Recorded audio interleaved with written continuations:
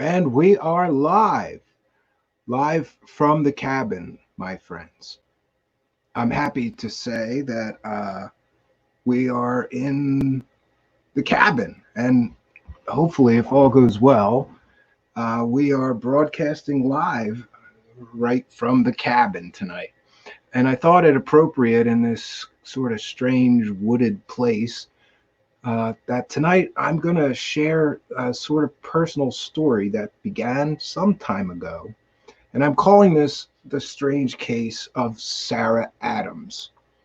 For those who are not familiar with her, she sort of came on my radar some time ago, but then came back onto my radar due to the death of conspiracy theorist Max Spears, because she was his, I believe she was his, significant other, his girlfriend. So I sort of started looking into her again because of the whole situation with Max Spears. And let me turn my attention to live chat. I also want to mention that tonight is the first night where we are attempting, at least, I'm not sure how well it's going to work, to simulcast to both YouTube and my Facebook profile page. I just checked. It looks like we're live on both.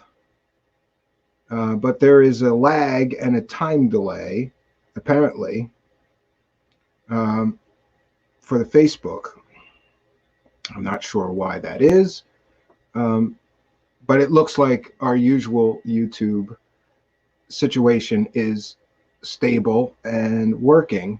If there is issues, please, like if there's lag, please do let me know. And I see, I'm going to give some shout outs to, we have Brandon Young is here. Shout out to Brandon Young and Dan Hogan. We have Jeff, Jonaside, and Out of Mind, Lee Veltman.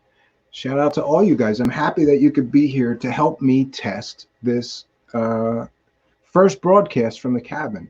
And I got to tell you, I just had this come up in my memories on Facebook. There was a picture of like the walls in here halfway up and the windows just like glued into the walls. And so what a difference a year makes, because a year ago I was still building these cordwood walls and trying to make this into some kind of a new cabin room. And now here we are. Let's see here. We have some comments from our live chat, but I want to get back to this is the strange case of Sarah Adams.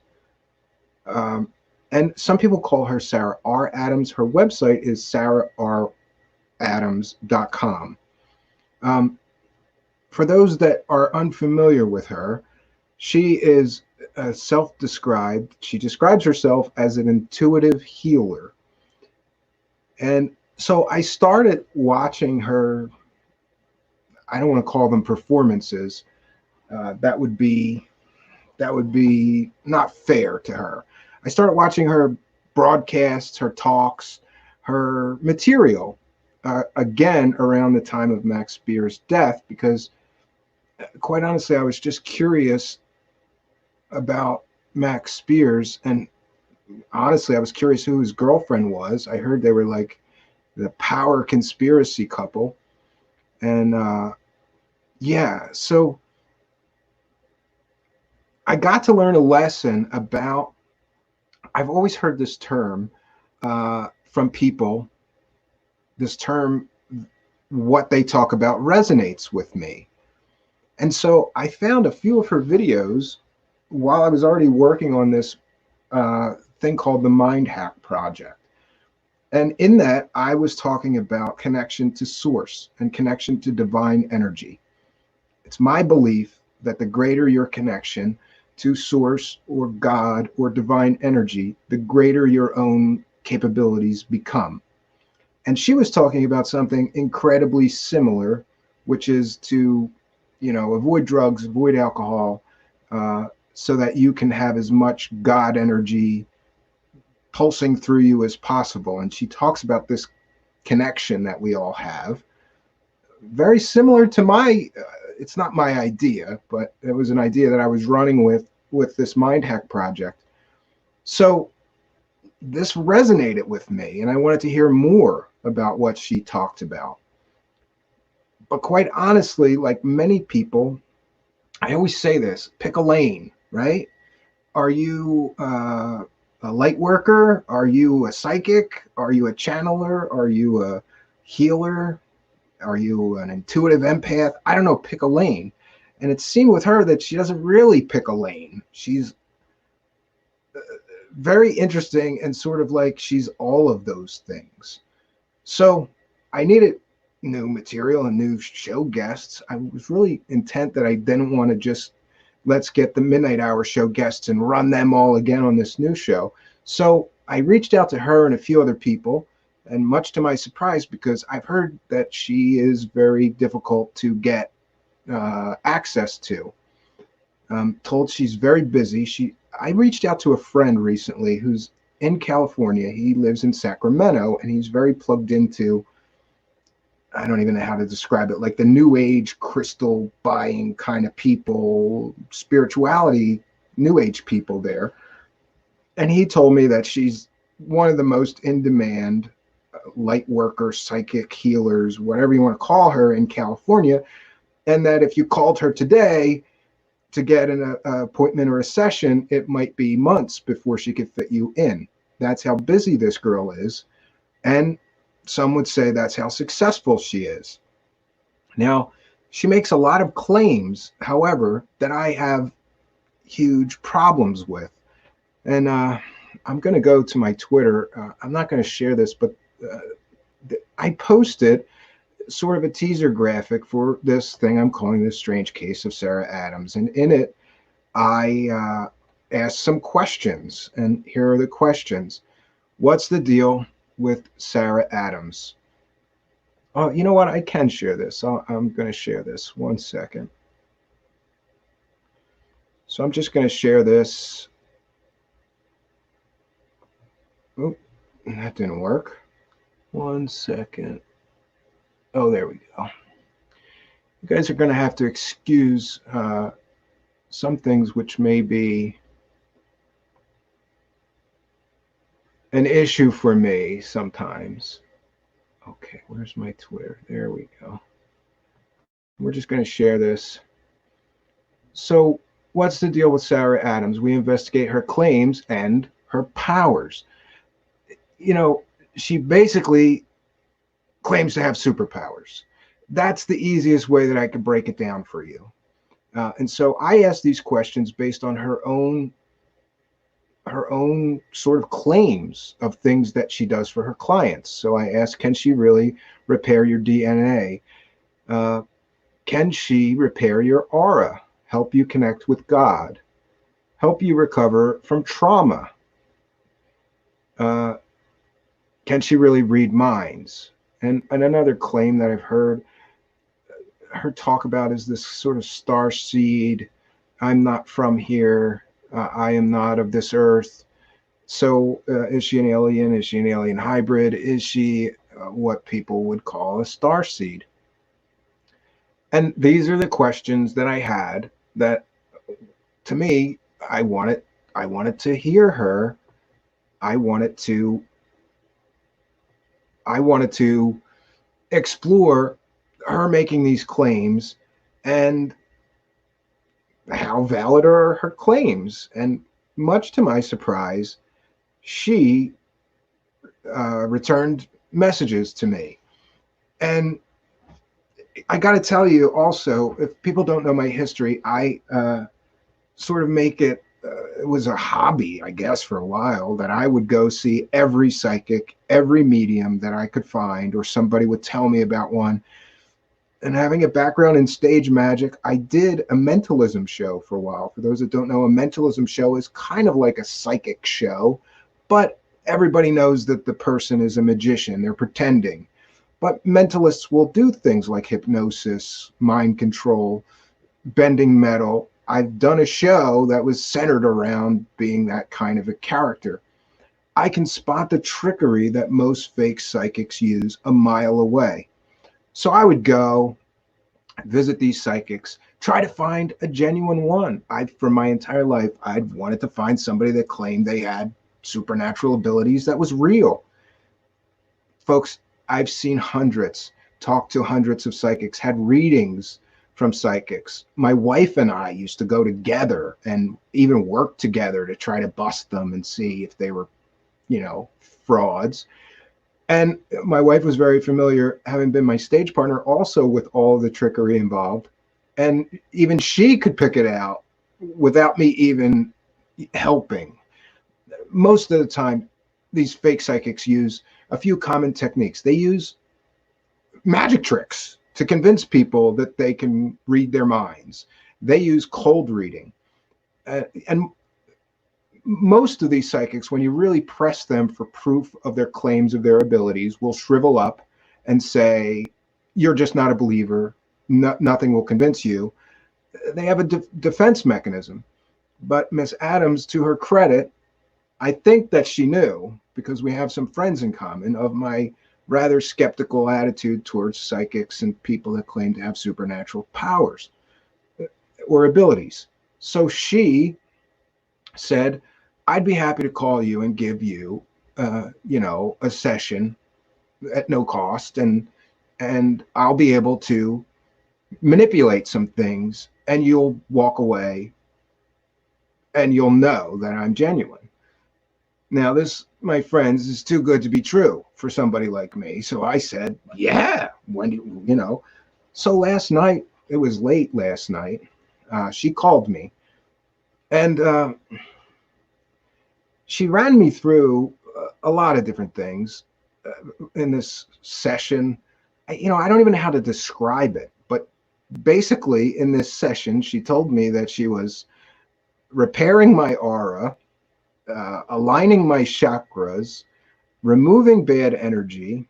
And one of the things that I found most strange was that she was telling me, I want you to think about all the trauma in your life, everything that's ever been painful since your childhood, every time somebody's hurt you, every time you were sad, every time you were in pain or suffering, and imagine it going in this big black bubble. And okay, now I'm going to take the bubble and fly it to the sun, and it's gone. It's incinerated. All your past traumas are gone. And that seemed a little strange to me, that she could claim that she could remove people's trauma that quickly. And it was very uncomfortable at first. The beginning of this session, that's kind of where this session started. And I have to say, I wanted to record this, but I was shy about asking her to record this session because I don't know her well enough, and I wanted to build her trust and genuinely find out if she was real or a fraud like most other fake psychics. So I didn't either record it without asking her, because I thought that would be a violation of trust, and I didn't ask her to. But someone reminded me that she did a very similar session that she did for me when she was on another show, another person's show. And I found that, and we are going to cite fair use.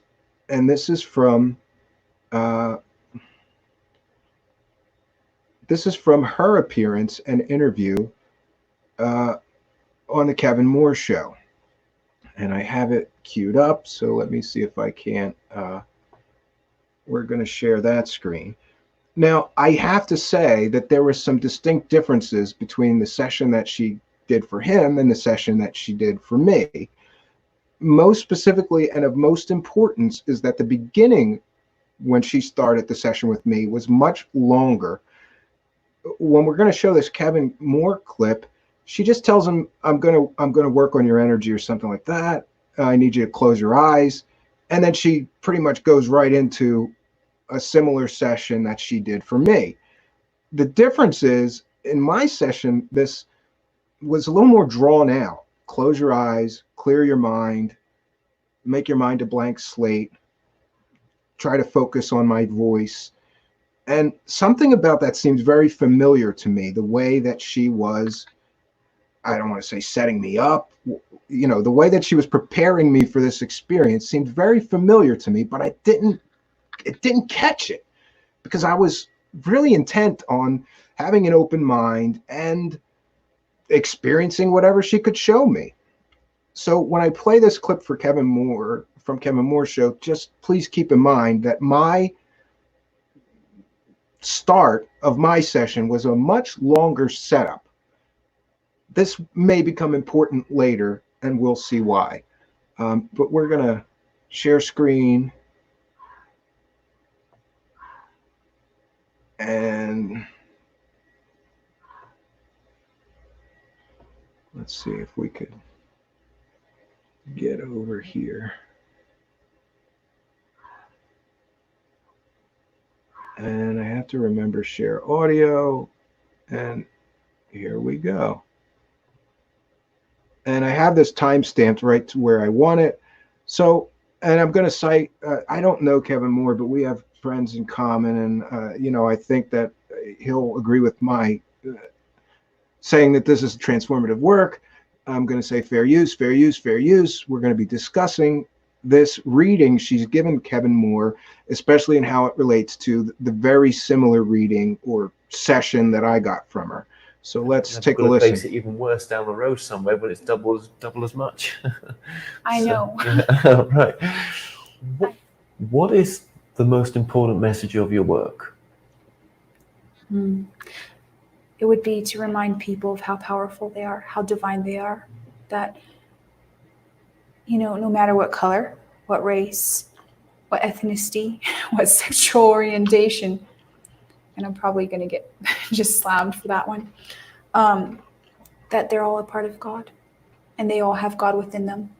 And no matter what suffering they're going through, they can just silence their minds and go within, start connecting to their souls. There's all the solutions and all the healing there. I want to remind humanity of their power and of their souls. That's what I want to do. I'm not a teacher. I'm not a leader. I'm just somebody saying, remember who you are, because you're much more than you think you are. Yeah. You're in a thought prison that diminishes you. Get rid of that. Become whole again and happy. Rise up and stand up. Everybody needs to do that. Okay, so what I can do is I can start by doing some energy work on you if you want. Absolutely. It's so you would have to shut your eyes and yes, clear your mind.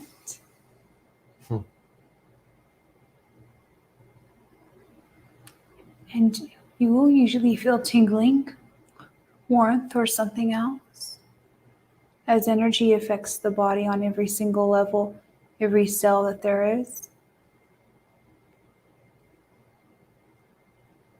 I'm just going to work on your chakra system. Please do let me know when you feel it.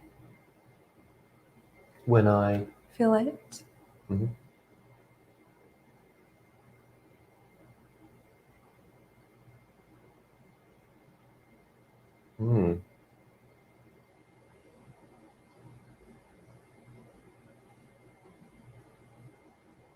Yeah.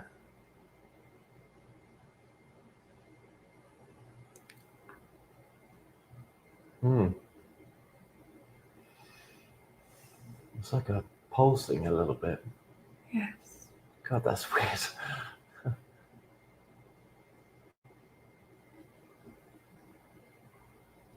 So I'm going to actually bring your frequency up so that during this conversation, it's we pulsing can more. It's interact pulsing much more. Yes.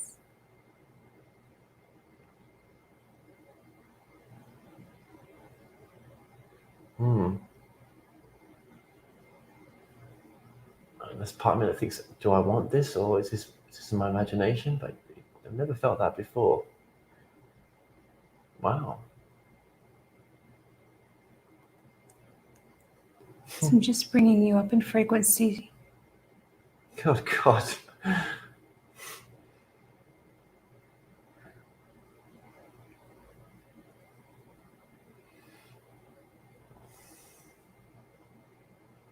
Mm, mm.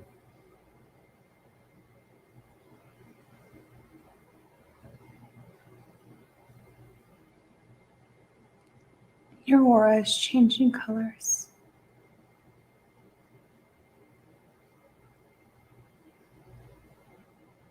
Wow.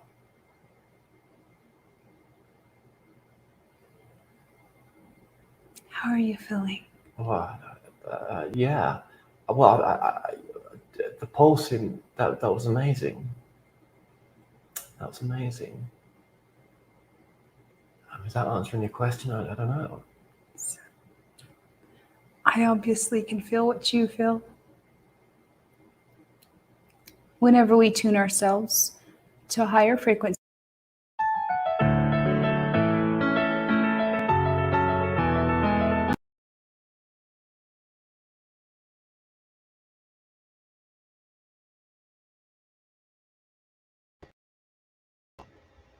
Sorry, folks.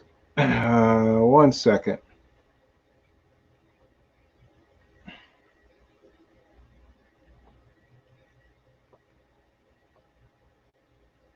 Oh, come on. There we go. I should have clipped that. I'm sorry, guys. Let's go back to the share screen.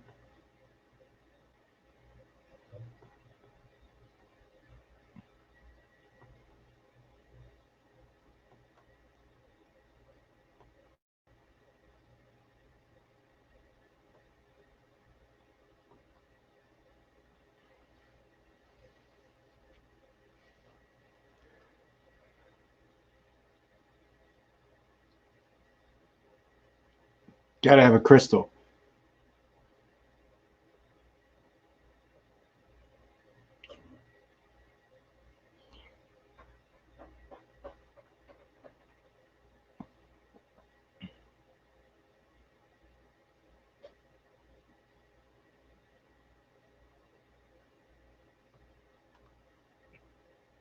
Okay, folks, we're going to stop it there. Now, I do have to say that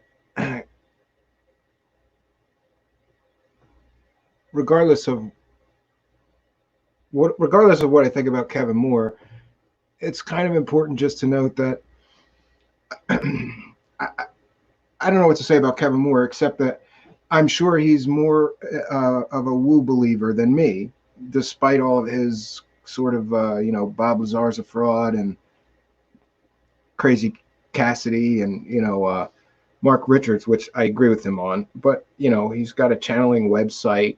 He's at all the New Age Expo things, and he's a little bit more of a believer. In my case, the beginning was much longer. She did a whole sort of getting me ready for this experience that I was going to have.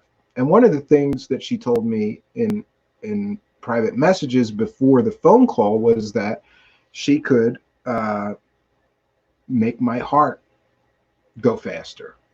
And she could give me chills and make me feel pins and needles and things like this. So after the initial, like, okay, we're gonna get rid of all your trauma, I was feeling pretty skeptical. And then she started telling me that she was going to work on my aura. And this is something that I kind of had a problem with, because I don't know that I believe in auras. Okay, you're going to work on my aura. How can I tell that you're working on my aura? I don't know. Okay, you're working on my aura, lady. Okay. And but I did have this weird sensation start right after she said that she was, sending all my trauma in that black magic bubble into the sun. I had this feeling that everything became lighter, but I didn't want to let on to her because she kept saying, you might start feeling a little strange. And I mean, it was like a mantra. You might feel a little strange. It's okay. Just focus on my voice. I want you to relax. Don't be afraid. There's nothing to fear. You might start to feel a little strange. She kept saying that. You might start to feel a little strange. So, yeah, I started to feel a little strange. She's working on my aura. Then she tells me that she was working on my chakras, aligning my chakras, which is, again, something that I can't prove or disprove, that she's working on my chakras. But when she was saying this, she said, it's going to take a little more work. You're very out of alignment. Your chakras are very skewed and out of line. I started feeling like a tenseness in my back and shoulders, and then in other parts of my body. And again, I did not let on, because I was concerned that she was cold reading. And if somebody is cold reading, they'll say, do you feel that? Do you feel that sensation? And if you say yes, then they go, yeah, that's me doing that. Or, I was kind of straight-faced during this situation. And then that's when things got crazier and crazier. I'm going to just pop up some of these latest comments from the live chat. Oh, no. Don't you BGs mention Jason Quitt. I don't have as much against Jason Quitt as some people, but I think he gets far too much attention in our sphere here, Super V Fun Cat. She's a natural hypnotist or part alien. Well, that may have something to do with it. And let's see. I kind of missed the joke. Okay, so back to this reading that she's giving me. Now, remember, I've looked into hundreds of psychics. I've never had a physical sensation like I started to have while she was supposedly working on my aura, working on my chakras. Then she said, I'm going to begin to work on your organs, because your organs, as I recall, she started rattling off numbers to me, like your liver is at 40% of its norm, of what the health that it should be at, which makes sense because I probably drink a little too much beer. So I kind of agreed. Yeah, my liver function is probably terrible. And then she started talking about my heart function, my mind, my brain. As I recall, she said something about my brain, which floored me, because I'm a survivor of a brain aneurysm.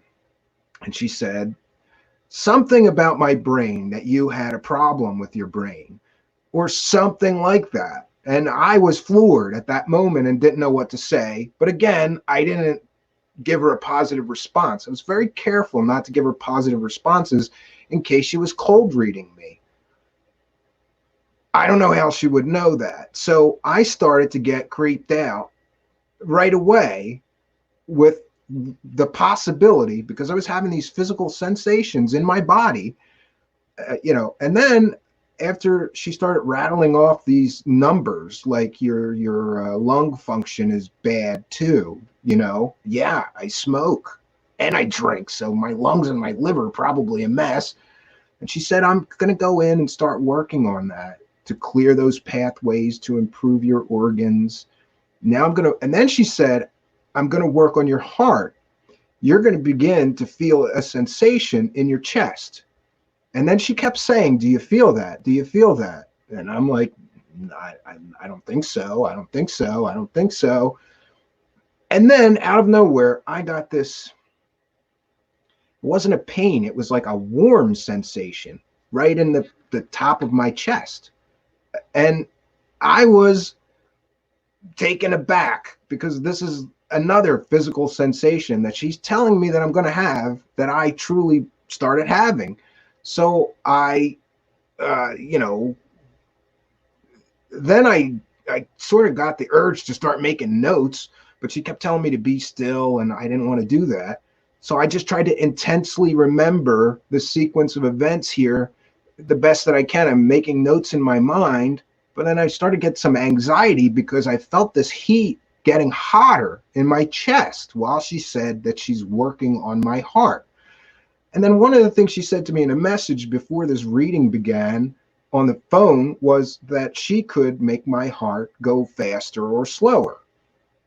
I forgot that she had said that. And then she said, after the warm sensation, and she told me she was working on my heart, she said, you're going to begin to feel your heartbeat and pulse are going to get faster. Do you feel that? And at first, no, I don't feel anything. And I put my hand on my heart, and I could feel a steady sort of resting rhythm of a heart. Nothing seemed out of the ordinary. And then she said, give me a moment. Okay, you're going to start feeling it in a moment. You're going to start feeling your heart will begin to race. You're going to feel it. And I'm thinking, no way is she going to make my heart beat faster.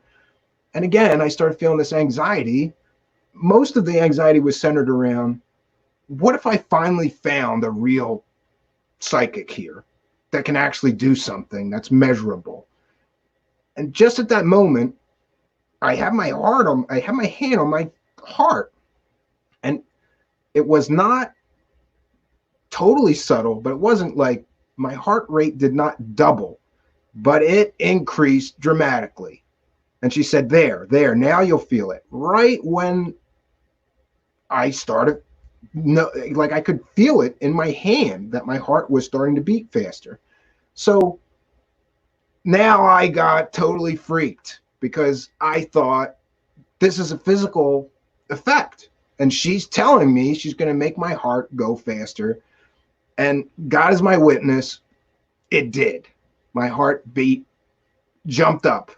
And she said, it'll begin to slow down. Relax. You'll be fine. Don't be afraid. I'm working the energies of your heart out or something like that. And I'm floored. I was floored at this point because I've seen 100 psychics. All of them use magic tricks. All of them use cold reading techniques. That's another point I'd like to make. I'm very familiar with cold reading techniques. And cold reading techniques are generalizations, and they throw out a lot of stuff, and they wait to see what you respond to, and then they grab that hit and they run with it. See? Yeah, you do have, problems with your feet, or nonsense these cold readers use. She didn't throw out lots of stuff or generalizations. It was all very specific, like her telling me, you're going to feel your heart go faster, and it did.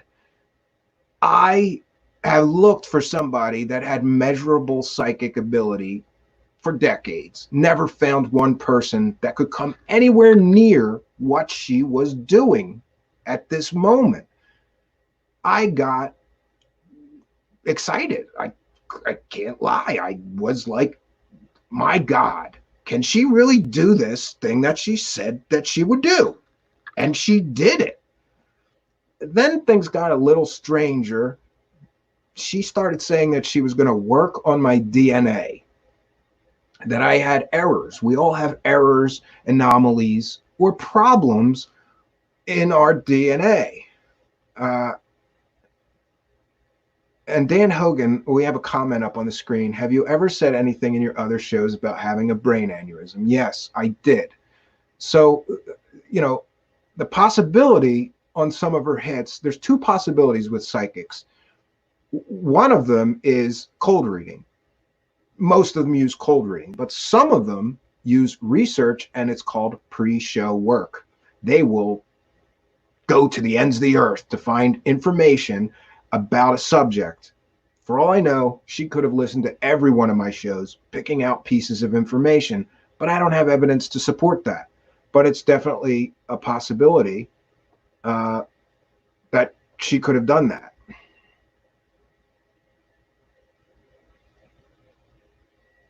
That's scary. I didn't. Oh, Ellen Fox, that's an excellent question.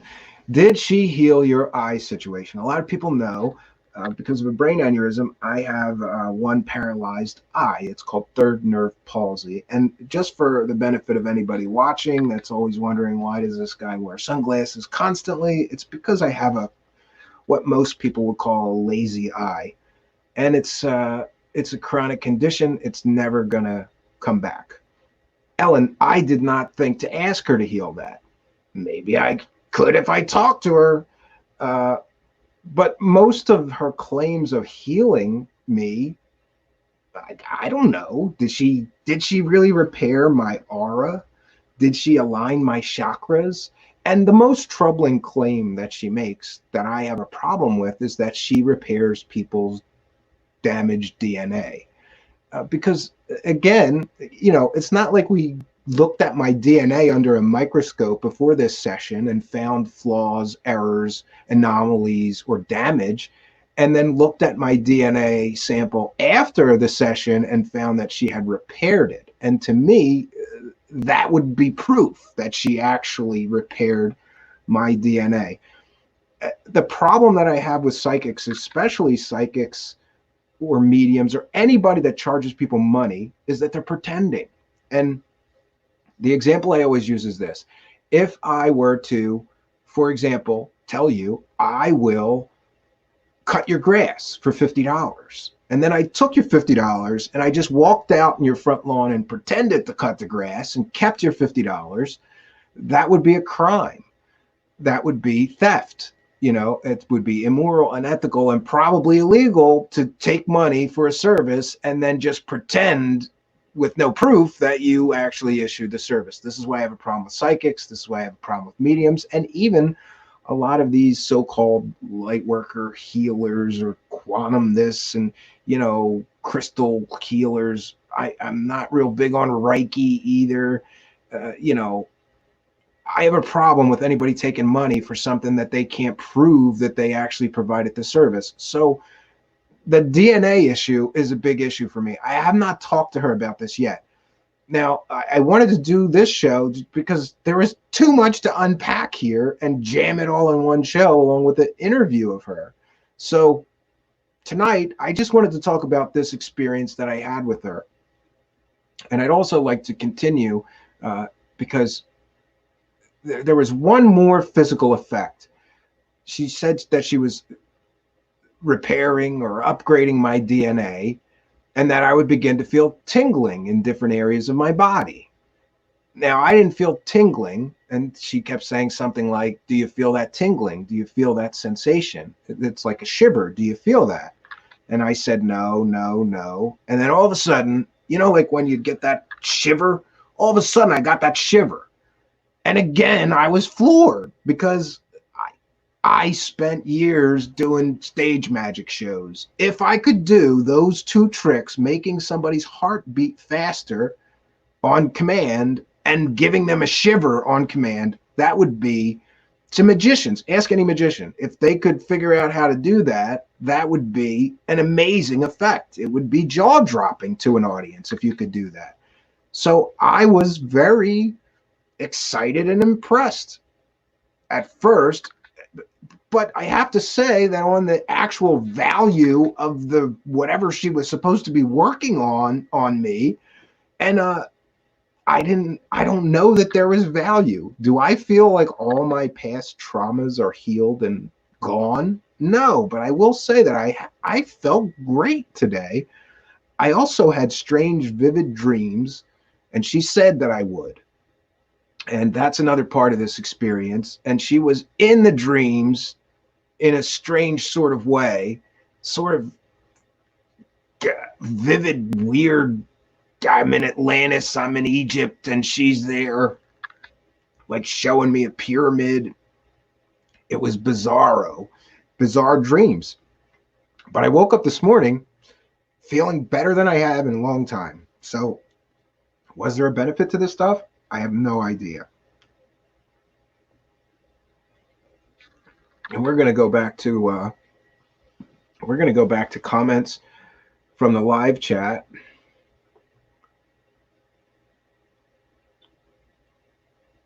William Pixie, I am not doubting your experiences.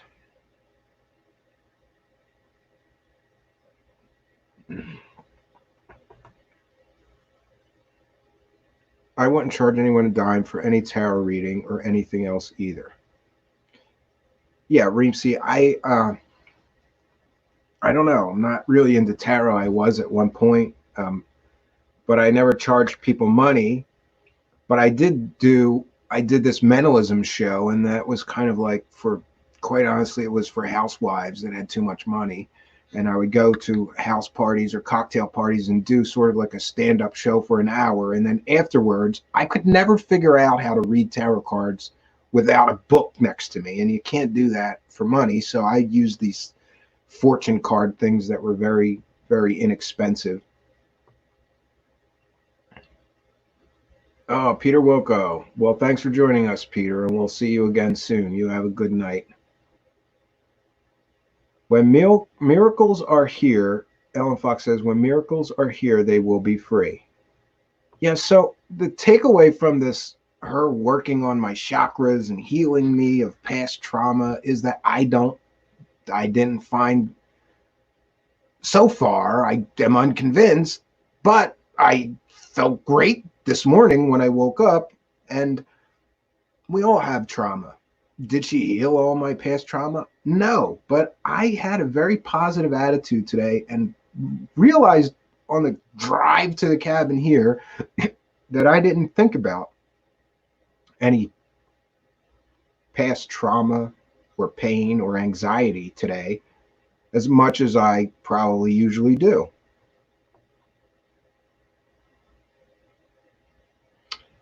And William Pixley, I don't doubt you, Reemsy, because you are wise enough to know about John D.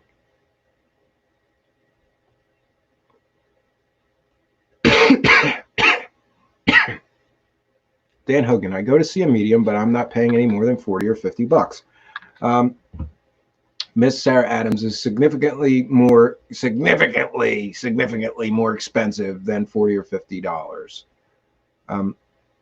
I don't want to say a number that's wrong, so I will ask her what she charges clients when we do the actual interview. Good night, Carol. Night, Carol. You may highly be susceptible to hypnosis.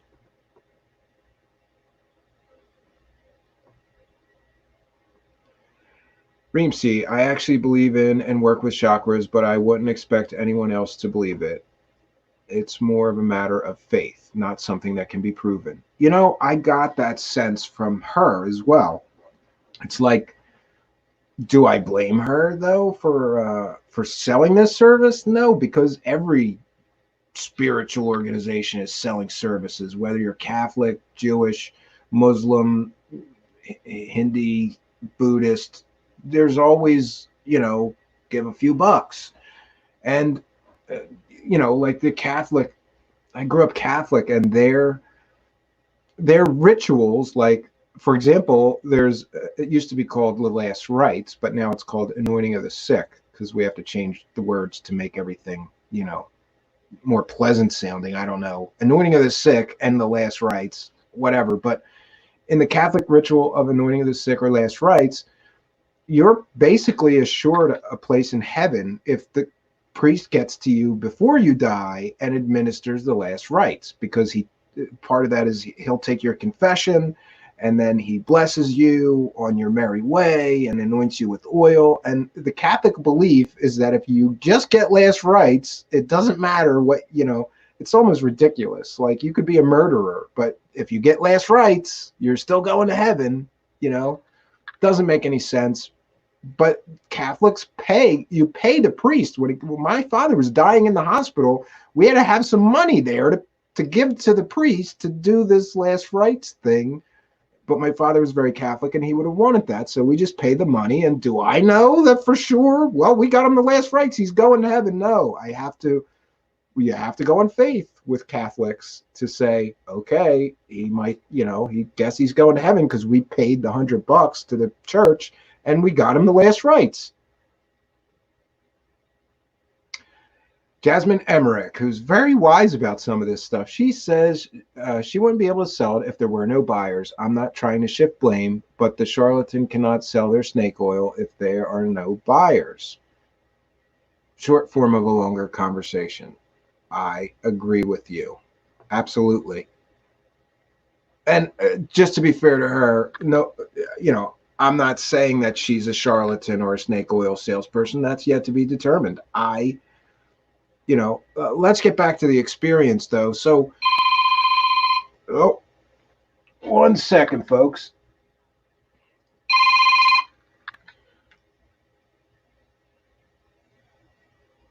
Hello, this is Steven. Yeah, who's this?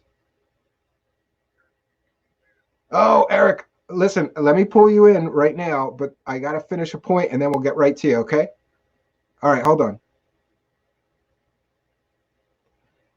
All right, we didn't even open the phone lines up, but I gave the number out earlier because I wanted to have another perspective here of somebody who has had encounters with her, and that would be Eric the Awakening Man. One of the things that she told me was that she can summon spaceships, and even Eric the Awakening Man saw them.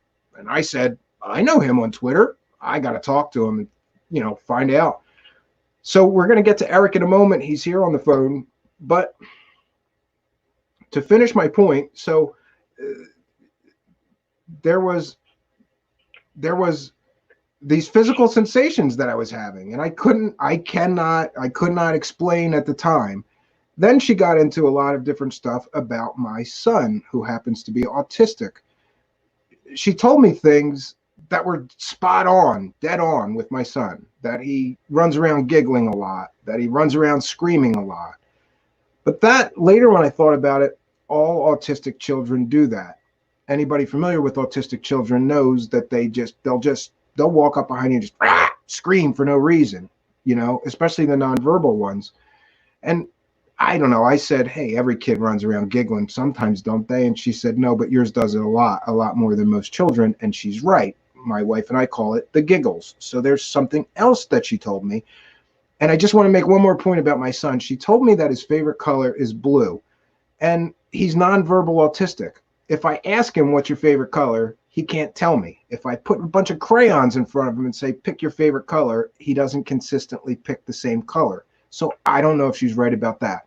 But let's get to Eric the Awakening Man. Eric, are you there? Yes. Can you hear me clearly?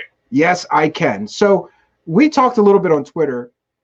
She said that you were somewhere nearby her and she summoned spaceships and you saw them. So can you tell us what happened with that? You want the beginning, the middle, and the end, or you want me just to try to make it super brief? I mean, how much time do you want? I can just go on for 3 or 4 minutes if you want. No, yeah. I mean, 3 or 4 minutes is good. Tell the story. So okay. She summons, or let's take it from here. She tells you that she's going to summon spaceships, right? And you're there.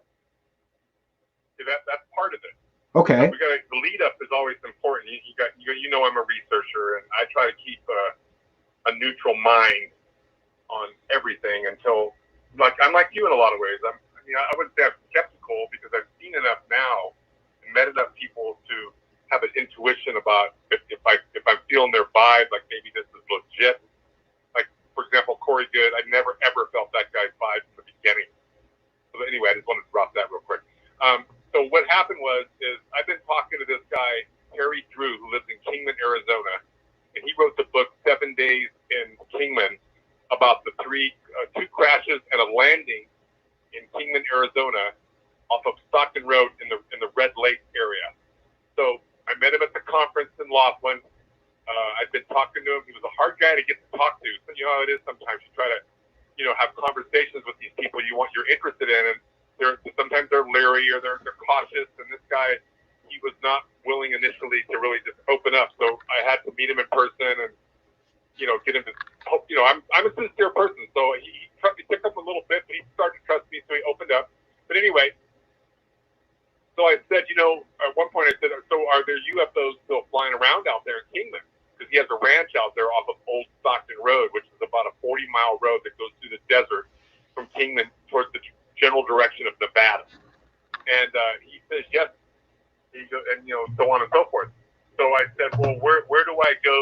these things. And he told me, drive 20 miles out Old Stockton Road, and you'll see them. So, of course, I told my friend John Polk, who lives in Sedona, and I told Brad, yeah, I've heard John Polk was there as well, right? Yeah, John Polk was there. And I was the one, I'm not trying to get credit here, but I was the one who initiated all this to begin with, because, it's more fun when you're doing these sort of things to have people with you. Sure, like sky watching. Yeah, like sky watching with friends.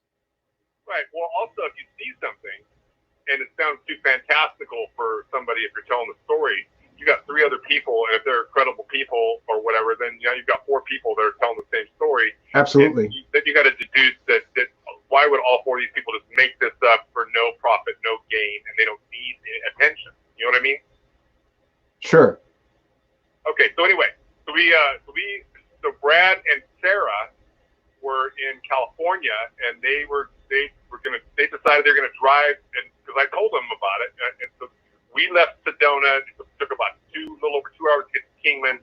They left California. They drove out, and we timed it where we met in Kingman, Arizona, and I had already scoped out the spot because I'd driven out there the day before, so I knew exactly where we were gonna go.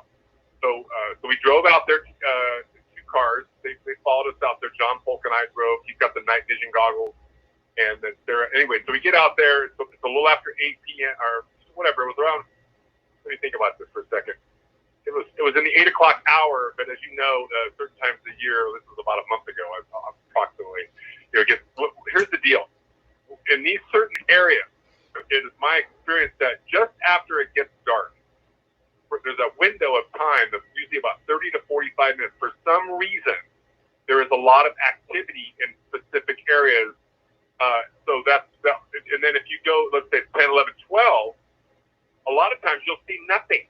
Yeah, I agree with you. Twilight for me, twilight and, dusk and dawn is the best time. Or an hour after each. So we got out there, and John Polk does the UFO tours also, so he believes, and when I say he believes, doesn't mean I don't believe him or I disbelieve him. I'm just saying he believes that he can call these things in, right? And I'm already thinking, before anybody's talking about anything, that these things are already here, whether you call them in or not. I've already been told they're here. But if you guys want to think that you're calling them in, then great. Maybe you are. I don't know. Just like you were saying earlier, I don't know. Yeah. So we're out there. We have the night vision, and it's completely pitch dark out there. Or black. There's no lights out there. You're in the middle of the desert, off this little road, the Old Stockton Road, and these things start to appear, and we're seeing them. And I would say in a period of 30 minutes, we saw no exaggeration, 15 to 20. And some of them you could see with the naked eye. Some of them were so high up that you couldn't see them unless you had the night vision, for some reason, when you have the night vision, in some instances, there's a light spectrum that's occurring with these things that allows you to see them with the night vision, but you may not be able to see them with the naked eye. But when they're really close, you don't really need the night vision because they're close enough to where they're bright enough and you can see them. So we're seeing these things kind of cruise over back and forth. And in my mind, I'm thinking, okay, I could never promise anybody these aren't satellites. I know they're not planes. I know they're not helicopters. I couldn't tell you they weren't military secret craft because I don't know, but I just know they're moving back and forth over this one little area. Then all of a sudden, this is where it got really interesting. This one object appeared that was bigger and brighter than the other ones that had been flying back and forth. And right behind it, it looked like in a triangle formation, there was 2 smaller lights that's still visible with the naked eye. And they're flying, and I'll just call it a formation, going towards Nevada. I didn't think about that till now, but that was the direction that they were flying towards Nevada. And I don't know if they were headed exactly in the direction of Area 51. That would be speculation. But anyway, so then we're looking at this thing move, and we're thinking, is that 3 objects, or is that one big object? And we're seeing the 3 points of light with the one big light in the front. I don't know. And this other object that was up higher in the atmosphere appears and starts to come down towards these other 3 lights that are moving.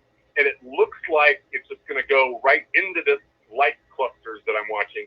But then as these other lights move, it kind of goes, it was behind it, because you could see that it wasn't going in front of it or through it. It kind of went behind it. But to see all that happen at one time, that's a lot of activity, right? Secret military, or that was fucking aliens, one or the other. Can I say the F word? If I can't, I'm sorry. No, we're okay here. We're independent. You don't have to worry about anything. So anyway, so Sarah was there, and she was describing what was happening, and she was saying, I can't recall everything, but one of the things that she was saying that they have a base in these mountains, and I didn't tell her this. She didn't know this. She didn't know anything about Harry Drew. But I remember she hadn't been prepped about any of this stuff. But she was telling me pretty much the same thing that Harry Drew had already told me privately on phone conversations. And so she somehow picked up on the energy of these things and said that, they've got a base here. And so to me, these things have been flying over in this one mountainous region.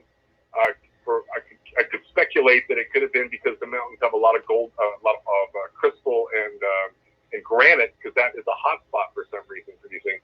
And then so she's kind of she was nailing it. So yeah, I mean, that was just the beginning.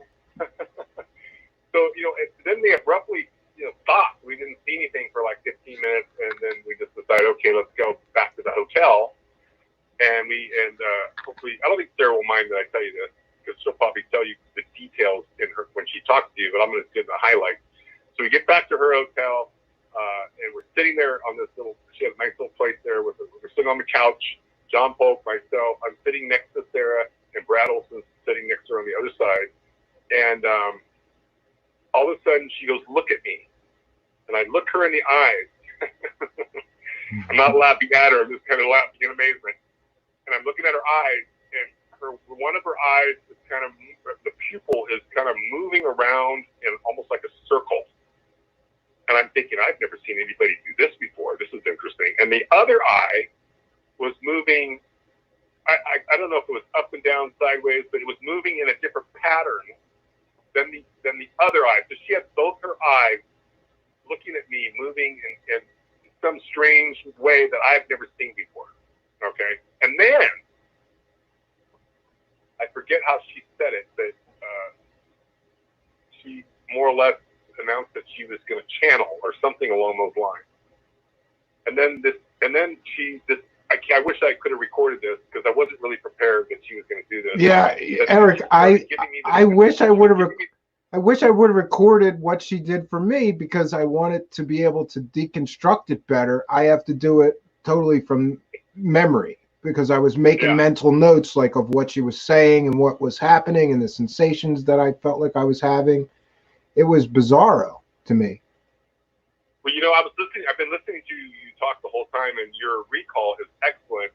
And normally, my recall is not that good, but when I'm affected by somebody or an experience, I tend to recall all the details. And it sounds like that's what happened to you, where whatever happened, you were affected by it.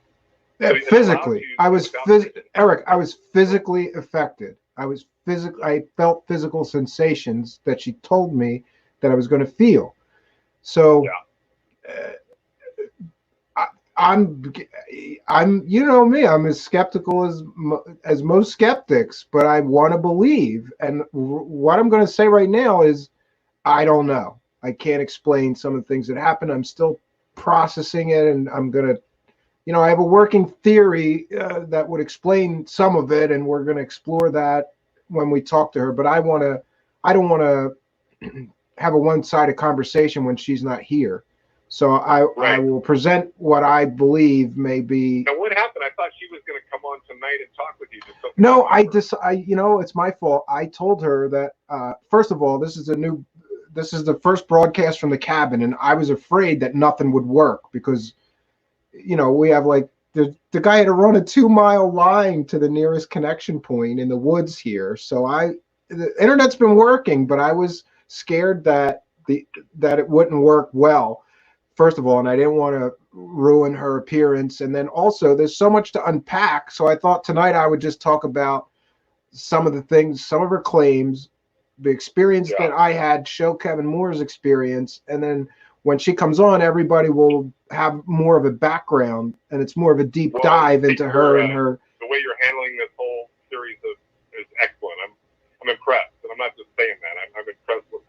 Good. I've been trying to get Eric to come on my show. You never came on my radio show. I kept trying. I'm like, come on, man. Eric is at the center of all this stuff. And what people don't know about Eric is that, like, if there's like paranormal activity anywhere he can drive to, he just hops in his car and goes there and looks into it. And I love that kind of field work, you know? Yeah, that's really the way. Okay, so I do all this because I want to know. And as you know, I don't do radio. I'm not writing a book. I'm not out there trying to publicize myself to make any money because it's for me. But I share it with my friends and people that want to listen. You know, and if they don't agree with me, I invite them to come out and check it out themselves. And if they don't want to do it, then fine. I mean, whatever. I don't care. This is for, you know, it's for me. Sure. I've learned a lot in 4 years. And so here's the deal, though, is when you start doing this at first, you're not sure exactly, you know, what's what. But then when you have a series of experiences with a variety of people, then after a period of time, I started to think that, okay, this is legit, in my opinion. Now, I couldn't convince you over the phone or in some radio interview that it's legit. You would have to experience it yourself. And so what's interesting about Sarah, and what Brad Olson told me when he first told me about Sarah, that he'd met her, and I didn't even know who she was. And he says, you got to meet her. She's remarkable.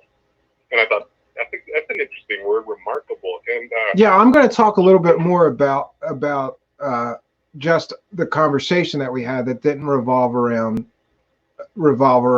you know, this so-called experience that she was going to give to me, because there's a lot of interesting things that she talked about with me that honestly impressed me. One of them was that she has an incredible knowledge of the Bible. And I had 10 years of Catholic scripture study and Bible study and brainwashing, and I know the Bible better than most preachers. I'm very confident in saying that because of 10 years of, you know, we'd have half a day sometimes of Bible study, you know, 4 hours a day for years. So I'm very well versed in the Bible, and I was impressed with her knowledge of the scripture. She can spit scripture like a preacher can spit scripture, and in context, and making analogies that make sense. She would say, like, you know, the Bible says that we are more powerful than the angels, and then she would give me the Bible verse to support her statement, which was impressive to me. But then she's so mysterious. I asked her, did you grow up Christian? And she said, maybe not in this lifetime, but I have, or something like that. That seemed like just an odd comment, you know? So I don't know where she got the intense Bible knowledge that she has, if not growing up Christian, but okay.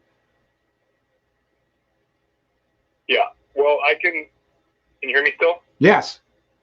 Okay. So, I'm going to tell you a little bit because, I have a feeling, because you're smart, you're developing a rapport with her, and you're approaching this in a professional way. I think she will open up and tell you some things, and what she's already told me. And one of the things, I'm gonna kind of dance around a little bit because I don't have her permission, but she was raised she was in a military type situation. Let's put it that way. Okay. There is a base in California called Edwards Air Force Base. She did tell me about some of that. Yeah. Okay. So, and I'm watching your chat room, and some people are saying, "Oh, she's an alien," or she thinks she's an alien, or something like that. And without getting into detail, what she described to me, why she is the way she is, it is her belief. Because she can't probably prove this. She could prove it through her work, probably, eventually, maybe, but she can't. If she just tells you, in other words, it's possible. I know it's going to sound out there, but it's possible that they're doing, we'll call it experimentation, and I believe this is true, and I believe it's been going on a long time. But again, it's something you can't prove. That they're genetically altering and manipulating people. That and then they're selected sometimes, not everybody, through the military. And so if let's say you're a female, and you have special abilities. abilities. I'm not talking about Sarah right now. And then they want to create, let's say, like I'm not saying this is a Joseph Mengele situation, but kind of in a lab type situation where you're adding the DNA or whatever of beings that are not from this earth, and then you're adding other DNA, and then you're putting it together and you're injecting it into the womb of a person, and then out of that person comes a baby, and then that baby grows up with these abilities and this knowledge and this awareness that people that didn't grow up in this program, we'll call it, have naturally or are aware of. So what she talks about is everybody has this ability. Maybe that's true, but it's definitely an advantage for her in many ways that she's aware of it and she knows how to use it. And I think she was probably taught how to use it. And so that's all, I've been in a nutshell right there. Well, that's a lot of speculation, but here's what I'll say. I've heard various stories about some kind of experiments at Edwards Air Force Base. Does that make sense? You've heard similar stories, right? Yeah. But experiments involving some kind of alien technology or biological entities at Edwards Air Force Base. And she apparently, I don't know if it was her father, as I don't recall exactly, but she had some connection or grew up near that base. Yes. I've heard her sort of talk about star seeds and how she may have some connection or DNA of them, or so I'm going to have to unpack that with her when she's here, because I don't want to just throw stuff out there and when she doesn't have an opportunity to respond. Right. Well, that'll be very interesting when you okay, we'll skip forward. Can I talk to you for another few minutes, or do you want to get sure, yeah. Okay, so we'll skip forward now. So let's see here, about 2.5 weeks ago, I was in Sedona, and I drove up there to go to Happy Jack, which the 2 weeks prior to that, myself, John Polk, and Raw, this guy's amazing too. That's somebody you might want to talk to at some point. He's got abilities as well. But anyway, his girlfriend Krista, we went up to Happy Jack, and I filmed some stuff. You might have looked at it already on my Twitter, but these were legit objects. And I was able to actually record them because I put my cell phone up to the night vision and just was able to hold it steady. Anyway, so I wanted to go back there after. That night, I'm kind of going off topic there a little bit, but that night we were up there, we were hearing sounds that were not human sounds. I don't know what they were, but John and Raw and thought that it was the Bigfoot, which they call the Mogollon monster up there in Arizona. And I couldn't tell you if it was Bigfoot or not, but that's what they believe. So anyway, so I went back to go again a second time. I wanted to camp up there again to see if my first experiences would happen again, one of those kind of deals. And then I got sick. And so I was at John's house, and I was supposed to hang out with Sarah and everybody. We're all going to kind of hang out, but I'm laying in bed. I'm getting sick. I'm throwing up. So Sarah comes over to John Polk's house, and she asked permission to heal me, and I said absolutely. So she actually did some things, and she was, putting her hands over me, and kind of like as if she was collecting energy, and then she was throwing it, kind of tossing it. And she did that for a while, and then she got kind of exhausted. Well, I don't know if exhausted is the right word, but she got worn out because she said there was a lot of energy in my gut area that was, I'll just call it negative. That was not healthy, and so she was trying to clear that. And so after she did that, I did feel better, no doubt about it. I wasn't totally better, but I felt better than I did before she did it. So then I thought, okay, maybe I'm going to get better. Maybe I can still go camping. The next day came, and I wasn't really getting better, but I was still better than I was. And I just decided, okay, I'm just going to go home, even though I didn't want to, because I was worried that I was getting really sick, and I wanted to be home if I was going to be really sick. So I drove home. I'm going to wrap it up now. Drove home. So I'm throwing up bad. For 2 days, I was throwing up. Got to the point where I was throwing up blood. This was 14 days ago. Okay? And my neighbors hear me throw up, and I'm like, he calls 911. The ambulance comes. They take me to the hospital. So I just got out of the hospital today. I was in the hospital in emergency for 12 days. They did several x-rays and scopes, and they put that camera down into my stomach. And at first they thought that I might have cancer. They thought that there was a blockage there that was causing, that's why the acid was coming up. And they said I had some stuff in my throat. And so they took really good care of me. And I was well enough today to come home. I still can only eat soft and liquids. I can't really like have a meal yet because my stomach's still not. It's going to take 3 months for me to get better, is what they said. Yeah, I hope you feel better. So I called. Thank you. I called Sarah today because she was going to come and visit me in the hospital. It's about a 2-hour drive from where she is. And I says, well, you don't have to come because I'm going to come up your way in a few days, and then we'll just go have lunch and we'll talk. But she says, I hope you don't mind, buddy. I hope you don't mind. But I've been sending lots of healing energy your way. And I thought, well, no, of course I don't mind. Thank you very much. But what's weird about this is, okay, this is what's strange. The doctor, the surgeon, would come in every morning in the beginning. And twice he came in, 2 mornings in a row. He said, very kind of coldly, it kind of pissed me off, actually. He says, looks like we're going to have to remove your stomach. And then he just walked out, and it's like 7 o'clock in the morning, and I'm not really even awake yet, because you can't sleep in the hospital more than about 3 hours because they're constantly. Anyway, so I thought, man, what the fuck's going on here? These guys, they won't really. They've got all these tests.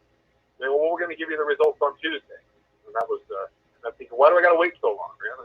But in the meantime, they've got all these fluids in me intravenously, and so on and so forth. And I'm slowly getting better, and I got a tube up my nose, down into my stomach, and they're sucking out all the acid to make sure that they said that I had ulcers in my stomach and in my throat. Yeah, I saw that on Twitter. Well, that sucks. That sucks, Eric, but it beats cancer. Yeah, this is definitely, from what I've learned since, this is all, and I let this thing go and not gone to the hospital. It could have turned into cancer. It was like pre-cancer activity happening. So then the doctor comes in yesterday, and the same doctor, he says, he can say, I apologize, I was wrong. I'm not going to have to remove your stomach after all. He says, well, you don't have cancer, and you don't need surgery, so we're going to let you go home. I'm going, fuck yeah. So somehow, I have a very positive attitude, and I was thinking the whole time that I'm going to get better. I was thinking I'm going to heal. There's no way I'm having surgery. I just didn't want to believe it. But somehow in the background, Sarah, 150 miles away, apparently was doing her thing. So I don't know if she was helping or what percentage of what she was doing was helping me heal. But there was a turnaround that I don't think the doctors were prepared for. That's a true story. Well, that's interesting. So that's another thing to add to the strange case of Sarah Adams. Yep, exactly. All right, well, I'm going to let you go, Eric. I want you to come and do a whole show with me on video soon. Can you do that when you're feeling better? Well, I don't know video, but maybe. But we're just calling in. It's fine. Dive down the Charles Hall rabbit hole, but maybe we can have some fun with that because I got some stuff. Yeah, I got some stuff to send you about that. That would be fun to talk about. We got some stuff to send you. Okay, well, we'll be in touch. Thank you, Eric, for being a guest. Enjoy the rest of your show. I'll talk to you later. All right, thanks, Eric. Feel better. Get some rest, rock star. Okay, so that was Eric Awakening Man, and I thought it would be good if he just got out of the hospital. So I kind of told him like, hey, if you feel better, call in and tell me about your experience with her. But he was feeling tired earlier, so that was kind of a surprise call. And what we're going to do now is we're going to take a short break, quite honestly, so I can go use the outdoor plumbing. Yes, we have outdoor plumbing here. And no, we don't actually, but I use a tree sometimes.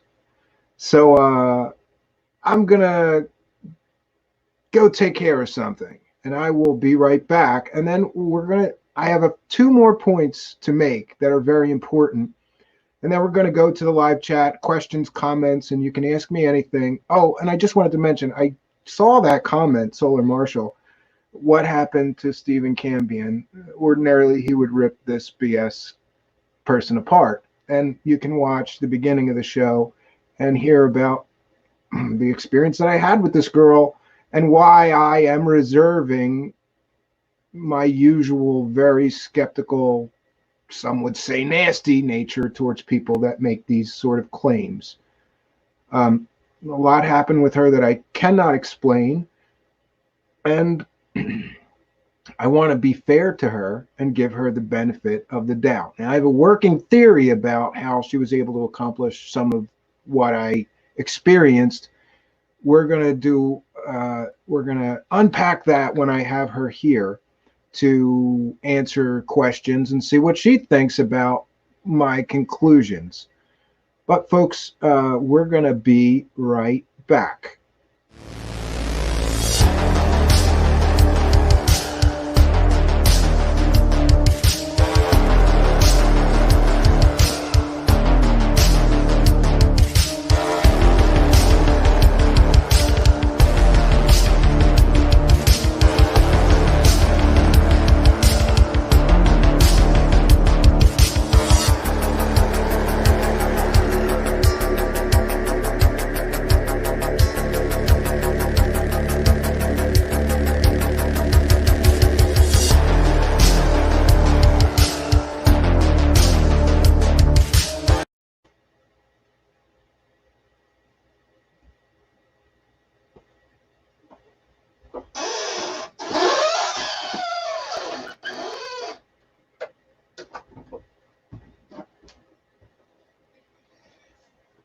And we are back, folks.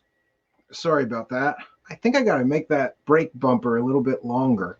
So what we're going to do now is I have a few final points to make, and I have another thing to share here, and that is a page full of testimonials.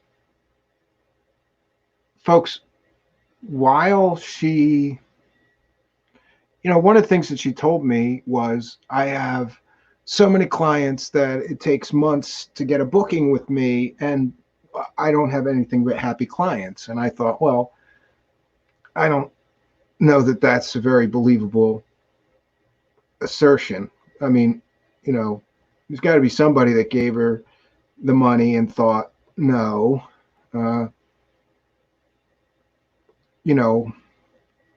but what she sent me was a page full of testimonials that are from her clients. So we're going to look at some of those. Let's see here.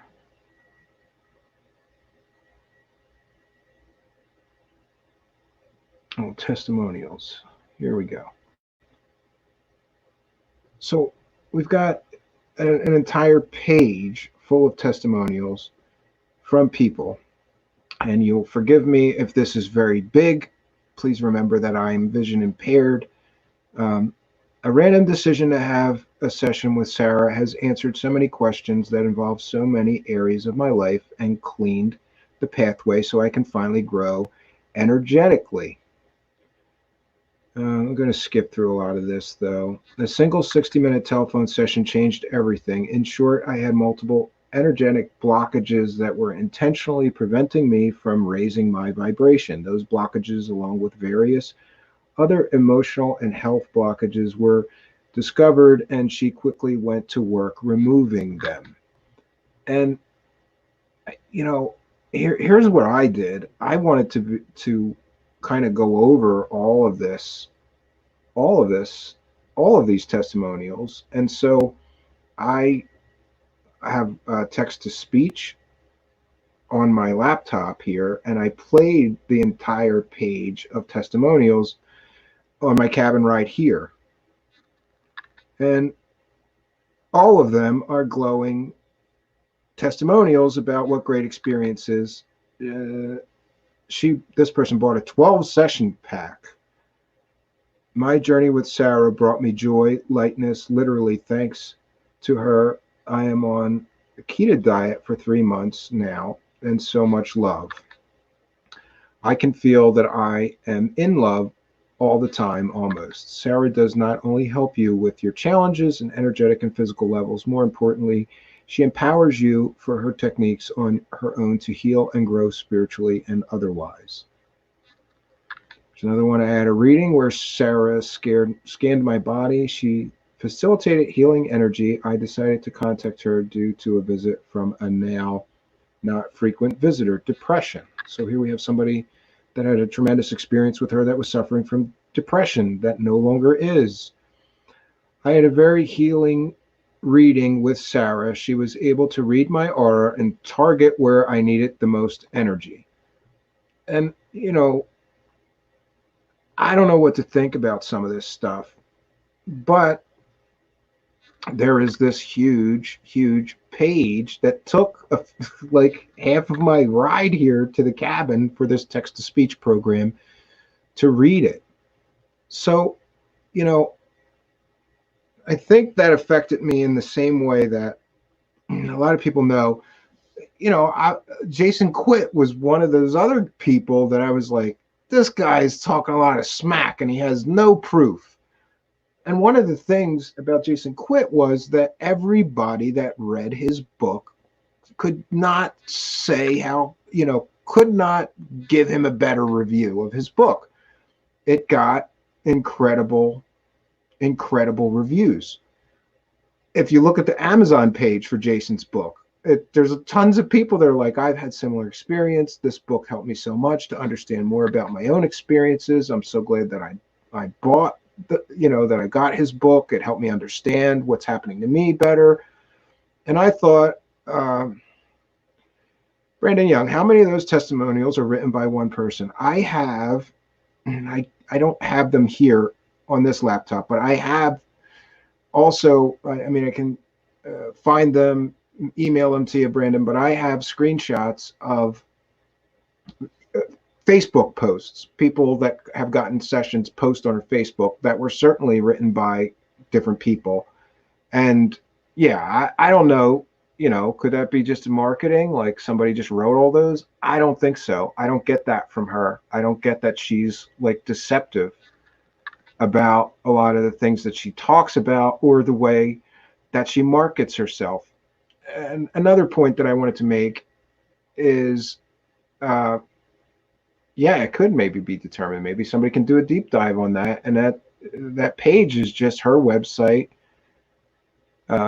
Testimonials, I'll put the link on Twitter later so anybody can look at that if they want to try to pick it apart. I didn't go that far. It seemed to me to not be at least blaringly obvious that it was written, all of those were written by one person, but you're talking about hundreds of testimonials here. I don't see her faking hundreds of testimonials. So yeah, I'm going to turn my attention now really fully to the live chat. If you have a question or comment that you want me to share on the screen that you want to ask about this strange case of Sarah Adams, please do put it in all caps. And remember that I'm vision impaired, so that helps me. And we're going to try to deal with Jeff here, who's not a fan. Why don't you read her email to me that I sent you today, Stephen? It shows who Sarah really is. Jeff, you know, you have a personal, I don't want to call it a vendetta, but you don't like this girl. And I get that for various reasons. And you've kind of feuded with her. And I'm in receipt of the emails that you gave me. And I'm going to bring those up when she's here and I can ask her directly, because it's not fair to just, here's one side of the story. If you want to come back when she's in the live chat, when she's on the actual show, which I think we'll be doing next week, I'm trying to coordinate it with her. You're welcome to ask her the questions. If she wants to answer, she will, but I'm going to specifically bring up the coronavirus stuff. Here's an issue that Jeff, honestly, I think Jeff Giop, he has a personal, you know, he's been feuding with this girl for various reasons. And, you know, honestly, I want to be fair to her, Jeff, and I don't think it's fair for me to just pull out a bunch of emails or to say, here's a bunch of things that could be a huge problem that she's doing.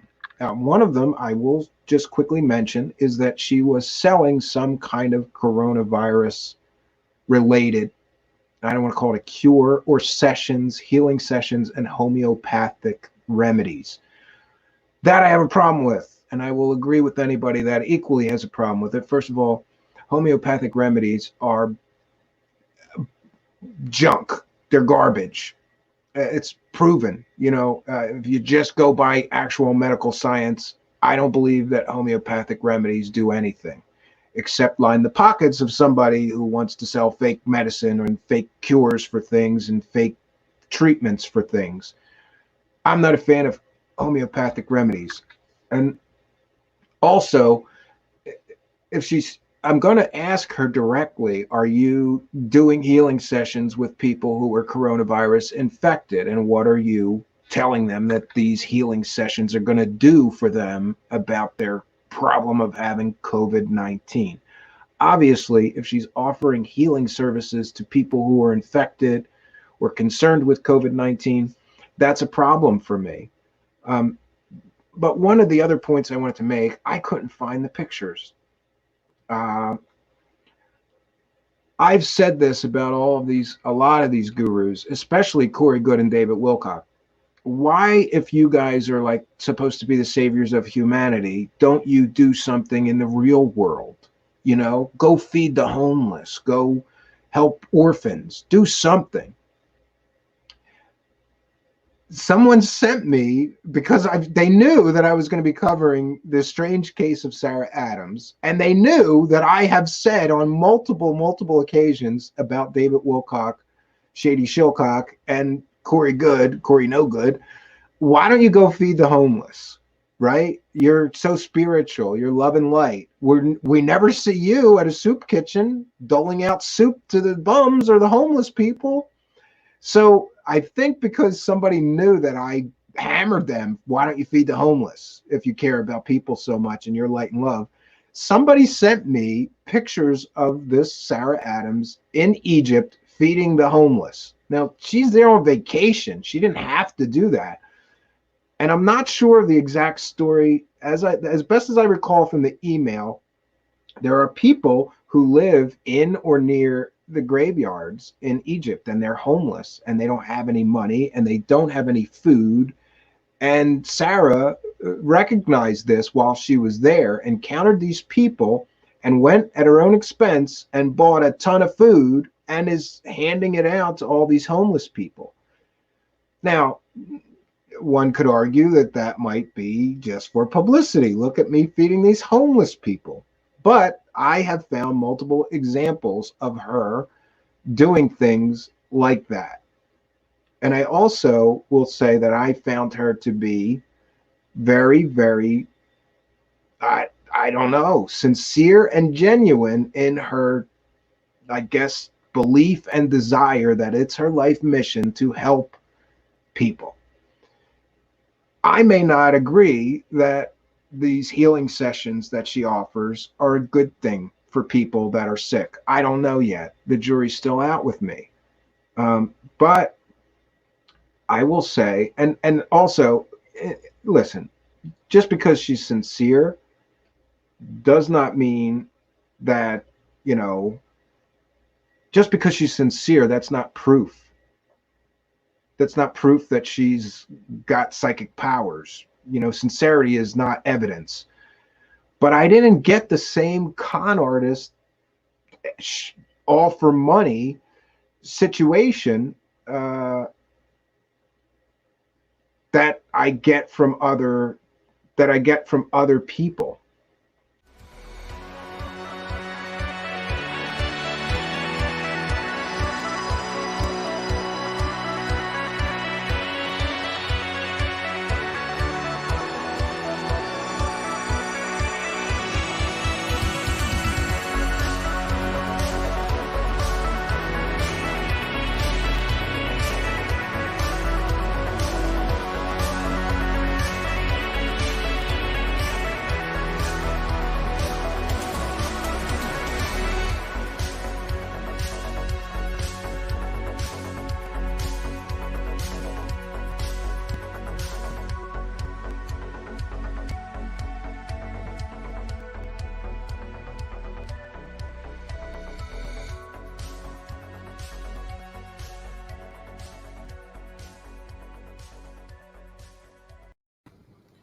Greetings and salutations, friends. Tonight, we are going to continue down an incredibly strange rabbit hole that I discovered in the form of one Sarah Adams. Sarah Adams is an intuitive healer who claims to have a great deal of different abilities. I should mention, for those that don't recall or haven't seen the first episode, there is another episode here on Truth Seekers called The Strange Case of Sarah Adams Part 1. Tonight, we're going to be unpacking a little more about my investigation, and so we're calling it The Strange Case of Sarah Adams Part 2. We thought it would be a good idea. Well, actually, I think that Sarah suggested that I talk to some of the people that work for her. Now, I'm told that she's incredibly busy and that you can't get a healing session with her for months in advance. Today, I talked to her briefly, and she told me that she has 4 different assistants. I mistakenly called tonight's guest. His name is Taj, who works for her manager. So just a correction, he's one of her 4 different assistants. So I guess we have him waiting in the green room here. I think we're just going to bring him right on. I have a small list of questions for him because I thought, yeah, maybe he could provide some background into her abilities, what he feels maybe the origins, of her abilities are. Yeah, I just thought it would be good to talk to her, to him, Taj. Forgive me, Taj, because if you look into this girl, Sarah Adams, it seems like this gentleman is with her a lot at conferences. I believe he does her scheduling and things like that. And I thought that he might be able to provide some insight and answer some questions. So let me get him in here. Hi, Taj, right? Hi, can you hear me okay? Yeah, I can hear you okay. Can you tell me, I just want to tell everybody, this guy must be very dedicated and a good guy and friend to Sarah Adams, because what country are you in right now? I'm in the UK. Okay, so he's in the United Kingdom, but it's like 3 a.m. there right now. That's right, yeah. I'm sorry. Thank you very much for doing this. So I thought the first thing I wanted to ask you is, how did you first hear about her? So I have to go back probably a few years. I should probably give you a bit of background as to myself. Sure. So like a few years ago, I was married, and then I got divorced and fell into a depression kind of thing for a while, and I lost my job. I was at home a lot, and I started watching a lot of as you do when you're at home, so alone, watching YouTube videos and things, and started coming across videos on channels like Project Camelot, as you know, and the Basis Project, and those kind of conspiracy type videos, I guess you would say, and started researching things like 9/11, Sandy Hook, all of those type of conspiracies. You started going down a rabbit hole. Yeah, I jumped head first into the rabbit hole kind of thing, and I came across a lot of videos on Miles Johnston's channel, the Basis Project. Yes. A lot of those were related to like Max Spears, Sarah Adams, James Casbolt, and a few others. And for some reason, that particular topic, which is, I guess you would say, super soldiers, interested me, and I started watching a lot of those videos. That was on top of all the other stuff I was watching at the time, and I sort of got into it there, really. And that was probably around 2013, 2014, and by probably about 2015, I watched all of Max Spears stuff, all of Sarah Adams stuff, all of James Casbolt stuff. And I went to my first conference in 2015, and at that conference was Sarah Adams and Max Spears, and that was around early 2015, I think. I think that video is actually up on YouTube.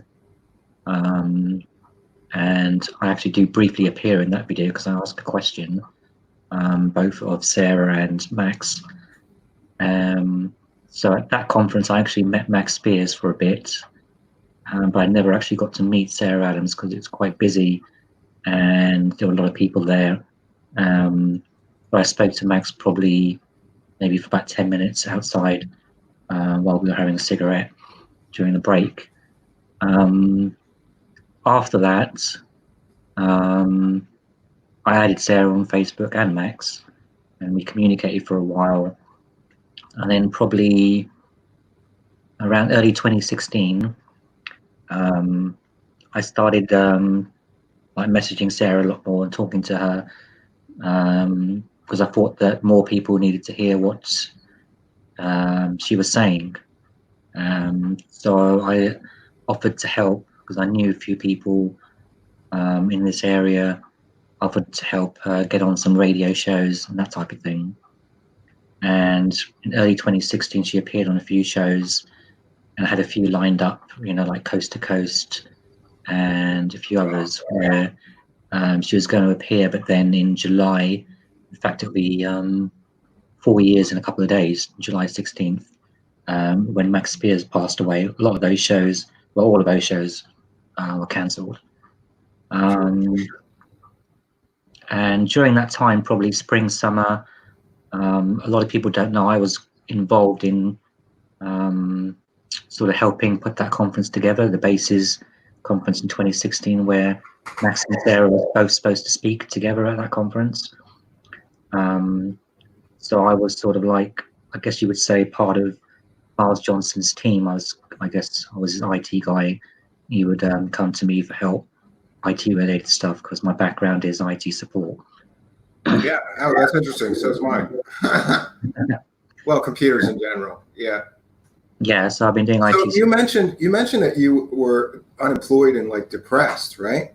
Yeah. When you met her, did she start to work on you with her abilities? She did. She did a session for me for free in about 2015. I can't remember it was around 2015, and it's hard to explain the effects weren't like immediate. It was like over a few days, I guess. That I wouldn't say I completely fell out of depression, because with one session it's quite difficult. But I think with Sarah, I mean, you've had I don't know how many sessions you've had with Sarah, but 3 now. Okay, but it's sort of like an accumulative effect. And the more she works on you, the more sort of you feel it, I guess. And I think over the years, I don't really like ask Sarah to work on me. She's sort of just, I don't know, she knows, like, because we're quite close, she knows if I need work or whatever, she will just do it. And I feel it, even though we might be thousands of miles away. I can't explain the effects or anything in any kind of scientific way or whatever. I don't think that you can measure what Sarah does scientifically, as it were. And I think a lot of the clients that I speak to over the years, I mean, Sarah's probably helped hundreds of people over the years, and I get emails every day from people wanting to work with Sarah, and people who have worked with Sarah who praise her and her abilities and how they've helped her. People who have had depression, people who have been suicidal, people who have been just sick and not well, and they've had just even just one session with Sarah that's helped them. Yeah, I've seen the testimonials that were pretty impressive.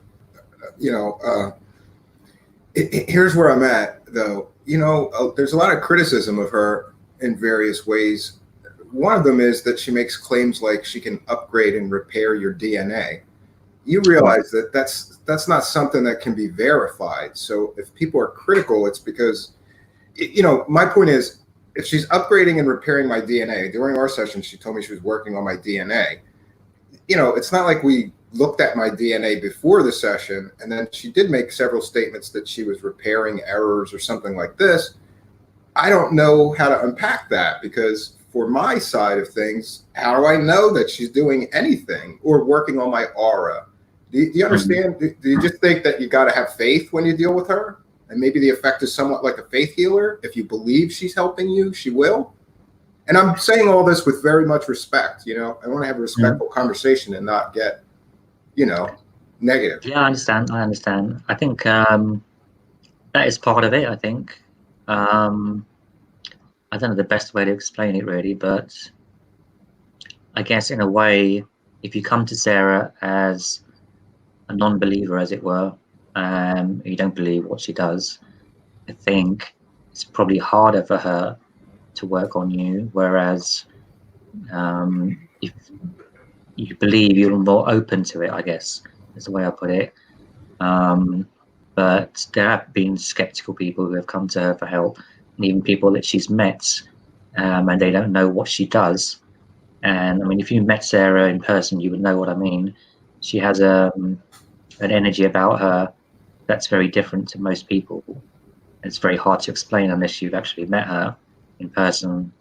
But as far as her abilities, I mean, I've seen things that are hard to explain, like in a scientific way, I guess. And you could say maybe they're, you know, as a skeptic, you would say maybe they're psychosomatic or they're suggestive sort of things, but and this is the experience. This is what I have come to, is that the first session I was initially kind of blown away because I felt she told me I was going to feel physical effects, and I did. But later, you know, I kind of unpacked it, and I had to contain my initial excitement. After that wore off, to me, when I went over what happened in my mind, it felt like the very beginning of the session was a hypnotic induction. If you know what I mean, like pay attention to the sound of my voice, concentrate on your breath. You're going to begin to feel more and more relaxed. This is right out of a typical hypnotic induction. And then, so for me, where I've kind of come to is that the first session, if I did feel something, but I think that it was 12:30 at night. I was super tired and maybe more suggestive than I would have been. And I did not catch, it didn't dawn on me what was happening until later. Maybe my skeptical mind kicked in later. That what was happening was hypnotic suggestion. She suggested that I would begin to feel warmth in my chest, and I was relaxed and listening to her, and she kept repeating that I'm going to feel warmth in my chest. Do you feel that? And eventually, yeah, I did feel like I did. So for me, you mentioned like a psychosomatic effect or suggestion. I'm not convinced that this is some kind of supernatural ability other than hypnotic suggestion. But to be honest, I've never encountered, I'm not going to call her a fake psychic. I've never encountered any psychic that used the kind of techniques that she uses. Usually they resort to cold reading. She didn't do that in the first session.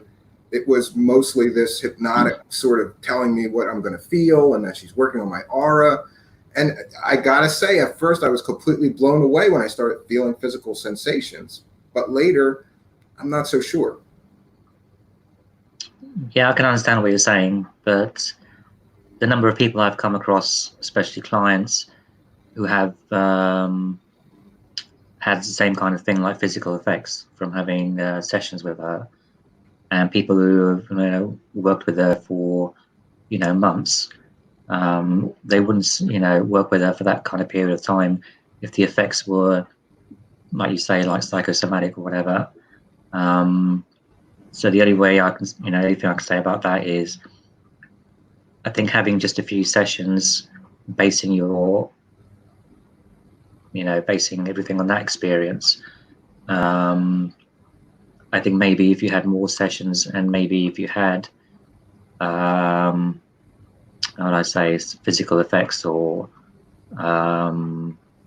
if there was anything specific you wanted her to work on, and let's say, for example, like Sarah's helped people with who have had diabetes now no longer have diabetes. But that's like Wow. she works not just on one level. She will help you with your diet detox. You have to put in a lot of work yourself. It's not just down to what Sarah does for you. During the sessions, most of our clients do a lot of work in between sessions as well.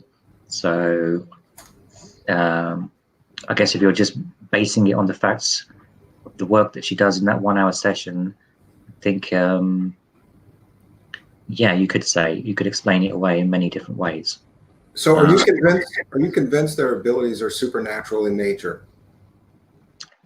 From what I've seen, I don't like using that word supernatural. They are psychic, you could say, yeah. She does have abilities, but I think, like you said in your previous show, you can't label her as a psychic, as a healer, as a, there's a lot of labels you could put on her. She's got a lot of check boxes. She doesn't really fit. Which leads me to another question, and this is important.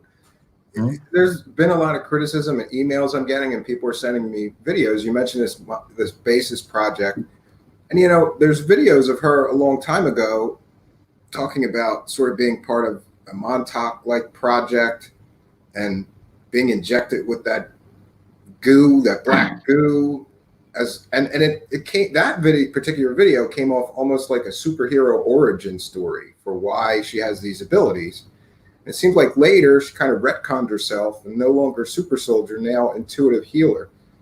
Do you realize that a lot of people think that affects her credibility now, that years ago she was talking about totally different things and not doing this intuitive healing kind of gig? I think even back then she was doing healing. It just wasn't in the public so much. I think I think you're talking about her first video, the black goo video. As Rachel too. Yeah, she was down as Rachel, and I think she didn't want to give her a real name at that time. She didn't want really to be in the public, and that was a sort of video she didn't really, I wouldn't say she was forced into doing it, but she was at the Super Soldier conference. And I guess Miles cornered her and interviewed her, and she wasn't really prepared or anything like that. I know the video you're talking about. Sarah tells me most things, but we don't really talk about her childhood too much. I think that's a subject which she gets quite emotional about, and I don't really bring it up too much with her. I know about where she grew up, and I've met some of her family, and her mother I haven't actually met, but I've talked to her about her experiences as a child, and a lot of it is quite traumatic for her, so we don't really talk too much about it. And it might be, I don't want to say that what happened to her in her childhood has brought out these abilities, or if it's something else, or I'm not sure. But it's a difficult one because I've known Sarah a long time, and I can't explain a lot of the things that I've seen, and I wouldn't say I sort of just take it as normal now. It's like my normal is probably very different, to most people's, because I see a lot of this stuff every day with Sarah, and it's like weird things happen around Sarah, and I've heard that. I don't know how to explain it, but you can come to your own conclusions about it. But again, like I said, there are a lot of people who would say that her abilities are real, and well, that's about all I can say around that, really. Okay, and since you work for her, I wanted to ask about one of the other controversies, because people are sending me all kinds of stuff, and I realize a lot of people just have haters and are going to criticize things that they do. But one of the things that people are being very critical of her, and I guess her business, is that there is she's selling homeopathic remedies, right? I'm going to put it up on the screen. And this is Sarah Adams' post. We just got a homeopathy remedy made from the coronavirus. They use the virus strain to make it. So this is currently available. If any of you are interested in ordering it, I can get it to you. And she goes on to say, I do believe that homeopathy works as it's helped me to heal on many levels in the past. I offer sessions and packages. I do energy work and healing. My friend is a certified homeopathy practitioner, comes in after I do my work, and she treats via the use of homeopathy. You can learn more about this by emailing my website. So, you know, as I understand it, homeopathic remedies are only legal in certain countries. And correct me if I'm wrong, the country that she's selling this out of is in England, and it's still legal to sell homeopathic remedies there. Is that correct? But what about if they're shipping them to the United States? Is that legal? Is that? No. So her friend is in the UK, the one who does the homeopathic remedies. Okay. And there were no, the coronavirus like remedy, there were none sent to the US, and is that legal to be selling a coronavirus remedy that's homeopathic? You can sell homeopathic remedies in the UK, yeah. Even for the coronavirus, right? Well, this is a difficult one to explain. Sarah sort of jumped the gun with this post, and she sort of corrected herself in a later post. What her friend told her, she sort of misunderstood. And so she did correct that post later. As you know, like homeopathic works with treating like for like. So each person who comes to a homeopathist will get a remedy based on their symptoms. And so if you have coronavirus, you know, your symptoms might be various, you know, for different people. And so homeopathic remedies that were given were based on an individual basis.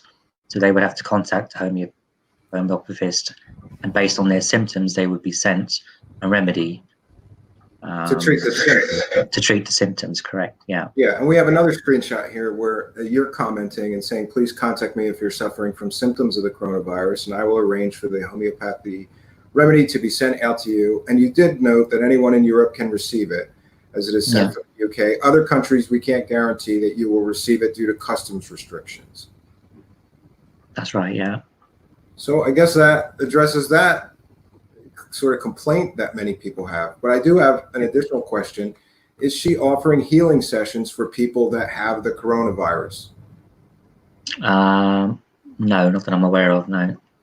Okay, so she's not making any claims of being able to cure the coronavirus or anything like that, because honestly, that's what some of the people that are very negative towards her are claiming. I wasn't able to find any post of hers where she's, except for these two, which she's mentioning healing sessions in conjunction with the homeopathic remedy that you guys were selling. No, it was only based on the homeopathic remedy. And I believe probably a couple of months after that, she did actually get a phone call. Well, I got the phone call from the US Postal Service. They wanted to speak to Sarah specifically about that post. So someone made a report to the U.S. authorities for that. Yeah, someone reported her to the U.S. authorities, and she called them back. I think there was a U.S. Postal Service person and an FBI agent on the phone call with her, and they asked her a few questions, and they were satisfied, and that was the end of that, really. So, yeah, I guess someone. I know they're. Yeah, well, she said that, you know, the remedies were being sent out from the UK and none had been sent out to the US. I think we sent them one to Italy and a couple to people in the UK. And that was it, really. Okay, and so we have a bunch of people in the live chat that have been following this story here of this strange case of Sarah Adams. I just want to mention to the people in the live chat, if you have questions for Taj or me, please put them in all caps and we'll share them on the screen. If you have any questions, now's the time to ask. I don't want to keep Taj for too long because it's 3 a.m. where he is, and he has graciously agreed to do this. I have to say, one other question that I had for you while we wait for questions from the live chat is, I'm told that she's extremely busy and that she has 4 assistants. Does she really need 4 assistants to do her work? And what do you guys all do? Because I'm kind of fascinated of like this super psychic needs 4 people helping her to arrange these sessions and do I don't know, I guess website. You do the YouTube channel for her, right? I don't know about 4 assistants, but I guess she's talking about people who help her. I mean, we have one person who helps on the website, and we do have a couple other people who help her with bits and pieces. But I guess I'm the one who like manages her website. I manage her social media. I manage her calendar. She needs travel arrangements, things like that. I manage that. I manage pretty much most things, really. Yeah, I think 4 assistants. That's not like full time. You're thinking like just 4 people working for her full time. But I have a daytime job, so I work, like 9 to 5, and most of the stuff I do for Sarah is like in the evenings and the weekends. And there are a few other people who do bits and pieces that help me. Like, for example, we're doing the brand new website at the moment, which will be out hopefully later this week or early next week. We'll be working on that for a few months. And then, other people will help her as well. And I know there's been a post about that I've seen where people have said that Sarah doesn't do all of her sessions, and that's not true. There was a time where she was going to put packages together with other, like I guess you would say, like tarot readers and things like that, and homeopathists as well, and that she would work with them. But everyone who books a session with Sarah gets a session with Sarah. They don't get a session with somebody else. I just want to make that clear.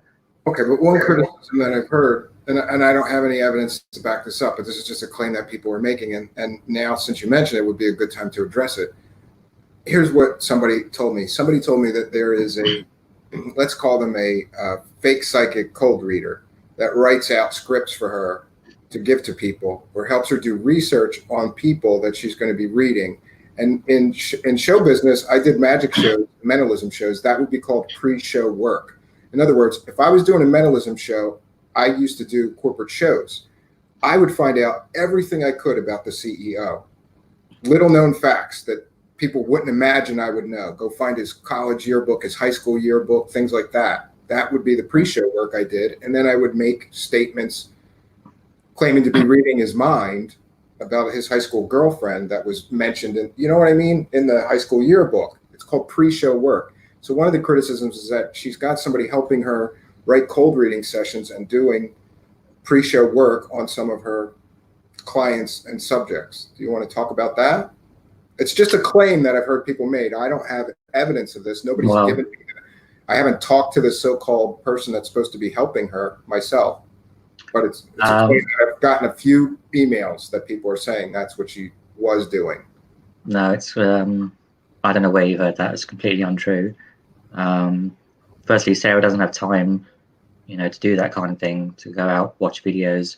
I mean, she doesn't even watch YouTube and that type of thing. And I don't know anybody who does, research background kind of thing on that type of stuff. So I don't know what to say other than it's, complete rubbish. So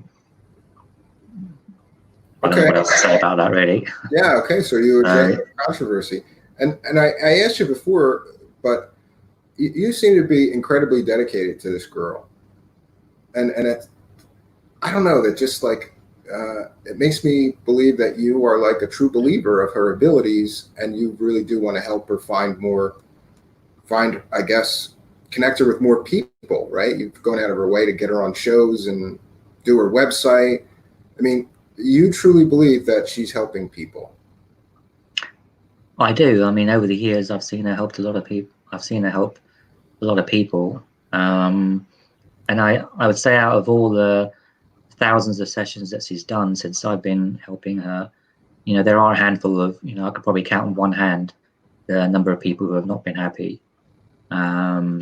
So, you're always going to get that with anything that, you can't satisfy 100% of the people all the time. And for some reason, you only hear about those few people who were upset about their experience, but you don't hear anything about to people that aren't happy. If somebody's not happy, will she give them their money back? Yeah, she will. And I have given money back to people. But a lot of this you do hear. It's like anything, you hear all the bad stories, you don't hear any of the good stories. And you know, Sarah's helped hundreds of people, but she doesn't really talk about any of that. She helps like homeless people. I mean, you know, and she never talks about that on Facebook or.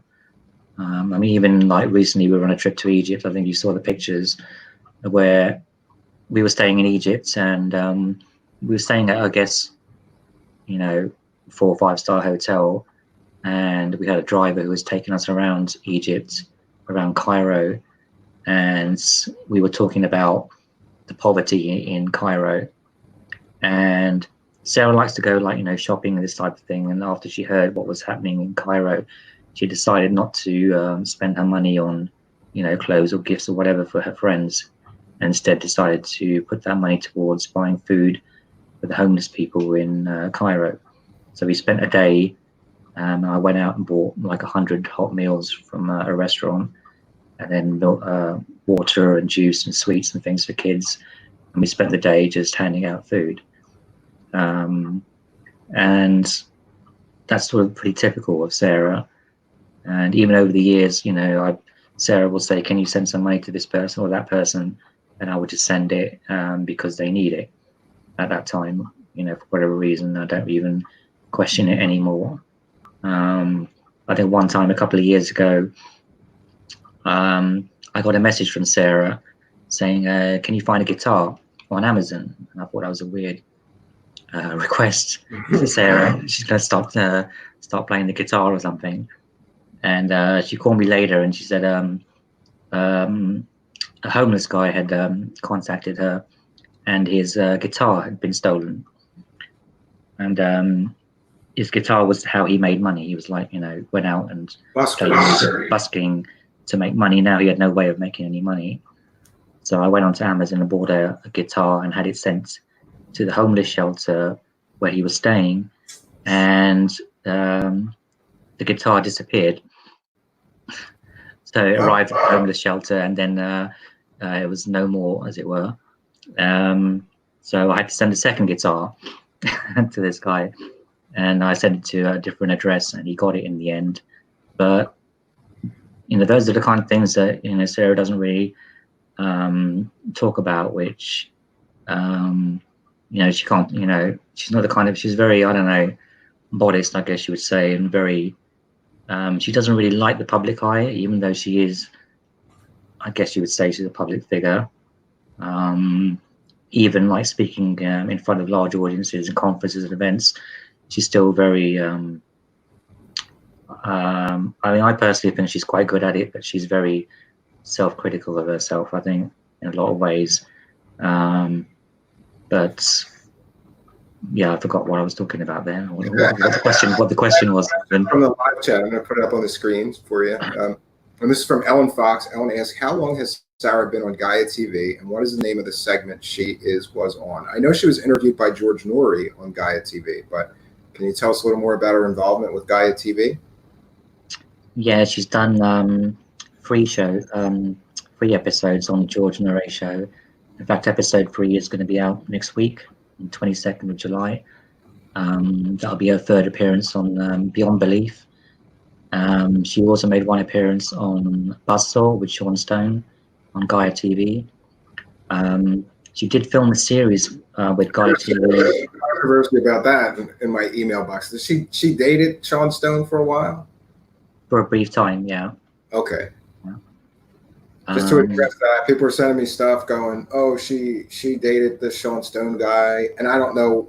Okay, I think she's single. She's allowed to date whoever she wants, whether it's Sean Stone. I didn't understand the criticism of her dating Sean Stone, but I just want you to confirm or deny that. I don't think there's any controversy there, but I don't know much about Sean Stone, so I don't know what people are alluding to. I don't know either. There's another comment, and I don't know what you want to say about this, but somebody said, of course he wants her making money because he profits off of it. Are you profiting if she profits, or what's the deal there? Just to address that. Sarah does pay me, a modest, I guess, small salary for what I do. I mean, I work part-time for her, and I put a lot of work into like the website and spend a lot of time responding to emails and things like that. But I don't make like I don't make thousands of dollars a year out of it. So it's not like I'm making, a lot of money out of it. No.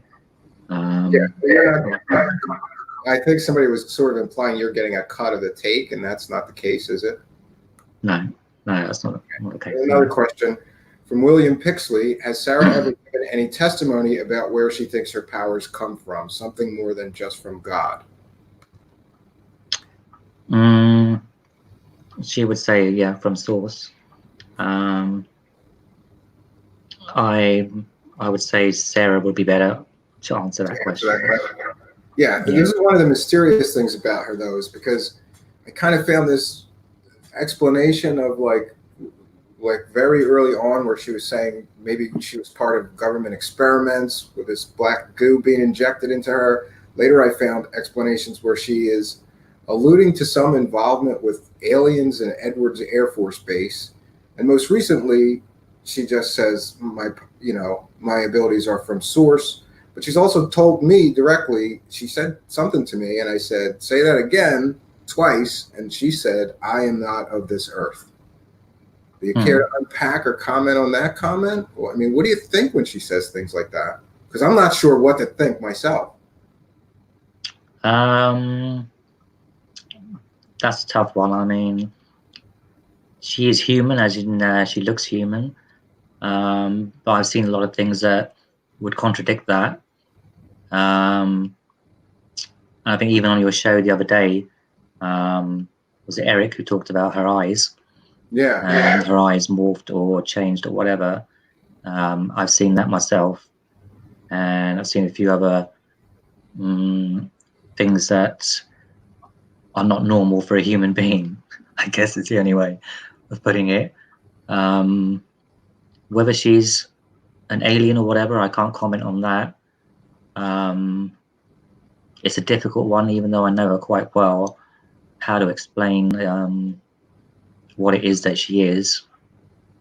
I guess you could say the closest word I would want to use is a hybrid or something. That's not even the right word, but it's the closest word I can come up with to say that, yes, she's human, but she's something else as well. Wow. Has she ever submitted herself to any kind of DNA study? No. Do you think she will? Or would? You'd have to ask her that. Okay. All right. Well, listen, I don't want to keep you too long. I realize it's almost 4 o'clock in the morning where you're at. I'd really appreciate you doing this and trying to shed some more light on the strange case of Sarah Adams. I appreciate that you took the time to do this, and especially to address, since you work so closely with her, I thought it would leave me more time when I interview Sarah to get into, these things like you're saying that you can't answer. We could have you answer some of the stuff. I appreciate you taking the time to do this, Taj. I really do. That's fine. I'm happy to answer any questions you have. So. Okay. Well, I want to thank you for being a guest here, and I will be in touch with Sarah to schedule our interview. Let her know, please. Okay, I will do. Thanks. All right. Thanks. Good night, Taj. All right, friends. So that was Taj, who is one of the assistants of Sarah Adams. Now, friends, I'm going to turn my attention here to the live chat. Oh, sorry. Taj, do you know her blood type? Out of mind, that is a great question. I'm sorry I didn't see it when he was with us. I'll ask Sarah, and we can get you that answer. William Pixley says, great question. William Pixley also says, thank you, Taj. Rick says, thanks, Taj. Yeah, so, okay, friends. So I mentioned that I've had now 3 sessions with Sarah Adams. I gave a very long and lengthy explanation of the first session. And quite honestly, that stream that I did was like right, the next day after the session. And I was still mulling over in my head what happened. But as time went on and I began to reconstruct what the session with her consisted of, I started to realize some things, and something felt incredibly familiar about the beginning of these sessions. Now, we played a session that she did with another show host. Uh, and in that session, it was interesting to me that the beginning of the session was edited out, or appeared to have been edited out. In my case, I had the session live on the telephone. And so I got the full beginning of one of her sessions, or what I believe she does at the beginning of most of her sessions. And I have to say that initially I was floored. I was floored because I've looked into so many different psychics. Nobody's been able to create a physical effect in my body, especially on the phone or at a distance. And she told me she would do that, and she did that. Later, I started reconstructing things, and I felt stupid because I've done magic and mentalism shows. I know a lot about hypnosis. If I can make excuses, here's what I would say, because some of these are valid excuses. The first session that I had with her, well, actually every session that I have with her seems to be at like 12:30 or 1 o'clock in the morning. This girl does not sleep much. Neither do I. So I guess, but the first session, it was 12:30 at night. I had been up and awake since 7 a.m. I was extremely tired. I would say I was pretty relaxed. And friends, I am not immune to, like, let's just say, like a female with a very soothing, nice voice. And the way this session began was kind of like, I want you to close your eyes, focus on the sound of my voice, blank out your mind, don't think of anything, try to just focus on the sound of my voice.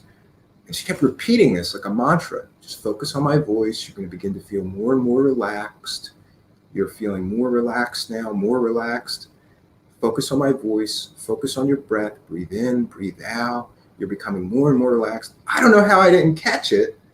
I don't know how I didn't catch it in the middle of the session, but I really went into this session going, I'm too skeptical. I'm going to try to turn off my skeptic mind here to do this session because I want to get the full experience. People have told me that they have these crazy cool experiences with her session. So I said, hey, I'm down. I turned off my skeptic mind. This girl is going, you're going to begin to feel more and more relaxed, more and more relaxed. You're drifting off into a state of total relaxation. Oh, geez, these headphones. 1 second, friends. The headphone just popped off like an explosion. These are falling apart. I couldn't find my earbuds again. I think I left them at the cabin. So she was saying, you're going to begin to feel more and more relaxed. You're drifting off into a state of total relaxation. Your mind is becoming clear. You're feeling more and more relaxed. I didn't catch it. Okay? I didn't catch it. Do you know what that is, friends? That is a hypnotic induction. That is a textbook hypnotic induction. And I should have caught it, but I did. I did not catch what I believe she was doing. Now, here's what I will say. Do I know for a fact that she was either trained by a hypnotist, read books on hypnotism, or she may not even be aware that that's what she's doing? There's a such phenomenon. I talked to a stage hypnotist who told me that some people pick up these skills and they're not even aware that they're using hypnotic techniques on people. They're sort of a natural hypnotist. They have ability to get people into that relaxed hypnotic state. In my case, I'm sure that what she did was a hypnotic induction. I was up from 7 o'clock in the morning. It was 12:30. She'd tell me, relax, relax. She's got a beautiful voice. Hey, I'm human. I'm a man. This girl with a beautiful voice is talking to me, lulling me into this really nice, relaxed state. You're going to feel great after this. And I did. She began to use hypnotic suggestions over and over again. What I now believe were hypnotic suggestions over and over again. You're going to begin to feel a warmth in your chest. It's going to feel, you're going to be feeling slightly warm now, you're going to feel some slight warmth in your chest. And now that warmth is getting warmer and growing throughout your chest. Do you feel that? Do you feel that warmth? Yeah, I felt a warmth. I'm sure that I felt a warmth. She told me that I would begin to feel pins and needles or tingles in my body. And I would have, like a chill. You may feel a chill. And Do you feel that? Do you feel that? And for a while, I didn't feel anything. And then she said, oh, you're going to feel it in a moment. You're going to feel it. You're definitely going to feel a chill or pins and needles. Just wait for it. Relax. Do you feel the pins and needles? Do you feel the chill? And suddenly I had a chill up. You know, when you get a chill. And I'm telling you, friends, I was blown away. I was blown away because I have never encountered a fake psychic who either took the time or used hypnotic techniques, stage hypnosis techniques. Never have I've encountered so many fake psychics. They all use cold reading. Every single one of them use cold reading. And she didn't, not in this first session. But I believe she used a hypnotic induction at the beginning of the session. And I also found it interesting that when she did a session for another show host, that induction, the whole beginning part, which may have been 10 minutes, maybe 15, where she's telling me to breathe in, breathe out. You're going to begin to feel more and more relaxed as you drift off into a state of blissful relaxation. She's very, very effective at getting you into what I feel is a relaxed state where hypnotic suggestion will work. That's what I believe now. Now, further, there was 2 more sessions. Oh, let me see. I don't even know how to unpack the next 2 sessions except to say this. So after I sort of had my realization that she was using hypnotic induction techniques to make these effects happen or make me believe that I was feeling a physical effect and remember, the physical effects that she's telling people they're going to feel is sort of like a convincer. Like, I'm working on your heart, so you're going to begin to feel a warmth in your chest. That warmth in your chest is getting warmer and warmer and warmer. Do you feel that? Do you feel that warmth in your chest? It's growing. It's growing. It's spreading throughout your chest. You should be feeling warmer and warmer in your chest. It's spreading throughout your whole chest. That's hypnotic suggestion, friends. That's what that is.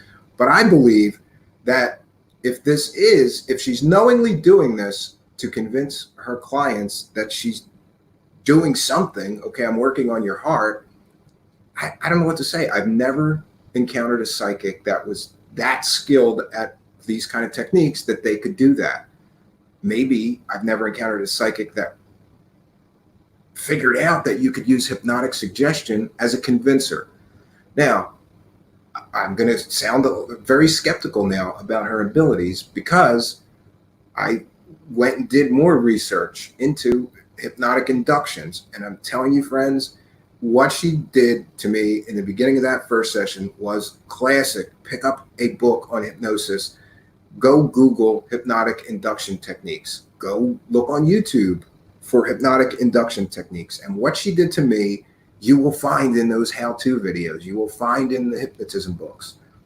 But again, do I know that she was trained by a hypnotist, that she studied hypnotic techniques, that she is do I even know that she is intentionally trying to deceive people using hypnotic techniques and a hypnotic induction at the beginning of her sessions? No, I do not know that. But I will say, if she is intentionally doing this, it's brilliant. It's brilliant, friends, because no fake psychic I've ever encountered was either smart enough or sly enough or deceptive enough to use that kind of a technique to convince people. So imagine that you're doing these healing sessions and you're telling people, I'm working on your aura. And you may feel, or no, I think this chakras. She told me she was working on my chakras, aligning my chakras. Okay, you're aligning my chakras. Friends, I know what chakras are generally, but I don't understand when people say your chakras are out of alignment. I don't know what that means, really. I don't know. So she's telling me she's going to align my chakras and that I'll begin to feel tingling or chills as they come into alignment. Do you feel that chill? Do you feel that you might feel pins and needles up your back, down your spine? Do you feel that chill? Again, this is a hypnotic technique, the form of suggestion. I'm in this relaxed state. This nice girl with a pretty voice is lulling me into a hypnotic state. Then she plants the suggestion that I'm going to feel a tingle up my spine, and I did. God is my witness. I did this. You know, that when you get that chill, friends, if she's doing this deceptively, it's still brilliant, because she can convince people that she's doing something during these healing sessions. Most of these other spiritual healers, or, you know, these kind of people, they just tell you things. They can't convince you that something is actually happening. So I don't know if I'm correct. But I now am very, very skeptical, having had the benefit of unpacking. And this, I got to tell you that the realization that she was using hypnotism, I literally jumped out of bed and ran to a computer to look up hypnotic inductions, because it suddenly dawned on me. And I got to say, during this first session, it was so, I was floored. I was like, this girl can really do something. She can make physical effects happen. Do I think she's aligning my chakras? I don't know. Is she really working on my aura? I don't know. But she's making me feel physical effects at a distance. I was shocked and amazed and intrigued and floored, honestly, at the first session, until that realization came. I kept thinking about what was that part in the beginning, and why does it seems so familiar to me? It's because, friends, I've got 5 or 10 books on hypnosis. I did mentalism shows, and I used a little bit of hypnosis.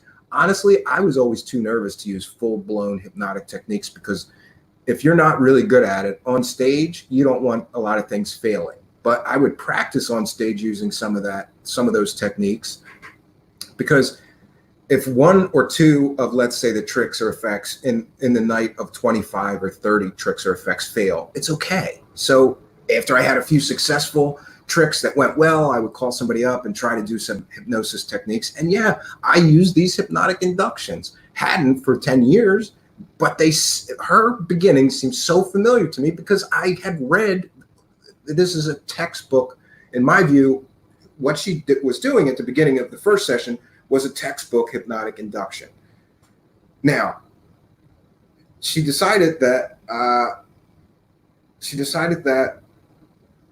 I needed more sessions, because things were still, my chakras were way out of line. My aura had problems. My DNA had problems.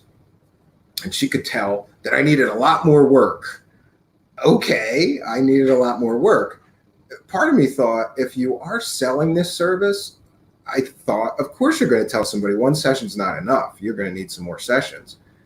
And again, I don't even know what she was supposed to be doing during that first session. She told me she was repairing my DNA, repairing and upgrading problems with my DNA. She told me she was aligning my chakras,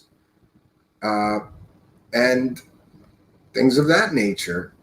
Things that I can't prove or disprove. I don't know what she's doing. She told me she was working on my organs. She started rattling off percentages, like, oh, your heart is only operating at 70%. Your lungs are at 55%. I'm going to bring those levels up more to their optimum level. And I'm like, okay, you know, like, I don't know. And I got to say, though, after the first session, I did feel great. I felt great. I felt like I had, you know, I felt restful, and I felt like lighter, I guess. She told me I would feel lighter. Was that a hypnotic suggestion? I think so.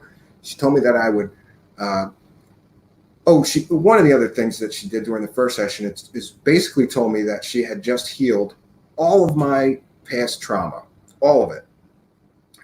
In the session, she said, you know, it took a long time, because she wanted me to think about every painful thing that has ever happened in my life, every trauma I experienced, every time someone hurt me, every time I felt betrayed, every time that I, you know, someone really did something wrong to me, and every grudge that I had, every traumatic event she told me to just pack it all in to this big black bubble.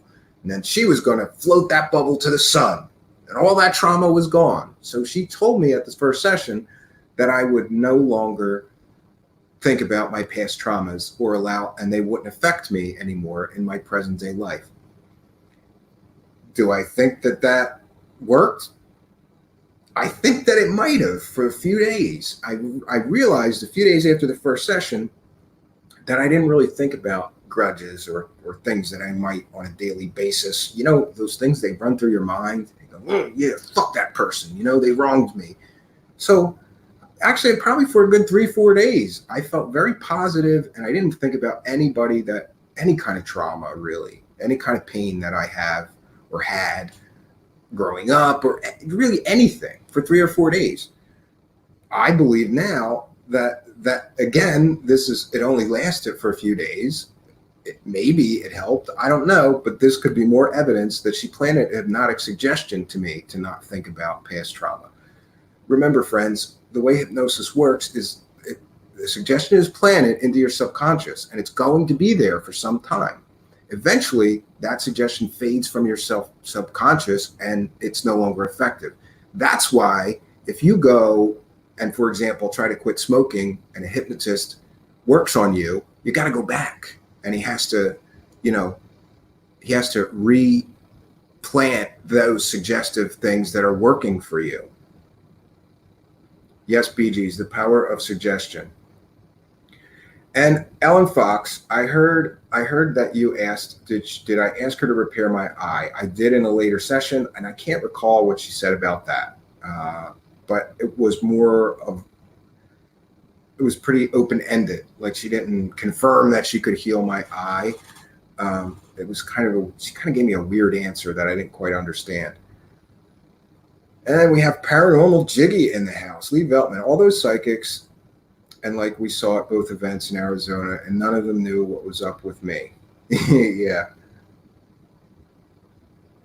Okay. Super V Funcat says, I had a psychic who was friends with Sarah tell me I needed to have a soul contract nullified, and he needed to have his higher self take my higher self to a galactic court. For $333, he could save my soul.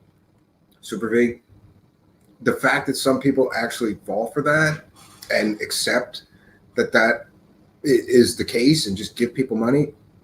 Friends, the oldest psychic scam is the You're Cursed scam. And that goes something like this. You walk into one of those psychic places, right? And you say, okay, I want a tarot card reading. They give you the tarot card reading, and then after that, they look at you. And I've had this happen to me 10 times, friends, at least 10 times. I've gotten the You're Cursed con. They look at you and they go, I have bad news for you. Do you know that someone placed a hex or curse on you? Have you had bad luck? Have you been having trouble, getting through life? You're having a lot of difficulty right now, aren't you? I can see that. You've got a hex or a curse on you.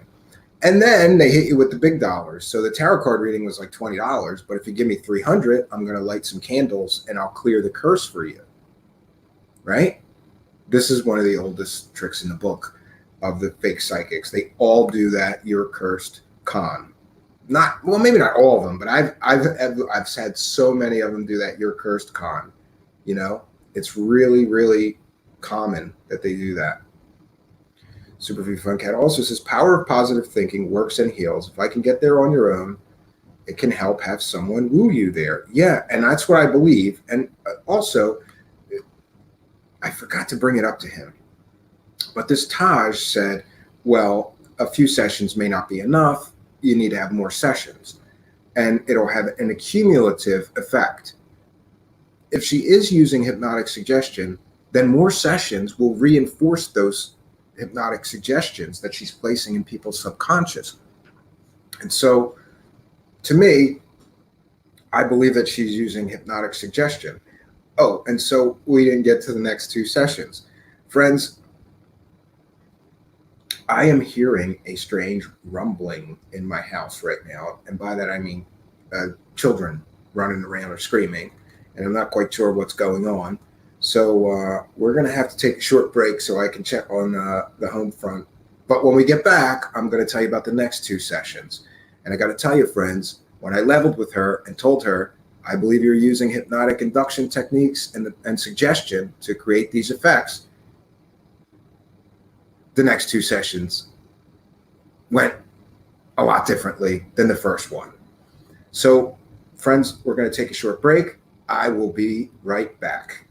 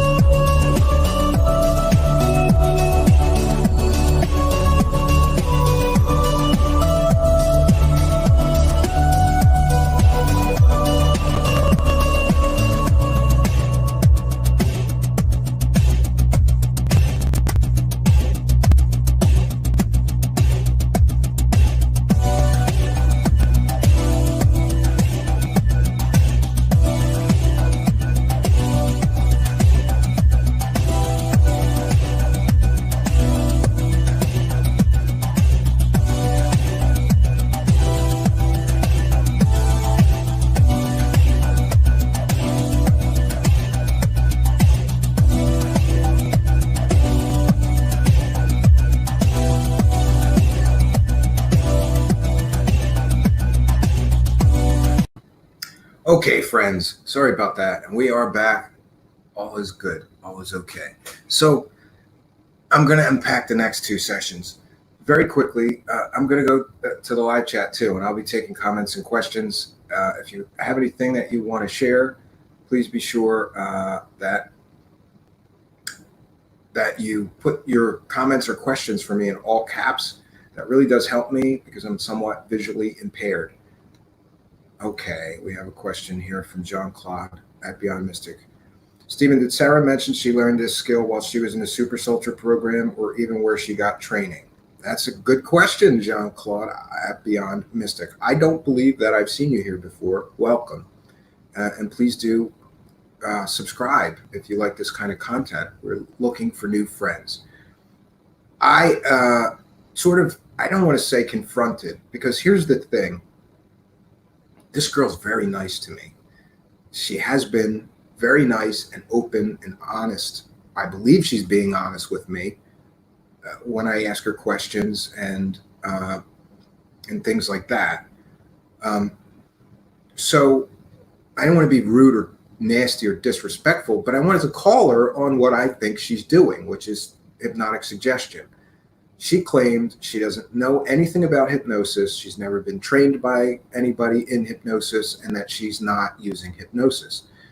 So for the second session, she said, I can work on you and you'll feel the same effects and I won't say anything. And I thought, great. So we arranged for the second session, and then BG's asked, Stephen, did you pay for this? No, she did these sessions as a demonstration of her abilities to allow me to, sort of investigate her claims, which I got to say, I was kind of surprised that she was willing to, let's just say, play ball with somebody that she probably knows a little bit about me that I'm skeptical. So the second session, she said, I'm not going to say anything. Just close your eyes. I won't say anything. And okay.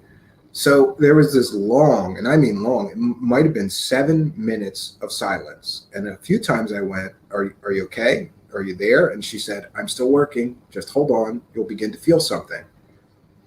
Now, for the second session, here's what I did.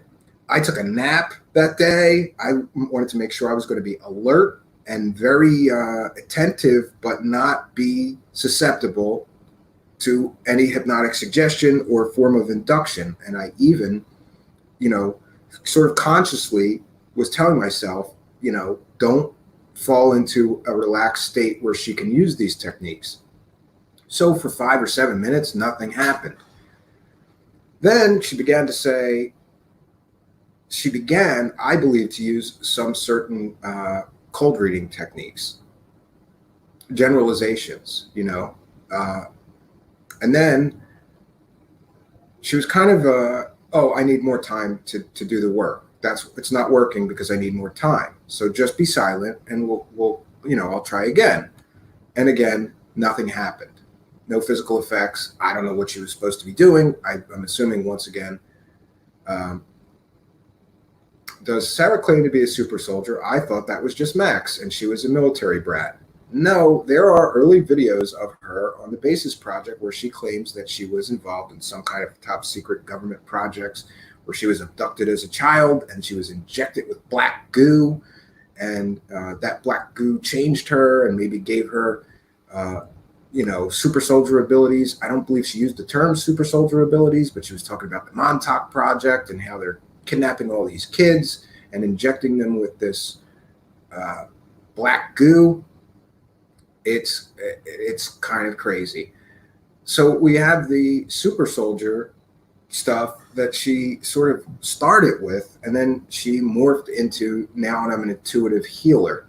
And I guess if I were to sort of critique what she's doing, she sort of just downplays that. And we heard that from Taj, who kind of just says, well, it's about her childhood. I'm not really sure. But I found a video that we were referencing tonight, which really it affected her credibility with me, because I went, this really does affect her credibility, because first she's claiming that, she's a super soldier. She was abducted as a child. Maybe she, had these strange experiences with this AI. I think it's that AI black goo, right? That everybody was talking about for quite a while. That was a thing, right? AI black goo. Do I believe in AI black goo? No, not in the least.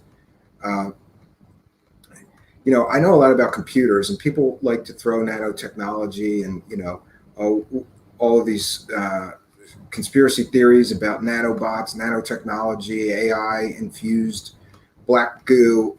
I don't find any of that credible, just with what I know about computer science and the state of actual nanotechnology. We're not at the state where we're creating any kind of AI black goo that can make somebody a super soldier. I could be wrong. Somebody's free to try to prove me wrong. I just don't buy that stuff. Do not buy that stuff one bit.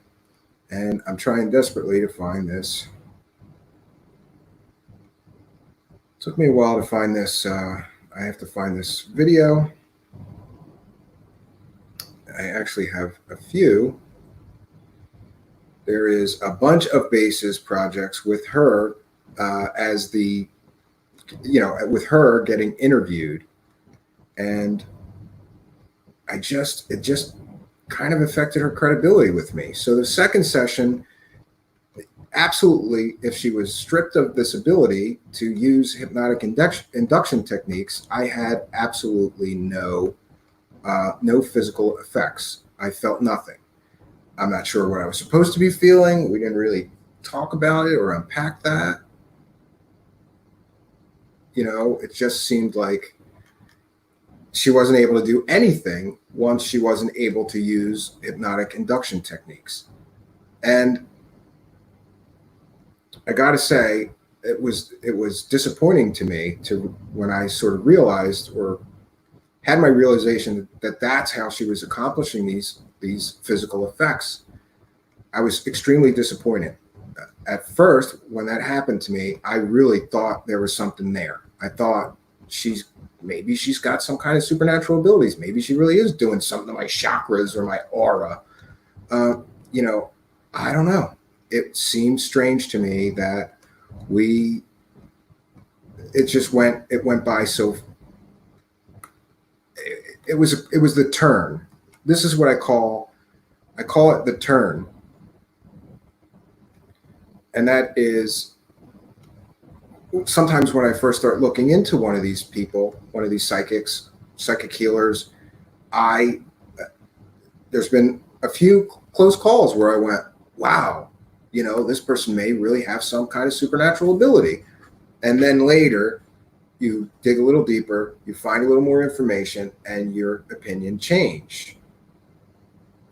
Okay. And Super V Funcat says, oh, that's the video she now wants Miles to remove, but he refuses. Yes. And this video, we're going to play a little portion of it tonight. And again, I'm going to say fair use, fair use.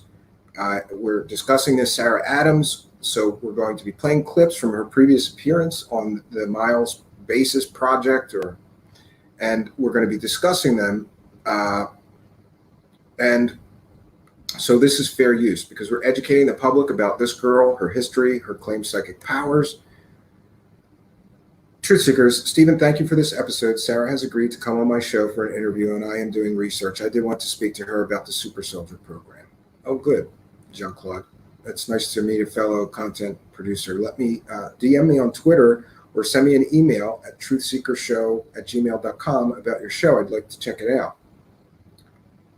Okay, here's this T1. You will find evidence of Taj being paid thousands at a time as well. He was lying about the amount he gets for being her personal assistant.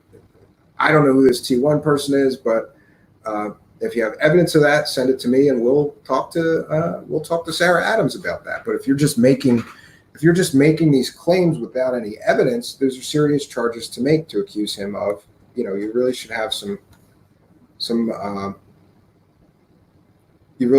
evidence. And you did have one other comment that I found interesting. Adams actually is one of the names of one of the bloodline families. She has a ton of videos out there. Watch them, and you will start getting contradicts of the yin yang. If you look on Facebook, you will. Yeah, I have found some things contradictory. And here's what I want to say about this video. I'm going to play this video, or portions of it. When I watched this video, to me, a lot of her credibility went right out the window. And it's just like UFO disease. For me, it's like pick a lane, you know? And Sarah really, like I mentioned earlier when I was talking to Taj, it's like a lot of check boxes. Psychic, intuitive healer, super soldier. You know, maybe she was part of top secret government projects where she was abducted as a child and injected with black goo. And, you know, they try to make her give her superpowers. And when I watched this video we're going to share, it seemed to me like almost like a superhero origin story. Like she was explaining where her superpowers came from in the form of this black goo. We're going to play a portion of that, and we're going to see, really, I want to see what you guys think. Do you guys think that the video where she's claiming black goo and being a super soldier, does that affect her credibility now in saying that she is a intuitive healer? I think it does. We're going to play portions of this and see what happens. So this is Sarah Adams, but she's called Rachel back then. Taj explained maybe she didn't want to give her real name, and that's why she used Rachel. Not sure why she's not Sarah Adams here, Rachel. And this is quite some time ago. I can get the date, actually. This is June 7th, 2013. And this is, Taj says it's one of her first videos. I'm not quite sure. And again, we're going to say fair use, fair use. We'll be discussing this. I'll be stopping the video every once in a while to comment. And let's see parts of this. And I've skipped ahead because I'm not quite sure where she starts talking about the black goo and the origin of her superpowers. or, you know, or psychic powers or abilities, but it's in here somewhere. Or it rains down, or they swim in it, or they get in it, obviously it has an effect on them, and lots of different effects on them. So they're trying to do is they're trying to pretty much pollute everybody in the world where they don't know what's going on anymore, even the few awakened one, and they need to absorb these negative emotions. Polluting the life force of the earth. Yes, they're polluting the life force of the earth, and they're absorbing. They're like. And I have to say that this video sort of struck me like a David Wilcock video, because she strings together all kinds of different disconnected stuff that I don't really understand. And it seems like rambling and almost nonsensical at parts. And in other parts, she speaks very succinctly and clearly and makes, I guess, good points, but it's a lot of stuff thrown together, sort of like that throw enough shit at a wall, something's got to stick. I find that to be a technique used by many sort of cosmic con men, fake UFO guys, conspiracy theorists. They string together all kinds of disconnected things. I'm not sure, you know, in this case, if she's doing it intentionally or just that's the way the conversation went. It seemed like a dream of being injected with this black goo. Oh, here we go. We got to back this up a little bit. This is where she talks about being injected with this black goo, being abducted as a child. All the way from different royal bloodlines, German royal bloodline, French royal bloodlines. It was to see which ones would survive and not break, and which ones they could upgrade to a point where they could literally use these children and the abilities that they have, and also enhance those abilities. However, the thousands they did it to, there was only, from what I understand, no more than a dozen that came out okay.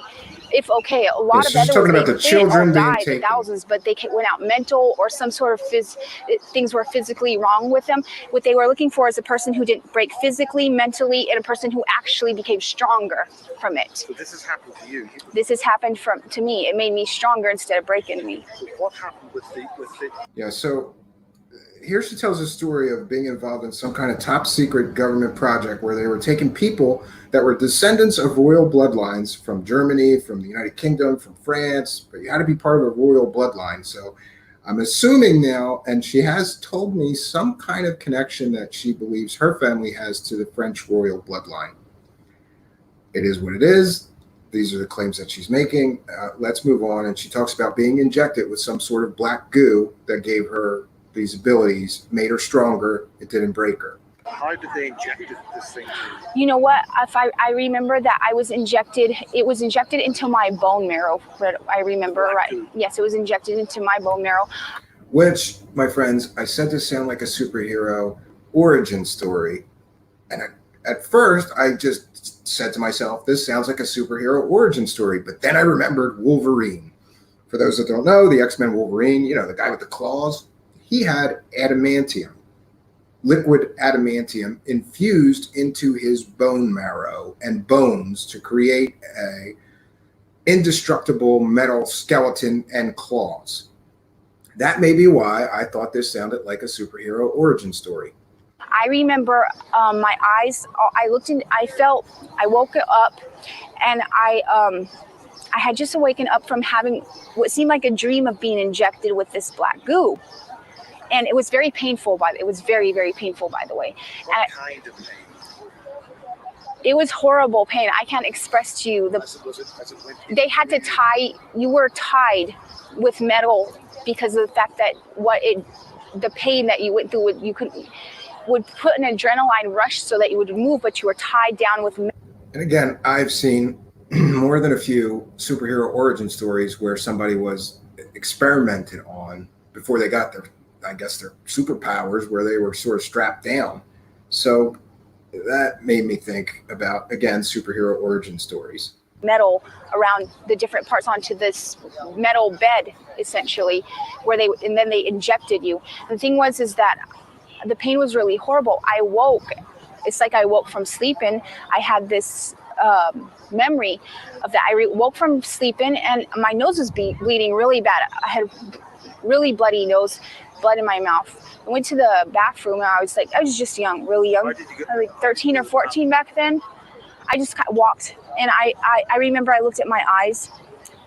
And again, there's been a lot of mention of she has some kind of weird ability to make her eyes do something weird or her eyes change. And this is the first mention of that I've found.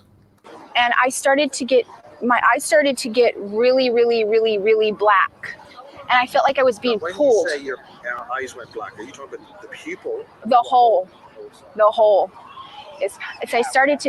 happened is I started to feel like I was being pulled into a black hole. Like I was being absorbed by a black hole into a pit. And it was uttermost despair. And every emotion I could think of, every bad emotion, to the point of it was like the deepest fear I've ever had. And I was going there and I thought, I don't know what's happening to me. Like I'm being pulled in this black hole. At the last instant, I thought I'm trying to hold on to myself. Yeah, so this is kind of like, she goes on to sort of make herself the hero of the story, though, because apparently this black goo destroys most people, but her, it made her stronger. And fighting with this thing, at the last instant, I was like, felt total peace. Like, I need to have peace in this. I felt peace. Like, well, this is what's going to happen. I had just have immense peace. And suddenly it let go. But when I had looked in the mirror, my eyes had turned all black. And then suddenly the black left. How did it leave? The black just stopped. Like I had an instance where it would crawl. My skin would move because it would crawl, and in the top of my mouth it would crawl. It'd crawl, and all the time my skin would crawl all the time with it, and I literally could feel it crawling inside of me. Now, I don't want to make any claims here, but I think all of us know somebody that has had drug issues that felt like their skin was crawling. I'm not saying that's the case here, but that was one thing that occurred to me when I heard this particular part. Well, like around a day after that, I Okay, Rachel, we had a battery run out there. That's okay. What we want to do is go back into the time you were. have ever had. I don't, even to this day when I think about it, I still have a somewhat terrified feeling about it. I started to try to fight with this thing, and I was fighting as hard as I could possibly fight with it, of trying not to let it take over me. And I guess I came to a point of desperation. It was almost like being pulled into a black hole and trying to hold on. And whenever I was being pulled into this black hole, I got such deep emotions of fear. I was terrified. Just the deepest, worst emotions that I have ever felt that were very, very negative. So it was also trying to break me in that way. It was trying to give me these emotions so that I would let go, because And again, she's referencing getting injected with black goo that's creating this experience for her. I'm not sure what to think about that, friends. 7 now, so it's been quite a long time. I have a problem with timelines. You're because maybe the late 90s. Yes. Taking place. Huh? Where was this taking? Whenever Home for you. this was taking place, I was in Idaho when this was taking place, actually, from what I remember right. I do have a problem with time and timelines because of the fact of everything in my head that happened to me, and it seems like they have some control over time, and they're. Friends, I'm not sure what to think. We're just going to watch another minute or so of this. I don't know where she's going with this story, but again, it sounded to me like sort of a superhero origin story. She was injected with this black goo. Some people it breaks and destroys them. Other people it makes them stronger and gives them special abilities. I'm not sure what to think. Able to manipulate time, as to whereas you maybe. If this presence, and I think it has to tie in. It ties into the whole Gnostic teachings on the archons, and it ties into the whole thing that they have the really black eyes. They were filled with this black goo. Apparently, whenever I've heard that some people say that they are filled with that black goo inside of them. This is quite Gnostic teachings of the Gnostic teachings. Okay, friends, we're going to stop the share here. And again, I'm going to say fair use, fair use. We are going to be discussing this. So,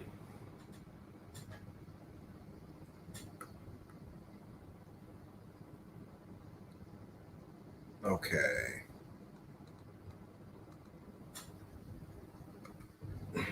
Super V Fun Cat, her accent fluctuation trips me out. I love the shorts. Leave it to a woman to comment on the outfit, right? Super V Fun Cat? Okay, yes. Jean-Claude at Beyond Mystic. Yes, that was the episode where she did say that she saw kids in cages having their energies harvested. That was another part of this long, sort of rambling story. Out of Mind says, can change their eye color in some cases. I used to make myself look sick by using different shadows and eyeliners to get out of school and work. Very devious, Out of Mind. I'm sorry I'm way behind in the chat. So now I'm at the bottom of the chat. We have Jasmine Emmerich. Shout out to Jasmine Emmerich. I've been studying Gnosticism. I've never heard the archons had black goo in their eyes or anywhere else. I've studied Gnosticism myself, Jasmine, and I've never heard mention of that myself.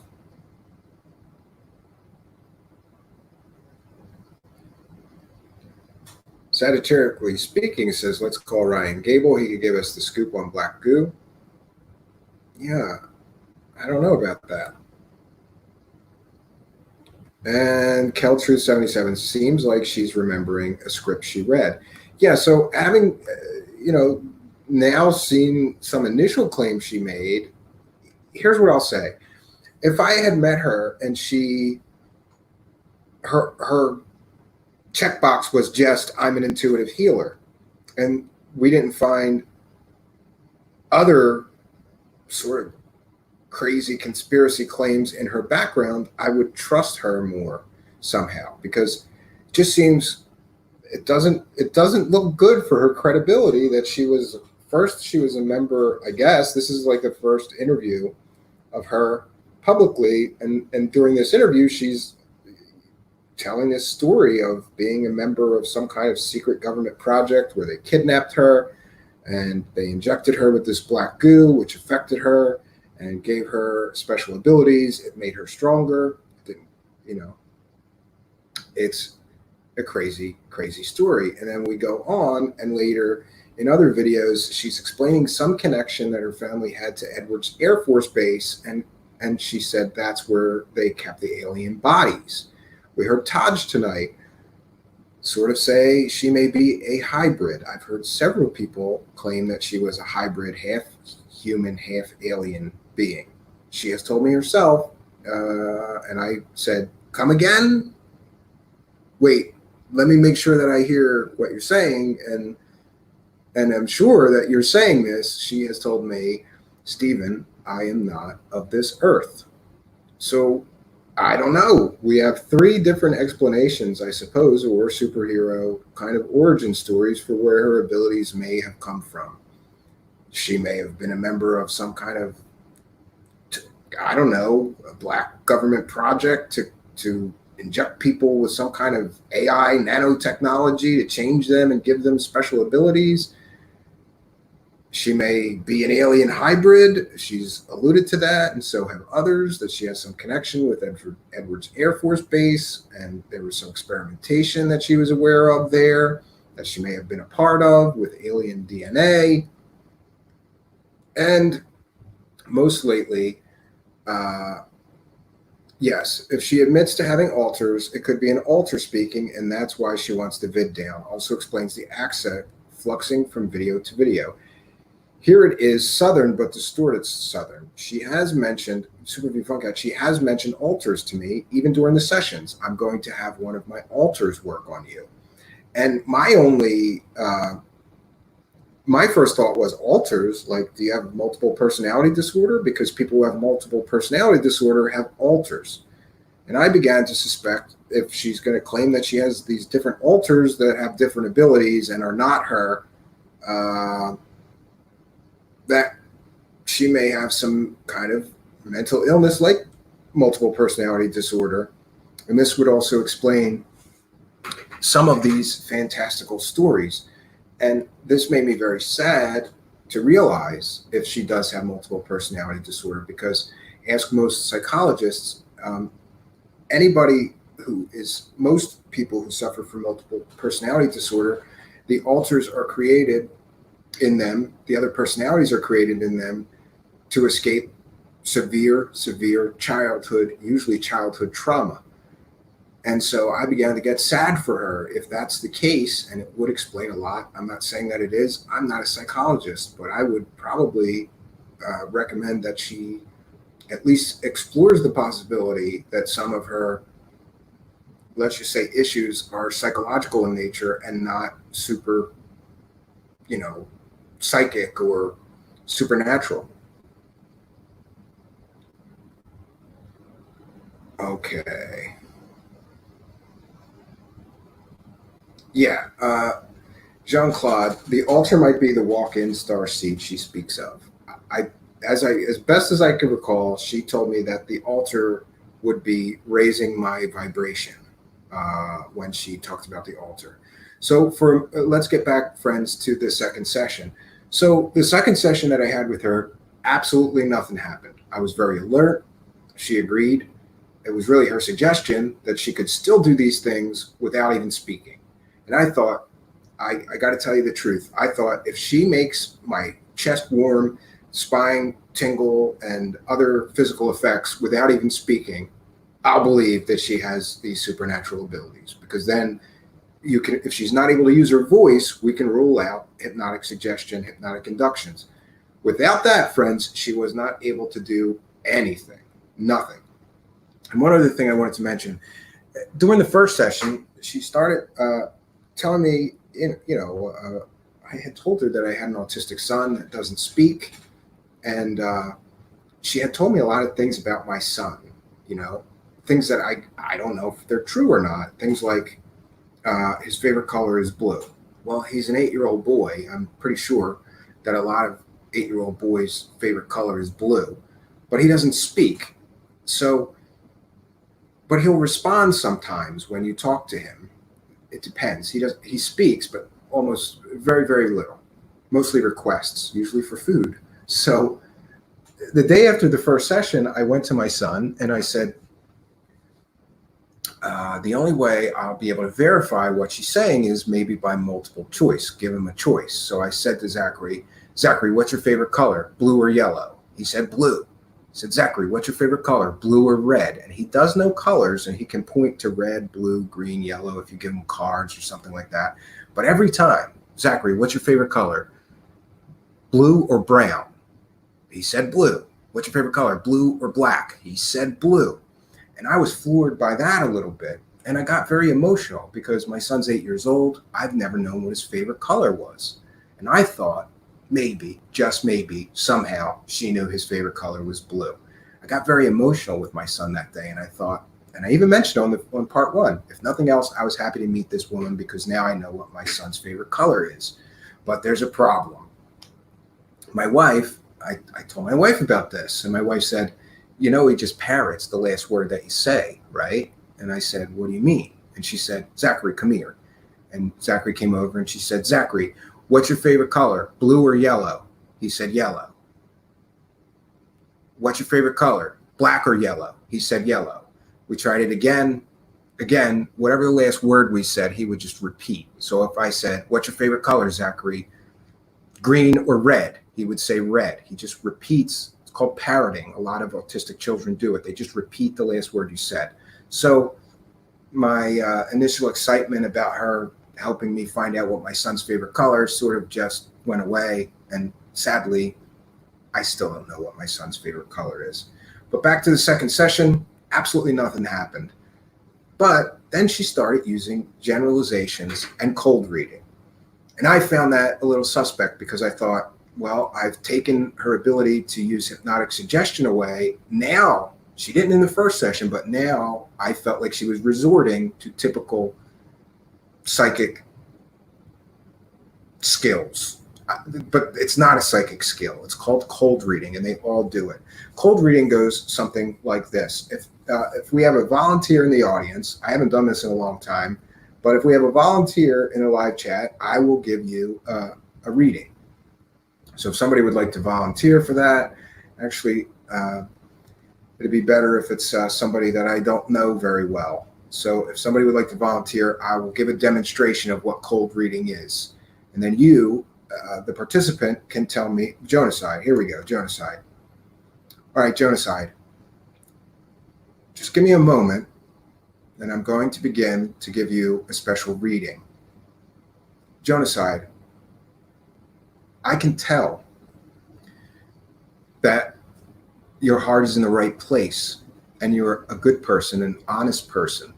When people are in trouble, they know that they can count on you for help. Sometimes you lack a filter.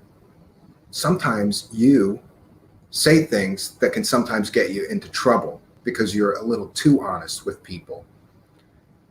Jonaside, you tend to be generous to your friends and family. They all know that if they're in trouble, even financially, you could be there to help them. And you, at various times in your life, have helped people. Your generosity extends to even people you don't know. You're generous even to strangers. If someone's in trouble and you can help them, you do, Jonaside, because that's the kind of person that you are. Jonaside, if you could tell me in the live chat, how accurate, give it a percentage, how accurate is that reading that I just gave you? And then we'll unpack a little bit of the cold read and how it works. So she began to use cold reading techniques with me, and then sort of came up with some kind of excuse for why she wasn't able to affect me like she did the first session. And it had something to do with a ring. She said, "Oh, I know why this isn't working. You're wearing a ring." And yeah, friends, I'm a married man. She knows I'm a married man, and yeah, I'm wearing a ring. Most married men wear a ring. Again, that's a generalization. Jonaside. Let's go back to Jonaside in his cold reading, his psychic reading that I just gave him. Jonaside said 100%. Yeah, Jonaside. And here's how I could give the same exact reading, Jonaside, to anybody if they didn't know. But let's if we could back this up and forget everybody could not have heard the reading that I just gave Jonaside, and I could give the exact same reading to another person.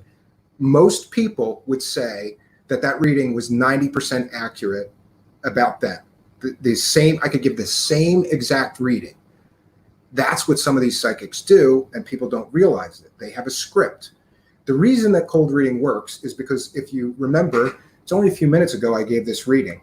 I ascribed, first of all, I made many generalizations about Jonaside, and I also, I said all good things. I gave him, I said, you're a good person. You're a generous person. You're a person that people know they can trust. You're generous even to people you don't know. If someone's in trouble and you can help them, you do. Because these, friends, are all good traits. I said he was an honest person. Friends, let me ask you a question. If you were in the middle of a psychic reading and somebody said, you're an honest person, and you know you're not, are you going to blurt out, no, I'm not. I'm not honest. I lie all the time. No, you're just going to shut up and take that positive love bomb. Excuse me. And this is another way that cold reading works. I'm ascribing very positive things to the subject. I said, Jonaside, you're an honest person. You're a good person. People know they can depend on you. If they're in trouble, they can come to you for help. You're very generous. These are all very positive traits, and people like to feel good. So if I'm telling Jonaside he's an honest, I don't know, Jonaside, you may be the stingy, you may be like Scrooge, you're so stingy. But for the purpose of the reading, you're going to go, yeah, I'm a generous person. Yeah, people can come to me for help, right? And you're going to go through your recent history and you're going to connect the dots. And here's what Jonaside did. He fell for this cold reading, hook, line, and sinker, because he said, I have helped my brother financially and my nieces and nephew. Yeah. So I got some good hits there, right, Jonaside? Because most people have probably helped somebody in their life financially at one time or another, right? So I could get hits there, and this is how fake psychics work. They ascribe these positive values to people. They make them feel good, like telling them that they're a generous person. And most people are going to go, yeah, I am generous. Yeah, people do come to me for help. And you notice that line about you have no filter. Sometimes you're a little too honest and your honesty could get you in trouble. folks, that's everybody. Everybody at one time or another, their mouth has gotten them in trouble. Again, these are generalized statements. I used to have a hell of a script. I could do a reading, and most people, just like, I'm surprised it went that well, actually. I haven't done that in probably, I don't know, 8 or 9 years. I haven't given a reading like that. I used to give readings like that in my mentalism show to people, and people were convinced I was a real psychic. They didn't believe me that it was all entertainment.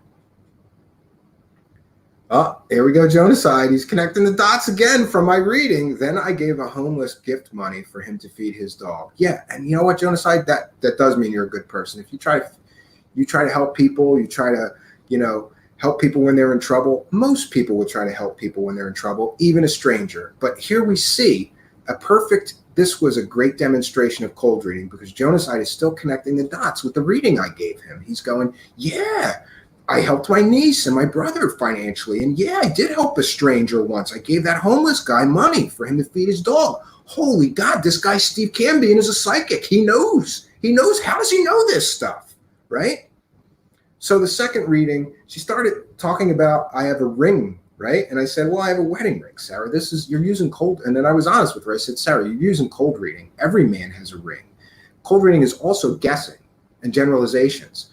If she knows she's talking to a married man and she says, you're wearing a ring, okay, I'm a married man. Most married men are going to be wearing a ring, especially if a wife like mine. I find it funny. Like, I've never taken off my ring.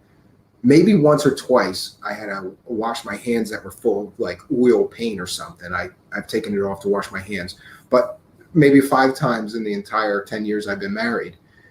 My wife just doesn't wear rings, and so that's okay. But for me, I think I have to wear the ring, right? That means you're taken.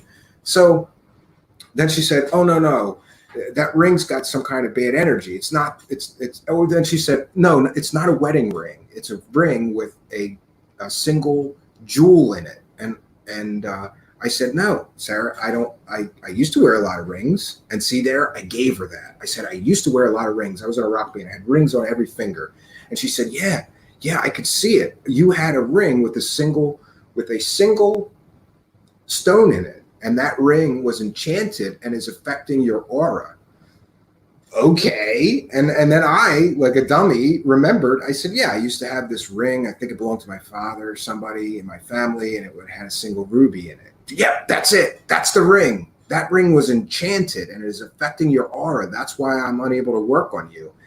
And I said, well, how come you could work on me the first time? And she said, oh, well, there's multiple layers of auras and things, and now I'm being blocked. So basically, when I've taken away her ability to use hypnotic induction and hypnotic suggestion, she defaults to usual fake psychic tactics like using cold reading. That's my personal belief, that she's using cold reading. She's throwing a lot of stuff out there. She's guessing. And then she resorts to making excuses for why her psychic powers aren't working on me that day. Now, again, she was sort of disappointed, and said, well, we're going to have to try again. You need a lot more work. Okay, William Pixley says, I had my palm read once by a total stranger, and he told me stuff about myself there was no way they could know. Still freaks me out. Some people are very good and very skilled at giving these readings, William Pixley. Does it mean that and getting a high accuracy rating, does it mean that they have psychic powers? I'm really not sure. It could mean that they're just very skilled at using these techniques that many of these guys use. Yes, Steve Ronan. Same here. A woman told us stuff from when we were kids. Yes. Superview Funcat says, William Pixley, yes, those are rare, but some people have an absolute true gift. I still hold out the hope that someday I'll find somebody that truly has psychic powers. But here we are, friends, at what I call the turn. And what is the turn? The turn happens after my initial excitement of finding somebody I think may. That first session, I was like, wow, she actually may have some kind of supernatural gifts. How's she able to do this? But when we unpack it, it doesn't seem real. It doesn't seem real anymore, especially considering in the second session, Jasmine Emmerich, you should teach cold calling at C.W. Channer's Secret Space Whistleblower School. Yeah, we could really do. Steve Ronan says, yes, Superview Fun Cat, most are fake, but some are truly real. Yeah, so, and then we're going to go on to the third session, and I'm just going to do this quickly because I'm running out of steam here, honestly, friends. She called me and arranged for a third session, and again, she wanted to do it in silence, and it was very awkward. And she just told me to close my eyes, and she would begin to work on my aura and my chakras, get my chakras into alignment. And again, absolutely nothing happened. No physical effects, nothing. She told me that I would feel some physical effects while she was doing these things. And she kept, and in the third session, I believe that she tried to use hypnotic suggestion, but minus the induction and the fact that I believe that I was on to that, nothing worked. So she was returning to speaking a little bit, going, you'll begin to feel warmer in your chest. I'm going to work on you now. And then there was 2 or 3 minutes of silence, and I felt nothing. And she said, do you feel that? And I say, no. And she said, okay, it's okay. You should begin to feel warmth in your chest soon. I'm going to continue to work on your, I think it was my heart at that point. And again, I felt nothing. But she was, again, pumping the hypnotic suggestions, but absent the hypnotic induction, which is required for the hypnotic suggestions to work, none of these effects worked anymore. So at the third session, yeah, I'm pretty disappointed. I'm pretty, I don't want to say let down. She doesn't owe me anything, right? But then we go back to, let me go to a live chat. I still walked away because my mom would never use a psychic. She thought they were all literal witches. Oh, I'm sorry. I missed the first one there. I have psychics approach me at least twice a year in public places. Last time one came up to me and she said she had a message from my mother. My mother is passed, and I'm young enough that she would be alive. Yeah. I walked away because my mom would never use a psychic. She taught us they were all literal witches. Yeah. And okay, let me see. Jean-Claude at Beyond Mystic. Do you think all humans are psychic at some level or another level? Deja vu, precognition, etc. I believe that some people have a greater ability of intuition than others. I do. Is it supernatural, or is it just some people are making better educated guesses about future events? I have a friend who works in the stock market. I don't want to say he's psychic, but he's got a good track record of picking good winners, you know? Is he more in tune with his intuition than other guys? I think so. I do think so. William Pixley, I believe we are a spirit and do have auras. Some people see them, and who knows? Some folks are tied into wavelengths, most are not. What it all means, who knows? Yeah. If you focus on your own chest, it will get warm, I think. Deck Land, I don't believe I've seen you here before. Welcome to Truth Seekers. We are always seeking new truth-seeking friends. Please do subscribe. It's good to see you here.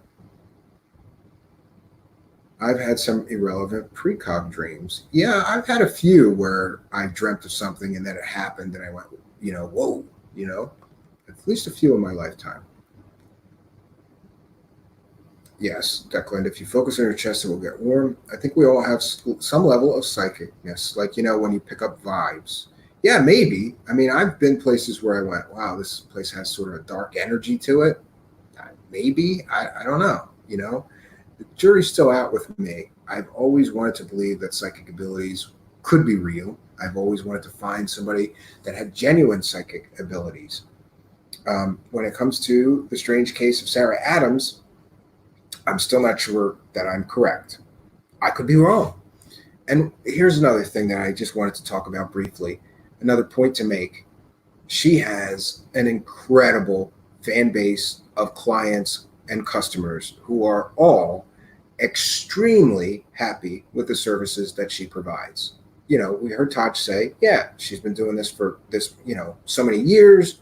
Maybe one or two people weren't happy. We gave them their money back. Most of these fake psychics, they don't give refunds. If you're unhappy, okay, you're unhappy. I'm keeping your money. But I will say this. Just because somebody is happy with a service doesn't mean that it has any value. Does that make sense? I'm struggling to word actually what I'm trying to articulate here. Just because somebody is happy with a service doesn't mean they're actually getting it either. For example, Miss Adams claimed that she was helping to remove my past trauma. Is my past trauma gone? No, friends. Largely, it's still there. It's not like she can erase traumatic memories, though she claimed that she could if I wanted her to. And we actually had a conversation about that. She said, you know, if you have some memories that are really traumatic that you would like to remove, I could do that for you. I almost wanted to do it just to see if she could. It's my belief that she can't. Maybe I can ask her to try that for our interview, but I don't believe that she can erase memories from people.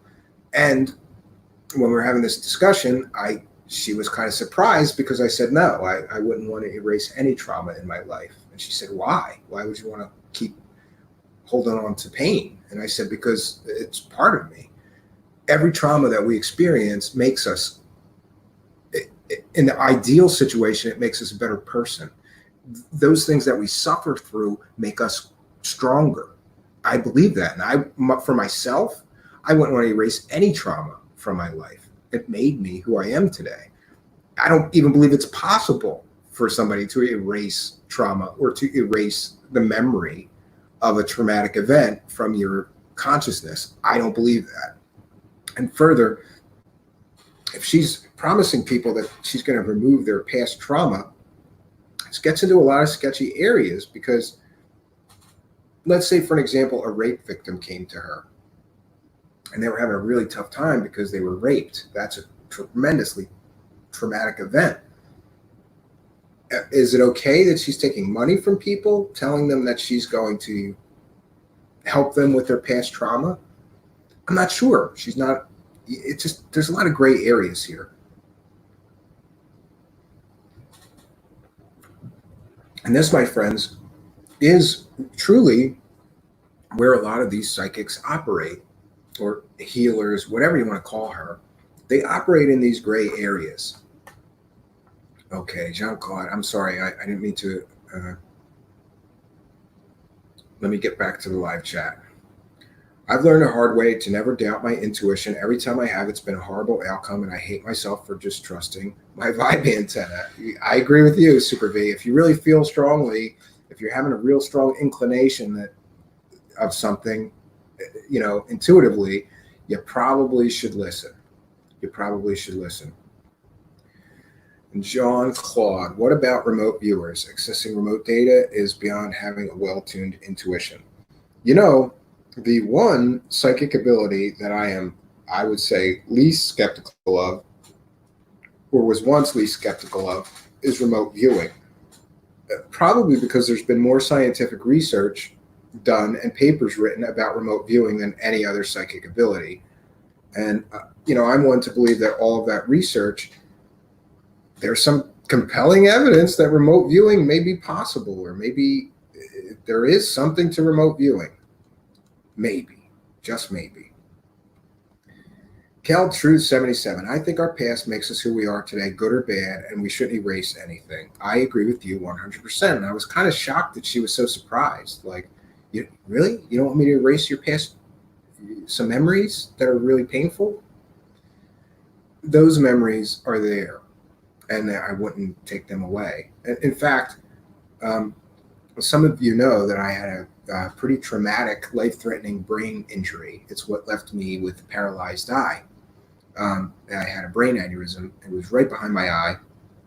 And one of the dangers of having the surgery to repair that, I mean, I had to have the surgery. It was either you're going to have brain surgery or you're going to die. So it's pretty easy decision. Okay, we're going to have the brain surgery. But one of the risks in having that brain surgery is that there could be some damage to my memories. I could lose memories, and I was absolutely terrified going in there that I was going to forget anything. You know, parts of my childhood. For all I know, you could forget like really happy memories, right? Like your first kiss or your first, you know, like I did not want to lose any memories. And, you know, I was terrified of the brain surgery. And I got to say that after the brain surgery, I was foggy. I still may be foggy about details about things, but I believe I came out of that and, you know, largely I kept all of my memories. Jasmine Emmerich, agreed, Truth Seekers. The thing about remote viewing is people can try it for themselves and see if there's something to it. Yeah. I would like to perform some remote viewing experiments if I could find a good remote viewer, but so far nobody has taken me up on. So far nobody has taken me up on, you know, trying some kind of experiments. Declan says a psychic teacher gave me a ring of his. I heard fun fair music. He told me after that he met his wife at the fun fair. Okay. Yeah. So. I lost my mouse. Maybe my hand is wet? Oh, there we go. It's back. All right. Geez, these technical issues, friends. Yeah, Review Funkette says, say what, Declan? Oh, and I just wanted to say that I have a very important announcement. Let me see here. Okay. Okay, here it is. Okay, we're going to share the screen. Let me get this. Okay. Oh, I almost put Super V Funkhead in a timeout. Didn't mean to do that. If you are in a timeout, Super V, I apologize. It was not intentional. Okay. Let me get to the share screen. So here's an important announcement. Well, it's important to me. Okay, 1 second. Application. Okay, here we go. Your generosity makes all of this possible, and thank you. Today, I set up a way for people to donate to our show here.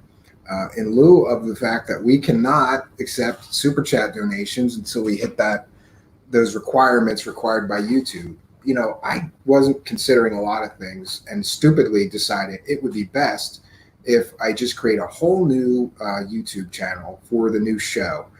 Because my old channel is kind of just a dump of all kinds of music and magic videos. Anything creative I did, I would dump onto my YouTube channel. My old show, The Midnight Hour, which was on the Fringe FM. And, you know, it was kind of a mess, the old channel, right? And you really, for best results, I've heard that you have to have a niche. You should just have a channel just for your show. So I started this new YouTube channel. I can't take super chat donations, but we're perfectly allowed to take PayPal donations. And so what happens here is that this is going to be like the not so super chat donations. And here's what's going to happen. I will put PayPal up on one of my screens here. I'm trying to do that now, actually, just in case somebody gives me $1 or whatever. Okay, so here's what's going to happen, friends. I am going to keep every show. I will keep the PayPal logged in and it's Truth Seeker Show.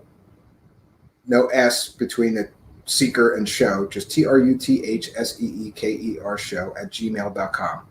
And if you want, instead of a super chat donation, you can send me a PayPal donation. And then what's going to happen is that you want to add a note. So if for example, let's see, if you send me $1, there'll be a little box underneath the amount and it says add note. You want to click that add note and then you want to write whatever you want me to share. And I'm coming up with a way where I will be able to rapidly make a graphic. In other words, let's say, you know, just for an example, Super V Fun Cat, $1.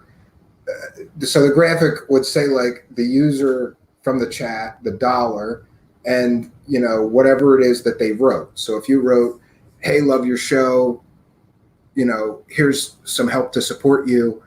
I will rapidly put that. I can't do it today, but I'm coming up with a way to do this. I will rapidly put that on the screen right after you make the donation, as long as I continue to monitor the PayPal donations coming in. If any will, remains to be seen, but there you go. There will be a way for people to do it. And also, if you go to the main channel, if you go to the Truth Seekers channel, just to my YouTube channel, there's a graphic at the top that says like Truth Seekers. And then in the upper right corner, there's a bunch of links. There's links to my Twitter, link to my Facebook. I don't know why, but I have a link to my Instagram, which I haven't used in a long time. I should get on the Instagram thing and start using that. And there is now also 2 additional buttons. One of them is for PayPal donations. So you could just go to the main channel and click that and you can make a donation, or you can manually, go to PayPal yourself and send whatever you're going to send to truthseekershow@gmail.com. And you add a note and it will be read live on air. And of course, you will have my tremendous thanks as well. So from the main channel now, there's also a Patreon button. If you wanted to support me for as little as $1 a month, you get access to all kinds of backstage stuff. We're going to put the begging bowl down now, but that's my spiel about the begging bowl. And if you want to make a donation, and again, I don't have a 501c3 like some people, so I'm going to pay taxes on your donations. I'm going to pay income tax, I'm assuming, on these donations. They're not, I don't get to keep free. Super V Funkhead says, I'm going to make 10 separate dollar donations so a show is entirely me for 10 minutes. Yeah, you could do that. But for now, I can't make the graphics, so maybe you can wait till tomorrow's show or the next show. So for now, if anybody wants to make a donation tonight, again, it's truthseekershow@gmail.com, or go over to my main YouTube channel and you'll see that. Actually, here, I'll show you. Oh yeah, wait, I have it. I think I have it here. Yeah, I'm going to show you where that is. Wait, is it there? Oh, wait a minute. Oh, let me refresh. Maybe it's not there because I haven't refreshed. Yeah. Oh, it is there. So I spent today figuring out how to add these buttons, how to add these buttons to the YouTube channel so that make it as easy as possible for people to actually donate. So I'm going to just share this screen and I'll show you very quickly. So this is the main channel, and right here on the main channel, we could see Truth Seekers, and then here's a link to Facebook. Here's a link to Twitter, Instagram. Here is the PayPal, donate by PayPal. So now you can all send me your money. And this other button here is for donate on Patreon and become a Patreon supporter. I have had a few people that said, hey, can I just send you some money? Because I don't want to be tied in. Patreon, you have to, if you give the $1, it's every month until you cancel it. So this PayPal donation is one-time donations, but you can donate as much as you want or as little as you want. And this is a one-time donation. You're not tied in. You don't have to, it won't repeat the next month, but you do have the option to make a recurring donation if you want to. I thought that this would be helpful because a few people had mentioned that they would like to do something like that. Just give a one-time donation. And again, we're going to call them the not so super chat donations for now, right? Oh, and actually, you know what? It's probably best if I have to log into my Truth Seekers Gmail, because a notification if any donations come in during the show will be given to my email, and I'll be able to respond to that. And okay, so let's once again turn our attention to the live chat. We're going to wrap things up. Jean-Claude asked what software I'm using for the live stream. It's called StreamYard. It's so far I have no complaints, other than I'm really disappointed in that I bought really good high quality 1080p webcams, and then come to find out that because StreamYard is a cloud service, and I guess the bandwidth, they only actually allow you to use 720p as a maximum, But I will say this, I am a kind of a computer guy myself, but even I had tremendous problems with OBS. I was determined that I was going to get OBS working. I wasn't going to pay for the software. God bless anybody that is good with OBS and gets it to work well for them. Kel Truth, you're worth it, Stephen. Thank you.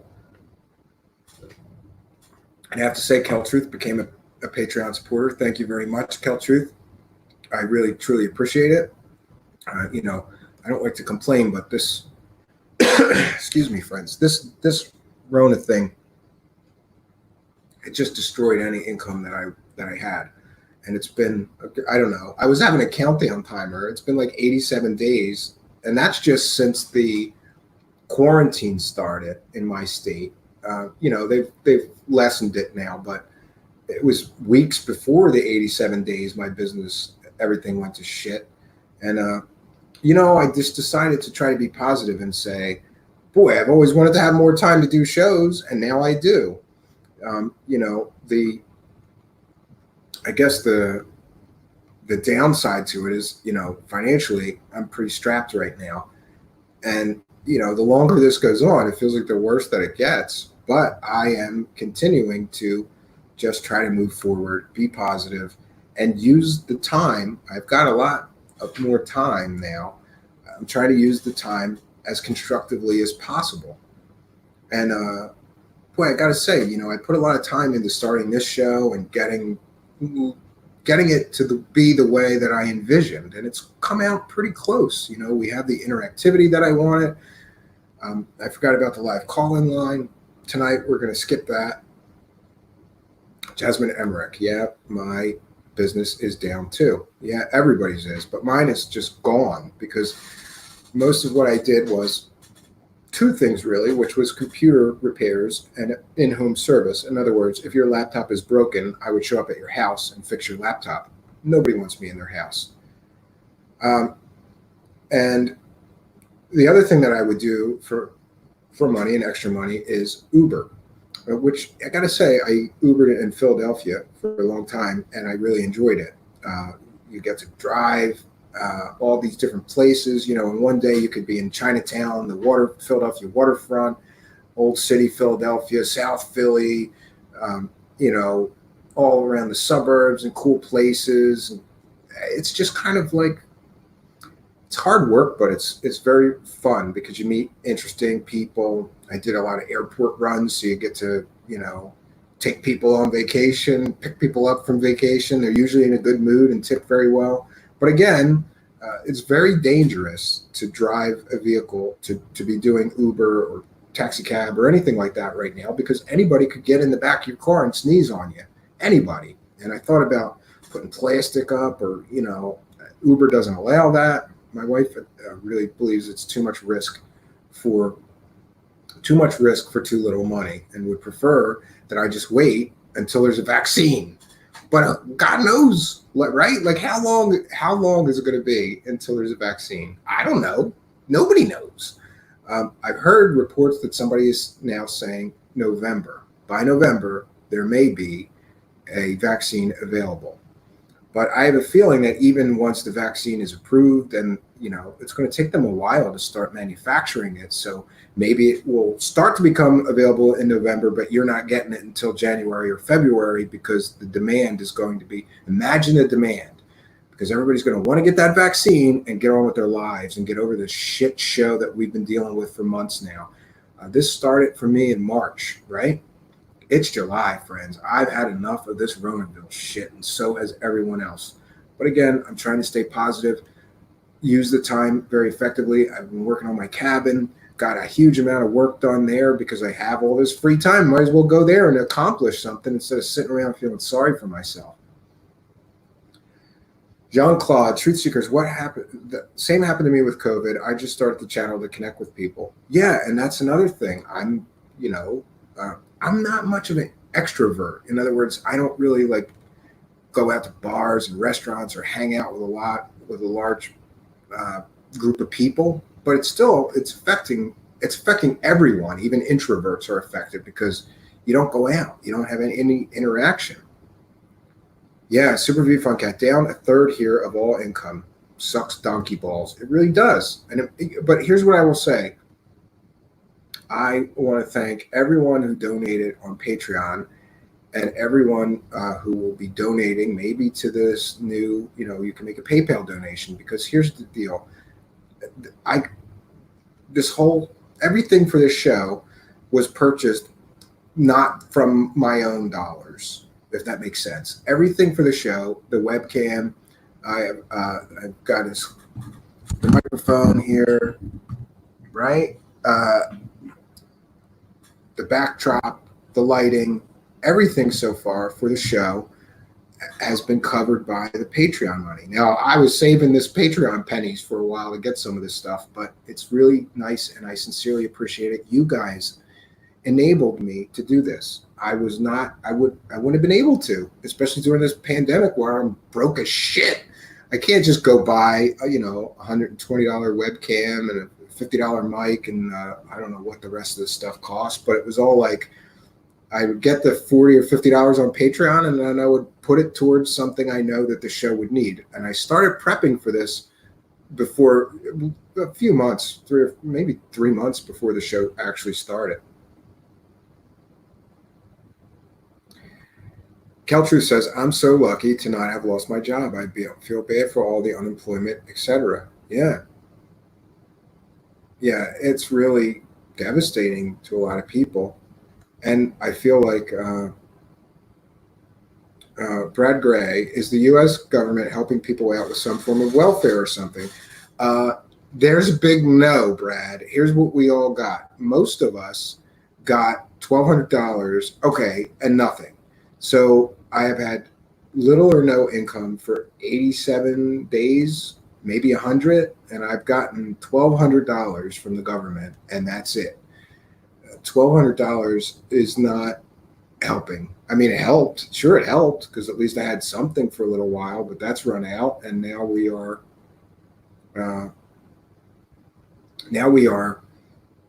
well gone of that $1,200. I was self-employed, so I don't even qualify as a self-employed sole proprietor of a business, and I don't qualify to get unemployment, and I also don't qualify for any of that free money for businesses, the PPE or whatever, or the PP, I don't know, the Paycheck Preparedness or whatever, that program where they were giving out free money to businesses to keep their employees from being laid off. I don't qualify for that because I was a sole proprietor and you have to have so many employees. I was my only employee, it was me.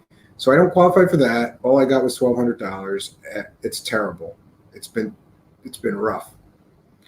Stephen, you say you were an introvert, but I must say your live broadcasting is really good. I'm glad you finally came out from behind the premieres. Yeah, Jasmine, here's the deal. I grew up listening to Art Bell, right? And he was one of my heroes. So my first thought was, I love talk radio. Loved it growing up. Loved talk radio, loved Art Bell. And I wanted to do a talk radio show. And I wanted to do it like Art Bell about these kind of strange subjects. So I never envisioned myself, never would have, somebody who told me a few years ago that I would be doing a live stream video show, I wouldn't believe them. Never planned to do this, but I know it's just more attractive. Like I sort of was way late in getting into podcasts and radio, and I love that art form. I think it's great, and I enjoy being I always say this, I loved being just a voice in the wind, right? I was just a voice in the wind. And it made me feel more mysterious somehow with the show. Like you don't really see me, you just see, you don't see me on the radio, you just hear me, you get my voice, right? And I, partially because of this eye thing too, I have a paralyzed eye, which is sort of Quasimodo looking, like if I didn't have the shades on and I looked right up here in the camera, right? There's a good possibility that my paralyzed eye would be looking that way and my one good eye would be looking at the camera, and it looks terrible on camera. Now, do I believe that most of you people are enlightened enough that you wouldn't think wrongly of me, or you wouldn't hold it against me for looking weird with a lazy eye. I think most people wouldn't say anything, but it just when that happens to you and you get this sort of physical deformity going, it makes you a lot more self-conscious. Even my wife noticed it, that like I got to wear sunglasses in pictures sometimes, or I want to, and she tells me not to. She'll just keep taking the picture until my eyes straighten out, and but it made me very self-conscious, and I did not want to be on video, not at all. But I remembered that when this first happened to me and my eye became paralyzed, first I had a patch for a long time, because if I didn't have a patch, I had double vision, and that the patch enabled me to continue to function in life and work and do whatever, and I just didn't think about that paralyzed eye. And then eventually I figured out that I could just wear sunglasses, and once the double vision passed from this thing called third nerve palsy.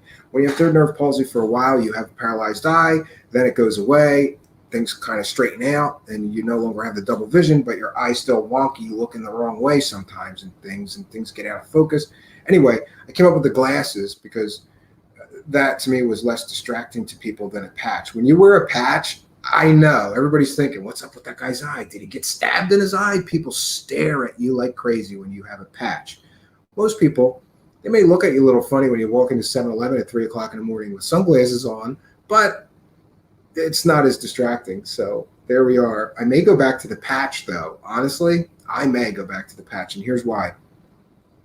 It's very difficult for me to read things sometimes with the glasses on, and I may go back to the patch. Truth Seekers, just realized I've watched you before. You interviewed Clip High on your past channel. We have lots in common. Yeah, good, Junk Clock. Good to see you here. I hope that you subscribe. I need subscribers, bro. Help a brother out. Hit that subscribe button. I work, but what I'm told here in Oz Welfare Check is that good people are not going back to their jobs. Yeah. You look great, man. The glasses are great. Thank you. I appreciate that. Jasmine Emmerich, I thought the sunglasses were just part of your on-screen persona. If only that were true. I wish. But you know what's funny is that when I first had that issue, I was doing a lot of magic shows when I had that brain aneurysm, and then it took me a long time to recover from that brain aneurysm and go back to work. And at the time I was doing a lot of magic shows, and I had to come up with something. So I came up with the sunglasses so that I wouldn't feel self-conscious on a stage or in front of people. And it worked out really well. And after a while, it became sort of a trademark for me that I was always in sunglasses. Oh, that guy with the dark glasses, right? And I made it fun. I have a whole ton of different big ones, little ones, yellow ones, the glass type that are like amber. I have dark ones. I have red lensed ones, and the patch would be cool. Yes, Pix, I may go back to the patch. I tried it, and I said to myself, I'm going to try to do a quick test stream with this patch. And my sole purpose with doing that was to see, can I read easier with the patch versus the glasses? And the answer was a resounding yes. I can read so much better with the patch as opposed to the glasses. I don't know how I feel about being the guy with the patch doing a show on mysterious subjects, though. I think people might think that's fake, or I don't know. Done. Thank you. I went up by 1 subscriber, man. I think I only need like 750 more to take super chat donations. Yeah, Brad Gray, you could be a pirate. Yeah. Arr. Have you tried orange driving glasses? You can't tell, but these are those. These are, they used to be called amber vision glasses, or HD glasses, people call them. That's what this particular pair is that I'm wearing tonight. And Brad Gray says he wears those while riding a motorbike through. Okay. And Paranormal Jiggy. My right eye was pressed looking at the other eye, and when I had my aneurysm, but it was fine after surgery. Doc was amazed. Yeah, Paranormal Jiggy also had a brain aneurysm, and that's how they tell that something neurological is going on. If your one eye starts to go wonky, that's how my doctor knew that I was having an aneurysm. And it was weird in my case. I went to like around the corner. I was in the city, And my doctor had an office like right around the corner from my house. I went to him and he was like, don't be alarmed, but you got to get in my car right now. I'm taking you to the hospital. And first of all, a doctor just going, get in my car is a little weird, but we didn't know what was going on. My eye just went wonky. And then I go to the doctor and he's like, you're having some kind of neurological condition. You got to get in my car. We'll take you to the hospital. And then the fun began. 755 more. Thanks, Jasmine. We will get you there. Yes, we will. I'm going to have a subscription drive soon, and we'll see what happens with that. And, I think it's just a good idea to do something. I don't know. I'm trying to think of can I do some kind of publicity stunts, or what are we going to do to get up? We need a lot more subs to get there. Oh, I'm sorry, Jasmine Emmerich again, 755 more. Yep, I think we're at 245. Peace out, folks. Stay chilly. Yes, friends. So it has been a long day. I want to thank each and every one of you, really, for joining us tonight.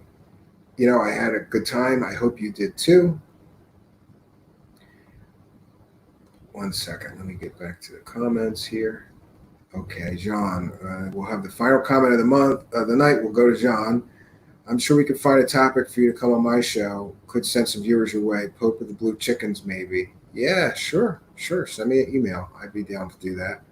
I just signed myself out and went home when they told me I had an aneurysm. Went back 2 days later and it burst when I was there. Oh, Jiggy, that's terrible. Mine was unruptured, but it was pushing against the nerves in my eye and about to rupture. So they went in and did the coiling. Yeah. Brain aneurysm is no joke. Be like all of a sudden told, you need emergency brain surgery and you might need several of them. It's like, oh no, But listen, I'm walking around and I'm breathing. So having to deal with this paralyzed eye, I did so many things after I had my sort of life-threatening illness. I got married to my wife and, love of my life. I had 2 beautiful children, and all those things might not have happened if that thing would have just popped, and it could have, So life is good, and you move on, and you be thankful for the time that you're given. It sure made me feel thankful for every day. Every day is a gift, friends. And on that note, I will leave you for the night. I always say this. Tomorrow night, there should be another show. Let's say should be, for tentatively, but there may not be. It depends on what I get done tomorrow. I have a lot of other things to do. Yard work, right? And cutting grass and all this stuff. And I'm going to have my children. But we'll try to get another show together for tomorrow night. I have a huge folder full of topics that are researched and ready to roll out. So, friends, thanks each and every one of you for joining us. I truly appreciate you being here for this journey. Life is a journey, friends. Make it a good one. Good night.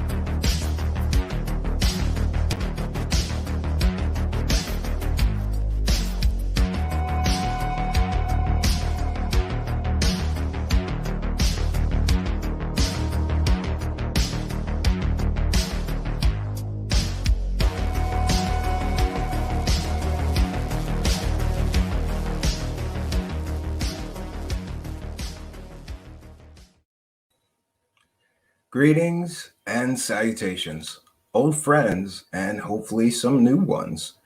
Today, we are going to finally wrap up the strange case of Sarah Adams. For those that don't know, I have a particular interest in people who make claims of having psychic powers, whether they be mental abilities, like the ability to telepathically communicate with other people or see the future, communicate with people's dead relatives, or in the strange case of Sarah Adams, she claimed that she had all kinds of superpowers. Friends, I have looked into hundreds of these kind of people, and out of hundreds, I'm batting zero finding one person who can scientifically prove or demonstrate their so-called superpowers. Initially, I got incredibly excited about this girl. She gave me a reading where she was lulling me into a very relaxed state. It was late at night. I think it was past midnight, maybe 1 a.m. And that's of particular interest, is that every time that she wanted to do a session for me, it was always at 1 o'clock in the morning somehow. I found that curious.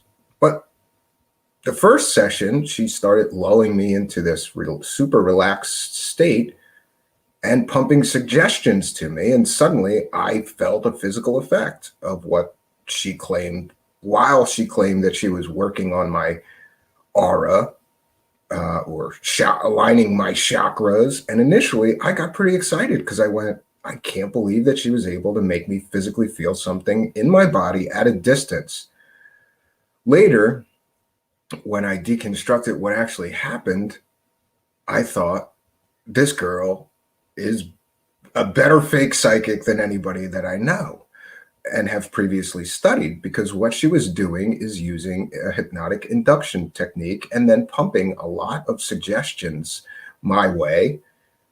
And we are all of us are susceptible to hypnotic induction and the power of suggestion given the right circumstances.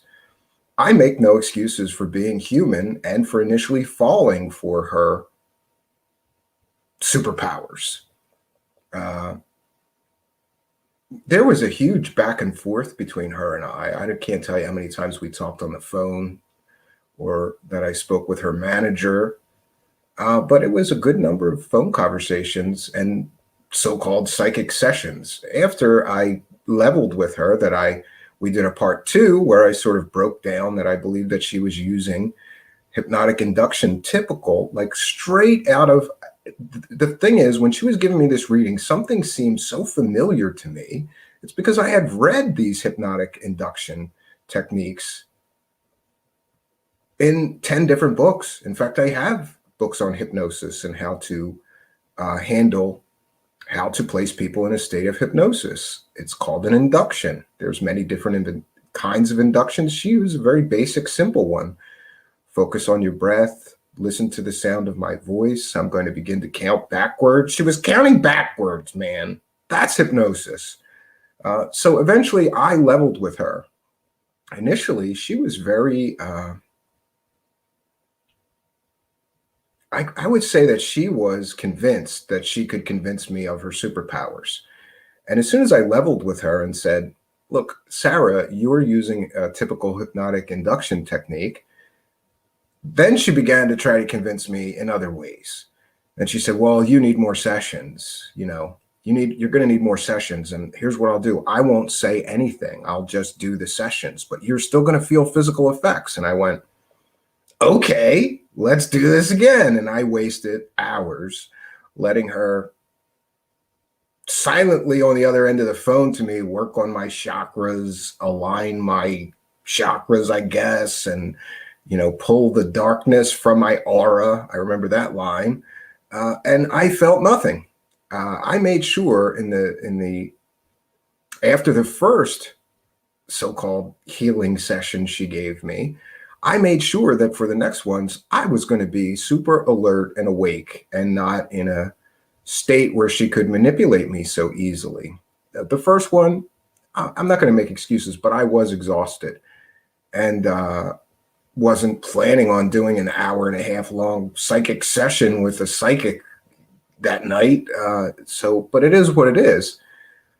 The next sessions, and I believe there was 2 or 3 more, where she tried to have me feel physical effects from her so-called psychic healing, I felt absolutely nothing, just as I thought I would.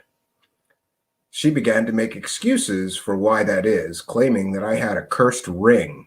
The only ring that I have is a wedding ring. And I said, well, I don't believe my wedding ring is cursed, Sarah. And she said, oh, no, it's not that ring. It's a ring with a stone in it. Okay. At one point, I owned a ring with a ruby in it, I guess. Yeah, that's the cursed item. And that's what's causing me to be blocked from being able to work on you. And I said, well, Sarah, I haven't even seen that ring probably in 15 years. I moved a bunch of different times. I don't even have any idea if I still have it in my possession. She went off on some crazy tangent that I had to find that ring and destroy it. I felt like asking if I'm supposed to throw it into a volcano, because, by the way, she mentions Lord of the Rings all the fucking time in some of her talks and stuff. She uses Lord of the Rings, you know. So I don't know if I'm supposed to find this old ring that's blocking her from working on my chakras and my aura and throw it in a volcano like Frodo.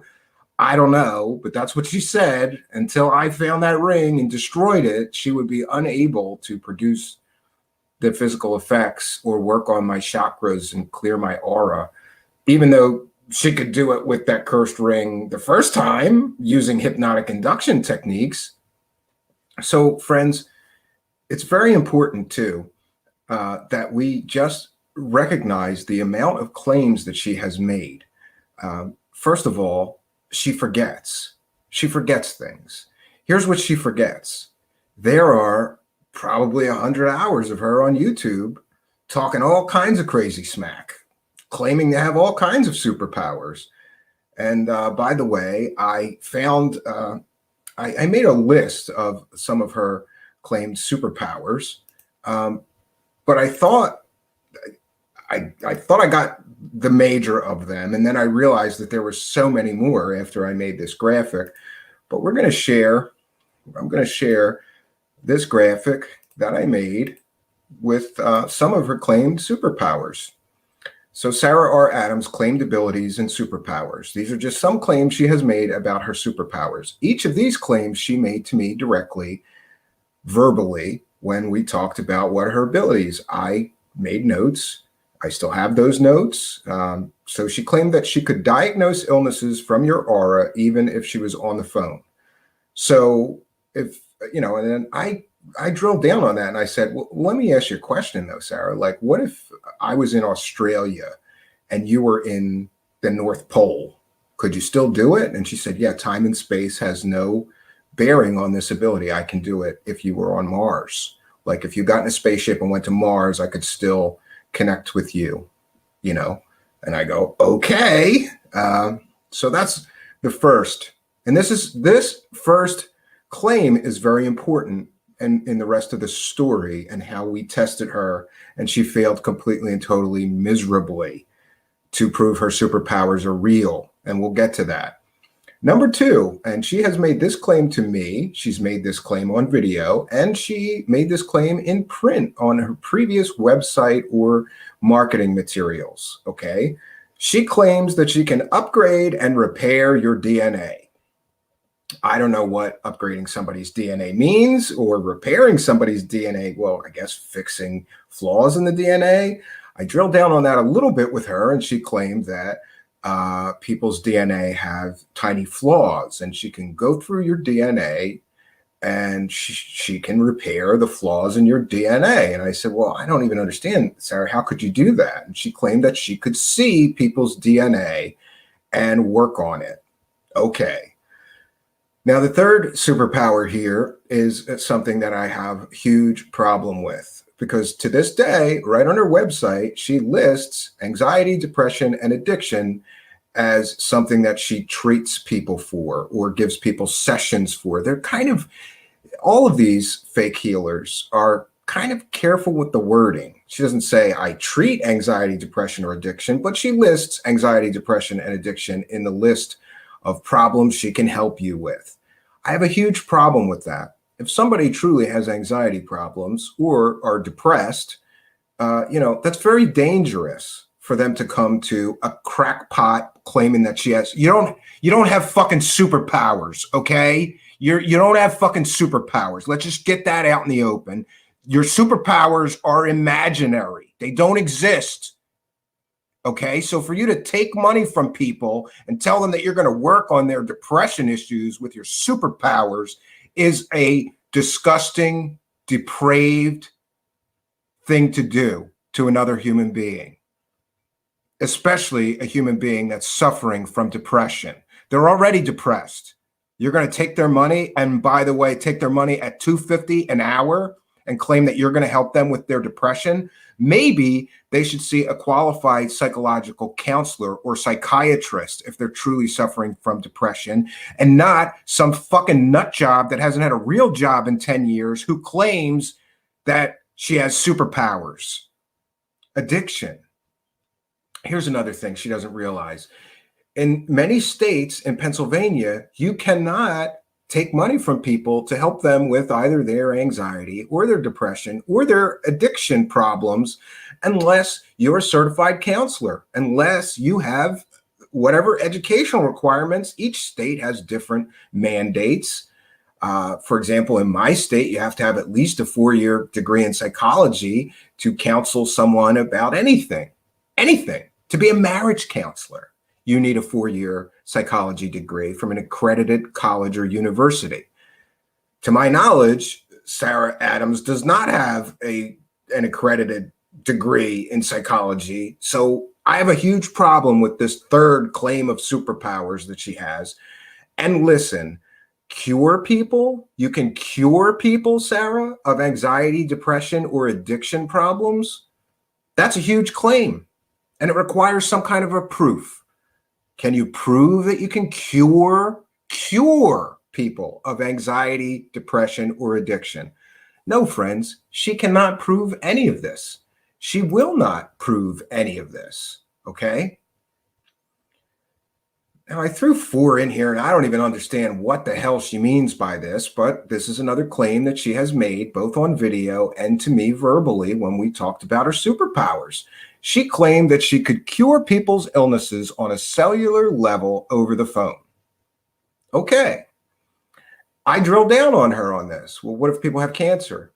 Well, yes, I can help with that. She won't say she could cure any of the ailments I mentioned. I said, well, what if somebody has diabetes? Yes, I can help with that. She always was very careful in her wording. I can help with that.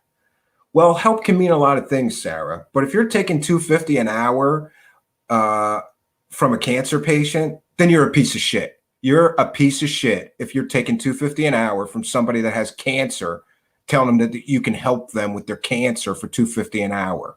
You can't prove that anything that you do has any benefit. You can't prove anything. You will not prove anything.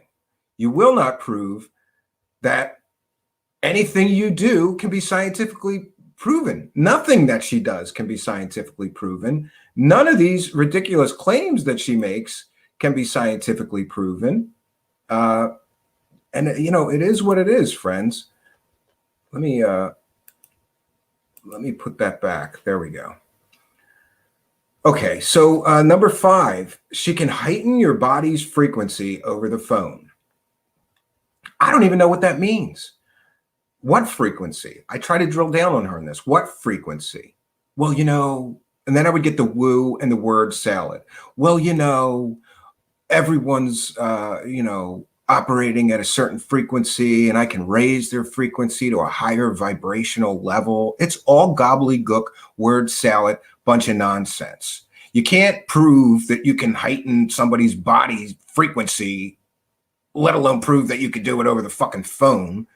It's just another bullshit claim from a bullshit person. Number 6, She can repair your damaged aura over the phone. Well, thank God. And then she told me how terribly damaged my aura was. Well, isn't that convenient? I didn't even know that my aura was damaged before I met her. Now I know, but it's okay because she's going to repair my damaged aura for $250 an hour. Great scam she's got running here. Okay. Oh, and this one, and remember, friends, this is just some of her claimed superpowers. There's a lot more, and we're going to unpack some of them. Number 7, she can erase painful memories from your mind completely. Throughout my talks with her, she got very personal, which I found a little bit forward of her. She doesn't know me.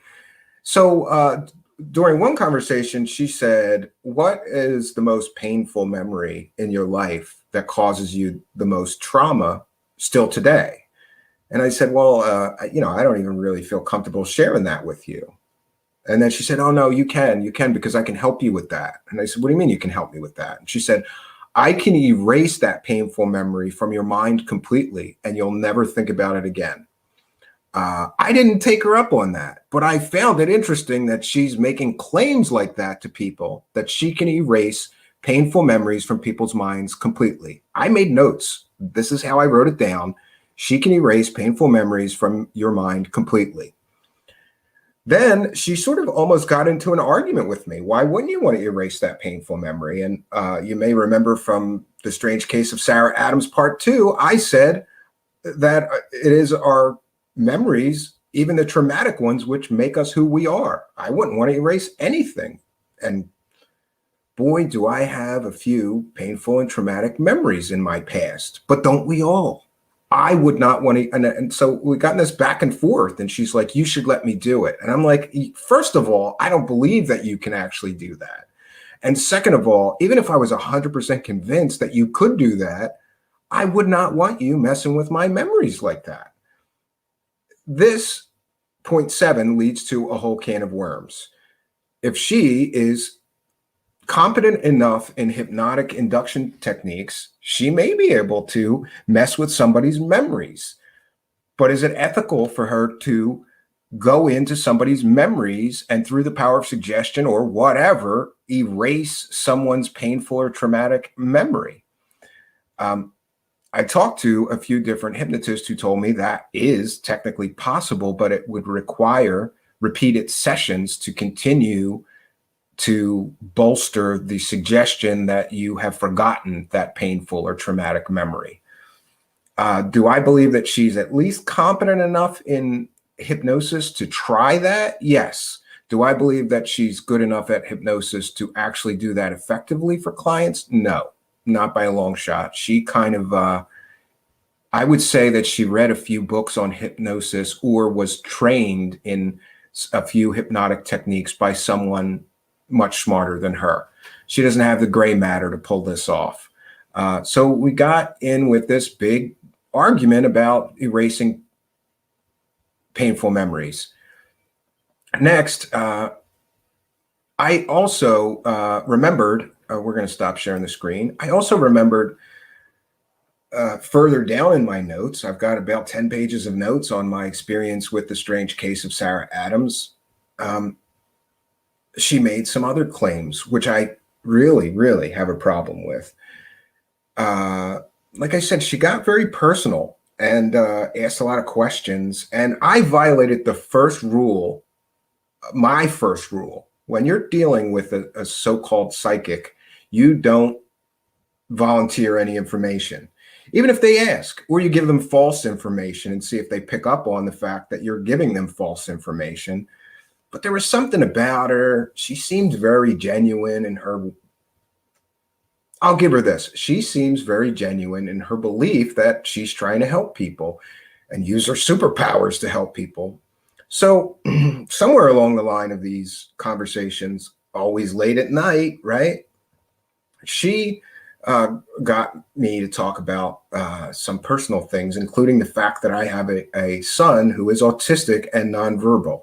For those that don't know, that means my son speaks very, very little. He says a few words, mostly requests for food. Cookies. It's like Cookie Monster. A few other things. He'll ask for a bath if he wants a bath. he really only speaks a few words. And so we talked about, she asked me about like trauma in my life and what is most traumatic or what makes me feel powerless. And so I mentioned my inability to communicate with my nonverbal autistic son makes me feel powerless. When he's upset and I have no idea why, and you have to guess and all of these different things. And here is another indicator that she is a fucking degenerate lowlife. She is a fucking degenerate lowlife piece of scum who use people's pain against them to profit from them. After getting the knowledge that my son was nonverbal and doesn't speak, and autistic, she started telling me that she could telepathically communicate with him, and she could communicate with him right now. Later on reconstructing those events, I realized that he was dead asleep at the time that she claimed to be telepathically communicating with him. Listen, you want to play fake psychic, you want to pretend you have superpowers, then go to a fucking comic book convention. Don't play with people's emotions that are already suffering trauma and pain from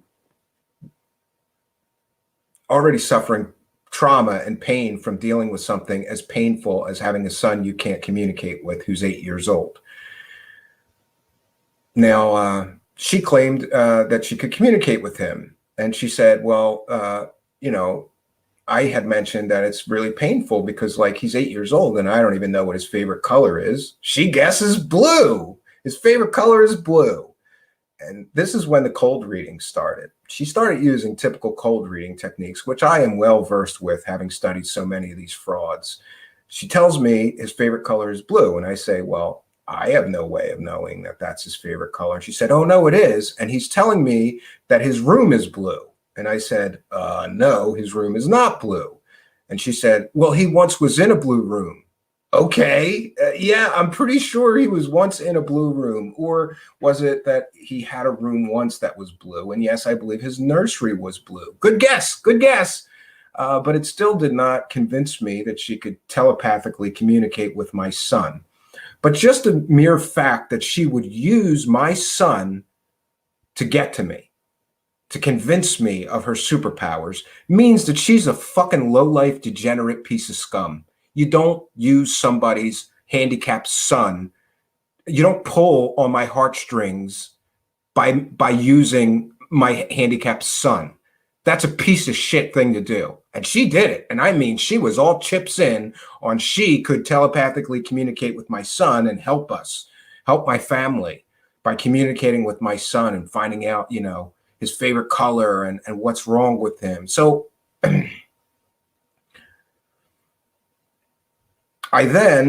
she tells me his favorite color is blue. So I started asking Zachary, what's your favorite color? No response.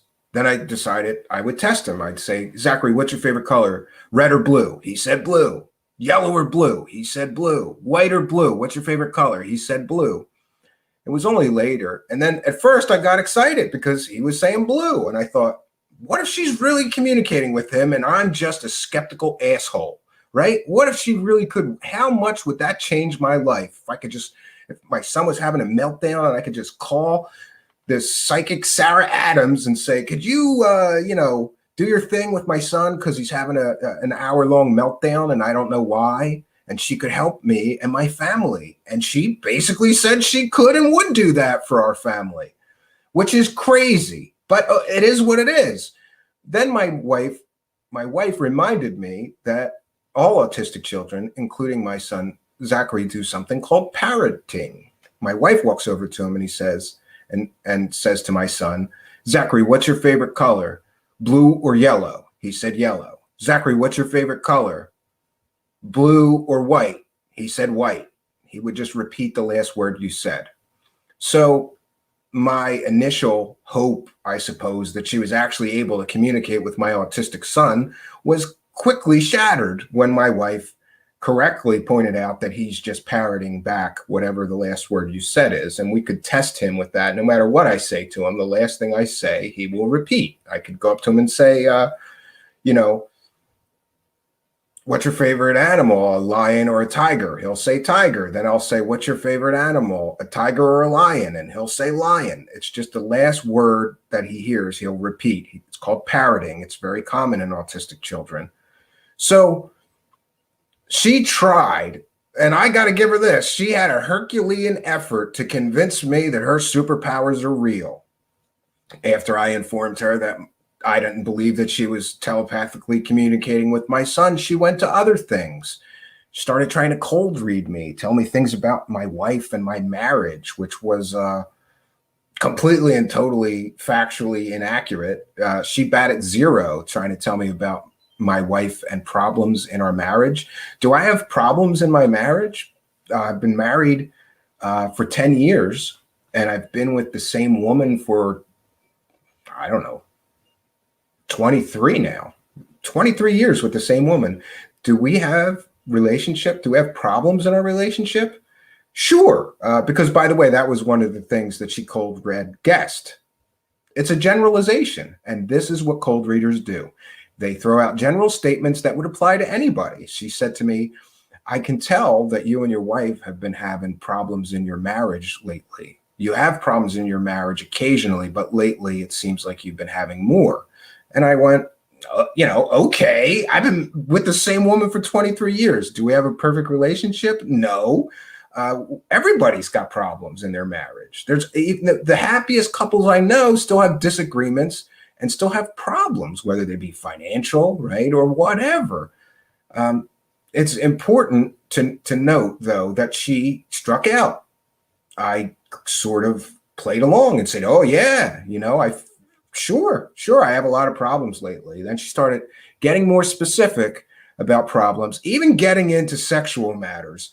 And by the way, that's another thing. I'm just going to say it. She is very manipulative of people, and she uses her sexuality to be manipulative.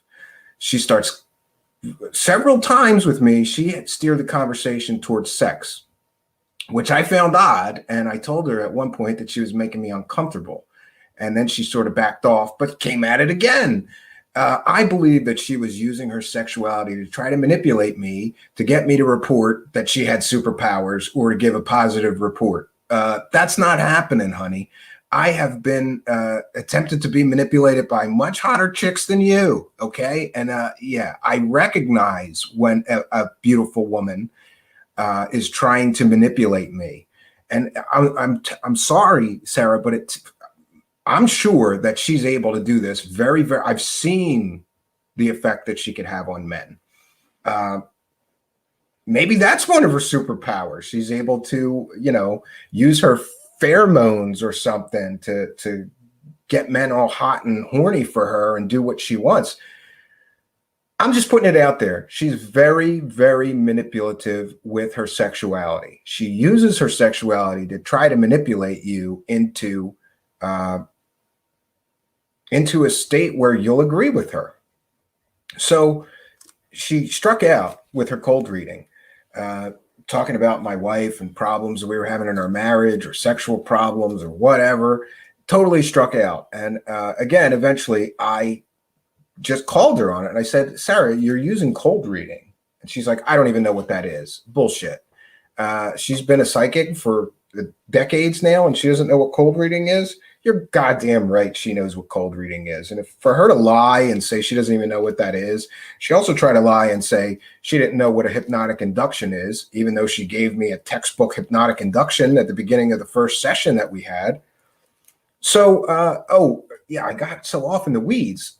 That's another one. Another one of her claimed superpowers is that she can telepathically communicate with nonverbal autistic children. She made that claim to me. No proof of that claim. And again, using somebody's handicapped son to try to demonstrate your superpowers. And I mean, she was all in. She was like, oh yes, I'm communicating with him right now. And later I went, he's fucking sleeping. I guess one of her superpowers is the ability to telepathically communicate with nonverbal children while they're sleeping. Maybe she went into the dream zone, right? We hear a lot about that woo shit. I don't know. And then I did call her on that, and she said, "Oh no, he wasn't sleeping. You're wrong." I'm like, I'm pretty sure I know when he's sleeping, and he was cold dead out at the time that she's claiming that she's telepathically communicating with him. But it is what it is. That's another claimed superpower that I don't believe she has, and she has claimed that. Now, the danger here is that she's going to backpedal on a lot of this stuff, and she's going to make excuses, and she's going to pretend that she didn't say X, Y, or Z. I have detailed notes. I have videos where she's being interviewed by others where she makes claims of having superpowers. And by the way, I'll play an example. We're going to cite fair use. This is an example of her claiming to have a superpower of being able to feel the life force energy of fruit and vegetables in a grocery store. And if she tries to use that ability to feel the life force energy of fruit and vegetables that are canned or processed, she gets nothing. But it's just an example of one of the 100 different superpowers that she has claimed. This is called Basis 37, Part 2, Sarah Adams. So this is an example. I have 100 examples now of her claiming to have superpowers throughout all these different videos and interviews she's done, but this is just one of them, just to demonstrate the point that she's constantly making claims of having these different superpowers in interviews.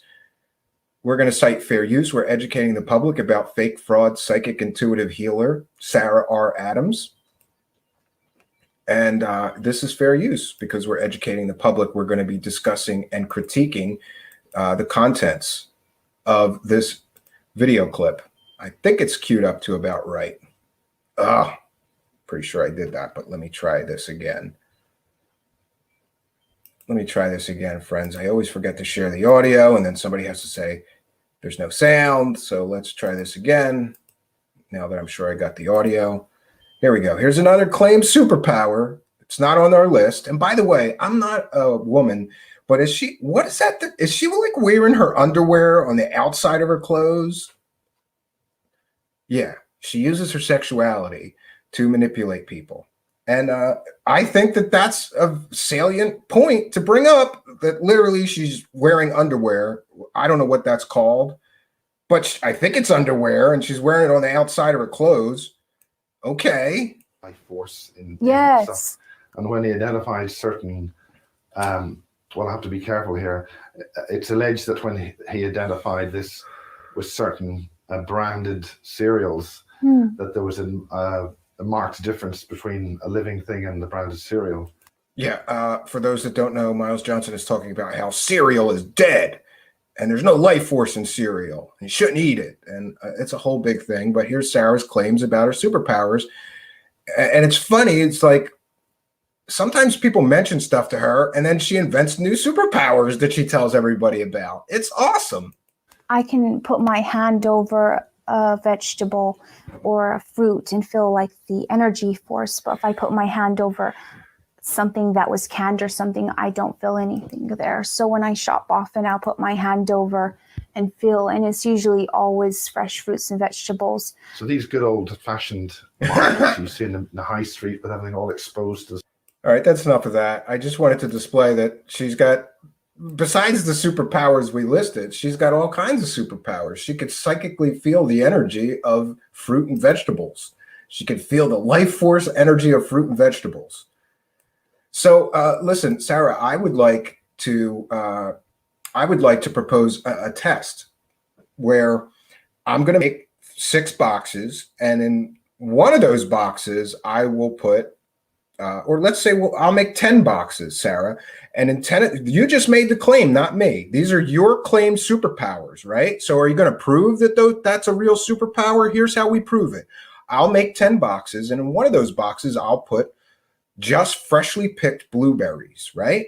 Or grapes, or an apple that was just picked off of a tree that day. And then in the other ones, I'll put canned vegetables. But the boxes are going to be covered, and you can use your superpowers and tell us which one has the fresh fruit and which one has the processed or canned fruit, I guess, by extension. That's a very simple test. And you could prove that superpower is real. But are you going to do that? Fuck no. She's not going to prove any of this shit because it's a fucking made up fantasy. She lives in fucking fantasy land where she's a superhero. That's the gist of all of her claims. She's got superpowers and you don't, and she can help you with her superpowers for $250 an hour. $250 an hour, that's what she gets. And her manager claimed that she's the most in-demand psychic intuitive healer on the West Coast, at least.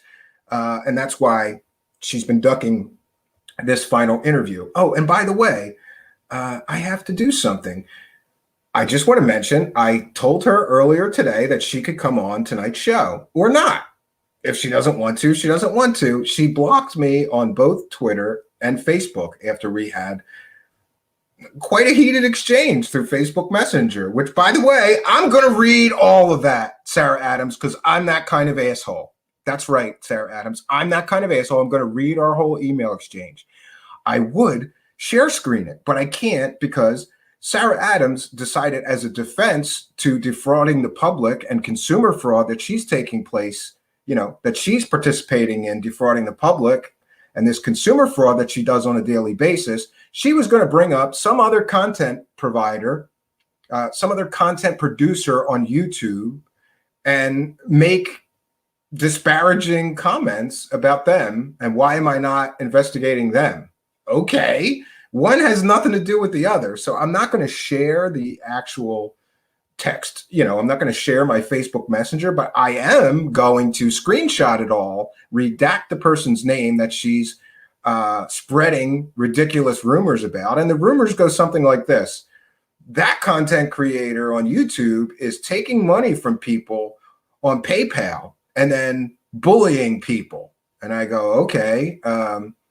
So then I asked that content producer, are you taking PayPal donations or something? And this person says you're bull. And by the way, she's got a huge grudge against that content producer because of something to do with the death of her one-time boyfriend, Max Spears.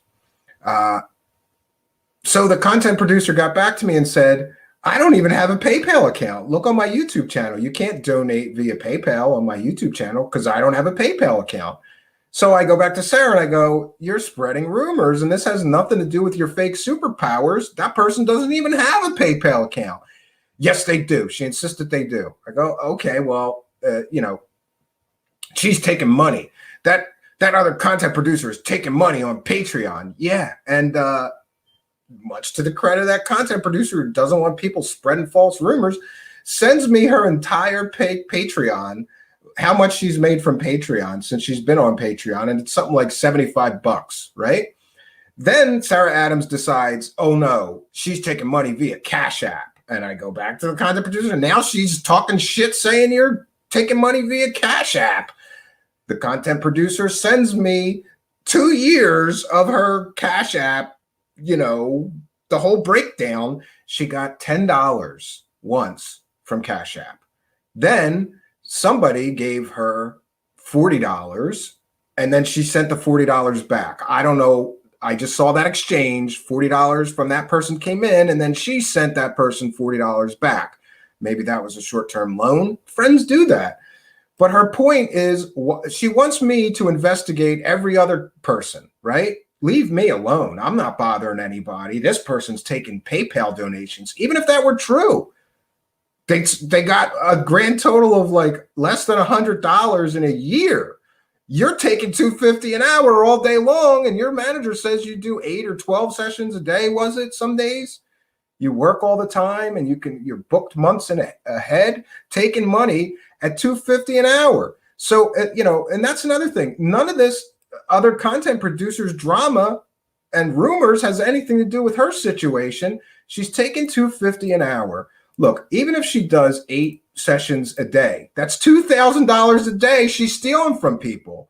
So some other content producer got $100 in a year, and that's the person that I should be looking into, and how dare I, and I'm biased and all this nonsense. And she keeps deflecting and deflecting and deflecting and pointing her finger at this other content producer that, yeah, I kind of know that person, but, why am I supposed to care? And then it gets better, friends, because then she threatens to send all her information about that other content producer to Corey Good. Okay, let's get it all out there, Sarah. You spent at least an hour telling me what a fucking degenerate slimeball lowlife you think Corey Good is. But when it helps your purpose, you're going to team up with him and go after another content producer? Again, you're a piece of shit.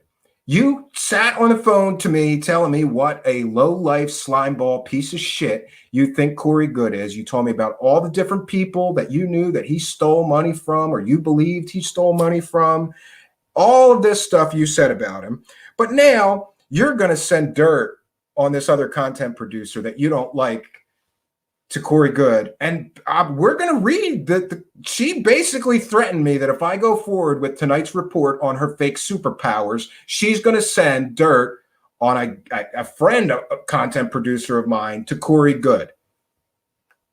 That's a threat, Sarah Adams, you asshole. You know that crazy clown is running around suing people left and right, and he's not very mentally stable. You want to team up with him? Go ahead. Go ahead. But before you team up with him, you stupid bitch, here's what you ought to do, you dumb bitch. Go talk to his former manager before you team up with him, before you ally yourself with him, you dumb bitch. See how that worked out for the manager. See how that worked out, right? See how it worked out for his former social media manager. See how a relationship with him worked out for the girl that used to organize the conferences that he did. Go ahead. Oh, ally yourself. And by the way, that other content producer, I don't want to quote them, but they basically said, do it, bitch. Do it, bitch. And I'll release all the proof that everything you're saying is a crock of shit. And by the way, everything Sarah Adams said about this other content producer turned out to be a crock of shit. And I have the evidence in my Twitter DM box in the form of the actual Patreon breakdown of how much that person made, and Cash App, how much money they were given on Cash App. She's claiming that this content producer is taking all this money from people and then bullying them. Why? It doesn't even make any sense. You know what I think? I think you got a guilty conscience, you piece of shit, because you've been stealing from people at $2.50 an hour playing superhero for years now. And I think your guilty conscience has gotten to you. That's what I think. I think you have a guilty conscience because you know you're ripping people off. The analogy I always use, and it makes perfect sense, is this. If I knock on your door and say, I'm going to cut your grass for $50, and then I just pretend to cut your grass and keep your $50, that would be a crime. So we mentioned these superpowers of yours. If you're out there telling people that you can cure people of anxiety, depression, and addiction, and you take their money and you don't, well, that's consumer fraud. If you're telling people you can cure their illnesses on a cellular level over the phone and you take their money and then you don't, that's consumer fraud. If you're telling people that you can diagnose illnesses from their aura, even on the phone, and then you can't really do that, that's consumer fraud. And one of my favorites, you've said that you can upgrade and repair people's DNA. It's very easy to look at somebody's DNA before you work on them and after you work on them and see that there's no difference between their DNA before you worked on them and after you worked on them. So that too would be consumer fraud. Your claim that you can erase people's painful memories from their mind completely. You can't do that. Not really. Not really. So that's consumer fraud. The claim that you can repair your damaged aura over the phone. I don't know. Maybe, just maybe, that's consumer fraud as well. So friends, where do we go from here? People have been asking me to finish this since the spring. It's winter, right? I was done, ready to report on this in the spring, but she kept on going, here's some more proof. And she would send me testimonials from people, which, by the way, for all I know, her and her manager wrote those testimonials. I don't know. I don't know that those testimonials are real, but even if they are, just because you managed to fool some people with your fake superpowers and they were happy with your $2.50 an hour con job service, doesn't mean that your superpowers are real. And that's what she keeps missing. When I encountered her and decided to investigate her, I wanted to prove or disprove whether her superpowers are real. That's my only interest. Sarah Adams, are your superpowers real or are they bullshit? Right? So far, you failed miserably to prove that any of your superpowers are real. So let's get back to the conversation that we had today. And again, I'm not gonna share my screen because I don't want to contribute to this person spreading rumors about another content producer, especially when I know that the things that she's saying about that other content creator are completely and totally fucked up and made up. Okay, so yesterday night, I sent her a message and I said, final request for interview. I won't ask you. Again, I've compiled my research. I will make some graphics to promote it with or without your appearance. Or I could do another part solo, presenting my thoughts and research, and your interview can be the final part. Your choice, but I'm wrapping this up with or without you in the next few days. Best regards, Stephen. And she replies, I told you via the call that I would do the interview when you took into account that I worked on your friend and he felt the effects, even though I did not tell him what work I was doing on him. You weren't supposed to do this as agreed, and I did not hear snitching about it, only that he wasn't answering you. No, I should just explain. Sarah was so she was so up on proving her superpowers to me that she said, fine, if I'm not able to work on your chakras because you have a cursed ring that you have to destroy before my superpowers work, then you can send me somebody else that's going to have an open mind, and then I'll be able to prove my powers to them. And I went, okay, I'll send you somebody else that you can use your superpowers on. And I thought long and hard about what I was going to do about that. I have friends that are believers. I have friends that are total skeptics. And I have friends that are somewhere in between. She says, you haven't contacted me since. I have no messages or nothing from you. Well, Sarah, I can share the 10 times, I count it, 10 times since the spring, I've asked you, I tried to schedule it. I've given you every opportunity to come on here and you wouldn't. One time you said that you were deathly ill and couldn't even talk. And in the same day, not me, but somebody else pointed out that you were posting selfies on Twitter all day in full hair and makeup. So you were so sick, you couldn't walk, you couldn't talk, you couldn't do the interview, but you were posting glam shots of yourself all fucking day. You know why? Because you're a narcissistic piece of shit. That's why. And a liar. You told me you were so sick you couldn't do anything. You couldn't do the interview. You couldn't walk. You couldn't talk. And then you're posting glam fucking hair, you know. And I mean the kind of glam shots where you got to have a makeup artist and a stylist at your house helping you to make these kind of glam shots. Hey, unless she's great at makeup and hair, I don't know. But it looked to me like she had a full crew there helping her make these glam shots, these model-esque glam shots all day long while she's supposed to be recovering from surgery. And by the way, that's another point. What surgery are you recovering from? Is it the fucking lip injections or the fucking facelifts that you keep getting? I believe she suffers from dysmorphia or something because she's been getting a lot of surgery, I think, lately. And, you know, that's a sad thing. And again, one thing I want to mention is that the purpose of this video is not to damage her reputation. It's not to slag her or anything. It's to get to the bottom of the proof. Is her superpowers real or are they bullshit? That's my only intention here. Okay. Yeah. So let's get back to the messages because it gets on and on. I said, you told me you can diagnose and help people's illnesses. The person I said to you, Sarah, was not sick. He was not terminally sick. He was not sick at all. And you had no idea. Shouldn't you have known he wasn't terminally ill with your superpowers and all? So just to be clear, I did send her somebody. And I told her that he was terminally ill with cancer. He and I are friends. He happens to be a magician, mentalist, and hypnotist. I wanted to send somebody like me that could really give her superpowers a real test. So I send in somebody named Cedric Taylor. You can look him up on YouTube. It's the Urban Entity TV he runs, and he's a hypnotist. He and I talked. I explained that I think she's using hypnotic inductions and cold reading. He had one reading with her, and he came back and said, she's absolutely using hypnotic inductions or attempting to, and she's using cold reading like any other fake psychic that he's ever talked to or encountered. So the person that I sent to her, which I told her, let's be clear. I told her that he was terminally ill with cancer. And she said, oh, well, I'd be happy to help him with that. Okay.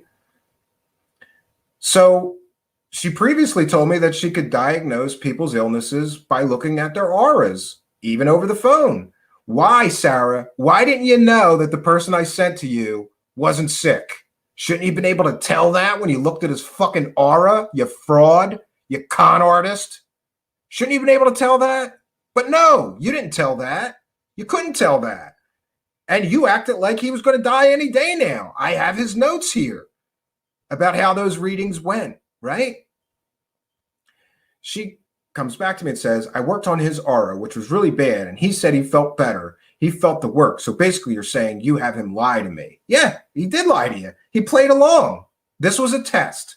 This was a test of Sarah R. Adams' superpowers, a test that Sarah R. Adams failed miserably. You failed miserably, Sarah R. Adams. Your superpowers aren't fucking real. And when somebody went in there claiming to be a terminally ill cancer patient and talked to you on the phone, you had no fucking idea that he wasn't even sick. Shouldn't you have known that? You're a psychic, right? She says, I work on people's energy fields, which affects them in a positive manner. Yeah, that's something you can't prove or disprove. I told him I cleared emotions. I never told him I was working on his cancer. Yes, you did. I told him I was working on where I felt his energy was fenced. I have hundreds of testimonials. Okay. And I reply, okay, so you had no idea he wasn't terminally ill. You previously told me you could diagnose people's illnesses by viewing their auras. Guess your superpowers failed you again.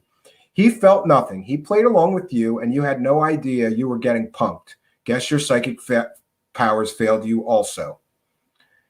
She replied, I told you I work on energy, which in turn often heals them. And then she says, well, this just shows you rigged this, and you also lie. Yeah, okay, I rigged it. I wanted to test your superpowers, and this is the best test of a superpowers that I could think of. I reply, he's a mentalist and hypnotist, by the way, and agrees with me that you use hypnotic inductions. And if that fails you or you can't resort to standard hypnotic inductions, you use standard cold reading techniques all fake psychics use. He agrees with me. You use hypnotic induction techniques and cold reading techniques. He agrees with me that your superpowers are all bogus. I didn't rig anything. I tested your superpowers and psychic powers, and you failed miserably. She says, you're also lying about how you said I would not do the show. No, I'm not. Here we are, Sarah R. Adams. Listen, I said that you could come on the show tonight. I gave you 10 opportunities to come on the show. I'm not lying when I say that you won't come on the show. How many fucking times am I supposed to invite you? You've gotten 10 invitations. I've got screenshots of the 10 invitations, the 10 times I tried to schedule with you. And I went above and beyond. I said, I know you might be on a different time zone. I'll do it whenever you want, Monday, Tuesday, Wednesday, Thursday, Friday this week.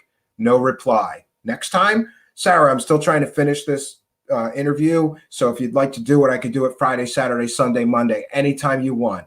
Just let me know. No reply. And over and over and over again. I didn't lie when I said you wouldn't come on the show. You're not on the show. You're not on the show tonight. You could be. Oh, and by the way, just to be fair, she blocked me on Twitter and Facebook, so I really have no way of sending the invitation to her to be on the show. But here's what I'm going to do. I'm going to try to send it to her manager. There it is, to Ginger Gill, and I'm going to say invitation for Sarah to come on the show. We are live right now. Last chance. And there's the StreamYard invitation. Or to Ginger Gill, her manager. You can come on too if you want, but I have to finish the presentation first. Okay, so let's get back to the messages. This is like 2 hours today. She's going back and forth. I said, say what you want. your claimed superpowers failed. You don't have superpowers, Sarah. You were as ordinary as any person. Sorry to break it to you, but that is the reality of your superpower claims. Oh, and you know what? I can share this up until a certain point. So just so nobody thinks that I'm making any of this shit up, these are the actual messages between Sarah Adams and I. So you told me previously you can diagnose people's illnesses by viewing their auras. Why didn't you know he wasn't sick? It's because your superpowers are bullshit, Sarah. She says, actually, I thought your friend was a bit creepy the way he spoke and was attempting to keep up my part of the deal. You were to send an unbiased person to get the results that way. I made my friend Cedric Taylor promise me that he would be fair and give you, enough rope to hang you. I mean, we talked honestly. I said to him, I know that you're familiar with these cold reading techniques and these hypnotic techniques. You're a hypnotist. I just want you to verify for me if she's using hypnotic induction techniques and cold reading, or if you actually feel anything. If you think her powers are real, come back to me and we'll talk about it. And he came back to me and said, fraud like all the rest. There's nothing special about her, except he agreed with me that it's quite rare that a fake psychic will take the time to actually learn hypnotic induction techniques. He agrees with me and my assessment of your fake superpowers. So I say, I sent you someone familiar with fake psychic techniques, and you used fake psychic techniques just as I knew you would. Cold reading is not superpowers, Sarah. She says, and I told you when I talked, I told him anything. I suggested if he was sick, he could look into alternative healing therapies. And I told him, I don't heal people. I work on clearing emotions and energy. You're an intuitive healer. That's the title you gave yourself. Now you're saying that you don't heal people. You work on clearing emotions and energy. Your title is intuitive psychic healer, Sarah Adams. You're fucking backpedaling now because you know that you just got punked bad.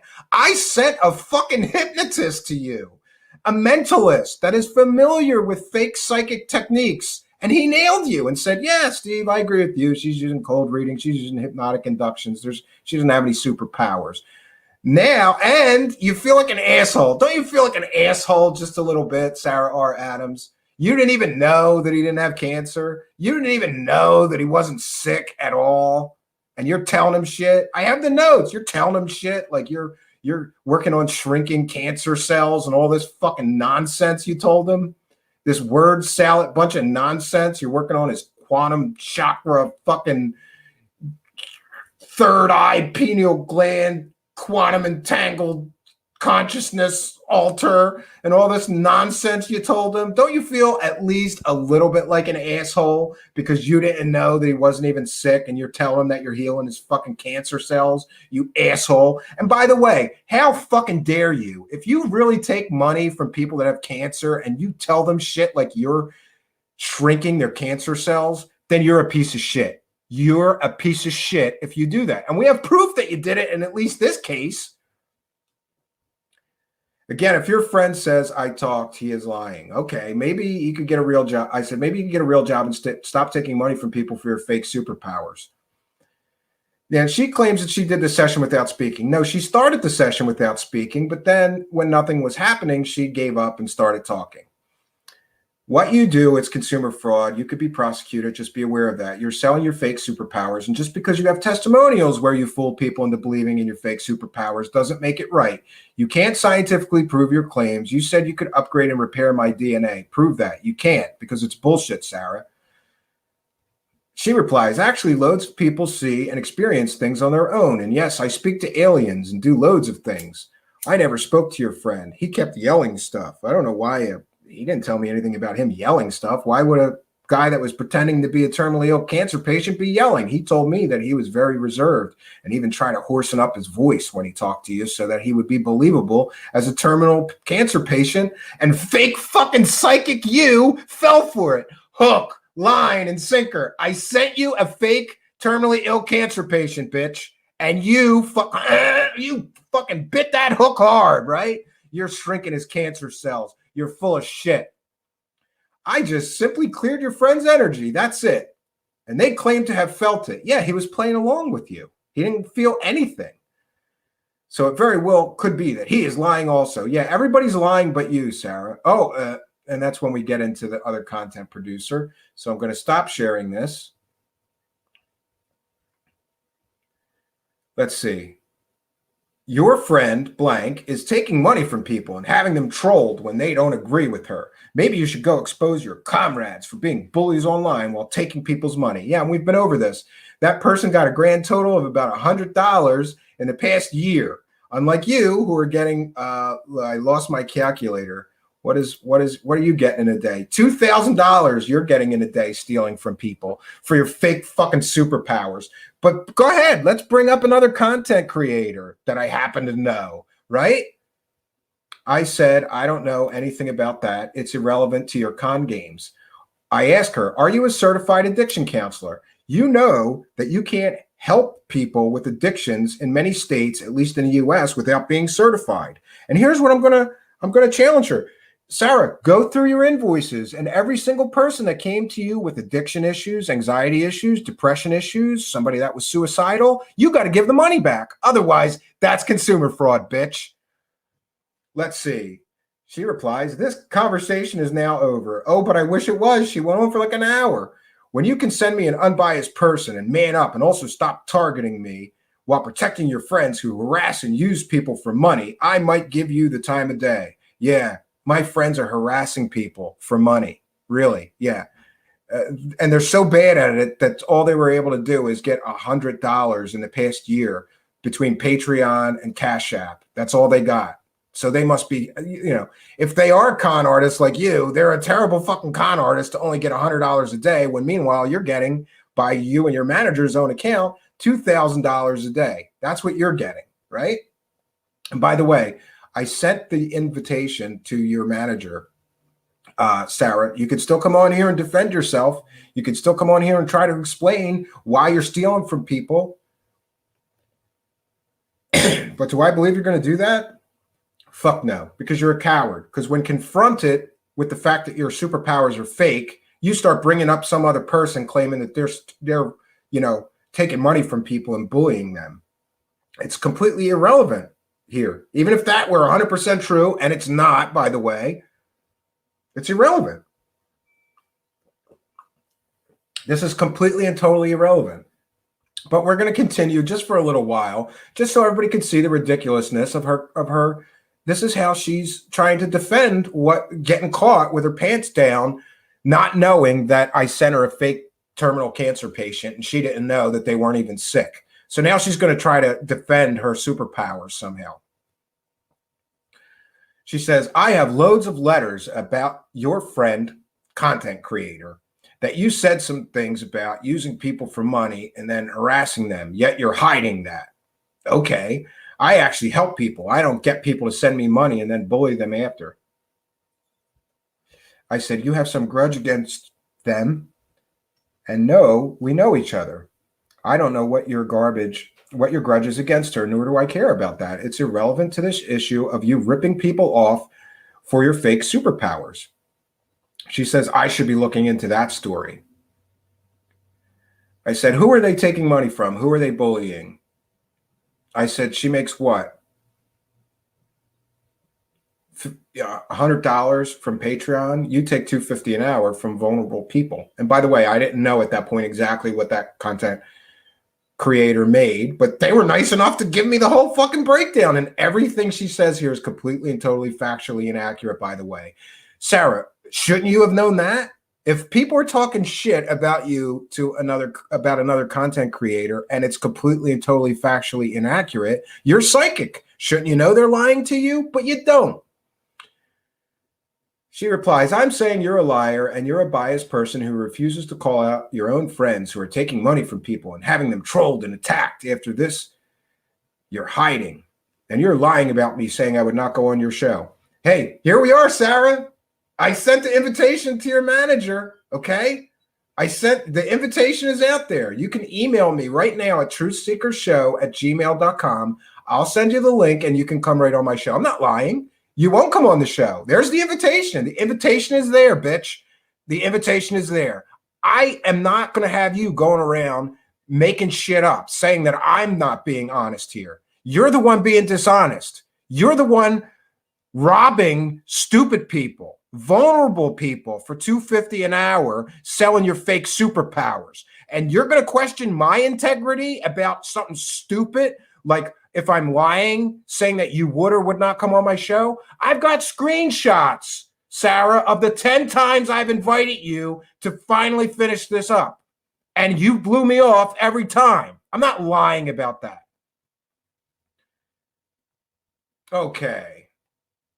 And then she says, that's again a lie. That content creator has tons of people sending her money. Well, we've seen the proof that that is completely and totally factually inaccurate, and you didn't know it, Miss Psychic Extraordinaire. The people messaging me are sending me way more money than that. The people messaging me are sending way more money than that. You're straight up lying to protect a person who is using people for money and harassing them when they don't agree with them. I have loads of letters of people saying this. And by the way, that content creator says, post them, bitch. Post them. Don't bluff. I don't think any of these letters exist. Post them. The content creator told me to tell you, post them, bitch. Post them. Let's see who's a fucking liar here. Post them. Don't threaten. Post them. Do you not think she is having people PayPal her money? Your answer about this person is so telling. And again, I say that has nothing to do with you stealing $2.50 an hour from people for your fake superpowers, even if you are correct, and I don't believe you are. I'm not doing this. I'm doing this show on you tonight. You can come on or not. I don't care.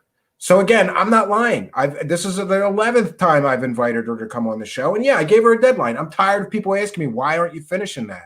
I've been waiting months to finish this. She won't do it because she's a fucking coward and she knows her superpowers are fake. Okay, the acting like she isn't, like they aren't getting any money is such a trick. She has so many people sending them money, and no, they sent me the breakdown from Patreon about how much money they've made from Patreon since they began. Then they sent me the whole breakdown of how much money has gone in and out of her Cash App for the last 2 years. Again, the Cash App, it was a $10. Somebody gave them $10 and then somebody gave them $40 and she gave them the $40 back. I think that was a loan. I'm not sure that she was paying somebody back. Friends help friends. Sometimes you use Cash App for that.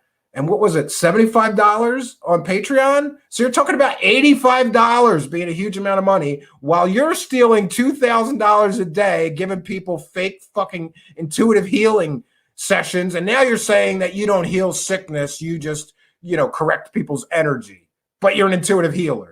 Do you see the hypocrisy? Do you see the bullshit? Can you understand the bullshit coming out of your own fucking mouth?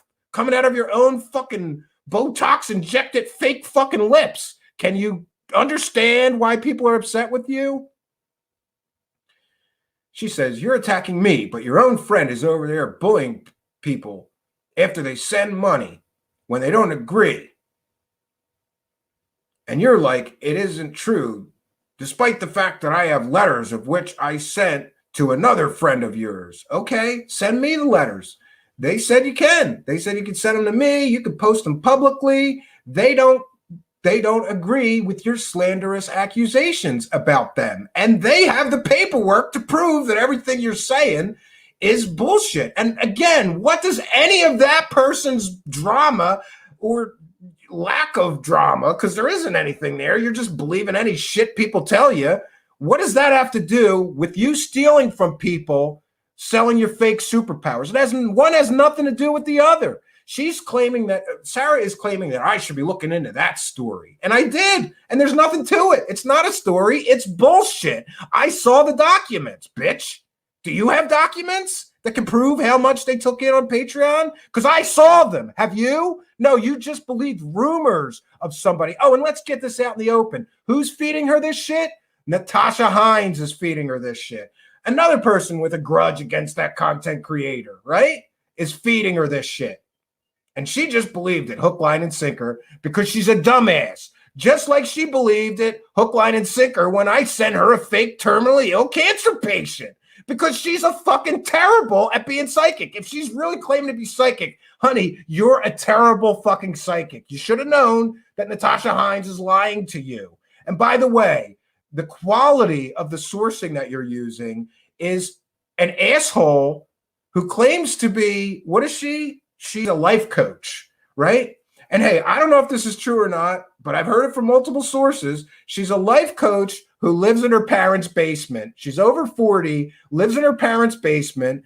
And hey, this is going to sound shallow, but Natasha Hines, I'm gonna go there. Natasha Hines, you're at least what, 150 pounds overweight, right?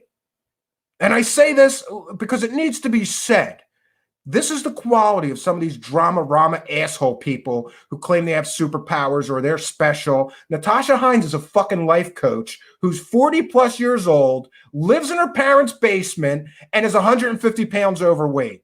I'm sorry, honey. You disqualify yourself for being anybody's life coach, okay? Maybe you could life coach like a homeless person that's a junkie on the street because you're doing slightly better than them, but not by much. This is the quality of the person that fake psychic intuitive healer asshole Sarah Adams is listening to. A fucking life coach that's 40 plus, living in her parents' basement, 150 pounds overweight. Yeah. What a great life coach, man. And by the way, Natasha, you know, if you want to get into it with me, fine. You're allowed on here too. You're welcome to come on here. I'll send you an invitation. But oh, you blocked me too, because you're another fucking nut job. Okay. Let's see. I'm going to continue this. Sarah says, wow, you really like picking what you think is true or isn't according to your liking, huh? Then, in the meantime, I'm going back and forth with this other content creator, and I said, they sent me their Patreon earnings statement, you dummy, Sarah. And no, they don't have a PayPal donate on their channel because they don't even have a PayPal account. Who's that in your ear? Is it Natasha? She's fake as shit, just like you, a life coach who's 40 plus and lives in her parents' basement. Oh, and then she says she's got to get a dig in, and I give her that. Just get a good dig. I'm not worried about your show at all. Nobody listens to it, and the only way it would get recognized is if I promote it, and I have better things to do. Okay, nobody listens to it. I don't know. What do we have? We have 30 people watching now, plus people on Facebook Live and Twitch. It is what it is. Okay, so a lot of people listen. Even if I'm going to put my ego aside. Let's say nobody listens to this. Let's say a few people listen to this. Wouldn't you still want to set the record straight and come on somebody's show that's going to accuse you of consumer fraud and explain why what you're doing is not consumer fraud? But she won't do that.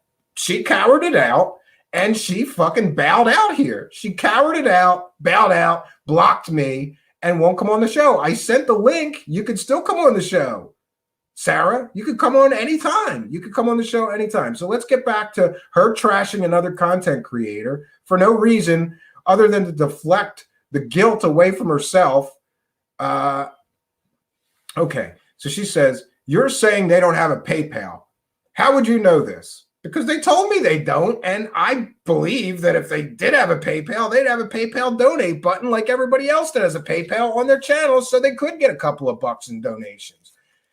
You're like contradicting yourself over and over.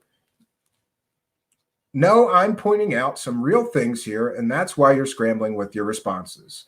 I say I'm not scrambling for anyone. Again, this is all irrelevant to your conning people with your fake superpowers. One thing has nothing to do with your power with the other. Again, you're making excuses and deflecting responsibility for stealing from people with your fake superpowers.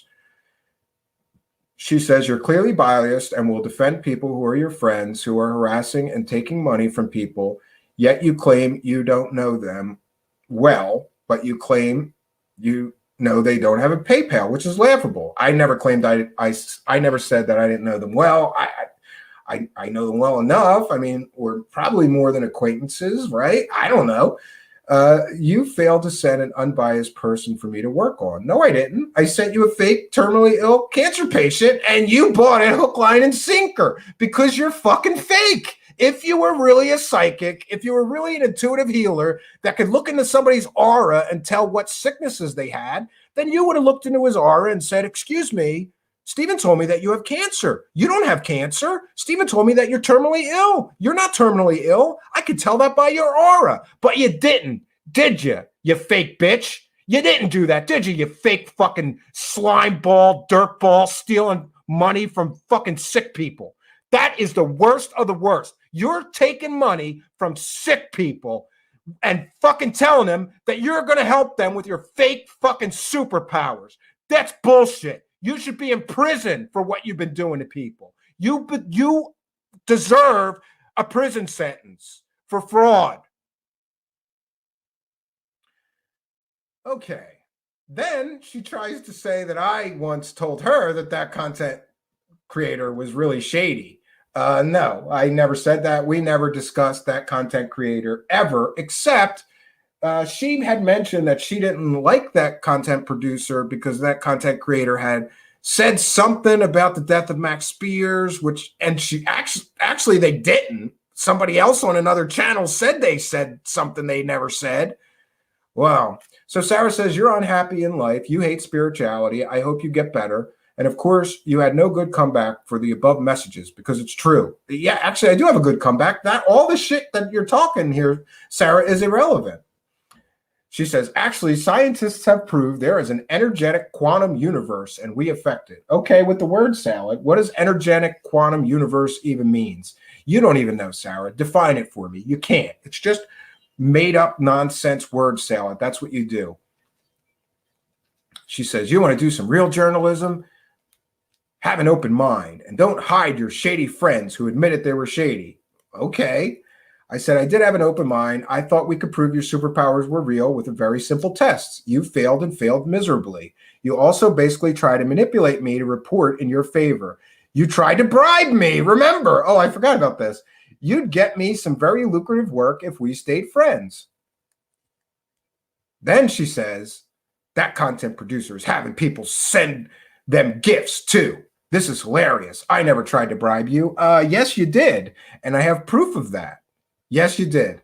Sarah Adams tried to bribe me in the form. This is what she said. She said, I know this is after the second Sarah Adams part 2. She calls me and she says, I know you're very skeptical, but if we could reach some kind of agreement here, I can make sure that you could get a lot of money. I have a lot of money. And I said, is this bitch trying to bribe me to tell everybody that her fake superpowers is real? So I drilled down a little bit. I'm like, well, what do you mean you have a lot of money, Sarah? She says, you know how much money I make? I just bought a brand new $80,000 car and I bought it cash. And I went, okay. And she goes, there's a lot of things that you could do to help me and I could pay you for. You're a computer guy, right? Like maybe you could do my website and I'll pay you. And then she quoted me a figure which is about 10 times more than it cost for a web design service. In other words, if generally to do a quick web design for somebody, I would charge $500. She basically said she would give me $5,000. So she tried to bribe me. She tried to bribe me to get me to report this report in her favor. And she's going to talk to me about integrity, right? I never tried to bribe somebody to tell people that my fake superpowers are real, Sarah Adams. She says, I'm biased. I said, I don't have time to argue with you. I have things to do. I know that content creator enough to ask them about your claims. They shared their Patreon statement and told me the only gift they got was a birthday gift card from Natasha for $50. And by the way, there was something weird with that. Like it didn't even come from Natasha. The life coach had to get her mom to give her the $50 and send a gift card. Maybe she didn't have the $50. Maybe, I don't know, something weird with that. And Sarah Adams says, you're still claiming she doesn't have a PayPal? Wow. Yeah. At least I believe that they told me what they told me. I said, if they had a PayPal, they'd take donations on their channel. They told me that they do not have a PayPal account. Again, all of this is relevant to you stealing money from people with your fake superpowers. We're done here, Sarah. Best of luck making a living stealing from vulnerable or stupid people. Then she comes back with, no, that person takes Cash App, Facebook 2 payments. Okay, they sent me the Cash App, and there was a $10 and a $40 that was really a loan that you gave back to somebody. So all of this is nonsense. It shows you're hiding your friend's shadiness. Yet you're targeting the spiritual community. No, I'm targeting the con artist community that is selling people fake superpowers and stealing money from sick people. And she said, I know somebody has the ability to prove they were sending them money. Okay. They said, put it out. Go ahead. Put it all out there, girl. We'll put it all out there. We'll get to the truth of this and we'll find out who's shady, right? I'm pretty sure that people are going to think that you're the shady one for even bringing this up. Has nothing to do with you getting caught with your panties down, not knowing that I sent you a terminally ill cancer patient that wasn't terminally ill or a cancer patient. You fake fucking fraud psychic. Oh, and here we go. It gets good. Then Sarah says, oh, I said, you going to hold me responsible for reporting on every content creator that I know? I'm not biased. You're full of shit and you're stealing from vulnerable people. Deal with it. Don't deflect. Don't bring up other people I know.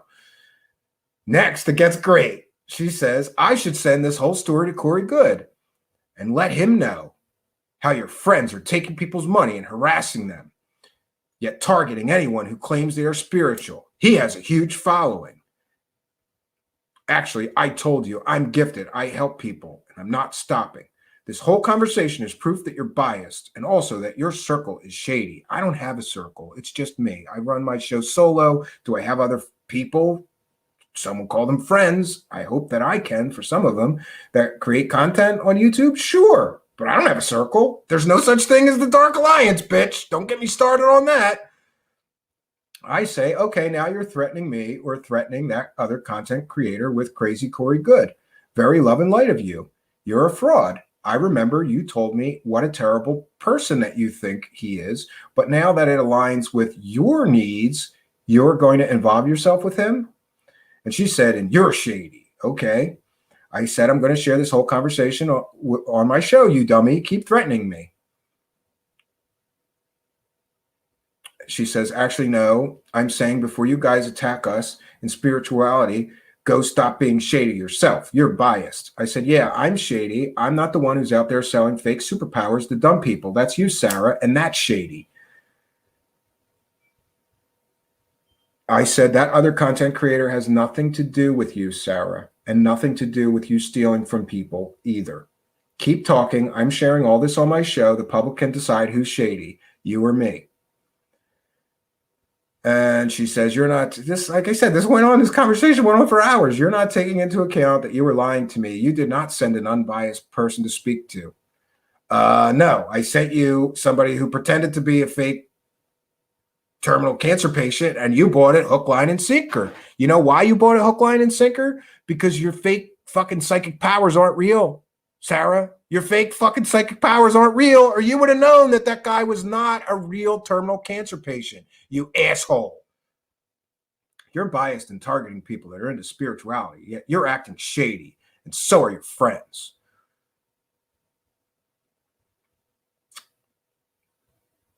Okay.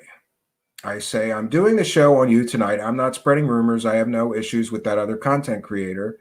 Whatever she does, whatever they do, has nothing to do with you.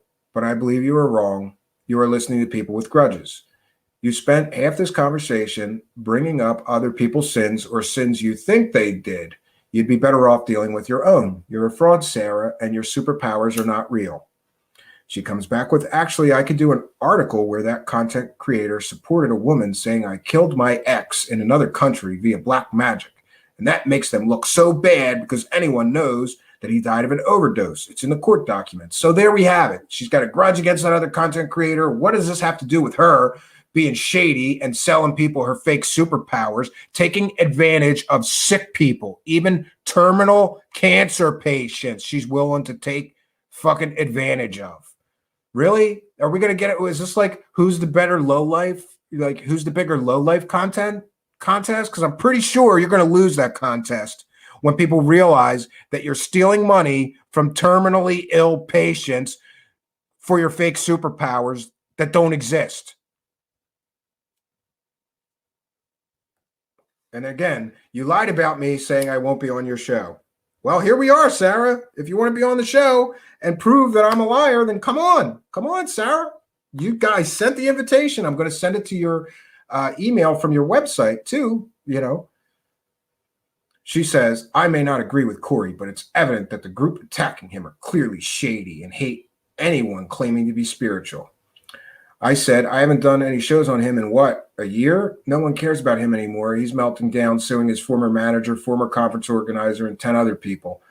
I don't care much about him. She says, no, I don't hold a grudge. I'm just shocked at what that content creator actually supported a woman who claimed I killed my ex via black magic when they claim that they don't even believe in that stuff. I says, again, this has nothing to do with your superpower claims now proven fake.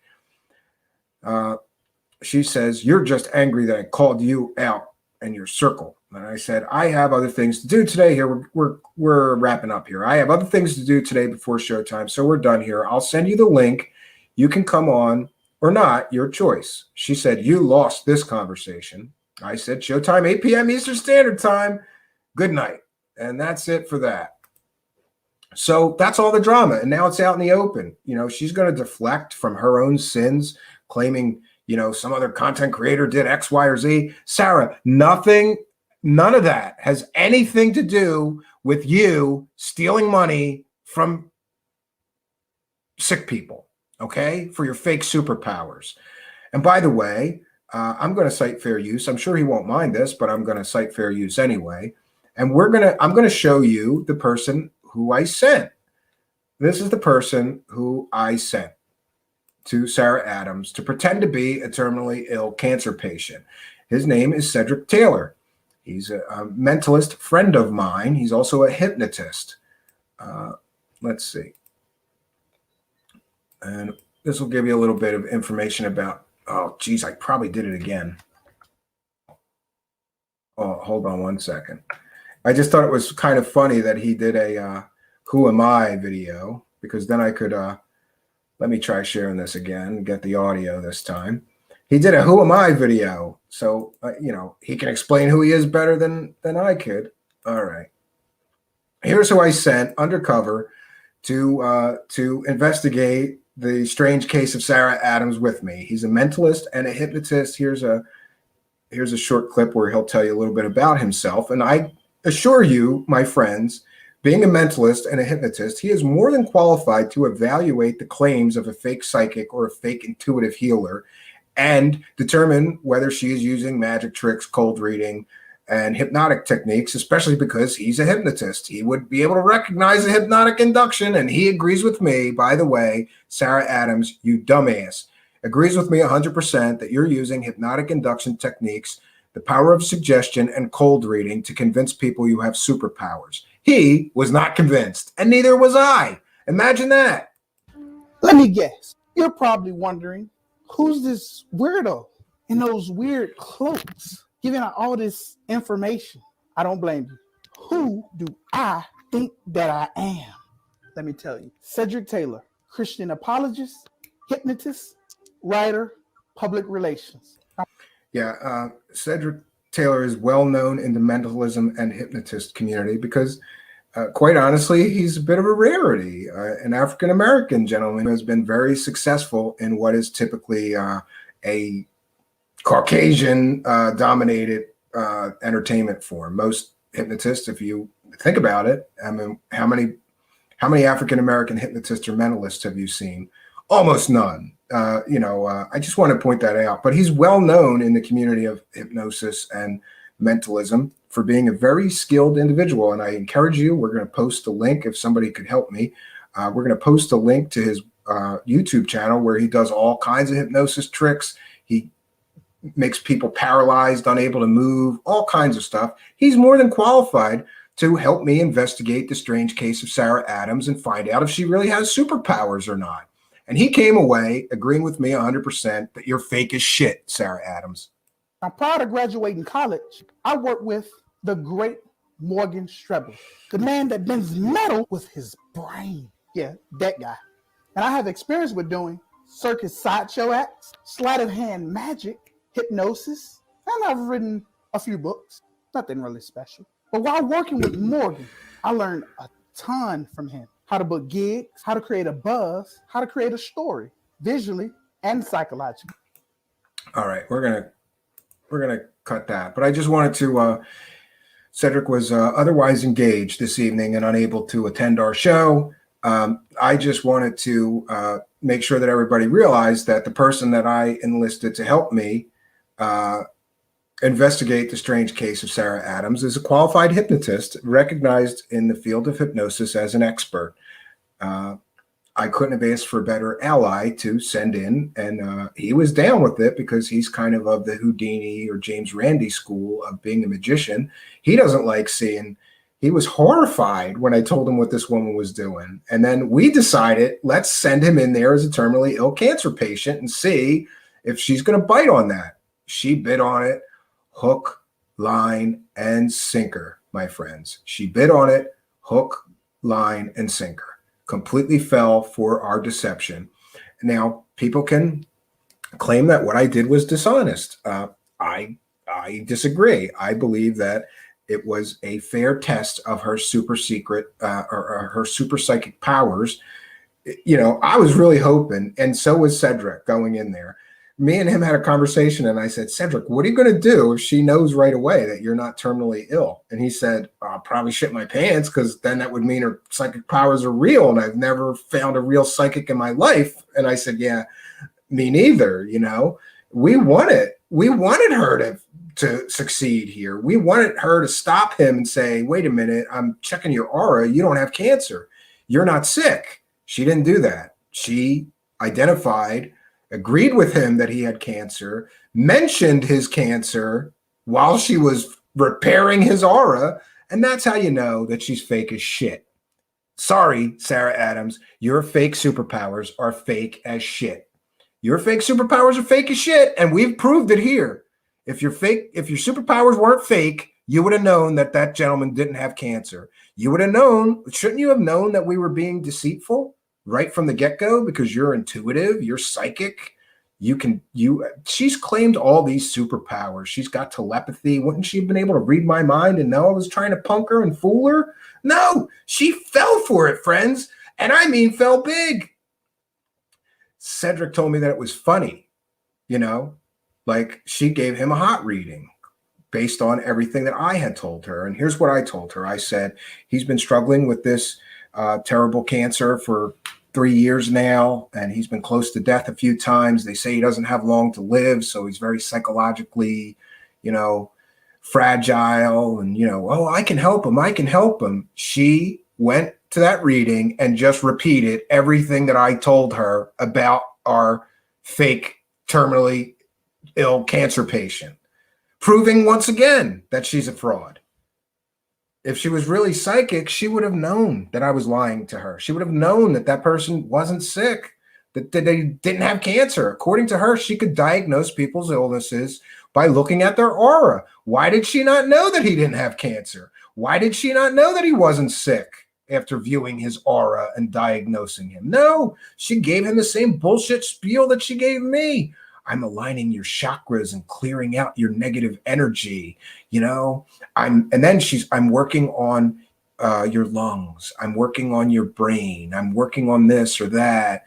Oh, I can see that this area is very affected by your illness. No, he doesn't have any illness, you dumb bitch. He wasn't sick at all. He told me he didn't even have a cold for a year before you gave him a healing session, right?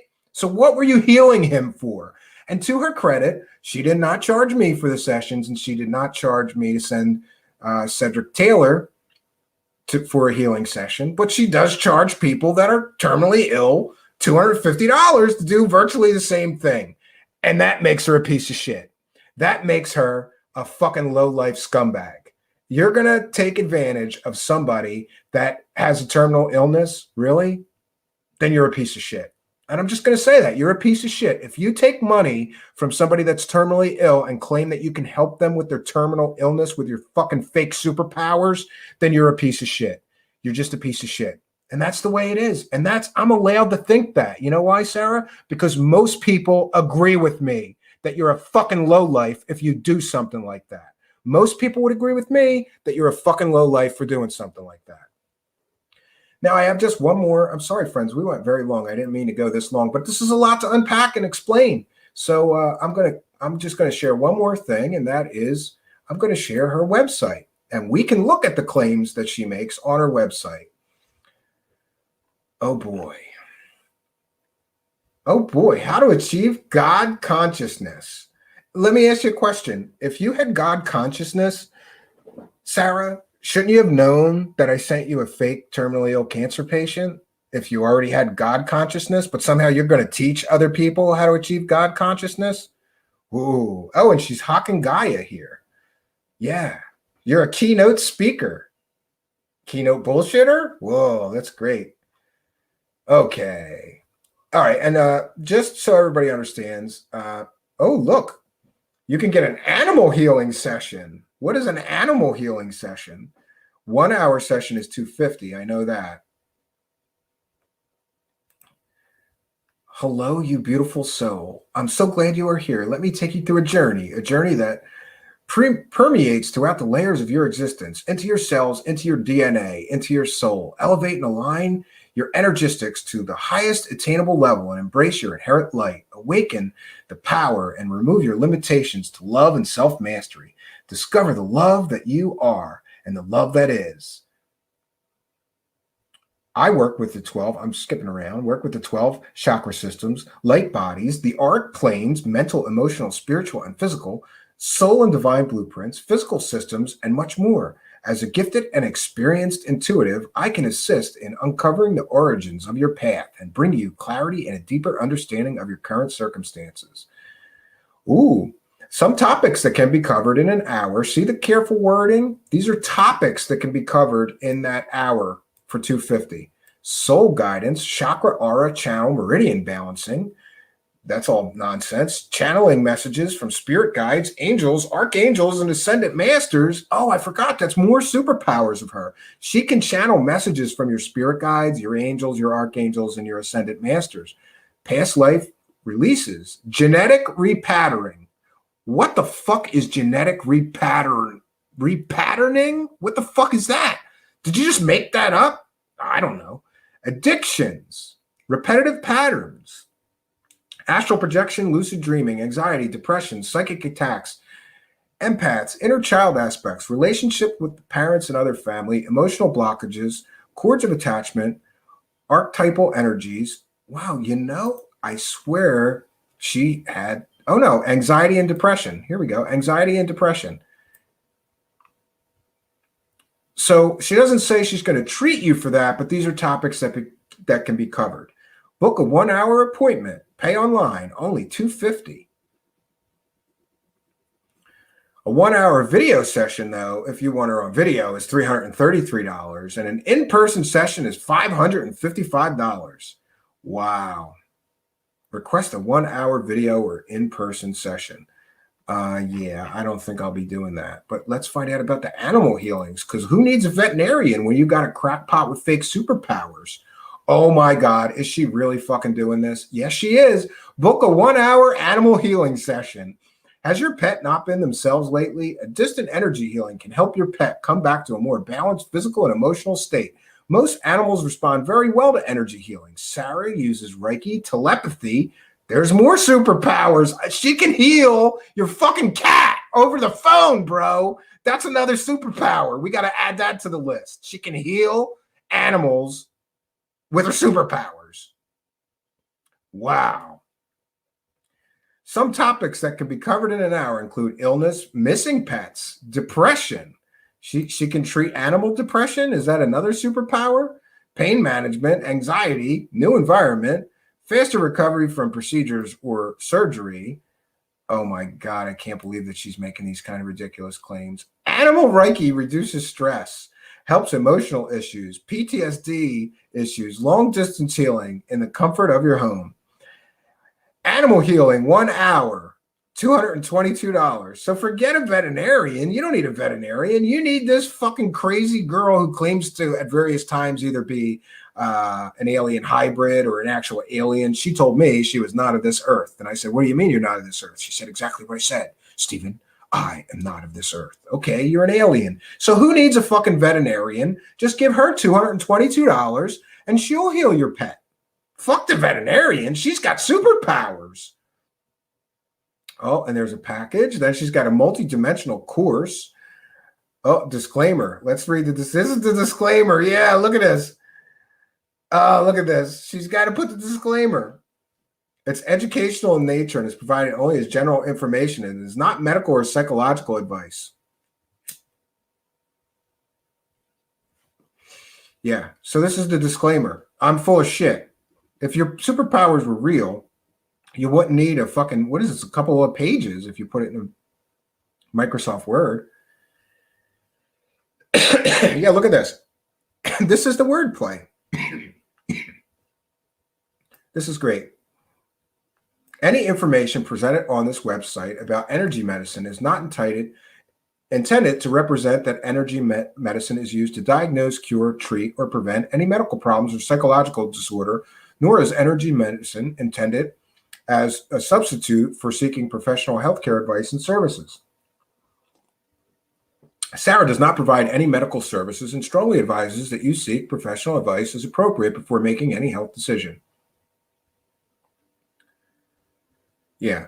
Any information, stories, examples, or testimonies presented on this website do not constitute a warranty, guarantee, or prediction regarding the outcome of an individual using such material contained herein. So this is her out. This is how she could get away with this legally, or she thinks she can. She thinks she can just post this disclaimer and then she could fucking rip off everybody she wants to with her fake superpowers.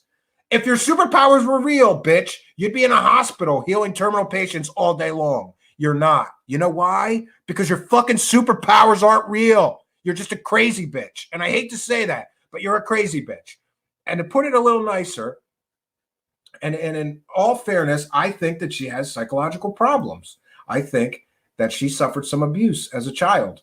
Given her own stories about suffering abuse as a child, I believe that she suffered severe psychological trauma and abuse as a child, and she's created alters. That is multiple personality disorder or dissociative disease. I'm blanking on what it's called now. They don't call it multiple personality disorder. She mentioned having alters to me. Oh, and that's another point that I'd like to make. She has a very, Sarah Adams, and this is a small point, but it's important. She has a very distinctive pattern of speech, and she has a speech impediment. What do I mean? Listen to her in any interview. She can't say or pronounce the letter G. In other words, I may say interesting. She doesn't do that. She says interesting. She cannot produce the letter G at the end of anything. So she continually does things like that. One of the times she was working on me, she told me that she was channeling my guardian angel. And my guardian angel would talk to me and give me some advice. And then she kind of talked in a raspy voice, but she still had the same speech impediment. So somehow my guardian angel has the exact same speech impediment that Sarah R. Adams has. I found that interesting and proof that she's full of shit. Oh, let's see the team. We're gonna look at the team then. Yeah, and this is, look, she's got a PhD on her team. That's great. Dr. Chad. I'm willing to bet that doctor's not a doctor. A lot of these so-called doctors aren't doctors. Here's our webmaster. Oh, you know what? We should email each of these people and say, here's the link to join the show. Yeah. And there's a whole page of testimonials. I don't know if they're real or if they're not real. Let's read her about, because this is interesting. Sarah has experienced many things, from seeing abductions to seeing angels who aided her.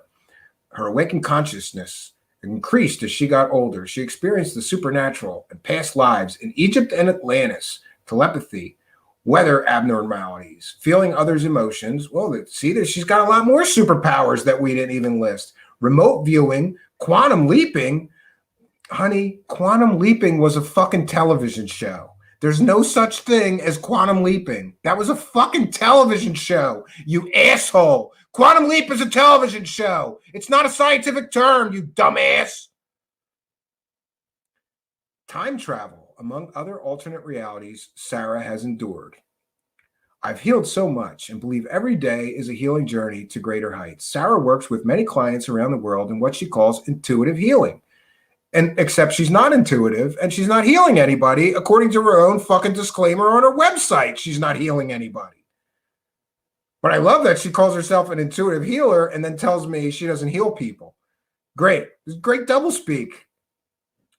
This includes using homeopathy, herbs, supplements, diet superfoods, detoxing, energy work, essential oils, visualization, meditation, subtle energy work, cellular work. There you go. She says she works on people in their cells. When I had the sessions, when Cedric Taylor, the urban entity, fake terminally ill cancer patient had the sessions, she said she was working on his cancer cells. She told me she was working on my cells in my liver, I think. Probably knows I drink too much, but it doesn't take a psychic to figure that out. All to heighten the frequency of the temple and the precious bodies we have been given. She has made TV appearances on Gaia, including Beyond Belief and Buzzsaw, as well as Vice TV, The Basis Project, co-hosting the Divine Truth Show on Revolution Radio, and many others.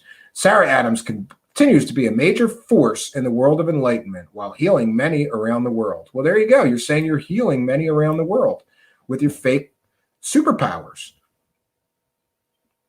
And there's one other thing I wanted to share, which I think tells you everything you need to know about Sarah Adams' products. She sells snake oil. D-Spark restores your spark and your chi energy. It's an alchemical aura charging mineral formula that I call meditation Zen in a bottle. If you fly long flights like me, or need energy, or simply just want to bring your frequency up, then D-Spark is the perfect product for you. Then I have a challenge for you, Sarah Adams. Tell me what the ingredients are and show me scientific studies that prove that the ingredients of this snake oil do any of that shit. It's an alchemical aura charging mineral formula. First of all, you can't prove any of this. It could be bullshit. It could be salt water in this bottle that you're selling. It could be anything. And you could say that it's an alchemical aura charging mineral formula. How the fuck does anybody know what a real alchemical is it aura? Yeah, aura charging mineral formula. And you call it meditation and Zen in a bottle. She could be selling anything. Are you selling that in the United States? Has it been approved by the fucking Food and Drug Administration to be a real alchemical aura charging mineral formula? And by the way, look at the fucking price. $67 for this bottle of fucking snake oil. That's what she sells. And by the way, she was selling some kind of homeopathic remedies for people with COVID and defending doing that. Then I think her and her manager thought better of that and they stopped selling that. To my knowledge, best that I can recall, they were selling some kind of homeopathic remedy and they were pushing that on people that had COVID. That's another slimeball thing to do. Selling people this fake snake oil and telling people that it's going to supercharge their mineral or supercharge their aura is another snake oil fucking despicable thing that you're doing.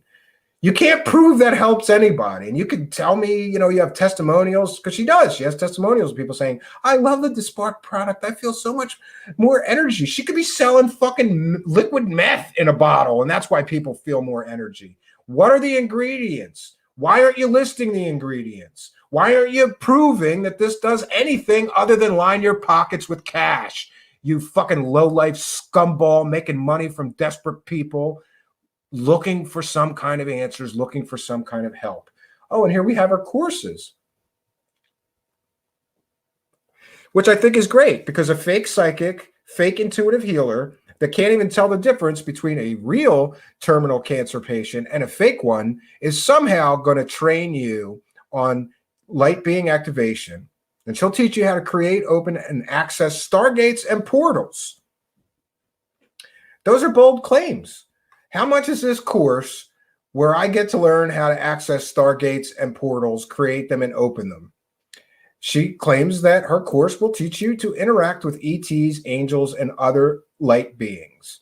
For the multidimensional course, Sarah guides you on energy work, Reiki, detoxifying, diet, meditation, prayers, positive mantras, past life regression, soul work, DNA upgrades. There it is in black and white. She claims she can upgrade your DNA.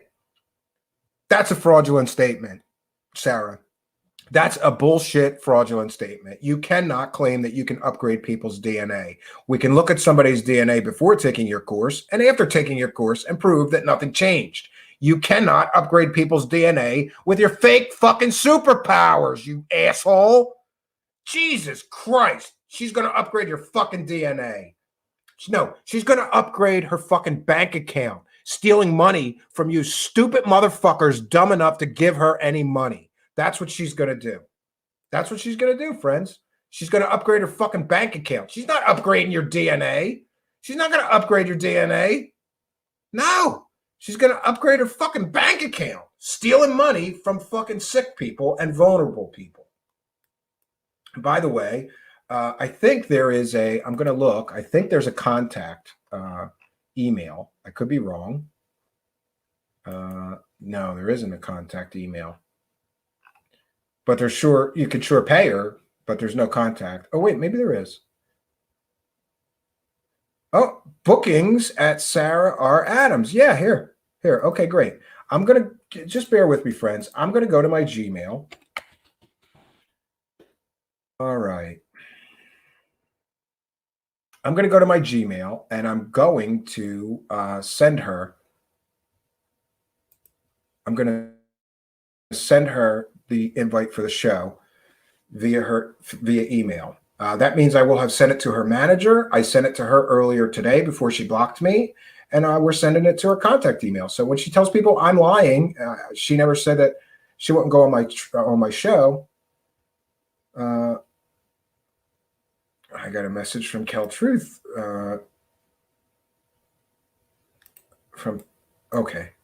So shout out to Kel Truth. All right, so let's send her the invitation to come and join the show. If she wants to, she can.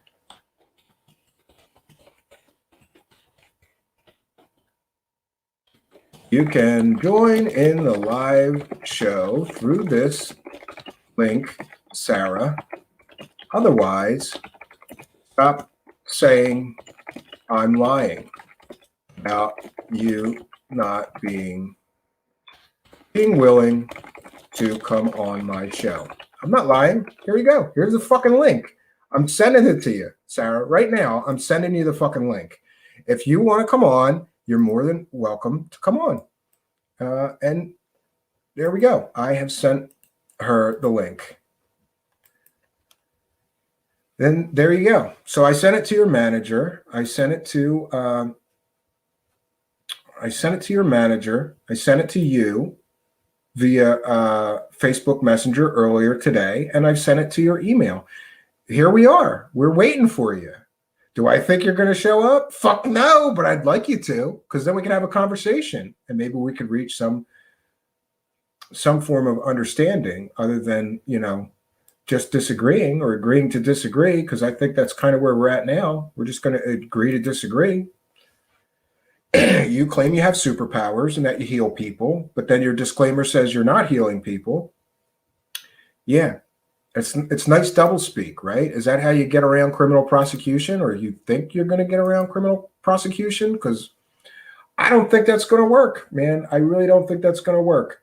And by the way, I'm sorry to that other content creator, but I talked to them earlier, and they're like, yeah, fuck her. Let her put out whatever she's going to put out. I didn't get a bunch of money. I'm not collecting a bunch of money from people. And here's, to their credit, they gave me all their financial records. And I was like, Jesus, I didn't ask for all this shit, but thank you. Now I know they're full of shit,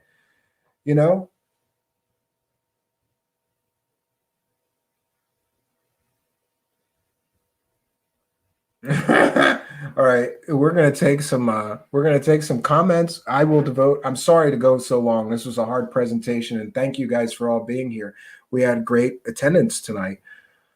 Explain why you stole $50 from a supposed dying cancer patient, Sleazy Itch. I think you mean her, and I don't. She's taken $250. Not. Oh, here we go. She can drop those letters proving her claim about others while she's at it. I want to see that. Yeah, we all want to see it. Drop the letters. You know how to screenshot shit, or your manager does. Screenshot that shit. Put it up on Facebook. Put it up on Twitter. We all want to see who's talking shit about other content creators behind their back, especially when they're just slandering people and making shit up that isn't real. And people can prove that they're making shit up that isn't real.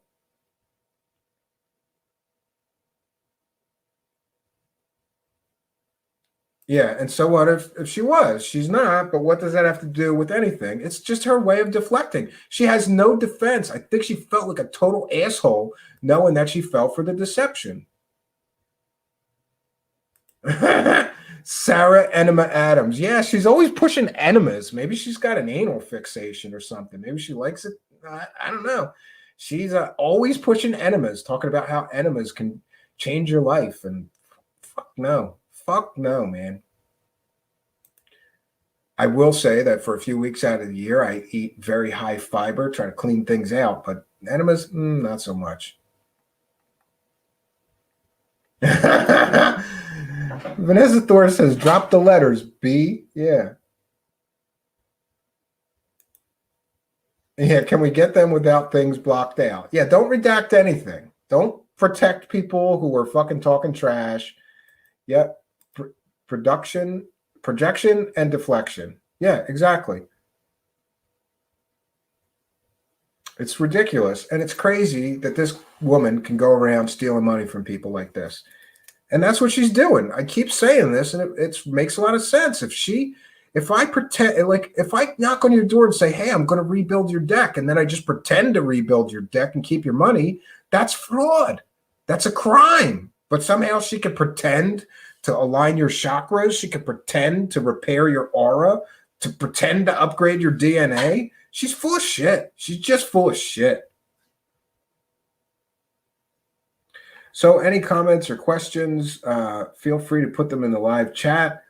I'm sorry to go so long without interaction here.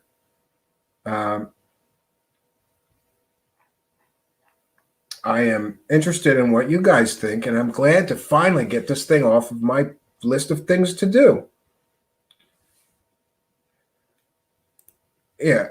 It is telling she is making money off of claims of communication with nonverbal autistic kids and animals. Both can't confirm. Exactly. So she could just steal money from people and pretend to work on your fucking sick pet or talk telepathically to your son that doesn't speak. And that bothered me a lot because I got real emotional when I thought for a moment that she may really have some kind of insight and, you know, like, oh, maybe she does know what his favorite color is and things like that. And then, by the way, she failed miserably cold reading me about him and started telling me all kinds of shit that was no way was it true. You know, like telling me his favorite food was this, when me and my wife, we know for sure what his favorite food is.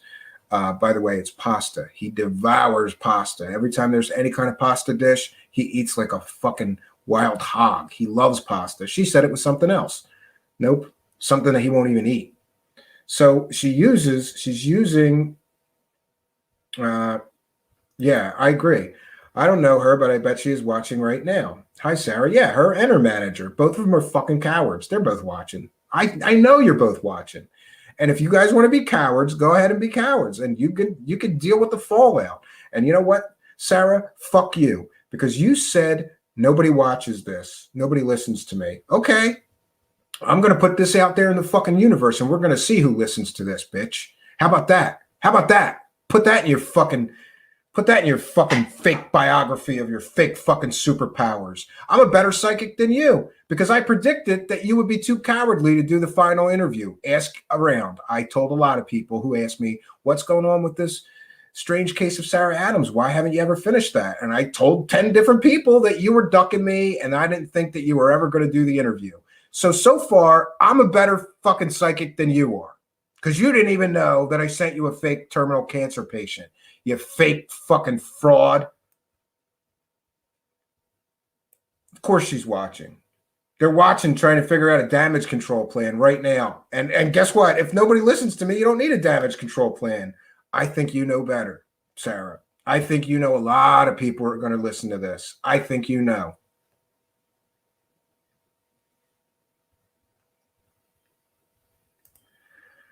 Yes, and that's what it's called. Thank you, Vanessa Thor. Her dissociative identity disorder is likely copied from media. The changing of her accent and crap she saw on TV. Yeah, she's got a weird accent. And then here's another thing. She claims that she grew up in France. I asked her to speak French. Somebody told me to gotcha her with that. She can't speak French. How the hell do you grow up in France and you can't speak a word of French? I think that might be bullshit. I don't know. But I don't know. Nothing that she told me panned out to be true. Nothing, Sarah Adams. You grew up in France, but you can't speak a word of French? And then I asked her, I'm like, how long did you live in France? You're like, oh, until I was 18. You spent 18 years in France? And I said, no, really, say anything to me in French. I love the French language, especially a woman speaking French. Come on, say something in French. She couldn't say a fucking word of French. I knew more French than she did, and I never even took French or been to France, but I could speak more French than her. There's something suspect about that. Does that mean she's making that up too?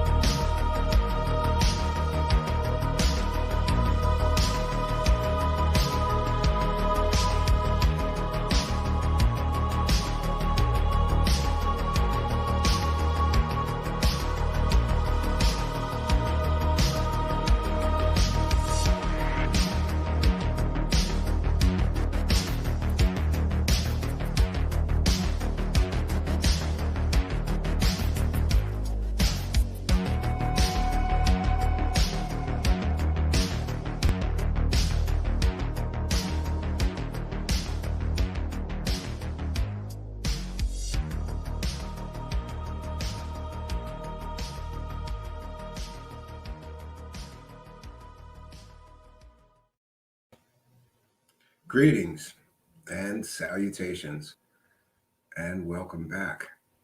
This is going to be a rare early show for us. Well, early evening. I have some. I have an incredible amount of things to do today before I can go to sleep tonight. A lot of things on my list. Getting a show together and being with you being one of those things. So I thought it best if we get on here and bang out what I think will be a very quick presentation.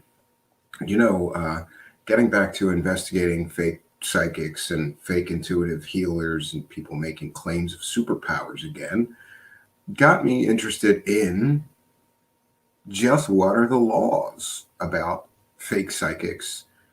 Is there any consumer protection? Turns out that there are very little in the form of federal laws concerning fake psychic services, or real psychic services for that matter. And this is the gray area that psychics actually do business in. It seems that, at least in the United States, each state is responsible for creating or outlining rules and laws concerning these fake psychics. And we see that the laws vary incredibly from state to state. Some states outlawing storefront psychic mediums, and some states having some consumer protections against fraudulent mediums. But some of the new age con grifters, like intuitive healers, still get a free run in many states in the United States. Where you live, it may be perfectly permissible for somebody to pretend to have superpowers and steal money from people. Here in the United States, again, it's a gray area. It depends on which state you're in. It depends. There is a great number of variables. And this, though, got me to thinking about psychics and consumer fraud, and doing just a very little bit of research. And by research, I mean a Google search. Busy day today. But I did find a great article that was published in September of this year from AARP, a warning of sorts. And I'm going to cite fair use. We'll be reading from that article. We'll be critiquing, educating the public. This is a transformative work. Okay, so the article's titled "Psychic Scams Rise During COVID-19 Pandemic. What's in your future? Financial ruin if you're not careful." A New Jersey man in his 50s was having problems at work. In February, he turned to a psychic for help. During their first meeting, this psychic read tarot cards and peppered him with personal questions that led to a second, costlier sessions, at which she uttered an ominous warning. "You have a curse. It might be devastating for your family. It has to be removed immediately." Next, she asked him to bring her $9,000 in a pillowcase with 9 white roses, 9 red roses, and magnets. She said she would perform rituals and soon return the $9,000. Yearning for the bad karma to disappear, he did as instructed, scraping together money from friends, a rainy day fund, and an account earmarked for his son's college education. He says that his repeated attempts to get the money back from the psychic have not yielded a dime, and that police refused to pursue the matter. About 5 months after he gave her the $9,000, he lost his job in information technology, part of a pandemic-related layoff, and now is strapped. "Everything is messed up right now," he tells AARP. "I got psychologically trapped, and I never expected it to go this far." People are feeling very vulnerable and lost right now. Some seek out a therapist or religious advisor. Some turn to a vice like drinking, gambling, or shopping, and some look to a psychic. The article goes on further to state FBI complaints inching up. At the FBI, complaints about psychic frauds reported to its Internet Complaint Center, or IC3, likewise have been inching upward. Although IC3 does not see many of these types of complaints, there have been a slight uptick in reporting this year, the FBI said in a statement to AARP. Most of the complainants reporting these scams have not been victimized, but are being vigilant in reporting potential frauds they see on social media networks or receive via email. So it's interesting, even if you just observe a fraud out there trying to scam people or con people, you can contact the FBI. They have an Internet Complaint Center, or IC3 it's called, and let them know about your concerns about a fraud or a fake ripping people off on the internet. Isn't that interesting? Among recent complaints to the helpline, a 54-year-old woman in Canada lost $24,000 to a psychic who promised to connect her with a loved one. A 73-year-old man in Washington State lost big bucks to a psychic in hopes of winning back an ex-girlfriend. The spiritualist not only took his money, but also had him charge expensive jewelry that he gave the psychic to present to the man's lost love. The woman never got the gifts, nor did she reconcile with him. Now practically broke, he saddled with the credit card bills for the jewelry. Next, a 72-year-old woman in Seattle gave $20,000 to a psychic for information about a new relationship. When she complained to the police, they refused to follow up on her case, she says. Wow. So hunting them down. Many in law enforcement don't take psychic scams seriously, says Bob Nygaard, a private investigator based in Boca Raton, Florida. After 21 years as a cop, he built a second career hunting down fraudulent fortune tellers who he says exploit vulnerable people.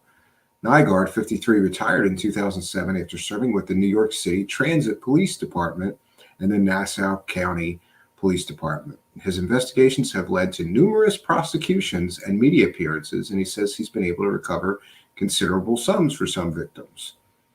Yeah, and that's somebody I'm going to be reaching out to for an interview. I'd love to talk to that guy.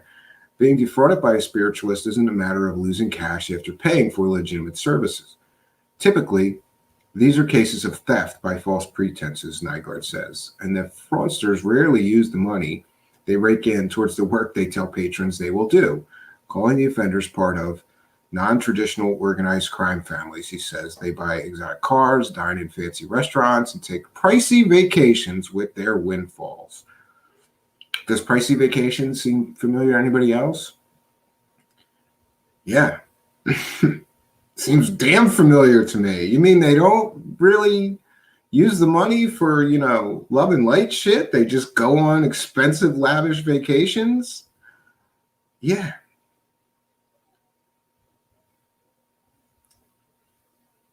It all happens amid their outlandish claims. You'll be cured of cancer, or your child will recover from autism.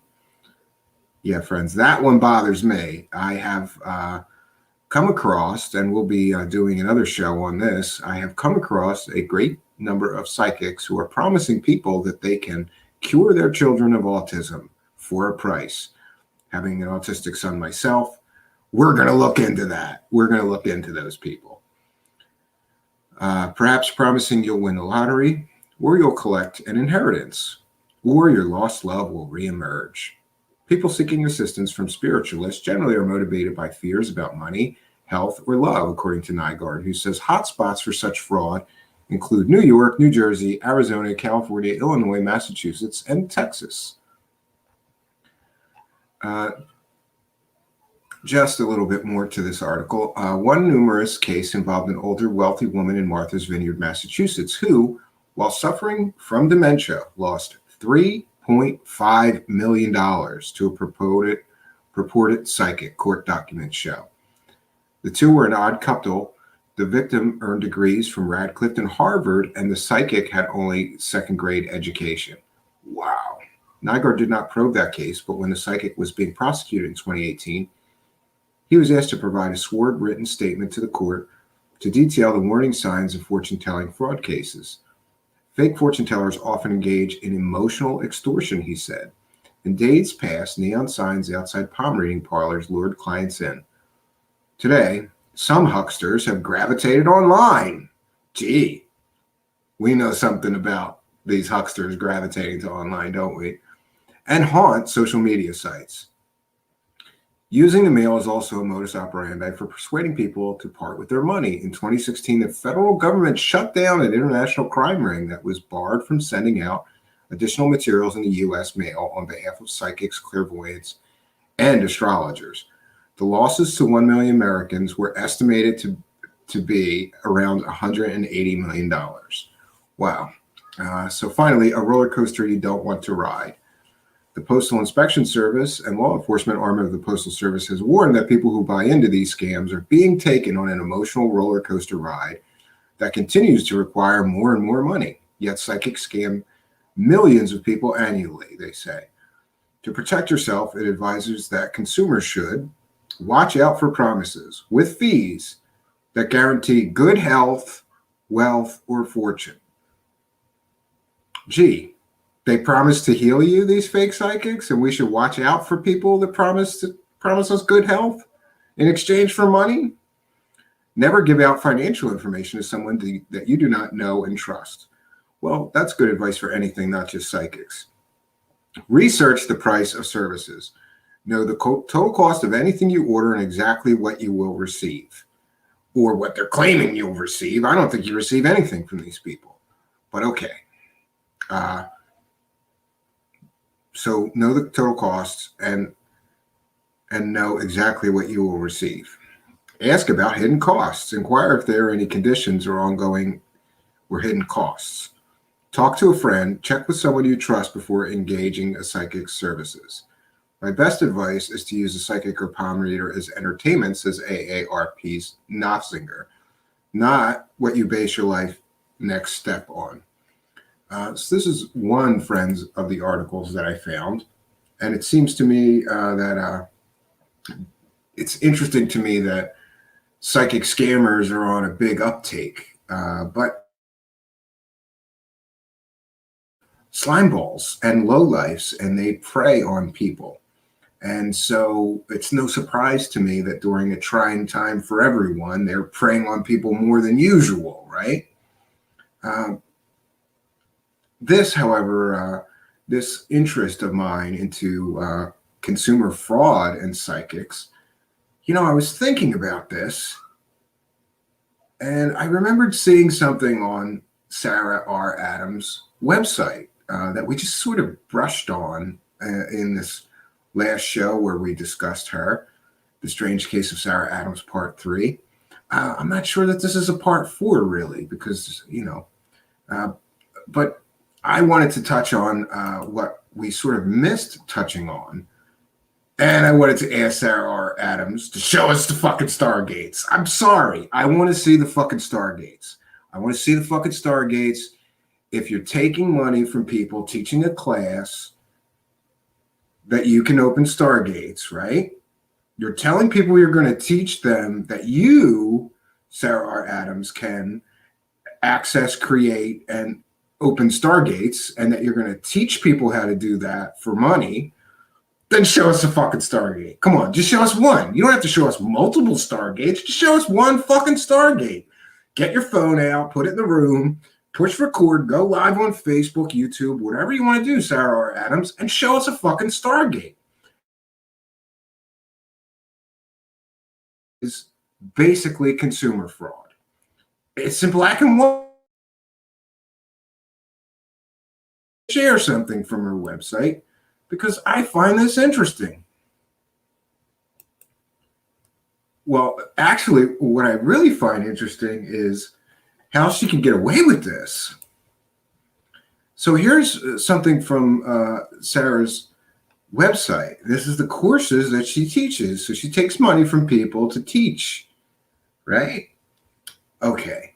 Light Being Activation course. This course will teach you how to create and open and access Stargates and portals. That's just the first sentence. That's just the first sentence of what she's promising in this course. It will teach you how to create, open, and access Stargates and portals. Now, I'm assuming since Sarah R. Adams is teaching this course and how to create, open, and access Stargates and portals, that she can do that, right? So here we are, friends. We found her. She's got another fucking superpower. This girl's got more superpowers. Like, growing up, I read comic books. I don't remember ever reading in any comic book a girl that had more superpowers than Sarah R. Adams. I don't know one. This is another major claim that she's making, that she can open and access Stargates and portals. So, you know, I think it's fair, Sarah. Get out your phone, push record, go live on Facebook or YouTube, and show us a fucking Stargate. Just show us one. Or is what you're doing fraud? Can you really not open Stargates, and therefore you can't teach anybody to open Stargates? Because this is a pretty far-fetched claim, and I can't believe if you've got smart people around you and like a fucking manager that they wouldn't go, yeah, that's a little too much. It's pouring it on a little too thick. You can create and open and access Stargates and portals. Friends, she's got superpowers. And not only that, she's going to teach you to have similar superpowers. She can teach you to open stargates. It's awesome. Now, look, it gets crazier. Like, okay, she's also going to teach you to interact with ETs, angels, and other light beings. This is one of the first steps to achieve contacting ET beings. So, you know, this is hopium for hopeful people or hopeless people. Like all these people that believe in ET and really want to know the truth and really want to get to the truth of ET and they want to commune with our star brothers. Hey, for some money, she's going to teach you to do that. This is another fucking thing that she can't prove. Sarah, you can't prove that you talk to ETs, angels, or any light beings. And if you can, again, push record on your phone, go live on Facebook, go live on YouTube, and show us some fucking ETs, aliens, and other light beings, man. I can't wait to see this shit. So far, you got to show us a fucking Stargate, and then you got to show us an ET, an angel, and other light beings. I guess you could pick Sarah or Adams. You can pick whatever other light beings you want. But so far, you got to show us a fucking Stargate, ET. You got to show us that you interact with ETs, angels, and other light beings. Jesus Christ, what am I doing here? Why do I got to do this? Somebody's got to do this, friends. Somebody's got to. This is crazy. Okay. She's going to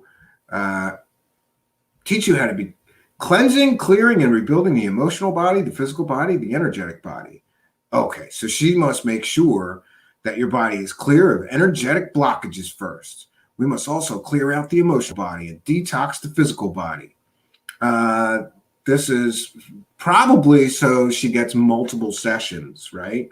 You're not just giving her $200 and learning, you know, how to open the stargates. First, she's got to work on your chakra, quantum dimensional, fucking word salad bunch of bullshit and get like multiple sessions. You're going to be going to her many, many times, not just once for this. And it's probably, she doesn't list prices, probably a couple $100 a session. That's my guess. That's my speculation.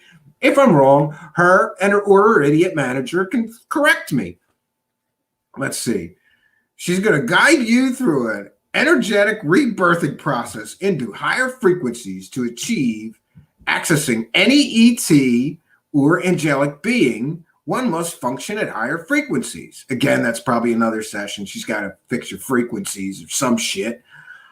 I often interact with angels, light beings, and ETs.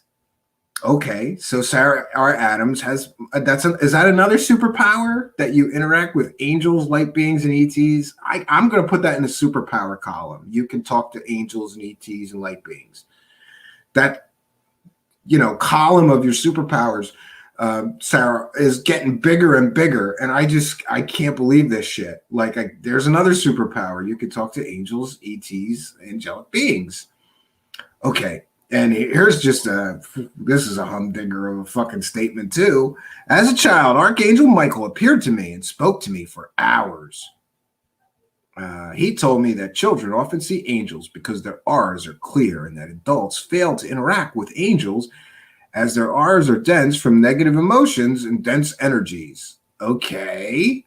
So she talked to angels when she was a kid. Or she had imaginary friends like any other kid. I don't know. Okay. I lost my place, friends. Please bear with me. I'm somewhat visually impaired.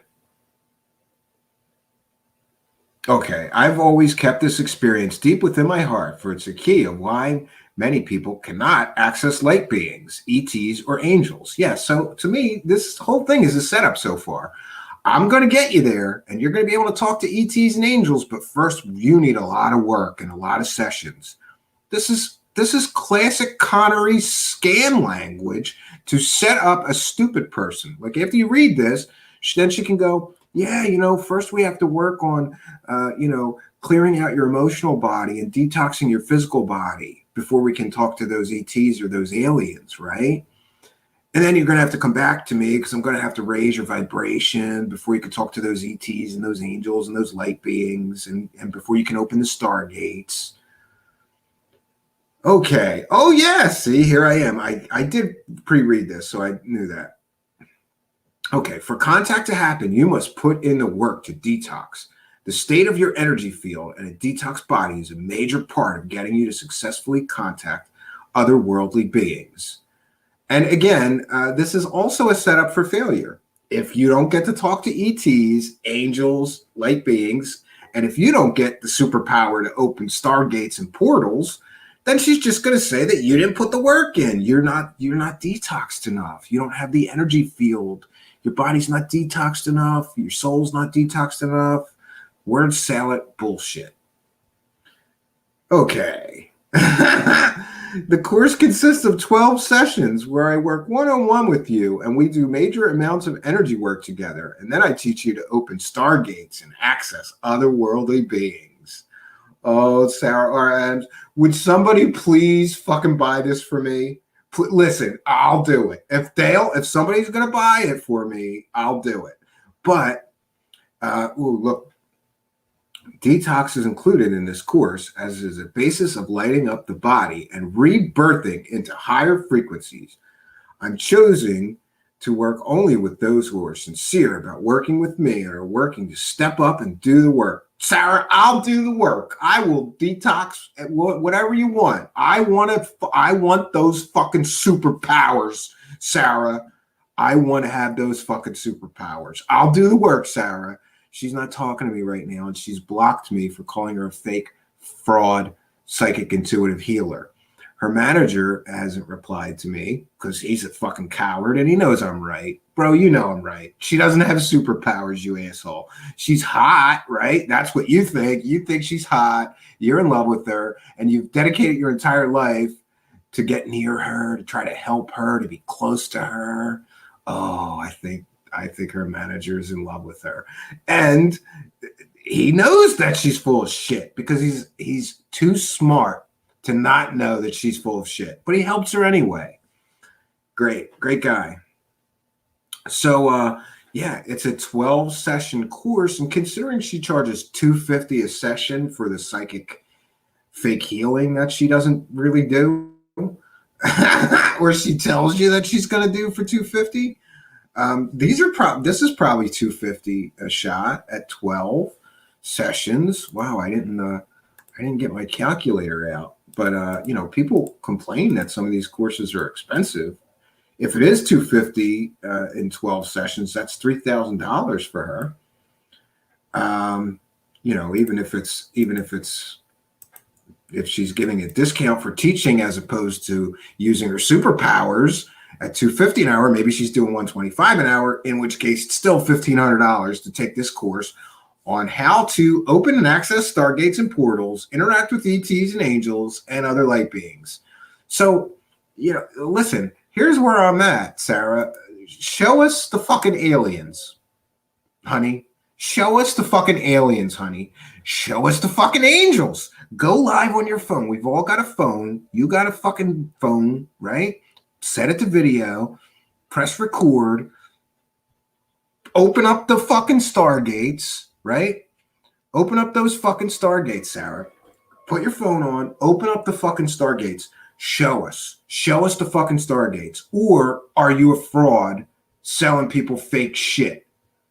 If you can't show us that you can open a stargate, then how should we believe that you can teach us to open a fucking stargate? And why the fuck why am I even talking about this? She's got to prove her superpowers, bro. She's got to. Or what she does is consumer fraud. Honey, if you can't show us the fucking stargate, then you're selling people lies.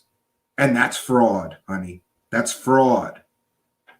So I think maybe we should take some bets to see if they don't change the wording of their course in the next couple of days after hearing about this, because they know I'm right. They know I'm right. Hey, to Jinder, to Jander, to Jesus, whatever her manager guy's name is, that guy. Listen, you know I'm right, bro. You know I'm right, and you got to change that at least. You at least got to change that. You got to slack off some of that bullshit. You got to pull back on the bullshit meter. You never let her go full bullshit, dude. You never go full bullshit. She went full bullshit to Jeter, and you let her, bro. You're supposed to be her manager, right? You're supposed to care about her. If you cared about her, you would tell her that she went full bullshit and she can't go that far. She's got to pull back. She's got to pull back at least a little bit, you know? She should have said something like, she can teach you to open and navigate astral dreamscape stargates, right? Because that's a little more dreamy and ethereal, and you're not just saying that you can open stargates.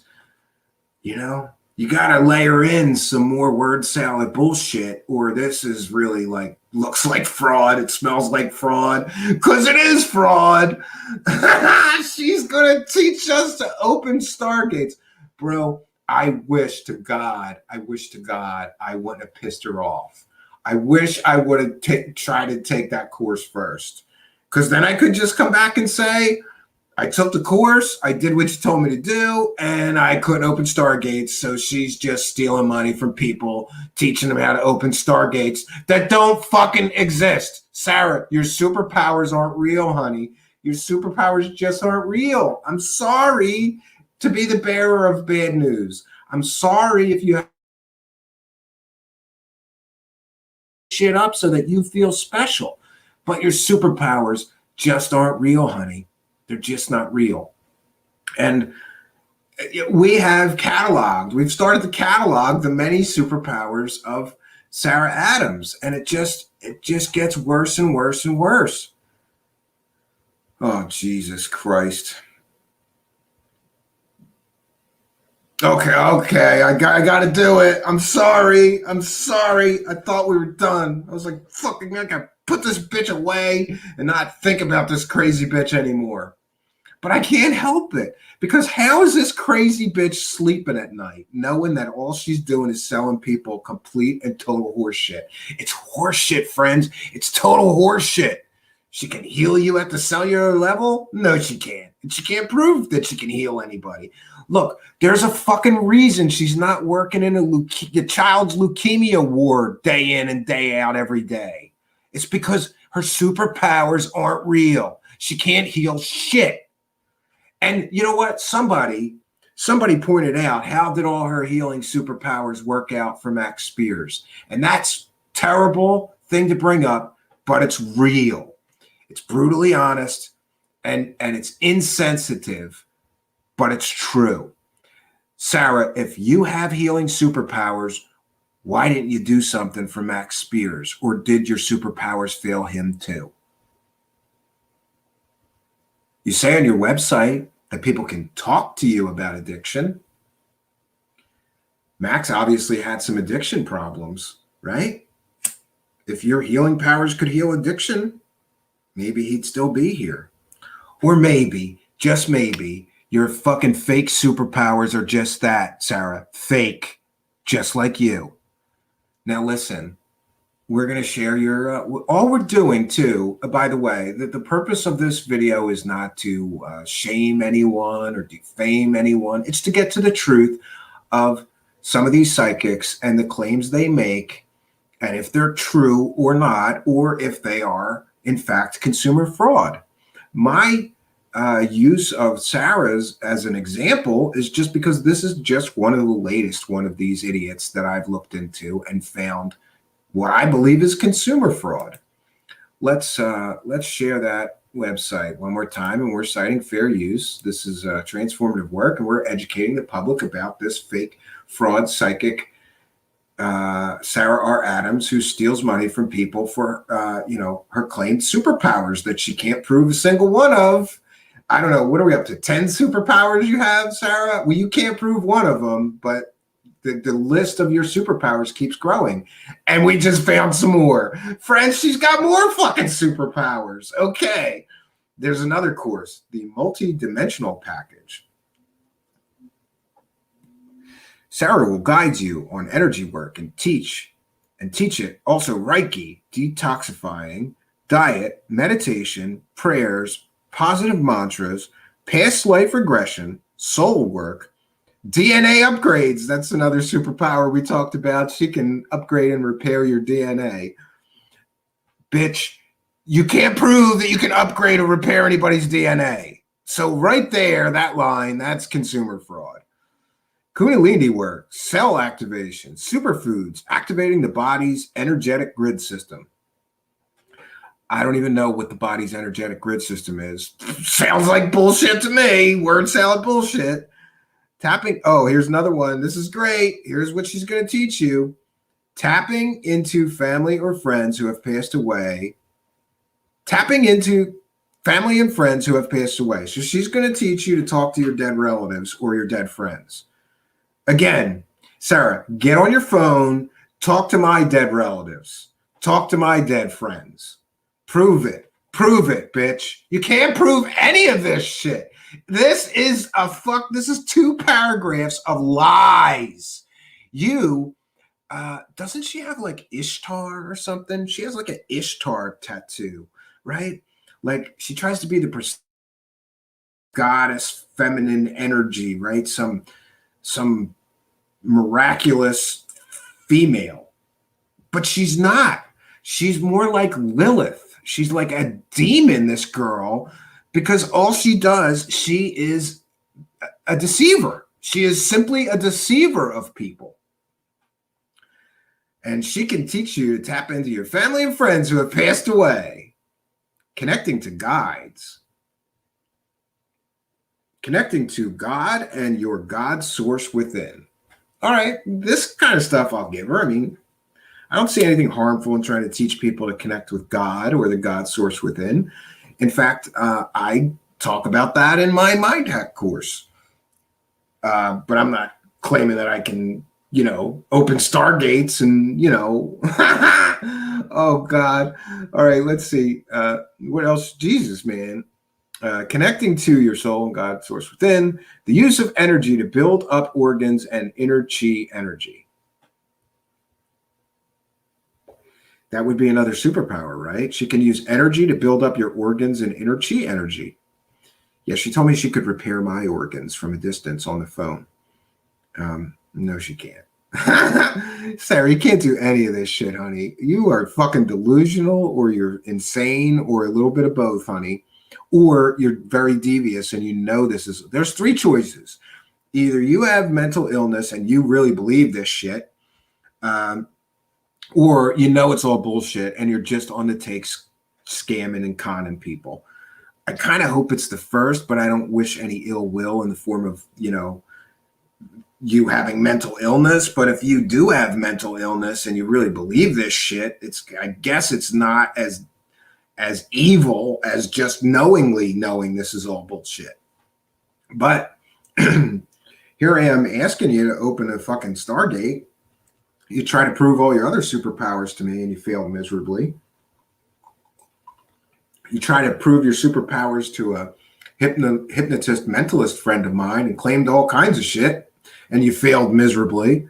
So I guess, if you really want to shut me up, just show me the fucking Stargate, Sarah. Show me a fucking Stargate, a single Stargate. I'll settle for a single Stargate. It could be the Alpha Centauri or Zeta Reticuli or another fucking dimension. I don't care. I don't care where the Stargate goes, Sarah. But show us you opening a fucking Stargate. Show it to us. Show us. Or is this just fraud, what you do? Is this just you stealing from people, selling your fake superpowers and fiction to people, claiming that it's real? It's not real, Sarah, unless you can show us you opening a fucking Stargate, first of all, then your superpowers are fake.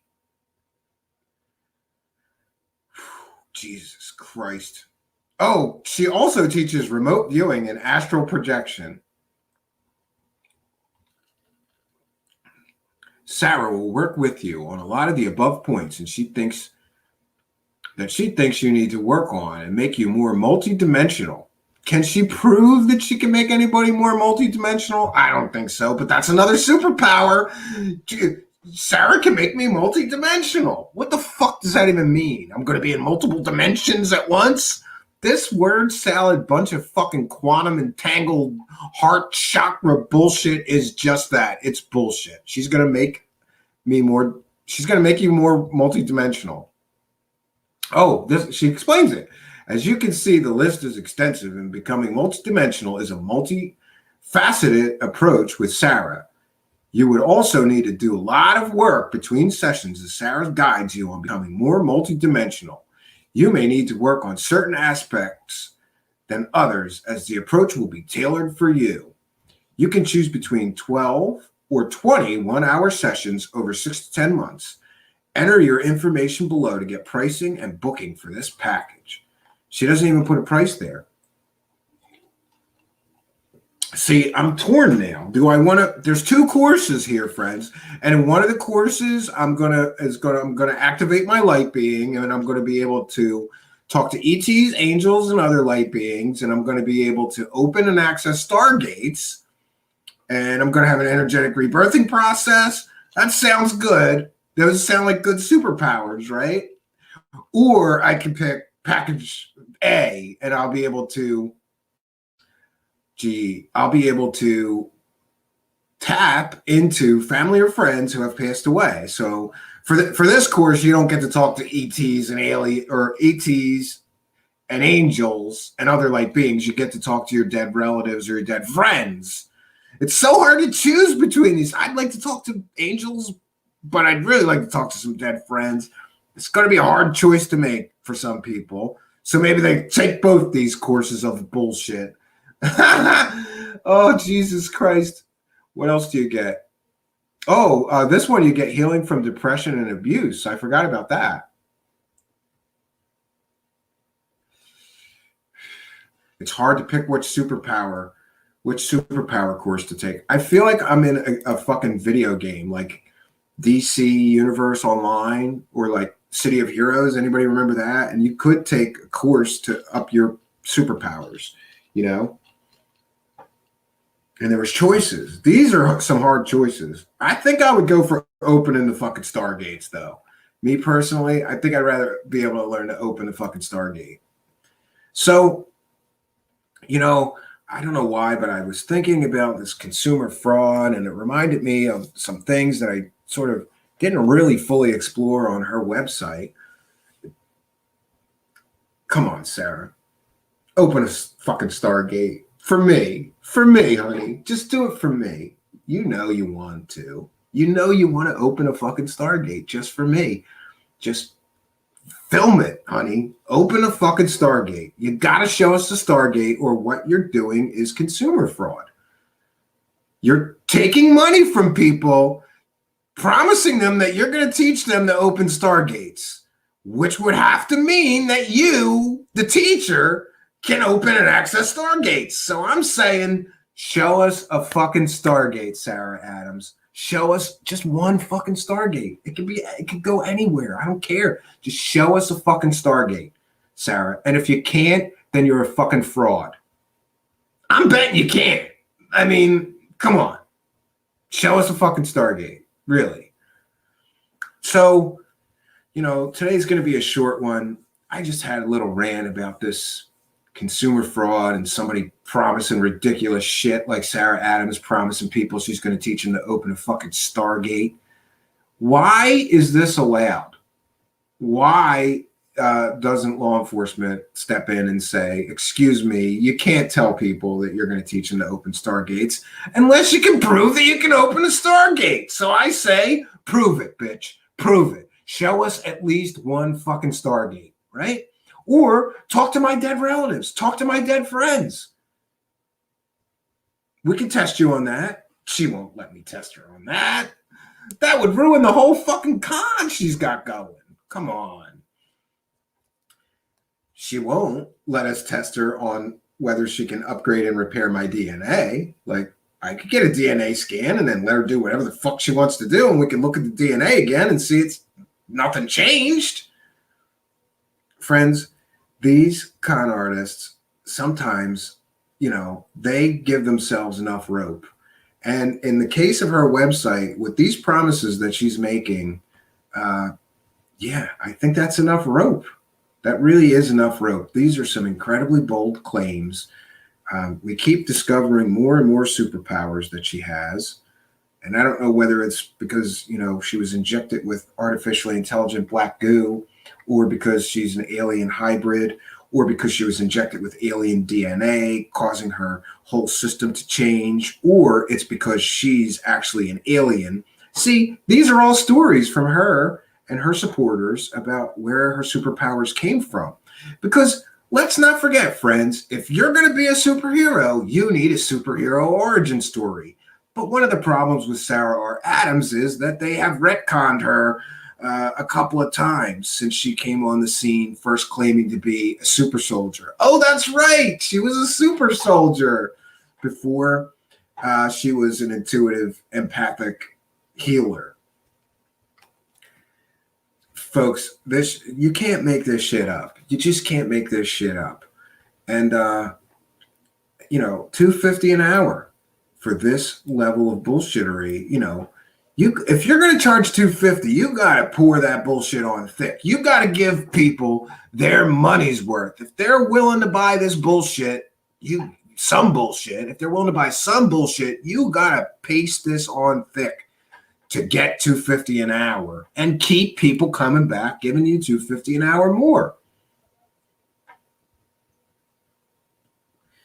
Perfect, Lee Veltman. So I'm taking comments and questions from the chat. Lee Veltman, this is it. This is the word salad bullshit that they all do, that I'm talking about.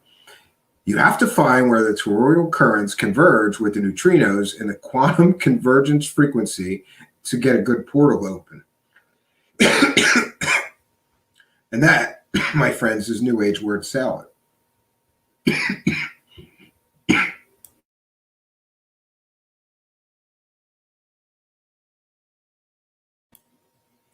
Yeah, light up another one, right? Sorry, friends. I got a tickle in my throat.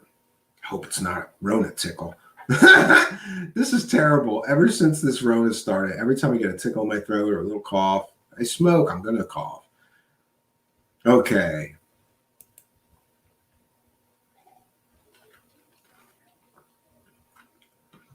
Six's Design says, I am pretty sure there is much more than our five senses allow. I never believed any different, but so many of these hoaxes are so obvious scams. Where is the good information, the real info? Yeah, there's got to be. There's got to be.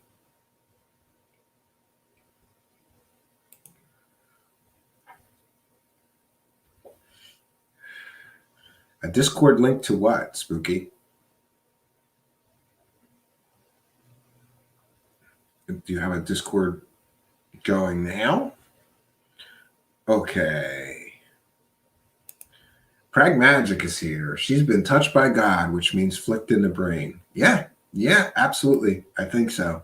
Really what I think is that she's got some kind of terrible mental illness, and all this stuff gives her some kind of comfort, makes her feel like she's not ordinary and she's special. Some people are tortured by their own lack of any kind of real world abilities, so they just live in a fantasy land. I think I've always been more interested in sort of lately, especially like real world accomplishments, like, Pragmagic. I was talking to a friend about, and he was saying something about social media reach, and a kind of nosy friend. So he's looking me up and going, oh, you got this many. Wow, you're doing really good on social media. You've got a really good reach. And you got to just learn to monetize that better. And I thought, like, okay. But I'm much more interested in, and then he said, like, being good at getting engagement and stuff on social media is a skill. And I'm still like, that's not a real world thing, though. This is just some numbers and zeros off in the cloud. I'm much more interested in real world abilities lately, like, building things with my own two hands and that sort of thing. Okay, so comments or questions? Yeah.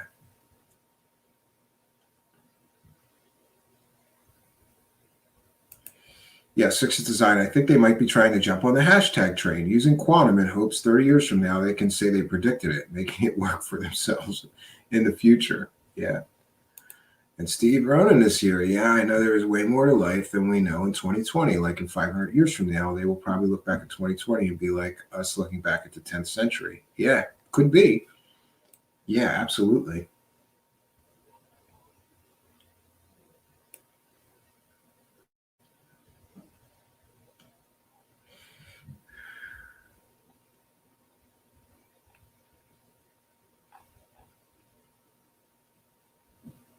Okay. Yeah, Banya, all for the love of money. Yeah, $250 an hour.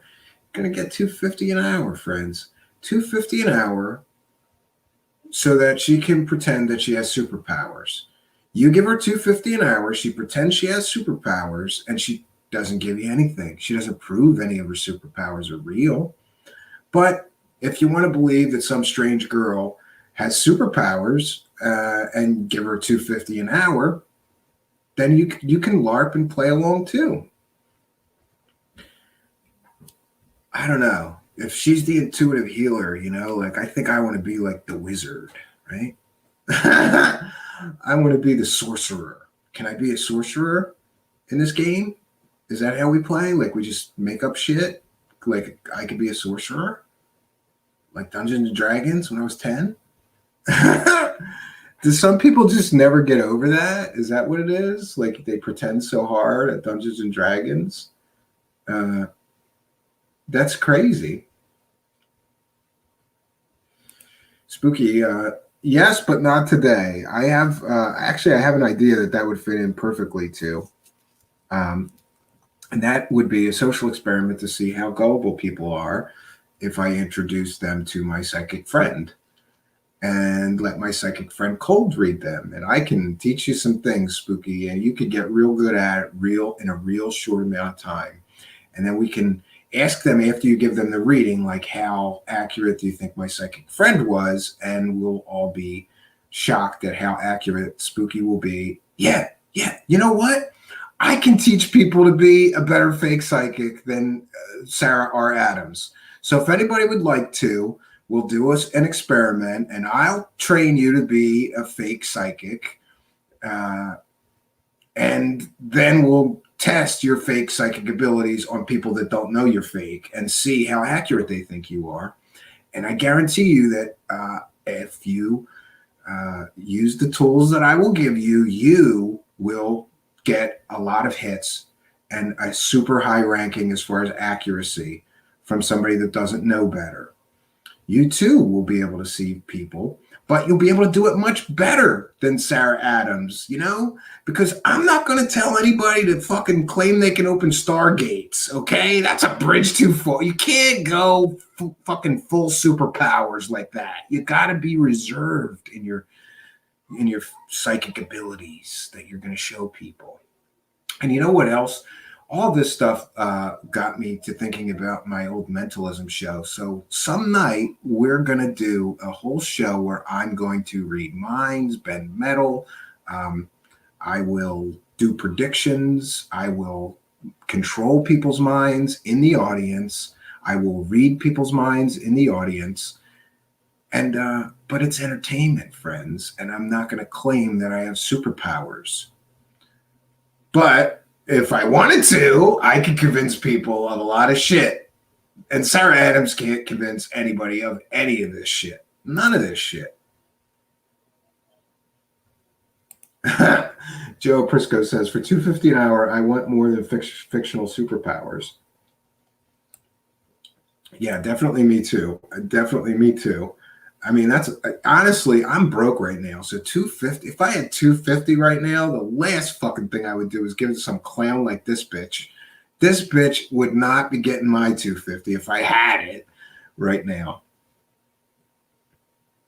Yeah, and it's interesting. Somebody clipped out a certain secret space idiot saying that he moved his course because he wants to give people more opportunity once they get their stimulus check to give him a big chunk of their stimulus check. The grift is strong with some of them. Some of them have no shame in their game.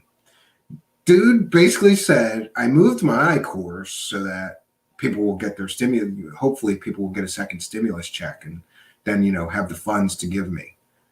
He knows everybody's broke right now. He's banking on everybody getting a fucking check from the government and giving him a big chunk of it, to learn his goobly gobbly words salad bunch of nonsense that he stole from a religion that he's not authorized to teach.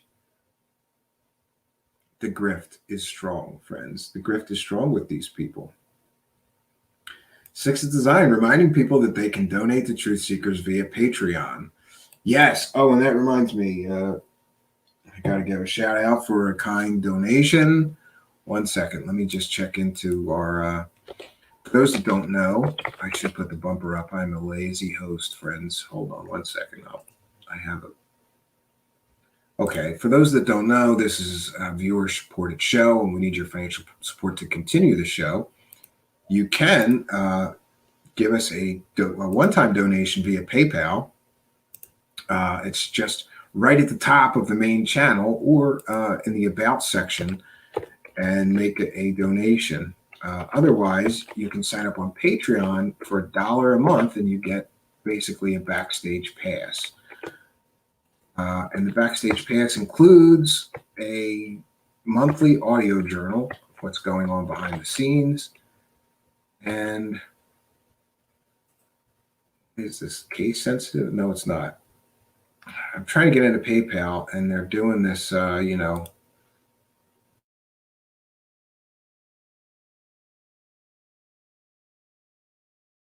there, because I'm pretty sure we got, oh yeah, Jonas Hyde gave us a kind donation of $5. So we appreciate it. Thank you, Jonas Hyde, friend of the show. Always very supportive and helpful and helping us to continue to grow the show. So anybody else, if anybody would like to donate, here's why I'm okay with putting a begging bowl out. Because some people are taking thousands of dollars of super chat donations, giving people lies. I'm trying to give people some truth and a little bit of entertaining truth. I mean, the irony of this bitch, Sarah Adams, right? Not irony, the balls on her. She's going to tell people that she can open stargates and take people's money to teach them how to open stargates. It's bullshit, friends. It's bullshit. And the fact that she gets away with it is crazy. And we need viewer support because I don't want to owe any of these frauds anything. Do you know that,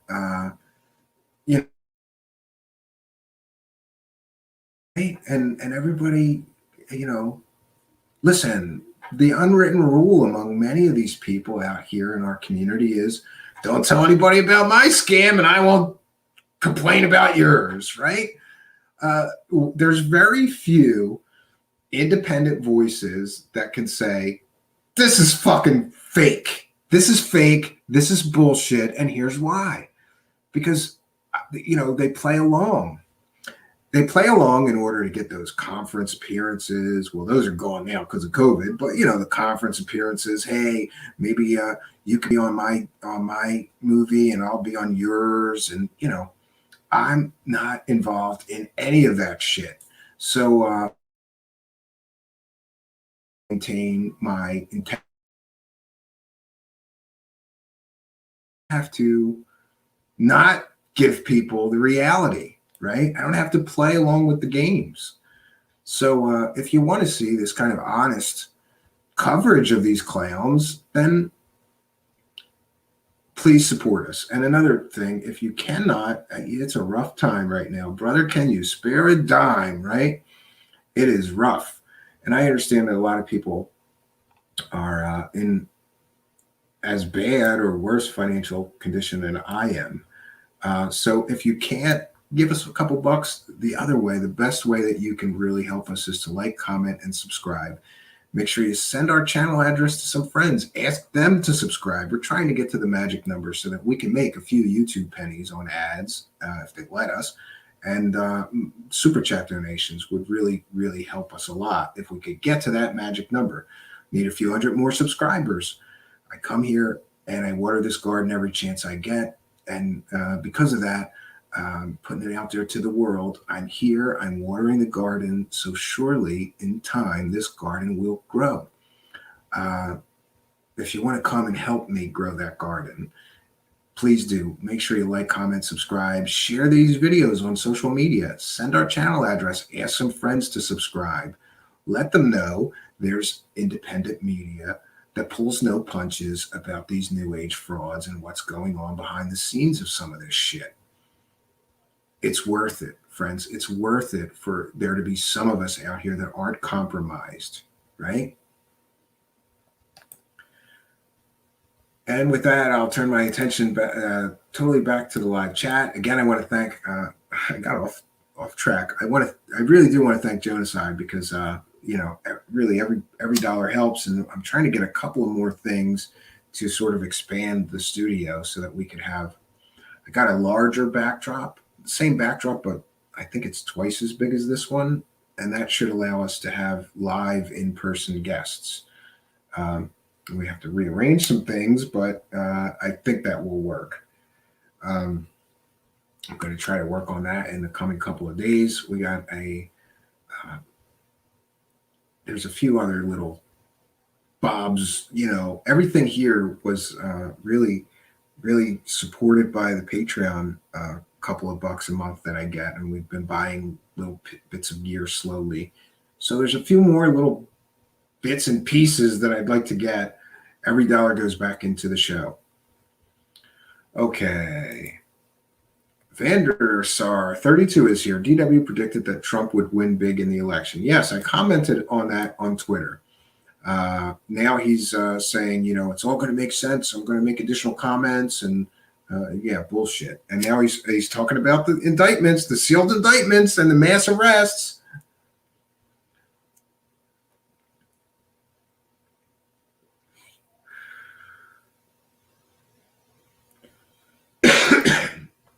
Steve Ronan says, Leo Zagami is interesting, weird. I don't whether to believe him or not. Do you, Lee and Maggie? Not very familiar with him. Nice to see you, Pragmagic. Yeah, we're going to be winding things down, so you're not going to miss much. Like I said, I've got a great deal of stuff to do. Talk with you soon. Can DM you some links. Good. Genocide says you're welcome, Cambian. Yeah, thanks, Genocide. I really appreciate it. You don't have to keep doing that. Let somebody else step up and become a worm. Stop being a leech. Yeah, I was on another guy's show and he was pushing things going like, well, you got to pay for Netflix. You got to pay for this. You got to pay for that. And, many people that have shows like mine don't ask or ask for like a lot more. They go, sign up for Patreon for $20 a month. And I go, $20 a month right now? That's crazy. So we only charge $1 a month or more. You can give as much as you like every month, but it's only required to sign up for $1. And I think that's very fair. If I could get a few hundred more people, that would be great. And we'll probably be I'm going to do a Patreon only stream. As soon as we figure out how the hell to do that, I'm still trying to figure out exactly how that works. We're going to do that. Oh, and that reminds me, one last bit of business, and that is Twitch. I think there's 1 or 2 people in Twitch every time we stream. For those that don't know, we stream to 3 places on the internet simultaneously: Facebook Live, here on YouTube, and on Twitch. We really need some help on the Twitch to get that going. So if you have a Twitch account, please go to twitch.tv/Truth Seeker Show, or in the search bar, Truth Seeker Show, and you'll find us. Follow us on Twitch. We need to get the Twitch follower numbers up so that hopefully that will become a monetization source as well. But I think we have to, I don't know if we have to get like 40 or 30 more Twitch followers. Yeah, and thanks, Six's Design. Yeah, I did do a post on David Wilcock falsely predicting the election. Just another fake prediction of his. Just another fake prediction that didn't come true. And he's already acting like that didn't even happen. So it's like the guy can't even remember what the fuck he lied about 5 days ago. It's crazy. Oh, that's very nice of you, Steve Ronan. I would appreciate that.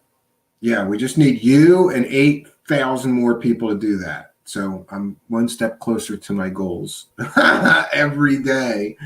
Yeah, and this month, everybody got their money's worth on Patreon because I got a drunk stream that I pulled from YouTube, but some people still wanted to see it, and I figured I'll give it to the Patreon people. If you want to see me drunk off my ass, slurring my words, pissed off at UFO cult, give me $1. And we gave an audio journal this month, and also a 3.5-hour audio track of the Mind Hack project, which is coming up on finally being completed, I hope. And then I'll be selling a course too, but the difference is mine's not bullshit. Frequencies, right? Oh man, I just blanked on word salad. I could have been somebody. I could have been a new age profiteering asshole like Sarah Adams or David Wilcock or some of these other clowns out there selling bullshit and lies.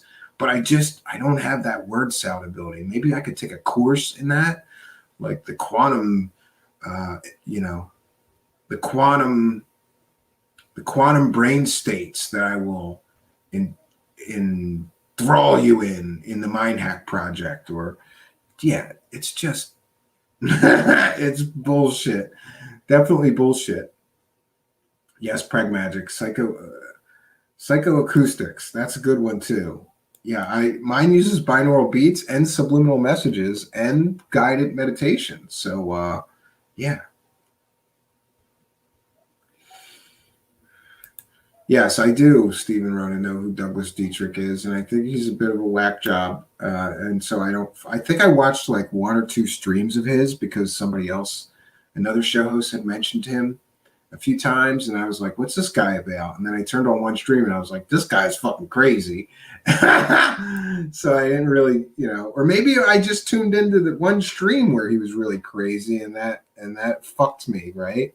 That fucked me on if that guy did have any good information. I'm not going to see it now. Okay, Donald Marshall and Douglas Dietrich makes conspiracy theory fun, but don't mention Eric Dubay in the same sentence in the wrong chat room. Just saying. Yeah, it's very clicky, right, Lee Veltman? It's very, very clicky. He hates white people. Yeah, I hate white people too. Fucking white people, Steve Ronan. They're the cause of all the evil in the world, these fucking white people. So, friends, I didn't have a lot of time today. I'm really pressed for time, but I wanted to come here, check in with everyone. I'm glad to see so many people. We had great numbers tonight. I was looking between the Facebook and between Facebook, Twitch, and here on YouTube, we had 50 at one point, I believe, which is great. That's a great audience. I'm always happy when there's an audience, and I'm glad that you guys could all be here to be part of mine. Listen, I have some shows planned that are going to be long ones, and I'm kind of just bracing myself for those. There's a couple of long ones coming up because I've got a great deal of research to dump. It's going to take a while to unpack some of it. It's very data rich. And I mean good citable source data, So it's going to take some time to get to those. In the meantime, I would like to also say we're going to get back to our exploration of the connection, the often connection between some of these hucksters that are out there selling UFO propulsion devices that are also free energy machines.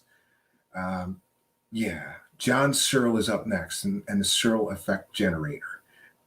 That guy has been selling that thing for 50 years and has yet to prove to anyone, to any credible scientist, that it works, yet he's been taking investment money from different groups, different people, different startups that just fell apart and failed after the money dried up, and then he waited 5 years and did the same thing again. It's a great story, though, because somehow John Searle created a device that was a UFO propulsion system and could run a flying saucer. And he has pictures of these full flying saucers that he said that machine was running, but he can't replicate it, or, you know, and it's also a free energy device.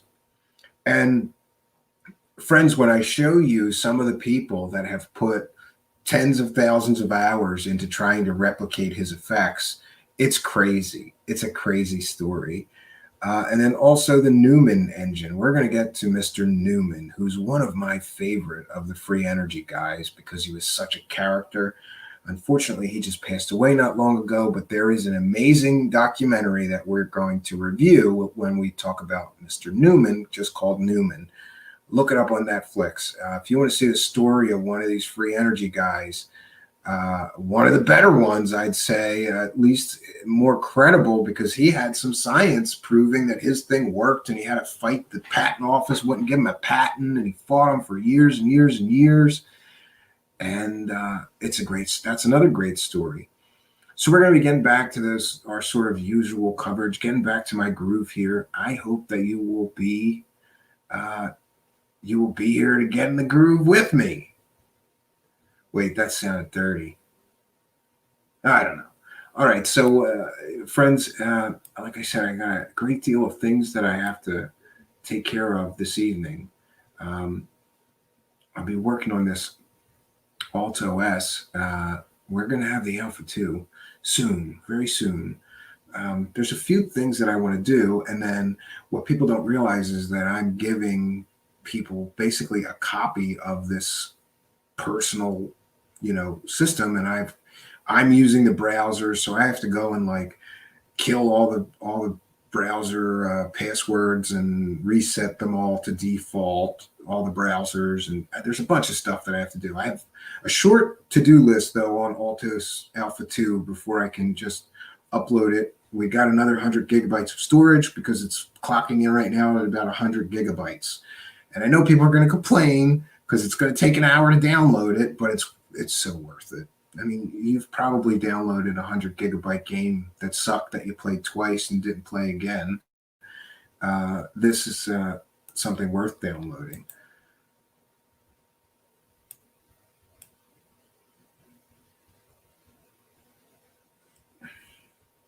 All right, friends. So tomorrow we're going to be back probably more close to our usual time, probably 9 p.m. And we'll get started on a new journey. For now, I'm going to do sort of quick run at this psychics and consumer fraud, because quite honestly, I really truly believe that some of these people are just out there ripping people off, or I wouldn't say it. And there's a few other people in regard to the psychic that we talked about tonight, this Sarah R. Adams, that have an incredible amount of damaging information about her. And I'm not sure that we're going to go any deeper. I think we've done enough. It's, if there's enough interest, we'll see. I have a couple of people that wanted to be guests and tell me about their terrible personal experiences with her. Sort of the floodgates opened on that. And that's what happens, People go, oh, and I do have to say that I got a few emails of people saying, thank God somebody's telling the truth about her finally. She's, she's this or she's that, or she did this or she did that. So the floodgates opened, friends. So we are gonna call it a night here, friends, an early night for once. So until next time, friends, I'm Stephen Cambion. God bless all of you. And we're out.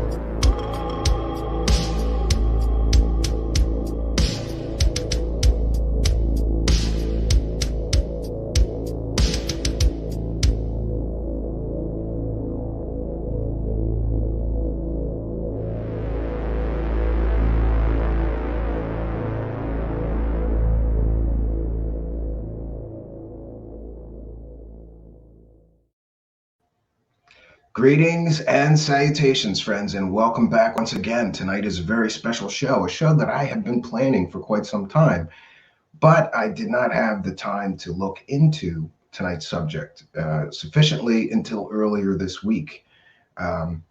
Boy, what a story we have for you tonight.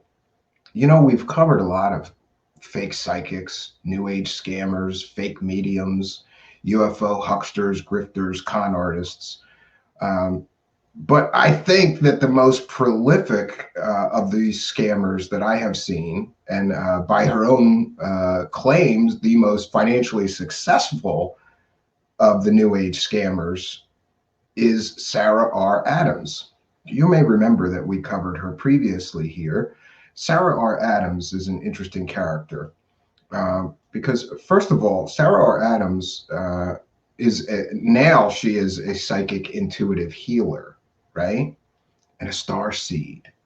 But before that, Sarah R. Adams was first a super soldier who was imprisoned in a deep underground base where people did experiments on her and many other people in cages in these deep underground bases. And those experiments killed many people, but not her. It made her stronger. It made her a super soldier, in fact. And see, she wants to retcon her, superhero origin story because now she's something else. But let's not forget, that's what she came out first and said about her backstory, her history, whatever. Like many of these new age scammers, this is not her first time at the rodeo. You see, just like David Wilcock first tried to be a fake psychic and that didn't work out so well for him. Later, David Wilcock claimed he was Edgar Cayce reincarnated and that didn't work out so well for him. And later he became an ancient alien theorist, right? Some of these new age con artists, grifters, and scammers reinvent themselves, trying to get to the money. But thanks to the wonders of the internet, we don't have to forget their first incarnations or second incarnations. I seem to also remember that for a time, Sarah R. Adams retconned her story. We're really on the third retcon of her, superhero origin story. The first was that she was a super soldier because she got experimented on in deep underground bases and injected with the AI black algorithm goo, right? That's from an episode of X-Files, by the way. Real creative, Sarah.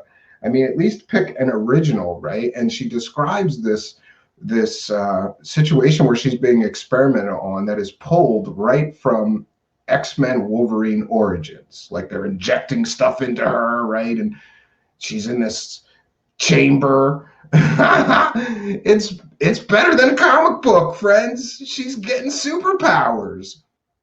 Later, she would back off the super soldier stuff and start talking about her being an alien starseed and that her mother had some ties to a place where they had aliens and were doing experiments. By the way, her mother is also French royalty. She tells people that. Her family she's French royalty somehow. Interestingly, she claimed that she grew up in France, and I asked her to speak French. She couldn't speak a word of French. I just think that's funny, but take from that what you will. I don't know if that proves that she's a liar and a con artist, but I would think that somebody that grew up in France could speak a few words of French. Just my opinion. So she goes on to become this, I'm a star seed, I may be an alien hybrid, oh, I may just be an alien, right? There's all these stories that she circulates about herself. Great. And the third retcon is that she's a psychic intuitive healer. Yeah. So this is the third, we're on to the third version of her superhero origin story. And I'm remembering the first two not being very impressed, but it is what it is.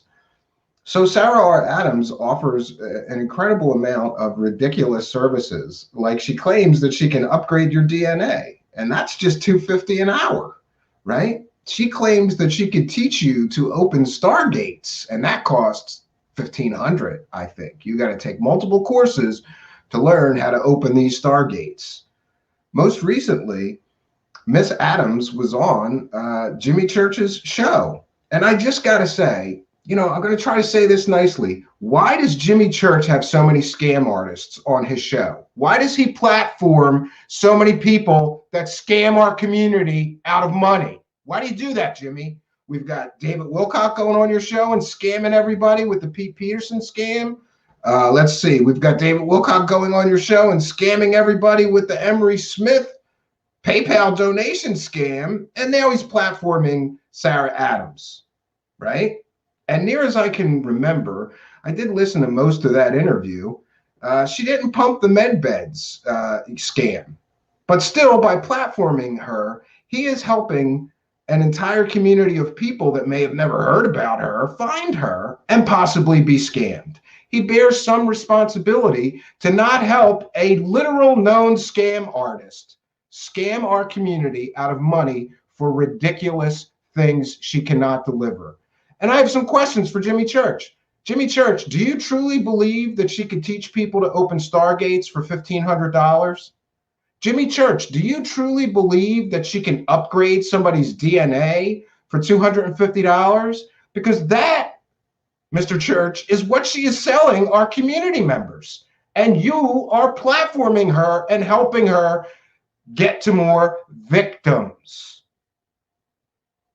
But this is nothing new for Mr. Church, right? Who cares if they're scamming the community? I'm going to get some numbers out of this, right? So, listen, this whole medbed scam came to me. Several people were sending me. The subject of tonight is just the latest Sarah R. Adams con scam, which is a medbed scam. You know, those medbeds where you can be age regressed. They can cure cancer. If you got a missing limb, they'll regrow a limb. These are magical technological creations given to us by aliens, by most people's account. And you too can book a session in one now for just $250 through Sarah R. Adams and her scammy con artist partners. Oh, that's another great part to this story. This is not just a scam in the United States. This is an international scam, because New Age grifter extraordinaire, con artist, fake psychic, fake super soldier idiot Sarah R. Adams has partners in Australia. They're the ones with the med beds. She's just getting a booking fee, near as I can tell, and we're going to explore this entire thing. So right on her landing page, Sarah R. Adams' website, and this is a public website. I'll cite fair use anyway, because we're going to be sharing this. And we're citing fair use so we can inform the public about Sarah R. Adams scams that she's selling on her public website. And I'm going to listen, I have been careful with terminology in the past. I'm not being careful tonight. This is a fucking scam. This, my friends, is a fucking scam. And the fact that law enforcement has not become involved in this is a mystery to me. Why has law enforcement allowed these people to scam people for this level of garbage? Well, we did reach out to the Colorado District Attorney's Office, and they're reviewing some information I sent them, and we are awaiting a reply from them. And I asked some very simple questions like, is this legal? Can she sell this? She lives in your state, I believe, last I heard. I don't know. So I would say that I would think that law enforcement may be concerned about these ridiculous claims that she's making on her website while she's scamming people. I'm calling it a scam. I'm not going to mince words here. I'm not going to be careful. I'm not going to say allegedly a scam. This is a scam. And I challenge anybody to prove me wrong that this is not a scam. It's a scam, plain as day, scam. And any reasonable person reading the claims that she is making while she's running this scam would agree that this is a scam. So back to our roots, I suppose, here, right? Of busting these new age scam con artists and doing a public service at the same time, helping to inform the public and maybe law enforcement that they might want to get involved in this one. They might want to protect the public from a new age con artist that used to be a super soldier superhero, then became an alien superhero, and now she's an intuitive healer superhero with superpowers. I love that when she was on Jimmy Church's show, her most recent claim of new superpowers, we keep track of them here. I've got a list of all her superpowers. Her most recent claimed superpower is that she can go into black holes and survive. And on the other side of the black holes are all the aliens that she talks to. Oh, and an alien appears in her room every morning, right? Every morning, aliens come to her and talk to her. Isn't that great? It's better than a comic book, friends. So I'm going to put my fair use banner up here. We're going to break down this scam. That's what we're doing tonight. We're breaking down a new age scam. Let's see, fair use. Yeah, so this is fair use. We're only sharing stuff from our public website, but I'm still going to cite fair use because we're educating the public with what we're sharing and critiquing the information that she's claiming on her website and the claims that she's making. This is certainly covered under fair use and allowable by law. So let's get into it, friends. We are going to cite fair use and share from her website, Sarah R. Adams, intuitive healer. And if you'll excuse me, I'm going to have to refresh because here we see the subject of tonight's show. It's right on the landing page when you first get to her website. Medbed and ET energetic healing. My coaches, let's see if we can go back to that. Yeah, my coaches, Roxanne and Peter Highbloom or Blowham, have been working with a subsidiary of the Galactic Federation for over 12 months now. Yeah, and for those unaware, the Galactic Federation, that's the aliens, man. That's the aliens. They're getting the medbeds from the Galactic Federation aliens. This is better than a fucking bad 1980s science fiction movie. They're getting these medbeds from the aliens of the Galactic Federation. And they're going to rent you use of the medbed. You too can have use of these alien medbeds. Book now. Why would I not want to book medbeds? Whoa. But we're going to get back to that. You see, because there's multi-parts to this scam. This is a complicated, I give him credit. It took me a while to figure this one out. It did. But this is a multi-level scam. And I'm going to show you why. Because there is a great deal of people out there in the New Age community who have been pumping the benefits and the powers of medbeds from the aliens. And it's sad, but it's true, right? We did I want to thank Lowe's Lightly, right? One of the people that has been sending me some information. Listen, it's called Truth Seekers. We're all in this together. So if you have some good stuff that we can share and help inform the public with, I would be happy for you to either DM me on Twitter with some good stuff or email me at Truth Seeker Show. So our viewers here are contributing to us busting these new age con artists. It gets better, friends, because I believe, and this is my opinion and speculation, and I will freely admit that, this scam is involving many people. There's the people at the top of the scam, which is Sarah R. Adams and this Pete and Roxy characters from Australia. And then there's a bunch of people you've never ever seen on the scene before, never heard from, never saw them make a video. And suddenly there's all these people you've never seen or heard of before are making videos about the benefits of medbeds. These videos are on BitChute, Rumble, Parler, Telegram, and other lesser known social media sites. And there's a reason for that. Because if people go on a mainstream social media site like Facebook or I guess YouTube or Twitter, I suppose, medical disinformation and scams like this would not be allowed to be posted.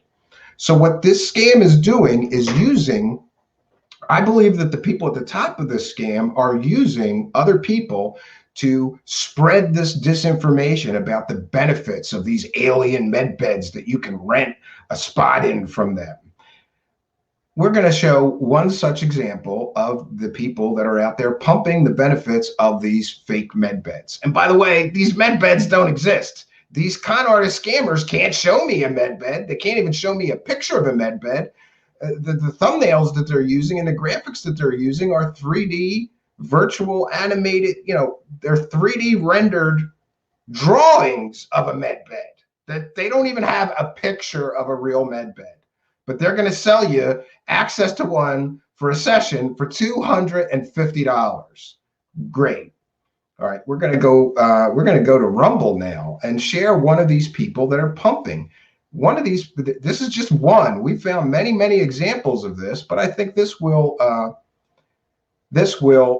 prove my point, that there are people at the top of the scam that are sending their followers, whatever, friends, family, to help them pump out the disinformation of what these med beds can do. And the people that are pumping this stuff all over Parler, BitChute, DLive, Telegram, etc., are making even more ridiculous claims than the scammers are making in writing. That's another part to the scam. You're like, oh, you heard that the med bed will regrow your arm on Telegram? Sorry, we didn't put that in writing. You can't have your money back, right? Great scam. Great scam. We're completely exposing and busting this scam tonight here on Truth Seekers. This is what we do. This is what we do. I do consider this a public service. So we're going to cite fair use once again, and we're going to share a video from Rumble titled Med Beds Available to the Public. Yeah, med beds available to the public. Great. All right. Welcome. I just finished this. All righty. I want to talk about med beds. I've had a few queries regarding the use of jabs and the med beds rectifying or reversing the damage. Okay. Now, I have used a med bed as one of the practitioners, and I have had the med bed used on myself. Okay. So I'm pretty well educated in the use of med beds. Okay. Many people won't believe me. That's absolutely fine. I'm sorry. I don't believe you. Why don't you show us the med bed in the video? And by the way, does anybody in the conspiracy land community know who this person is? Because every person that I found with a med bed video touting, how wonderful they are and all the benefits of them, I've never seen before. Your belief is your choice. It's totally up to you. However, from my learning of the med beds and my training, what happens, let me start again. So when these med beds are rolled out to public use in the healing clinics, so not hospitals, but healing clinics, what happens, right? From the place that I'm going to be working, what will happen is you will be called in, you'll make an appointment, to have a DNA sample taken.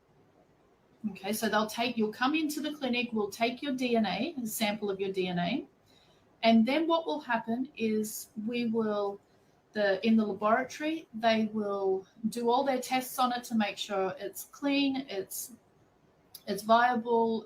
They will remove any genetic abnormalities they're going to upgrade and repair your DNA, which is a claim that Sarah R. Adams and her con artist partners are offering in writing. Somehow, booking a med bed session with them for $250, they can upgrade, repair anything in your DNA.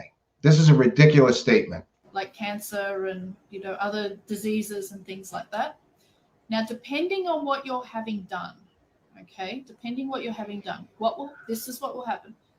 So you come in 2 weeks before, you have a DNA sample, the laboratory prepares the sample, then you book your appointment to actually have the medbed procedure done.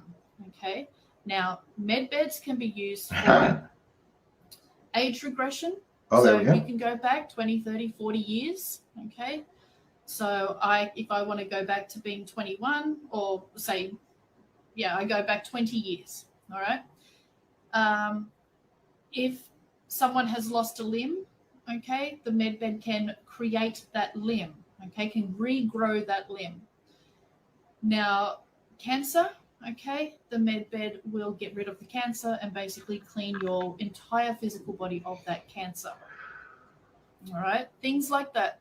You can also do soul transfers. All right, now soul transfers where they remove your soul or your spirit and transfer usually into a cloned body. Okay, usually a cloned body or a genetically modified body. Okay, and then you reside in that new body. Okay, the Secret Space Program does this all the time. Okay, so does a lot of advanced races. They do this all the time. And yeah, the deep state cabal use this technology. They have done for many, many years. So you've now... Yeah, and this is another part of the ridiculousness of this. Because if the deep state cabal had alien technology capable of age regressing them 20, 30 years, go look at the Rothschilds, right? Go look at Bill Gates, right? Wouldn't they be using this thing to be forever young? Why would they, not use it? It's so ridiculous. And here we see some of the claims so far made. This medbed can cure you of cancer. It can upgrade your DNA or repair your DNA. We can transfer your soul into a clone body for you, but she doesn't explain where they get the clone bodies or how that's, I don't know. And next, let's see, it can cure cancer. And if you're missing a limb, right, it can regrow an entire limb. Sure. This sounds plausible, doesn't it? You've had your sample taken, your DNA sample. You've got your appointment for 2 weeks later for the actual procedure. So you come in, we put you on the bed. Now that sample that has been tested and cleaned, okay, from the laboratory will be placed into the computer of the medbed. Okay. Now it is this sample that the medbed's computer system goes by. Whoa, that's good. So they're only going to use clean DNA, not dirty DNA. Right. And then whatever the procedure is you're having done, you will have done. Okay. So if it's something like removing a cancer from the liver, you might be in and out within half an hour.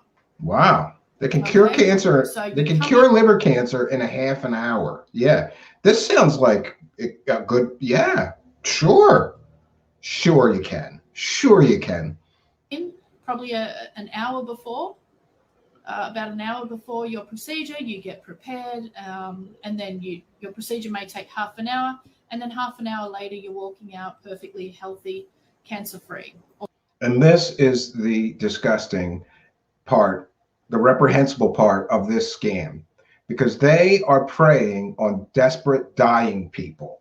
What kind of person takes money from a desperate dying person that has cancer and tells them, you can just come in for an hour and a half and we'll cure that cancer for you for just $250? We're going to stop this because she gets into a great deal of medical disinformation next concerning the current health crisis, claiming that if you, I don't even want to talk about what she's claiming, but it's totally medical disinformation. Again, preying on scared people, preying on people who are afraid of certain treatments and, preventative measures for the current health crisis. So we're going to go back to Sarah R. Adams' website, and we're going to see the claims that Sarah R. Adams makes about booking a medbed session in writing. Yeah, she put it in writing, because that's always smart when you're running a scam, right?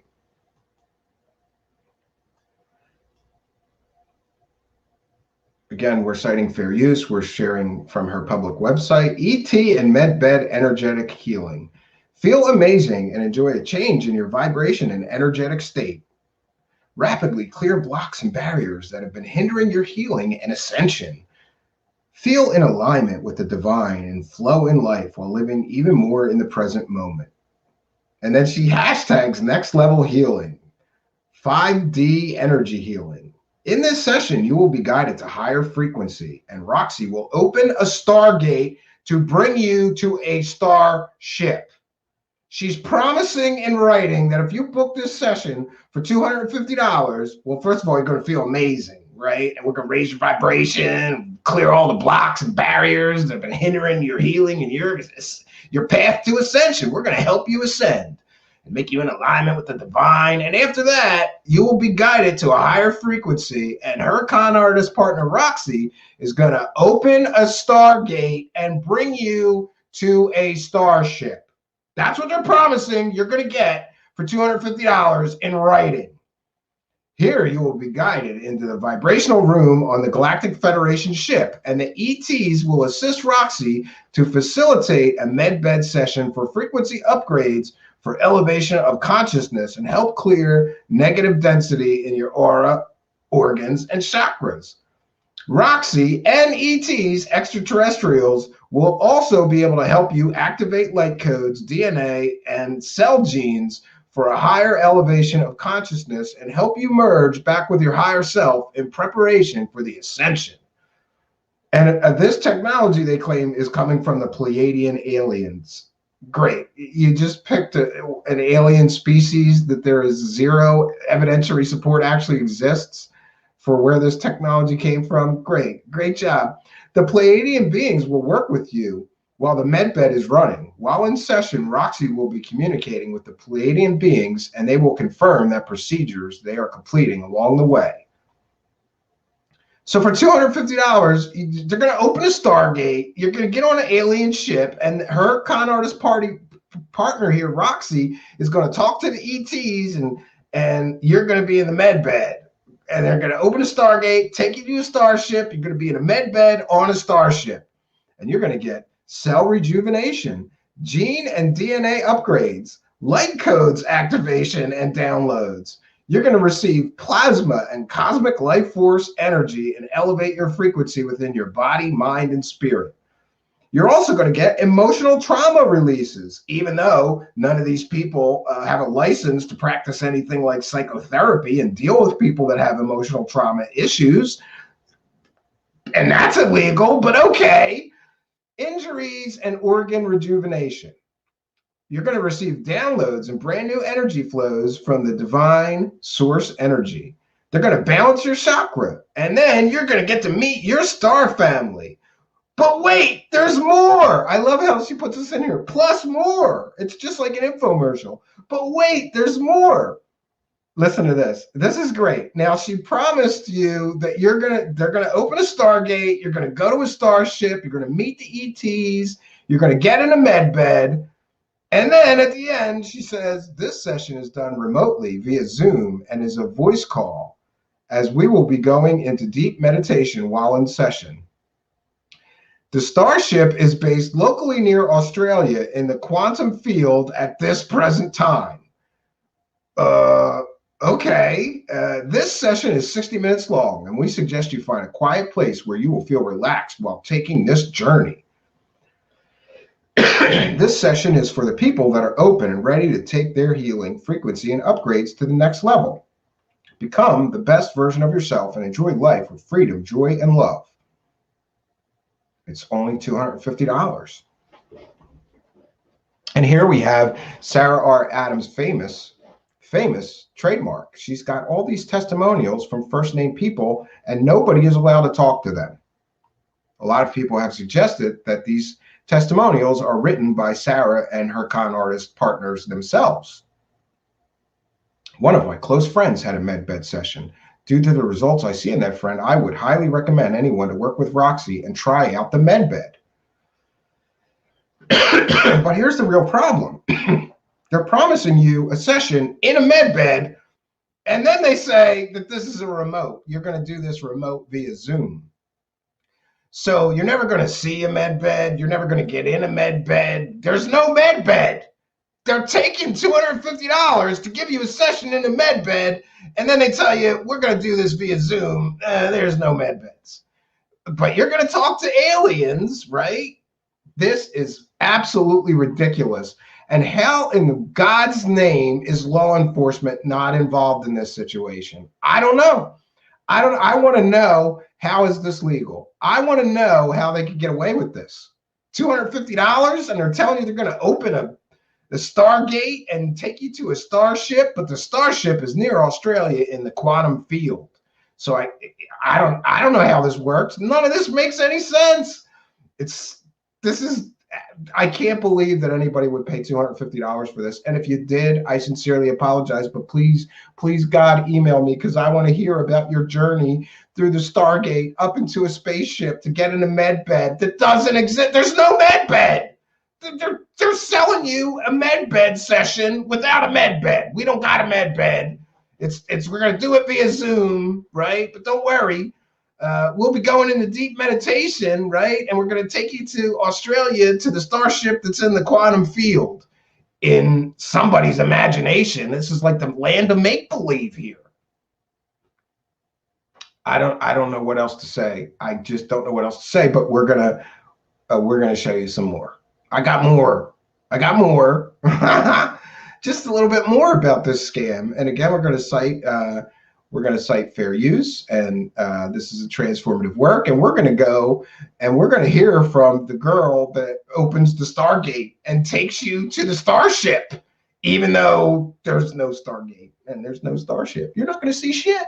This is a Zoom call for $200. This is a $250 Zoom call scam. Where's Zoom? Does Zoom want people getting scammed for $250 on their platform? I don't know. I would imagine that they would frown on people scamming people $250 for a Zoom session, telling them they're going to get teleported to a spaceship, right? And healed in a med bed when there's no med bed, there's no spaceship. I don't know. There's no spaceship. There's just no. Show us the spaceship, Sarah. Where's the spaceship? We have a whole episode called Show Us the Stargates, because Sarah R. Adams claims that she can teach you to open a Stargate for $1,500, but she can't show us a single Stargate. Yeah. All right, let's hear from Roxy, the girl who's going to open the Stargate and take us to the starship. This is better than a comic book, friends. This is awesome. And this is on her public YouTube channel, but we're still citing fair use. We're educating the public about this medbed new age scam. And that's allowable under fair use. We're going to be discussing and critiquing the video that we're sharing. It's called Medbed Technology on YouTube. All right. Let's hear from the girl who opens the Stargates and takes you to the starship that doesn't exist. Work with the Palladium beings and take people to the starship. Now, the starship is one of like 250 Galactic Federation ships around the Earth at this time. And yeah, they're all...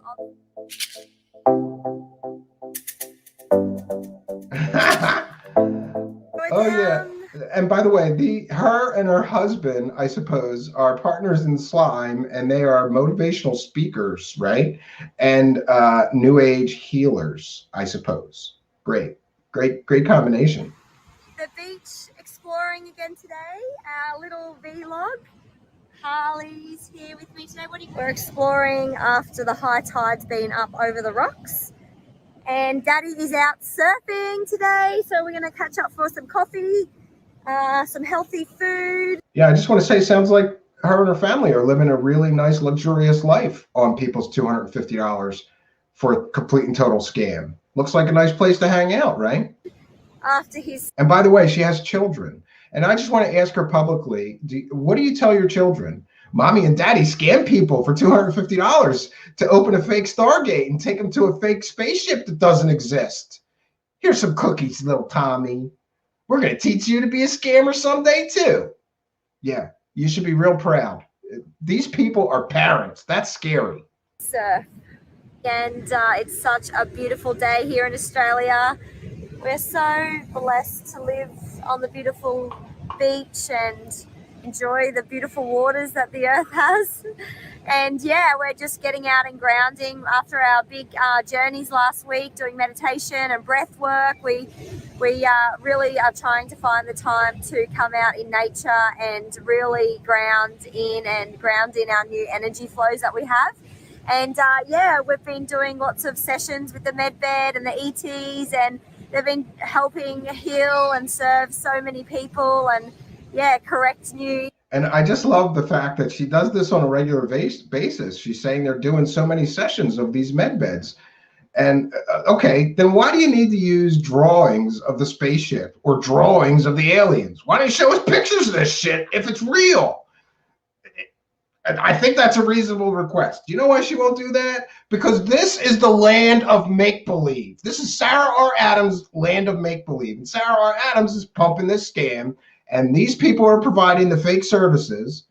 I wish to God somebody would give me $250 so I could do this, just to report on what you get for $250, right? If anybody, please, God, if anybody has done this, don't be embarrassed. Email me at truthseekershow@gmail.com. We want to hear about your trip through the Stargate to meet the Pleiadian aliens on the spaceship and go for a medbed session for medbeds that don't exist. Old energy flows and replace them with new energy flows. It's been really fun to explore this new modality that's, you know, kind of just come through, and yeah, we've channeled in, and it's been really nice to work with the Pleiadian beings and take people to the Starship. Now, the Starship is one of like 250 Galactic Federation ships around the Earth this time. And again, with the drawings. Yeah, I take people through a Stargate to meet the aliens and have medbed sessions every day. But I don't got any pictures. Don't ask me for proof of my ridiculous claims. Just believe me and give me $250. Yeah, they're all on standby, ready for us to connect to them. And yeah, we can reach out for their help and their guidance with healing. And well, the ship that I'm working with obviously has the advanced technology on board, and I'm not sure what the other ships have on board, but yeah, it's really interesting to see the transformation with certain clients. We're doing yeah, and I think she said that the ship that she goes to is just one of a fleet of 250 spaceships. So she's claiming to be routinely interacting with one spaceship with aliens on it and 250 more. But she doesn't have any proof of any of this. You know, she just interacts with them. She doesn't ask them, you know. I'd ask for a Polaroid myself. Damn, showing my age. I'd ask for a selfie, you know. Can I get a selfie, Mr. Pleiadian alien, while I'm on the med bed? With the med bed, we're taking them up there and putting them in the med bed, and it's yeah. Now, listen very carefully. She said we're taking them up there to the Starship and putting them in the med bed. That's what she's claiming you get for $250. You physically go up to a Starship and get in the med bed. Yet in the text, they admit that this is just a Zoom session.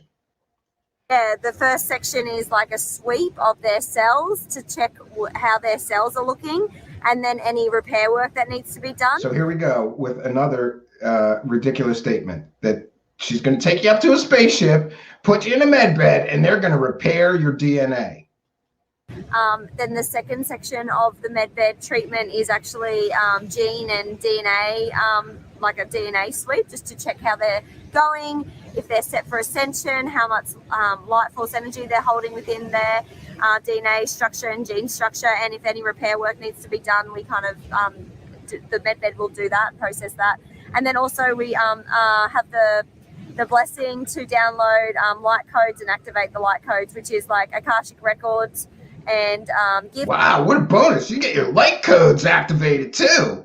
What does that even mean? Nobody knows. I don't think this lady knows what light code activation actually means. But it's not this entire thing. This is like offering all these services that you can't prove that you provided. Prove that you upgraded my DNA. Prove that you repaired my DNA. Show me some DNA scans before and after. Prove that you're doing anything with light codes in my DNA. What the hell does that even mean? Nobody knows. Go ask the geneticist if there's light codes in DNA. They'll laugh when they're done laughing at you. They'll say, "I don't know what you're talking about. This is made up gobbledygook, new age garbage nonsense. This is not science. It's masquerading as science. After all, this is pretty advanced science. They can cure your cancer. They can regrow arms. They can age regress you 20 or 40 years if you want." Bullshit. This is complete and total horse shit. Gifts and abilities and interplanetary life memories and all goodies. So yeah, once the client or the person that gets the treatment's frequency raises even further, all of those light codes are activated as they go. But yeah, a lot of people are finding that they have lots of energy after the treatment. You know, we're removing limiting false beliefs in the treatment as well. Any emotional injuries within the organs that have been manifested from trauma is being released. And so, yeah, it's been really nice to help people, take people on this journey, and yeah, merge them back with their soul, their higher self. You know, there's so much that comes up in the session when I'm channeling through, and the ETs are telepathically communicating with me, and they're actually physically working on the person's body as the... Did you hear that? Again, she says they're actually physically working on the person's body. Yet in the text, it's all a Zoom call. But she's telepathically communicating with aliens, right? And I love how she says, it's been so great to be able to help people. How are you helping anyone, selling them fake services, claiming that you're going to open a Stargate and take them to a starship to get them to lay on a med bed when you're not going to actually provide any of that? You're going to, what are you going to do? Do a Zoom session and tell them, I'm talking to the aliens right now, and they're putting your, what is this, astral? We're putting your astral body into the medbed unit right now. This is garbage. Medbed go. So it's like a real, like it's kind of like a double healing session in a sense. And it's really, really cool. So yeah, I'm really enjoying that. Yeah, just being able to be of service and moving myself from the old way, the 3D way of service to self to service to others. And oh, there we go. How much of this garbage can we thank Corey Good for? The medbeds is Corey Good, right? He's the originator. Well, actually, he probably stole that off of people from the Avalon forums. I think that predates him, but he popularized it. And now she's talking Corey Good bullshit talking points. She's going to be more of service to others than service to self. And I just want to ask, how is it more service to others than service to self to take $250 from people and not give them what you promise? After all, you're promising them a ride on a starship and a ride through a Stargate, and they'll physically be worked on by aliens, and they'll meet the aliens, and then you're giving them a Zoom call? This is amazing. Yeah, that's like what our goal is now, and it has been for a while, but we kind of just fell into this, and the energy in the universe brought us to this when we were ready and healed ourselves to be able to help and serve others. So yeah, everyone can do this, and we're not special. We've just raised our frequency. We've worked on ourselves. We've healed. We've been true in truth, and yeah. We've been true while we're scamming the public. But look at our nice kids that we bought a popsicle with some of that money. We're good people while we're scamming people. So yeah, you can definitely learn how to do this, and we are going to be running some workshops because there is so much interest with this. We'll do small workshops with, say, like 10 people over a course of, say, 10 weeks. And yeah, you'll get Pete and I teaching you how to do this. And yeah, so watch out for that. That'll be coming up in the next couple of weeks. We'll be launching that workshop. So yeah, it's pretty fun. We're gonna just enjoy our day off today, and we'll get back into being of service and doing clients again with the medbeds and the Starship tomorrow. Oh, see, she needs a day off between trips through the Stargate to the Starship. Sure. And yeah, we'll just enjoy the time with our beautiful boys and the beach and Pachamama. Don't forget to breathe, surrender, and just enjoy this human experience. It's really, really send me special, unique, and beautiful. Love you all, guys. Have a great weekend. Storm overnight. Yeah, that's enough of that.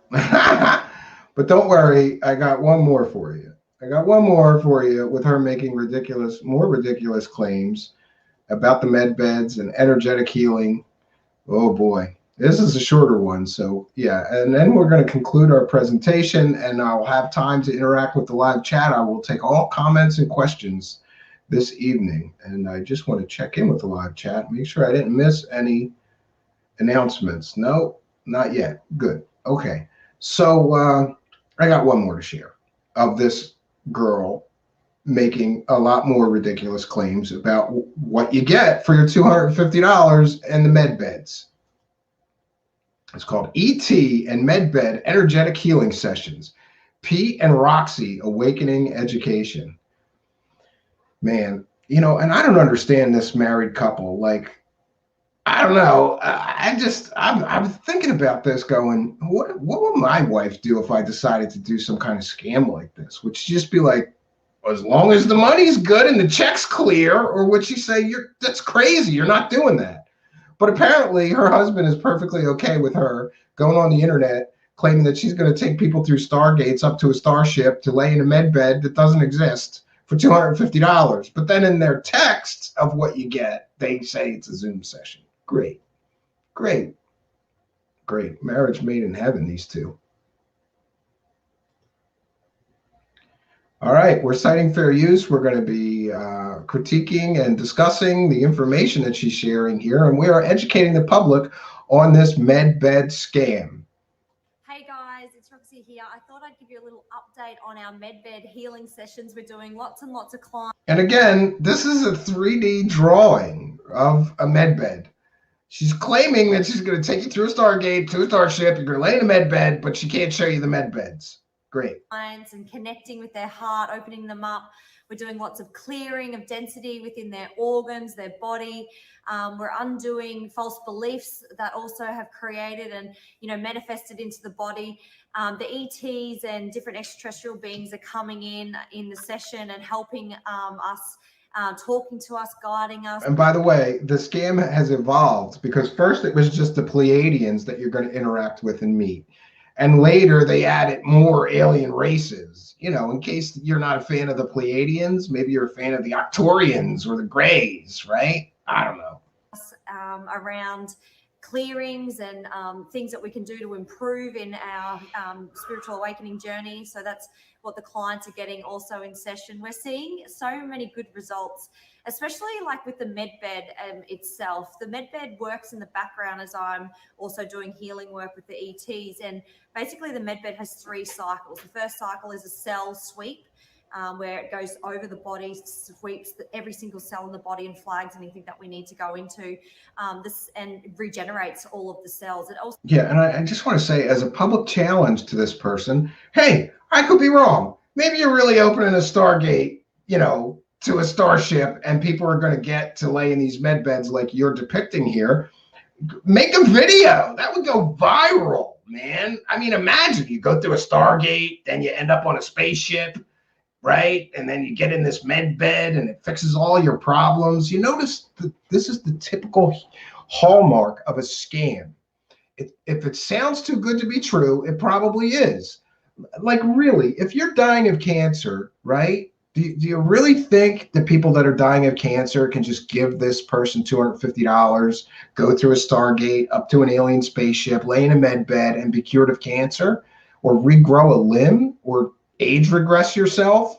But meanwhile, those are the videos of promising what med beds can do all over weird social media, or I'd say second, third tier social media, right? Like Rumble and Parler and Telegram and BitChute, etc., DLive, right? It's amazing to me. But in writing, they make completely different claims that are equally as ridiculous, but not quite as amazing as curing cancer, regrowing limbs, and age regression. But they do, in writing, claim that they're going to take you through a Stargate, up to a spaceship, right? And you're going to interact with these aliens. That's what you get for your $250. I think that would be worth $250 just to go through a Stargate alone. That would be amazing, right? This is so stupid. Also adds frequency, high plasmic light force energy frequency into the body, which helps raise the vibration of the being in our light body and connects us back almost with our higher self through this process as well.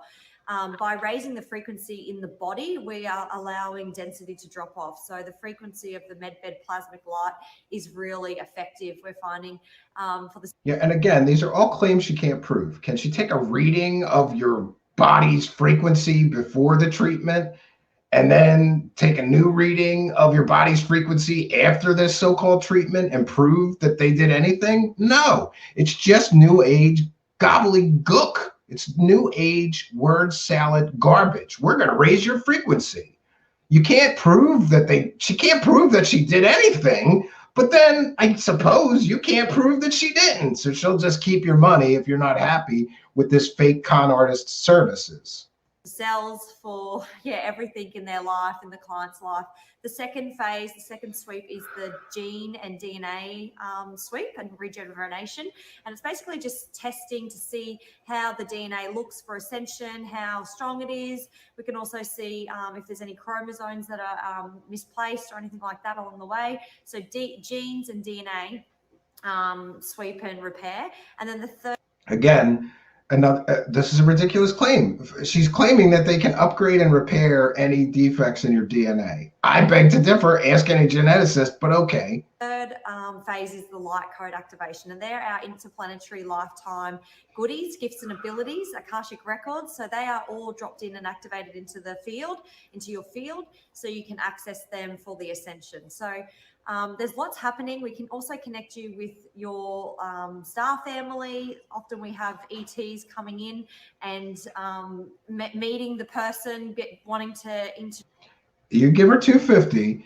The claims just keep getting grander. You give her $250. You go through a Stargate. You go up to the spaceship. They're going to heal your light body, energy, chakra bullshit, and you're going to get to meet your starseed family. You're going to interact with ETs. You're going to meet extraterrestrials for $250. That's what she's promising here. And by the way, I just want to mention to YouTube, why is this person allowed to be scamming people on your platform? That's another issue. Does YouTube endorse this? Because they haven't taken the video down. Introduce and communicate with the client in the medbed. So that's really. Look, new aliens. They got new aliens, friends. It was just the Pleiadians. Now there's at least 3 kinds of aliens that you're going to meet for your $250. Awesome. Exciting too, because then they go away and they can connect and move into that next phase of the ascension with connection to the galactic. So if you'd like a session for Medbed, we're still open. Books are open. Visit www.awakening.education to find the booking page.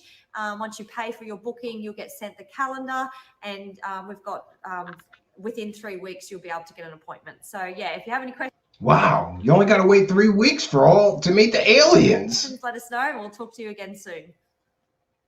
Yeah, and that'll be it, friends.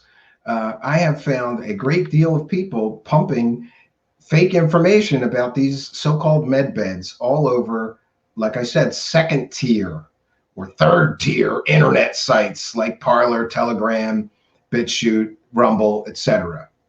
Interesting that they're staying off of the more mainstream social media sites making these absolutely ridiculous claims.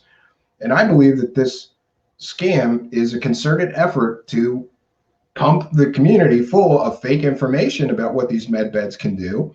And then Sarah R. Adams and her two scammer buddies here, Pete and Roxy, sweep in and provide some fake Zoom call bullshit service telling you this is exactly like Sarah R. Adams' psychic sessions, what Sarah R. Adams does. You know, she calls you on the phone, and this is what my experience was. It's like, yeah, I'm aligning your chakras. I'm activating your light body activation. I'm cleaning your aura. You've got some unclean spirits, right? But now this has reached a new level of ridiculousness, because in the very same text, they're going to promise you're going to go through a Stargate and meet and go on a starship. They're admitting that this is just a Skype or Zoom call. Great. I'd love to know how you can just do a Skype or Zoom call and actually go through a Stargate and go up in a spaceship. Maybe that's some button on Skype or Zoom, like go through portal, that I've never seen before. This is a complete and total new age con artist scam, and it should be exposed. And further, anybody that platforms these people is partially responsible and helping them to find new victims. That's my opinion, and I'm entitled to it. So people like Jimmy Church, Gaia TV, right? George Norrie, Coast to Coast, anybody who platforms these scammers is helping them to find new victims. And that should not happen without the public knowing that they're helping them find victims of this scam. I don't know I don't even know what else to say at this point, but I do want to, we're going to do one more thing and then we'll go straight to the live chat. I promise here. Sorry, we ran a little bit long, lots to cover. We're going to go back to Sarah R. Adams' Intuitive Healer website because we see, more garbage that she offers people besides this med bed, right? Yeah, so it's $250 an hour to book an appointment with Sarah R. Adams, and she offers soul guidance, chakra aura channel meridian balancing. What the hell is that even? What is that? Can she even explain what this is? Chakra aura channel meridian balancing. Channeling messages from spirit guides, angels, archangels, and ascended masters. So for $250, she's going to talk to the angels for you. She's going to do past life releases, genetic repatterning. Genetic repatterning. What is genetic repatterning? Oh, she's going to help you with addictions, even though she's not a certified addiction counselor, and that's illegal in the state that she lives in to be offering services claiming to help people with addictions when you're not a licensed person to do so. She's going to help you with repetitive patterns, astral projection, lucid dreaming. Here's another, this is great. She's going to help you with anxiety and depression. Oh no, this is all careful wording. Some topics that could be included in an hour. So she's just going to talk to you about anxiety and depression, but people are going to read this and assume that she's going to help cure you of anxiety, cure you of depression, cure you of addictions. And that's what her scam relies upon. Let's put some careful wording up there. I'm not saying I'm going to cure you, but I'm telling everybody that I'm a psychic healer and I can heal people while I'm offering to cover these topics in your hour, right? She can also help you with psychic attacks, empaths, inner child aspects, relationship with parents and family, emotional blockages, cords of attachment, archetypal energy, energy upgrades, soul fragments, vibration remedies, clearing sabotage programs and beliefs, birth issues. She can balance your yin and yang energies, and understanding soul contracts, vows, curses, relationship, karma, and more. Oh, but it gets better, friends, because it's $250 for a phone call for an hour. A 1 hour video session using FaceTime, Skype, or Zoom is just $333, and an in-person session is $555. And you fill out the request form, and I guess, and she claims they're located in the UK. That's what she claims. I think that she may have her company registered in the UK. So all this may not be covered under US law, even though she lives in the United States, even though she provides services to people in the United States. I don't know. Really could use a really good criminal prosecutor or former criminal prosecutor to explain to us how this scam can continue to go on, how these people can continue to charge people $250 for this garbage. We have Sarah charging for this garbage and also the med beds. Yeah, we're going to go back to the medbed page. Oh, sorry. Yeah, and we're gonna go over once again. Look at this. $250, and here's the testimonials from people that she can't produce. Right? I want to interview them, Sarah R. Adams. I want to interview every person that you can give me that went through this $250 medbed Stargate trip to the starship to lay on a medbed. I want to interview somebody that's done it. You're providing this service. Oh, look, pictures of the aliens. Look, here's all the aliens that you're going to meet. You're going to meet all these people, all these aliens. Look, I think that's an Octorian, right? I don't know which ones these are. I don't know. Yeah, look, and we're going to meet all these aliens, and they do this all the time, but they don't got pictures of the real aliens. They got to use 3D rendered graphics to represent. That one's a Nordic alien, I think. Yeah, wow, you're going to meet all these aliens for just $250.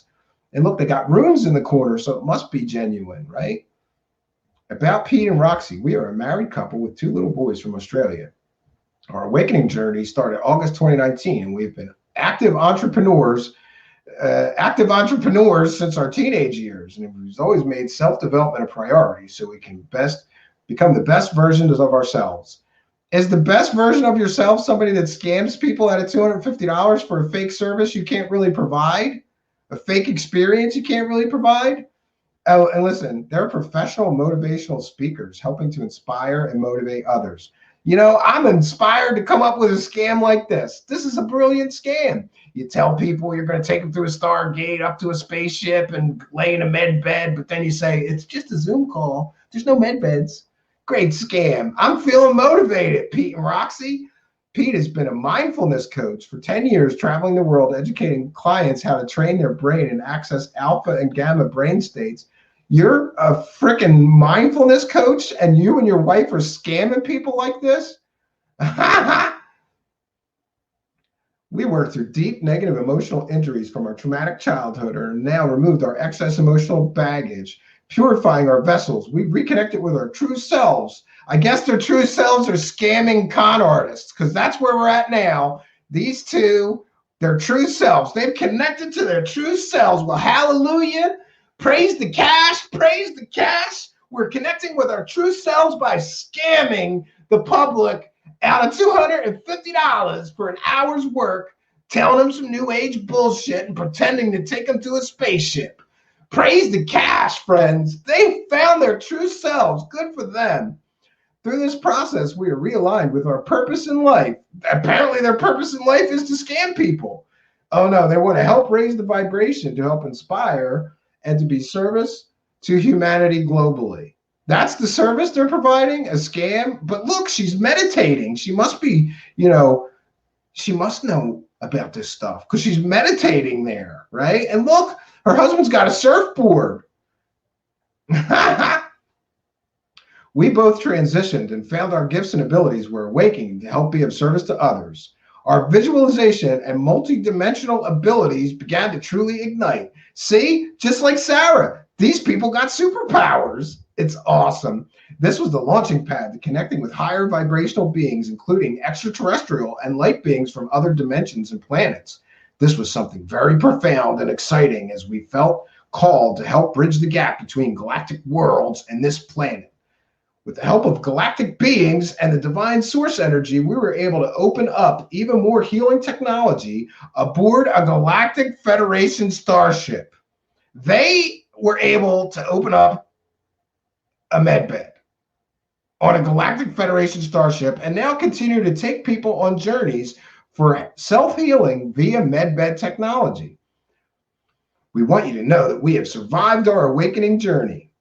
Congrats, they are awakened, man. One day they woke up and they said, people in the new age conspiracy land world are so stupid, they'll believe anything. We can say anything, like we're taking them on a spaceship, and they'll give us $250.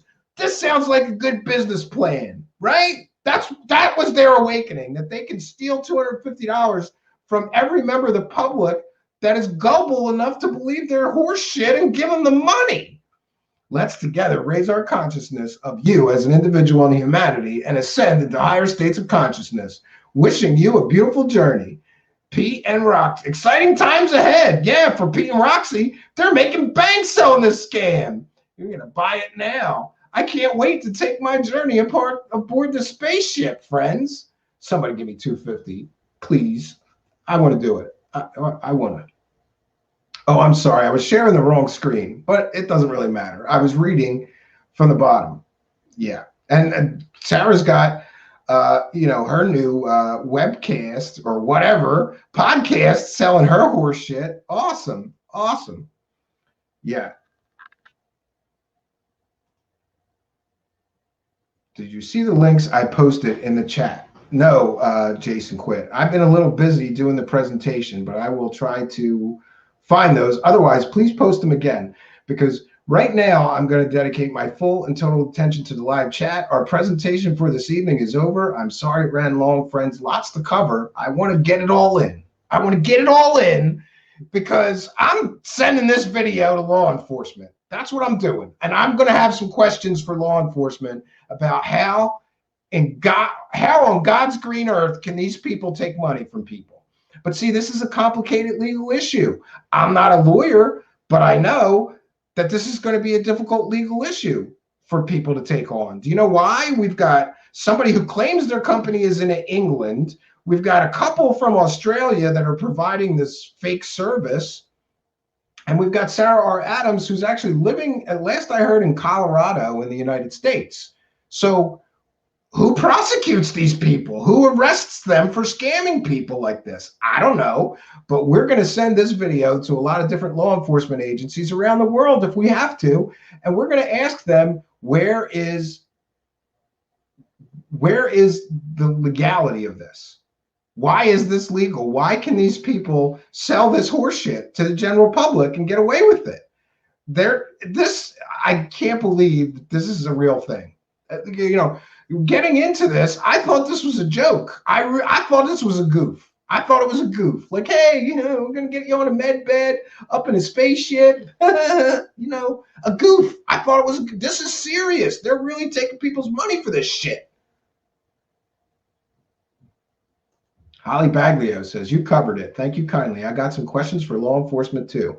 Yeah, I got some big questions for law enforcement, Holly Baglio. I don't understand how any of this works. I don't understand how any of this works. Like, why can they do this? They could just tell people this horse shit and take their money, and I'm sure they don't give refunds. Genocide wants the medbed slides. Yeah, maybe next time, Genocide. By the way, I'm getting closer to finishing a presentation, and soon you'll be able to stop busting my balls about the slides and bust my balls about more slides. Oh, you're right. Sarah was in Sedona. Yeah, she may be in Arizona, so we can check with the district attorney there as well, and I will be following up. You know, but like I said, this is a complicated legal issue because, first of all, any district attorney in any state in the United States that they sold this fake service to could prosecute them.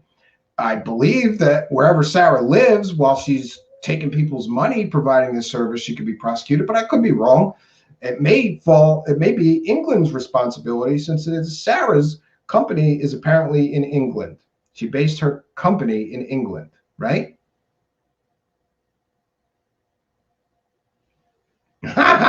Andrew Whitley says, Truth Seekers, that wasn't her child, by the way. It was her grandfather after a few medbed sessions. Yeah, maybe you're right, Andrew Whitley. Maybe that was her grandpop, not her kid, right? Chase Davenport wants more slides. Everybody wants more slides. I don't have time to make them. I'm really swamped lately. And friends, like, things are going to get worse soon with my time constraints, because I've mentioned this before. I've had a good run here. Last year, my wife has been working from home, and the children much prefer mommy to daddy. So they didn't want mommy, or they didn't want daddy daycare and me doing much. My wife has been doing most everything for the children and working, right? But now she's got to go back to the office. So I'm going to be, and my son is done school for the year. My other son is not in school. He starts kindergarten in September, which I'm looking forward to. But I'm going to have 2 kids all day long, and my wife won't be here. And if you've ever tried to take care of 2 boys, 5 and 9, it ain't easy. It's like trying to keep up with a couple of meth heads. It really is. Today, I only had to do a half day, and it was rough. You know, the younger one's like smacking me. Daddy, I'm hungry. I'm trying to take a nap. Not doing good at this readjustment, but I have to readjust myself and, you know, take care of my children. So I'm going to have less time for things like slides, right?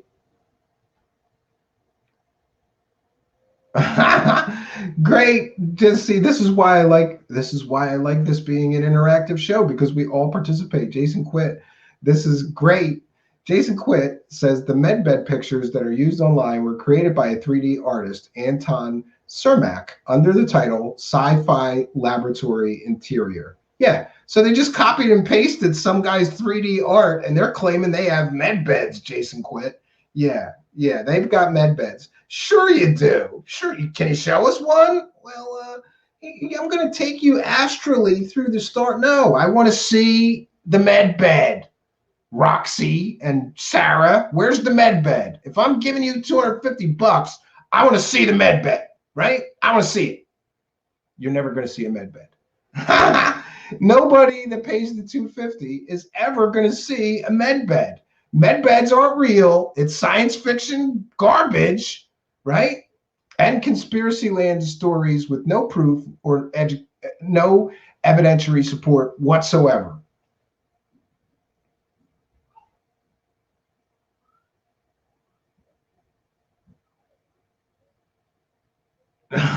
Chase no was laughing at you saying he can bust your balls wanting more slides. That's what he's going to do, Chase. I'm going to do a slide presentation. Then he's going to go, see, that was good. Everybody loves slides. And then he's going to be in every live chat going, we need more slides, Stephen Cambion. Yeah, we need more slides. Definitely.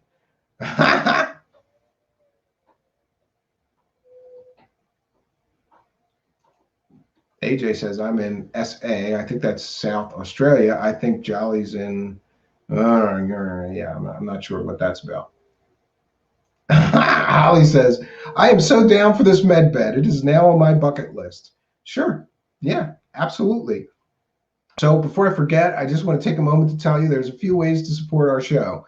There is a big money button down there in the live chat, and you too could send a super chat, right? Send a couple of bucks our way. This is a viewer-supported show, and it helps us. Every dollar helps us to keep the show going and keep producing content like this. We consider some things we do here as a public service, right? Somebody's got to show the world the horse shit that some of these new age scammers and conners are out there selling the general public with no legal repercussions. And, you know, there was a time where I would be kind of bitter, like, why do I got to do a show on this? This is stupid. But, you know, lately I kind of go, everybody has a place at the table, and maybe, just maybe, this is mine. So if nobody else is going to cover this and reveal this scammy shit, con artist stuff going on, let it be me, right? But I could use your help. There's a money button in the live chat. That's a super chat. You could buy a super sticker. You could send a super chat, or you can sign up on Patreon. And I want to make sure that I check in with the Patreon, because every time somebody signs up for Patreon, it's as little as $1 a month. We call them out. We shout them out and thank them for becoming a new Patreon supporter. Every month I post. Okay, we have the last two Patreon supporters is Super V, Fun Cat, and Cassette to Pie became our latest Patreon supporters. So every month on Patreon, I post a bunch of behind the scenes stuff. It's like, you know, pictures of things that are going on behind the scenes, some writing. I've been posting songs every month. This month, we're going to post a few songs from my new unreleased album. So you get sort of a backstage pass for being a Patreon supporter for $1 a month. The other, Jonas side, I'm going to murder you, bro, over these slides. I really am. I'm having anxiety attacks over slides, right? I literally had dreams that I was trying to make slides and I couldn't. Okay? Can you stop it with the slides? So the final way to support us financially is there's an About section on our YouTube channel here. Just click on the About section, and there's Donate by PayPal, Donate by Patreon. Hit the Donate by PayPal and add whatever you'd like us to shout out. For the PayPal donation, we shout out every single PayPal donation that we get here. And I want to thank Jonaside for the kind and generous $2 super chat donation. And he says, everyone loves slides. Not me, bro. I used to be agnostic towards slides. But once Jonaside started his slide campaign, asking me every single show to do the slides, I don't like slides now. So thank you. Jonaside has ruined slides for me. I will never like slides, ever, right? I just can't believe it. This is my life now. I got to learn to make slides to make my audience happy. But we try to do that. So if there's something that you want to see, if there's something that you really do want to see here, you can, for sure, you can email us at, let's see, truthseekershow@gmail.com. I'm looking for that. And also, I want to remind everybody, please follow us on Twitch, because, you know, we're not doing great over on Twitch. I guess everybody's over there watching girls in bikinis play Call of Duty, but nobody's over there watching us. It's just not the right platform. We may call it and try a different platform, because we've only got the capability to do streaming to 3 live stream locations at once right now. And one of them is Twitch, but please do follow us over there, www.twitch.tv/Truth Seeker Show. that would really help us.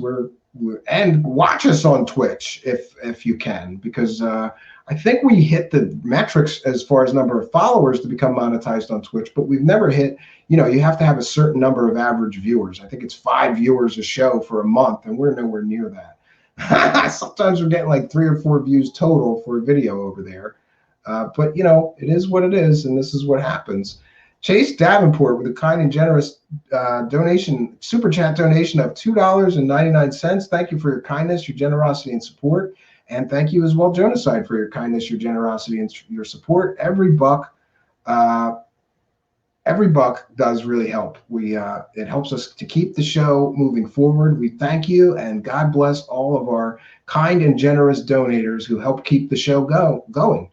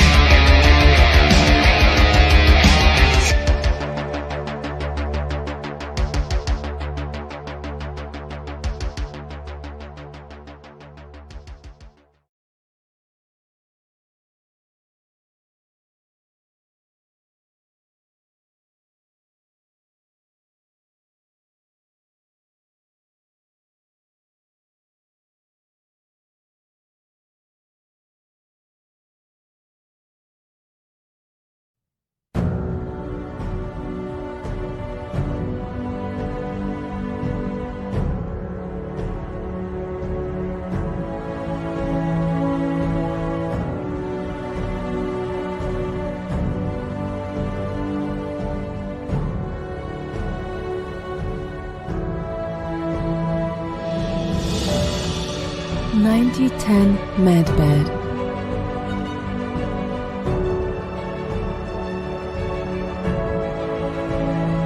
Scan my body.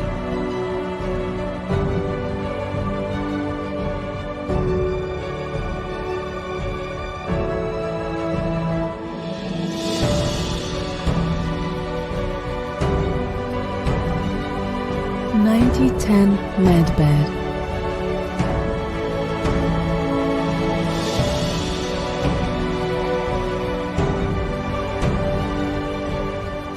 Scan me.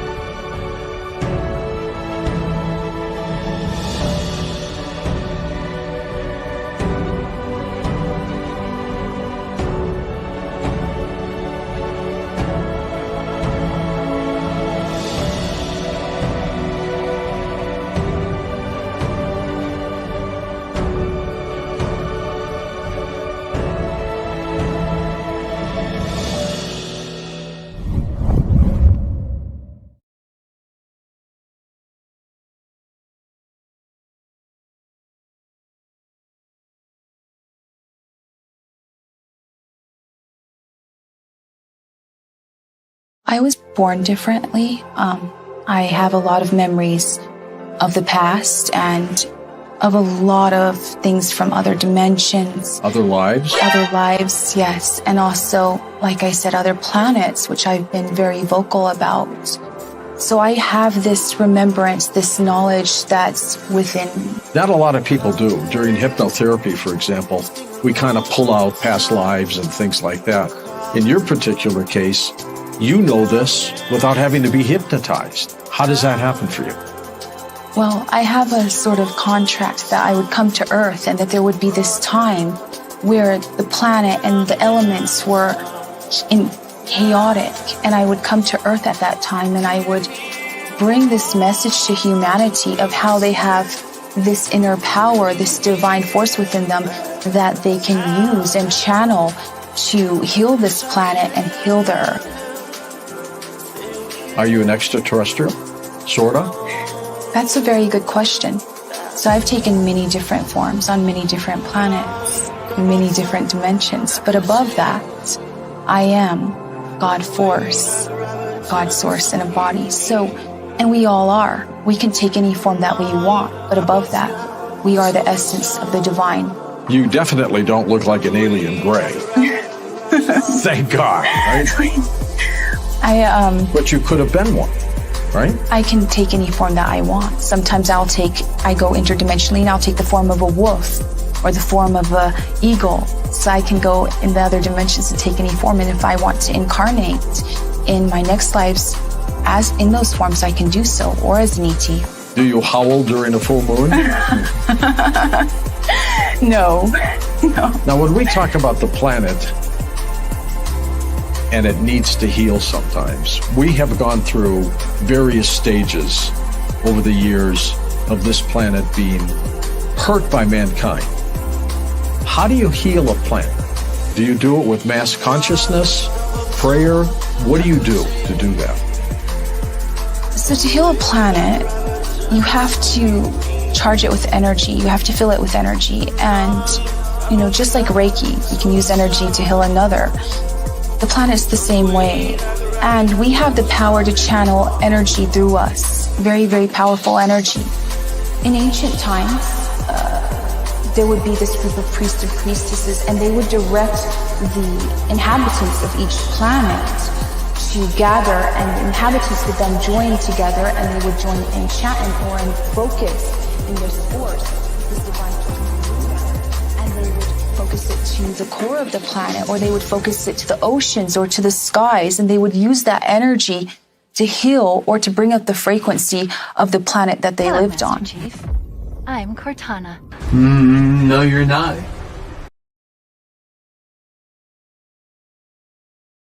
You're talking to. I'm from New Delhi. You better get your chakras aligned.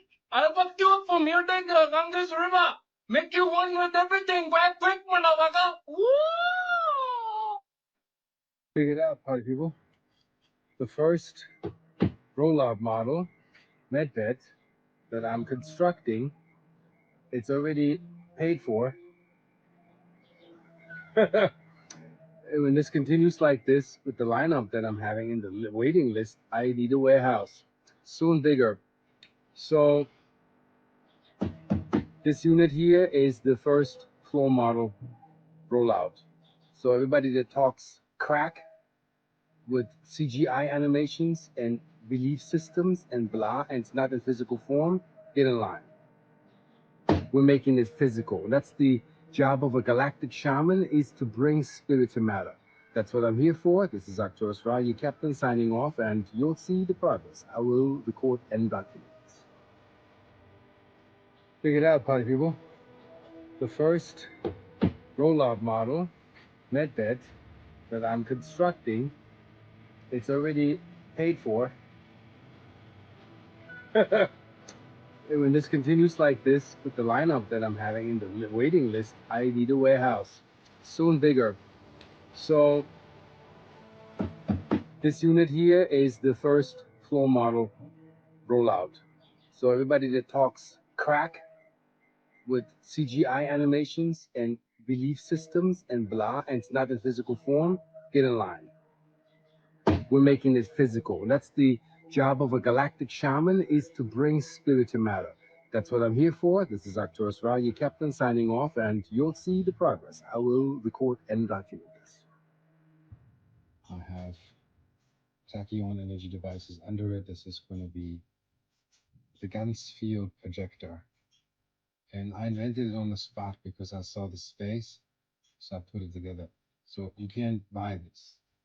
This is built here. This is the top lid for the upper part of the body, where the unit's going to come and radiate photons at the therapeutic treatment. So yeah, we're doing things.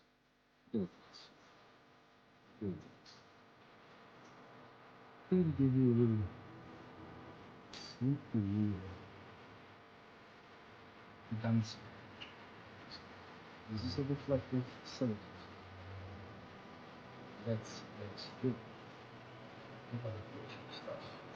And you place, this is plasma. Soon will be filled with GANs, and you place it in the socket. I guess these old technologies are made for me. And this is going to be a GANs field projector. And they're going to be under this sealed with mirrors, put in a holy field. I mean, I could feel it from here, that this thing just reflects back out. So we have some high tech coming, party people. Soon you'll see 3 reflectors for the crown chakra. And then you can get color arrangement and whatnot. So, cathode anode through a holy circuitry, and then into a blessed circuitry with prayers. Let's see if that works. The testing move on.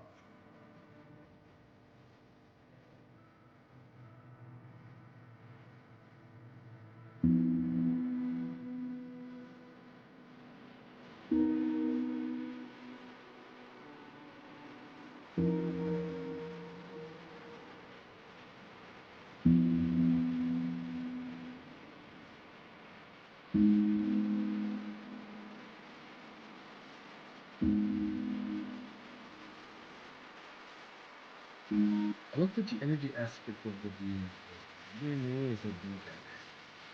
National films, I write film like this. Okay? So I was like, if I fill a polished brass dodec with the photonic substance and seal the lid, it must be powerful. More powerful than many pendants I've seen that go way past $1,000. So I created this piece here. Very powerful. And we'll see what we'll do if we, manufacturers have problems even making what I need. See, this lid needs to fit seamless, which we've done. Shapeways to recommend, they also make this in gold. It's very expensive to prototype, just so you know. So these become sculptures, and they will be for sale at some point. Real simple human life force. A leaf that's alive. See? Just from the pluck from the tree. Now a leaf that's dying. Very little life force left. Now a leaf that is dead. See? Almost negative. Life force almost gone. This is how you measure life force. This is an expensive machine, but you can detect life force, energy, life energy. And take my pendulums here. See? Life force is coming. That's what you want. Watch out for the video for me like that. I'm explaining. Real simple. Human life.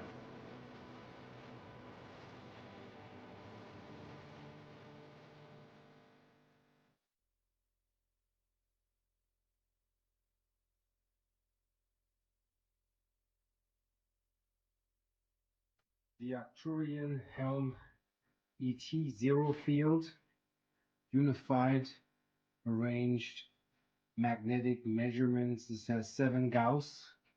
We use EMR shield protection paint, and it's going to be colored tomorrow. And in the inside, you can see 24 karat gold plated wiring for left and right hemispheres and the back lobes to activate that and then get you conscious. And when that thing works, it will be for sale. And it's a beast. I'm telling you, it's a beast. Zero fielding, 72-degree voltage ratio, value of life, photonic filter, going into the structure. That's why it's reminded of this riverbed, generations image, and then going into another device, which is the prototype, to atomically, and ionically agitate events in zero field or wazoo and magnetically align the water, and then implode the water with Dan Winter's imploder. And I bet you that this concoction does not exist on the net. That's why our water levels are super balanced and almost like cosmic plasmic level. And our Galactivate customers know this. In the backyard, I have noticed I have the bed sitting here. Usually, plants in close proximity usually explode. I don't know. A couple of weeks in, I've noticed this. Leaving the property of the neighbor and exploding directly, see here, towards the bed. Goes hand in hand, actually. And the fruits on this side, on the fence, are crazy. On the other side, it's not much. You don't see much. But here, you see this? Oh, when you have photons in the right direction, life returns. Just so you see. Difference.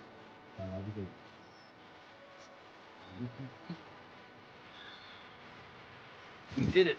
Presenting the hollow dynamic medbed, meaning resetting the cells to original photonic information reset, helping you to get out of your mind, to get into your body, and of course it's for therapeutic purposes. This is going to be probably a 20 grand piece. This is custom made. This is the first one I made, first one in the world of its kind. It has magnets, it has photons, and it has 9 layers of orgone material. Wilhelm Reich started with 7 layers, and for just orgone, this is foregone energy, photonically activated and magnetically aligned. And this is called the holodynamic medbed. So enjoy.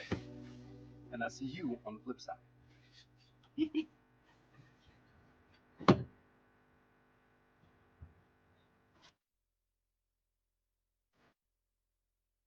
Using the high pressure ionic, photonically charged, and also what will be added magnetically aligned water structure hitting you. They're going to be like 200 a pop, and that's the best you can get for your buck. I put elite shungite in there to activate the water, and I put photonic pebbles. 1 is enough, and I put like 20 in there, so we have like several power points like the key. The water gets structured, pressured, aligned, harmonized, and then also I put like a deep, like a convex mirror in there with the molecule structure maintaining its integrity as the photons reflect back and forth between the two silver stickers, which is my idea. And basically, the shower heads will get little neodymium magnets, north pole inward, so we create phase conjugate field, and that superpower shower head will be on sale for my store in the near future, so keep on the lookout. Meanwhile, from the secret labs of Dr. Aktursra, I'm giving you a little sneak peek of the insertion of the Ormic double-shielded borosilicate glass power rods in what we call the Ra reactor. Its actually purpose is to help you create reality and dimensionality and expansion to your mind. Also, it'll be like a positive radiation reactor for your house. We will include formless photonic substance and a lot of other crystalline substance in this seal. And it's going to look like a time machine. Custom made galactic wand goes to Hawaii.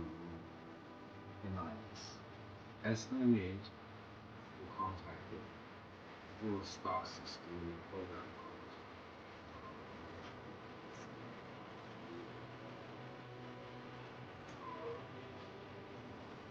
So far, the best I've made. See, this is the contact grip for the photons to travel. And the rest is to align the blood vessels and the construct of the human vessel to this device. And more, which is only when custom orders come in to be revealed. Thank you. Check out this beast. It's already in my shop without the labels. It's 3-dimensional. Lost. 2-dimensional. Beast. See the layers? 19 layers? No. Make organized like this. You know what I'm saying? Who's the deuce? With a opens. But you can't find it in any other stores. Yeah. Let me show you my higher dimensional charging station. And there's an orb, DC designs that I'm charging with the house cells, the power cells, to see the difference with this. Let me show you my higher dimensional charging station. And there's an orb, DC designs that I'm charging with the house cells, the power cells, to see the difference with this. Arcturian gate applications here. Super powerful.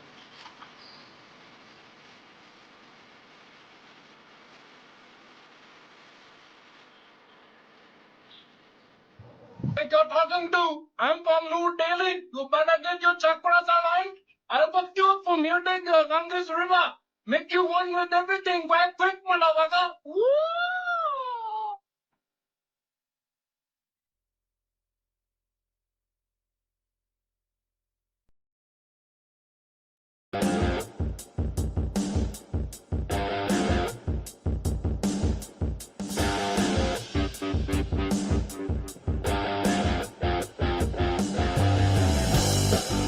Greetings and salutations, old friends and new, and welcome back to Truth Seekers. And we've got a banger for you tonight because we are once again covering the medbed scams that are going around the internet.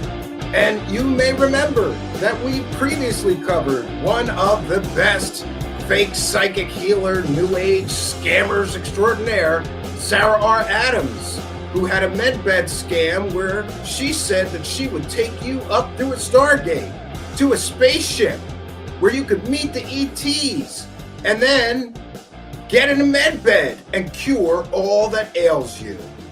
But later in the ad copy had to admit that that service she was selling, medbed session, it took your light body up through a Stargate to the spaceship. So it was essentially a Skype session where she pretended to take you through a Stargate. There is a link to our previous coverage of Sarah R. Adams' last medbed scam, which, by the way, no one in the community except me called her out saying that was a scam. And I stand by our previous reporting that charging people $250, telling them that you're going to take them up through through a Stargate to a spaceship to lay in a medbed is a scam. It's a scam. Sounds like a scam. Looks like a scam because it is a scam. But Sarah R. Adams has been on many different shows and podcasts, most notably Jimmy Church's show, while she was selling that medbed scam. Did Jimmy Church ask her about that medbed scam? Of course not, because Jimmy Church never met a scammer selling garbage that he could make a few bucks off of that he would ever ask a real or a hard question about.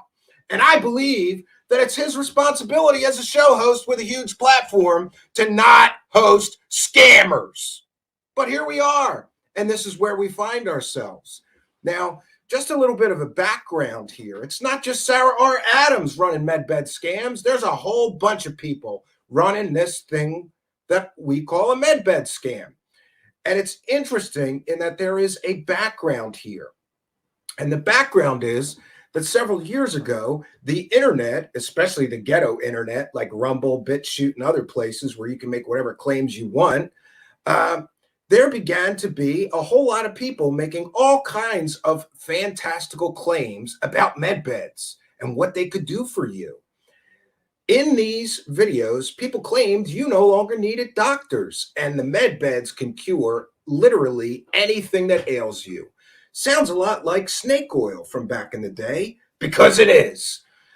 For those of you still on the fence, I have a pretty intelligent audience. I don't think many of you are on the fence. Let me be the first to tell you that medbeds do not exist. They're not real.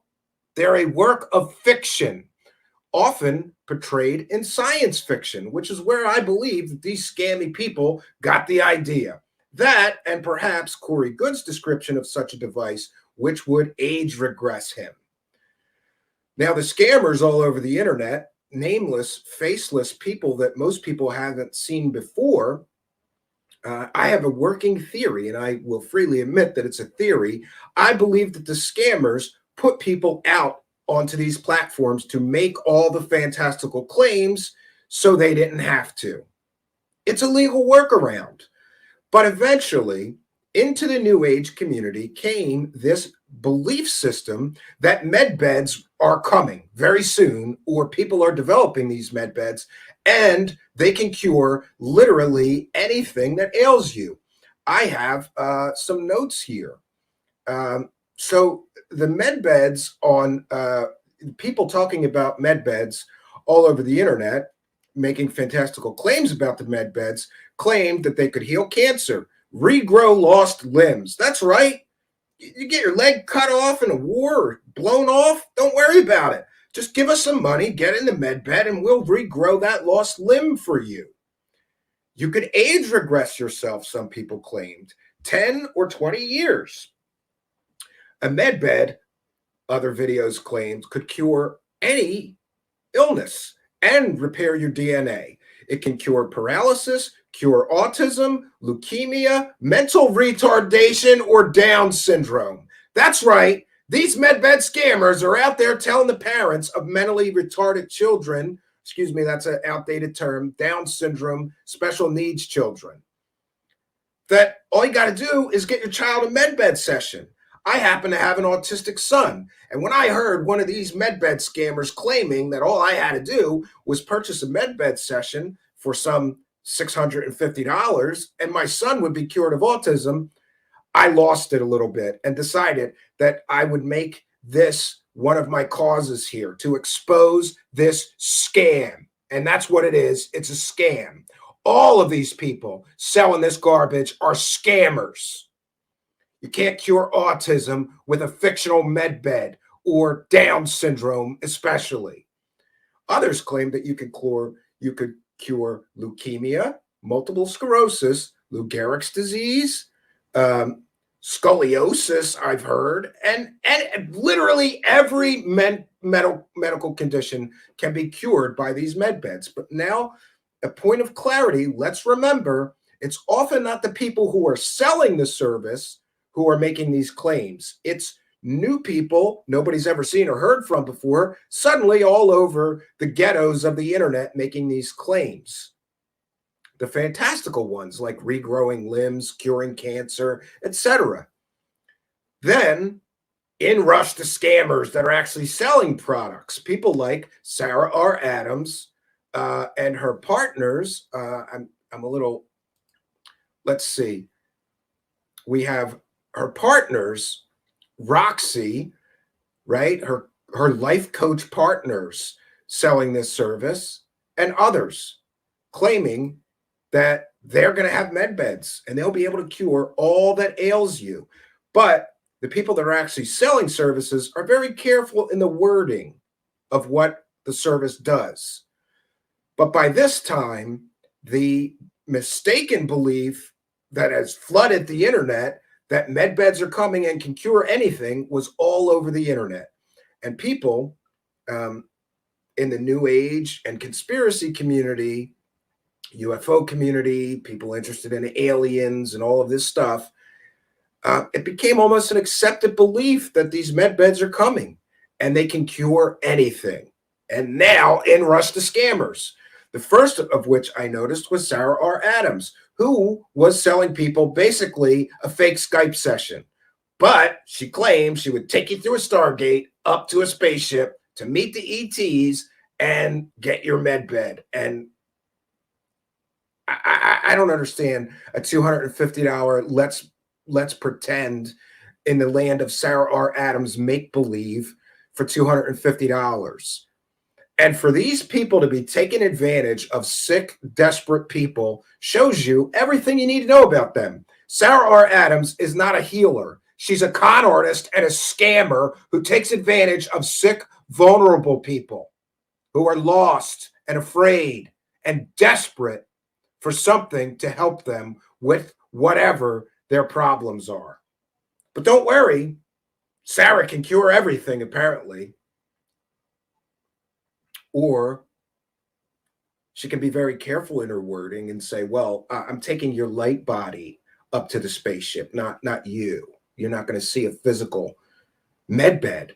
But now the scam has evolved because now Sarah R. Adams is claiming that she has a physical med bed, which she will be selling with her partner, Octorius Ra.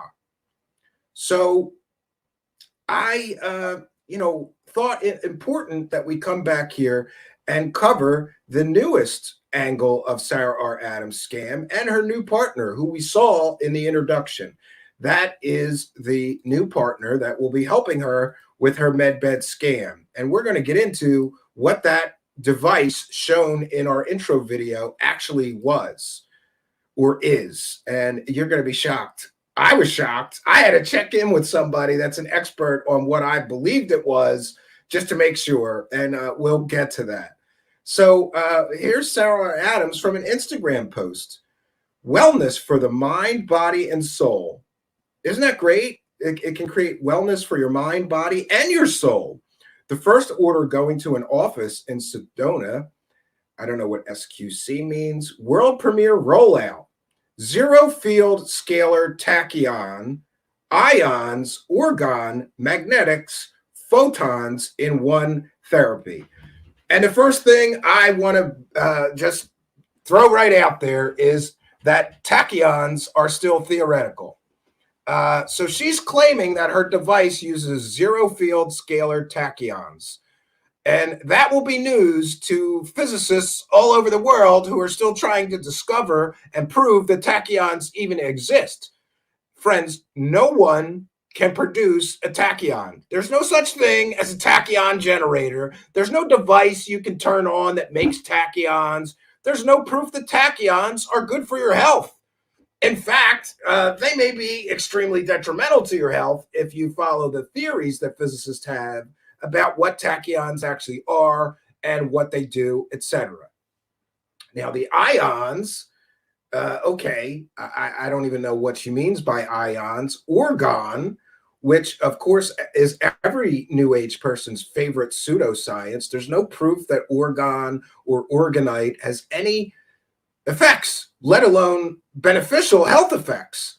Magnetics, okay, they glued some magnets into it. Photons, well, photons can be any energy source, like light or electricity. Electromagnetism can be photons, I believe. All of this in one therapy. Launching soon, the first energetic med bed here in Sedona. So excited about this. Email my website to book a session. So she's going to be selling sick, desperate people who are perhaps scared, who are desperate. Maybe there's terminally ill patients that are going to see this, hear all about those other people out on the internet claiming that a med bed can cure everything that ails you, and pay her. Now, the Skype session where she would take you through a Stargate to the spaceship fake med bed was $250. No word on how much this is going to cost. But we're going to get back to Sarah and Arcturus Ra's medbed scam in a moment. I thought it important if we first cover another of the major one of these scams, because someone else has invested very heavily into their medbed scam with the purchase of a very premium domain name, medbed.com. For a time, part of my business was making people websites, securing domain names. I can tell you that a domain name like medbed.com, unless you bought it in 1996, would probably cost upwards of $50,000 to $100,000. So along with these bottom-feeding, dirtball fake psychics like Sarah R. Adams, there are people that have invested very, very heavily into their medbed scams. There's something called the 90-10 medbed, which I believe is a scam. Maybe 90-10 stands for we take 90% of your money and we don't even deliver 10% of what we promise. The 90-10 medbed scam appears to be some kind of a device which you use with your regular bed, and they make all kinds of false scientific claims in their pitch, claiming that their device has a quantum processor. I'm here to tell you, friends, I'm very well versed in computer science. There's no such thing as a quantum processor that you could buy for a few $1,000s. It doesn't exist. Maybe Google has some early technology demonstrators, and IBM does, that they dumped $100 million into. But no, friends, you're not getting a quantum processor for a few $1,000s. Now, the 90-10 medbed scam costs $2,350. That's what that costs in order to purchase it. And you buy it, you put it near your bed, and we saw the computer animation. This company spent big bucks on a really fancy computer animation that makes it look like you're getting this super high-tech device, right? And it's a big letdown. Oh, it's a huge letdown. Yes, it's a big letdown because why? Because med beds are not real, okay? Med beds are just not real. And here, this company at medbed.com, and they have all kinds of testimonials of people. One of them is even a quadriplegic man who's completely paralyzed. It's not shown here, but it's on their YouTube channel. That in his testimonial, he said what he got for his $2,350 was that he asked the medbed to remove the phlegm, and it did.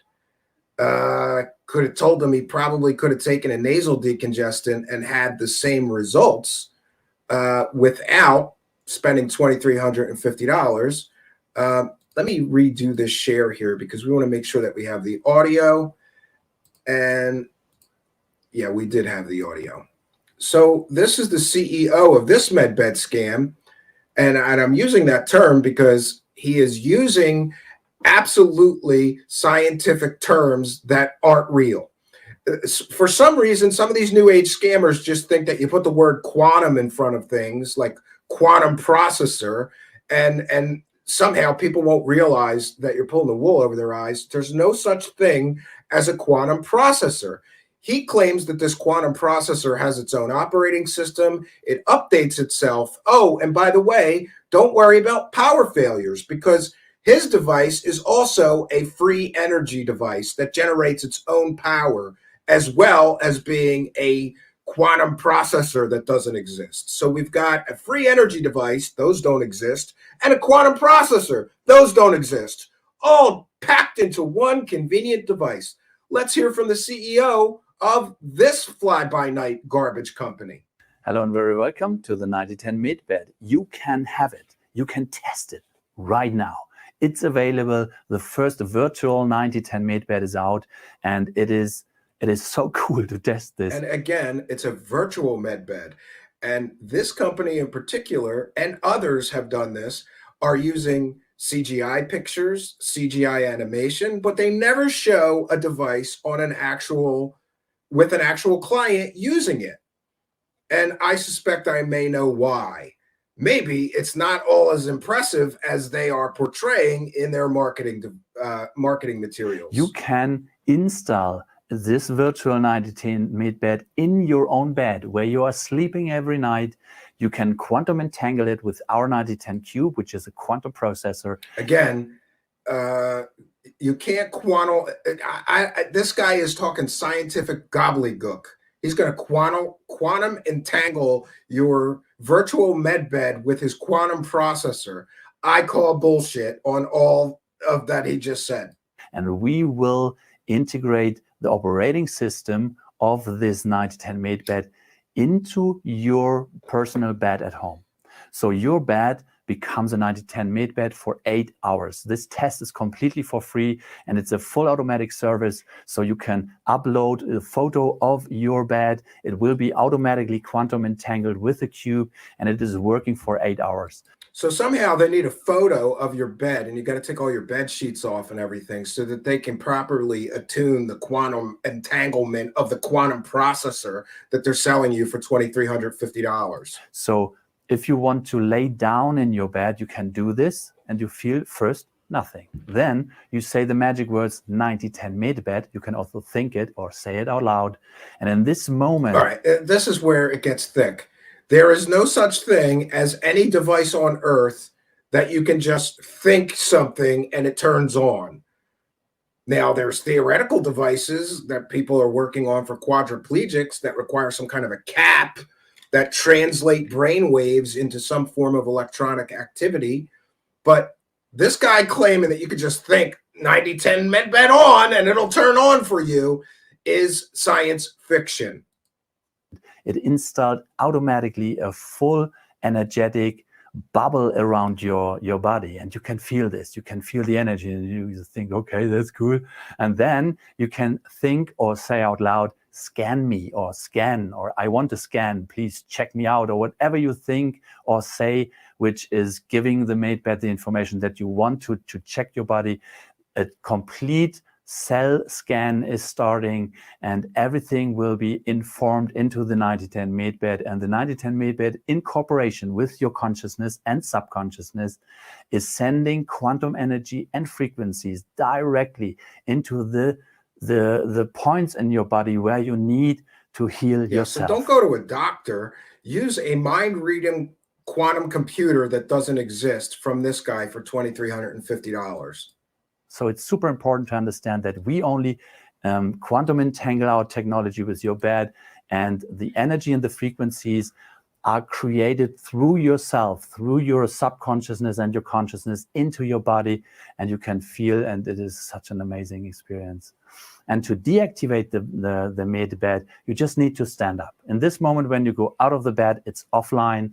You can go to toilet or drink a little bit of water. Then you can go back into your bed and reactivate it. Well, that's good to know. Like if you're in the middle of a medbed session and suddenly you got to take a shit, you just stand up and you go to the bathroom and you take a shit and you come back, and the medbed is, you know, it'll know you took a shit, and you know, it'll continue with the medbed scans. In the time frame of 8 hours, and you can say 9010 medbed, and then poof, you can feel it. It's immediately there.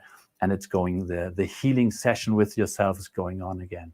It's an amazing technology. Please send us your feedback if you have tested it. Under this video, you will also find a link to our Proven Expert website where you can give your feedback so we can find out how far can we go with this 9-10 technology, and you are invited to test this right now. Great. So that's just one person who is making fantastical claims about devices that don't exist and science fiction type devices. I'm sorry, but there's no such thing as a machine that can just read your thoughts and turn on when you think turn on. That is absolutely 100% bullshit. And I challenged the CEO of that company to show me me thinking turn on and any device turns on. He can't and he won't. I reached out for comment to this CEO and several members of his team, all of which claim to have some kind of psychic new age powers, right? They've got superpowers, all right? We've come back to this time and time again. And one of the ways you know that somebody's full of shit when they're trying to sell you something like this is they also claim that they have superpowers. Oh, just like Sarah R. Adams. Sarah R. Adams claims to have all kinds of superpowers. I have a list here. Sarah R. Adams, who previously was selling a totally fake, made-up, imaginary medbed session for $250, claims she has all kinds of superpowers. She claims she can diagnose and treat any medical condition, even remotely by Skype or phone call. But we tested that superpower, and it turns out that she's not psychic, and she can't diagnose shit because we sent her a terminal cancer patient undercover, and he pretended to be a terminal cancer patient. She fell for it, hook, line, and sinker. If she can diagnose medical conditions over the phone, she was on the phone with our plant. He told her, I have terminal cancer, when he was perfectly healthy. Somehow she wasn't able to medically diagnose that he was lying to her and didn't have cancer at all. She went on to tell him that she was shrinking his cancer cells, but he would need at least 5 more sessions, and only the first one was free. She did that for our show, claiming that she would display her superpowers. So we took her up on her display, her willingness to prove her superpowers are real. And what do? We sent her a fake terminal cancer patient, and she fell for it, hook, line, and sinker. So her claims that she could diagnose any medical condition, even remotely, are completely false. She didn't know that he was a plant. Sarah R. Adams has more superpowers. She claims she can open stargates and even teach other people to open stargates, but she wouldn't take our challenge. There's a previous show here labeled Show Us the Stargate, Sarah, where my hypothesis is if you're going to claim that you can open a stargate and you're going to teach people through a very expensive course, I think it's a multi-session course that may total $1,500 or more dollars, she's taking from people to teach them to open a stargate. We said, well, then we challenge you. Show us a stargate, Sarah. Just show us one stargate. Turn your phone on and show us you opening a stargate. She never took us up on it. You know why? Because her superpowers are fake. That's why. She doesn't have superpowers. She's full of shit. She can't open stargates. And if she can't display or prove that she can open a stargate, then taking people's hard-earned money to teach them to open a stargate is consumer fraud, pure and simple. Sarah also claims that she can communicate with angels, gods, and higher beings. She claims that she can summon UFOs and has claimed that at many different UFO conferences with people that I know who have spent more time with her than I did. She claims she has a super psychic intuition and empathy, but somehow her superpowers let her down when we punked her and sent her a fake cancer patient. She had no idea he didn't have cancer. Some psychic. I guess she didn't see that one coming, right? Sorry, old joke, but I got to use it. Sarah R. Adams also claims that she can travel to other dimensions. She can go through black holes and talk to the aliens on the other side. She claimed that on Jimmy Church. And we did another show on her labeled Sarah R. Adams tells Jimmy Church about her new superpowers. I keep track of them. And every time she talks about new superpowers I haven't heard her mention before, I add them to the list. So it's a big, long list. She can travel to other dimensions. She also claims that aliens visit her every day. And even though aliens visit her every day, and a lot of people say she's full of it and is making this up, aliens visit her every day, but she has yet to get one single photograph, one video, or one single solitary shred of proof that aliens visit her in her room every morning. Angels also visit her. Yeah, angels visit her. And I just want to mention, as a somewhat spiritual person, I don't think that angels would be visiting a scammer like Sarah, unless it's an angel, a guardian angel, that will warn her, hey, Sarah, maybe you shouldn't be scamming sick, desperate people out of money for your fake superpowers that aren't real. But this is where we are, and this is where we find ourselves. Now, I'm gonna show you her last scam. We're going to show you her last scam, which we detailed here, and I stand by the reporting of that. The description of that original video is in the description of this video, the link to it, pardon me. And I want to make it very clear in that Sarah R. Adams has continually threatened me, claiming that I'm lying about her. And I challenge her to take me through a Stargate up to a spaceship and prove me wrong. So here's from her, her Facebook page had a detail about this with a link to this site. How to connect to the galactic and ETs in the quantum field. Prepare for ascension. Again, with the quantum stuff. They love the word quantum. Just put quantum in front of anything. Sounds great. Prepare for an ascension with a 60-minute medbed healing session and raise your vibration now. Yeah, this, and she changed this because of my reporting. This used to be at the very bottom. She added the disclaimer, this session is completed remotely in the quantum field. What does that even mean? How is Sarah R. Adams taking people into a quantum field?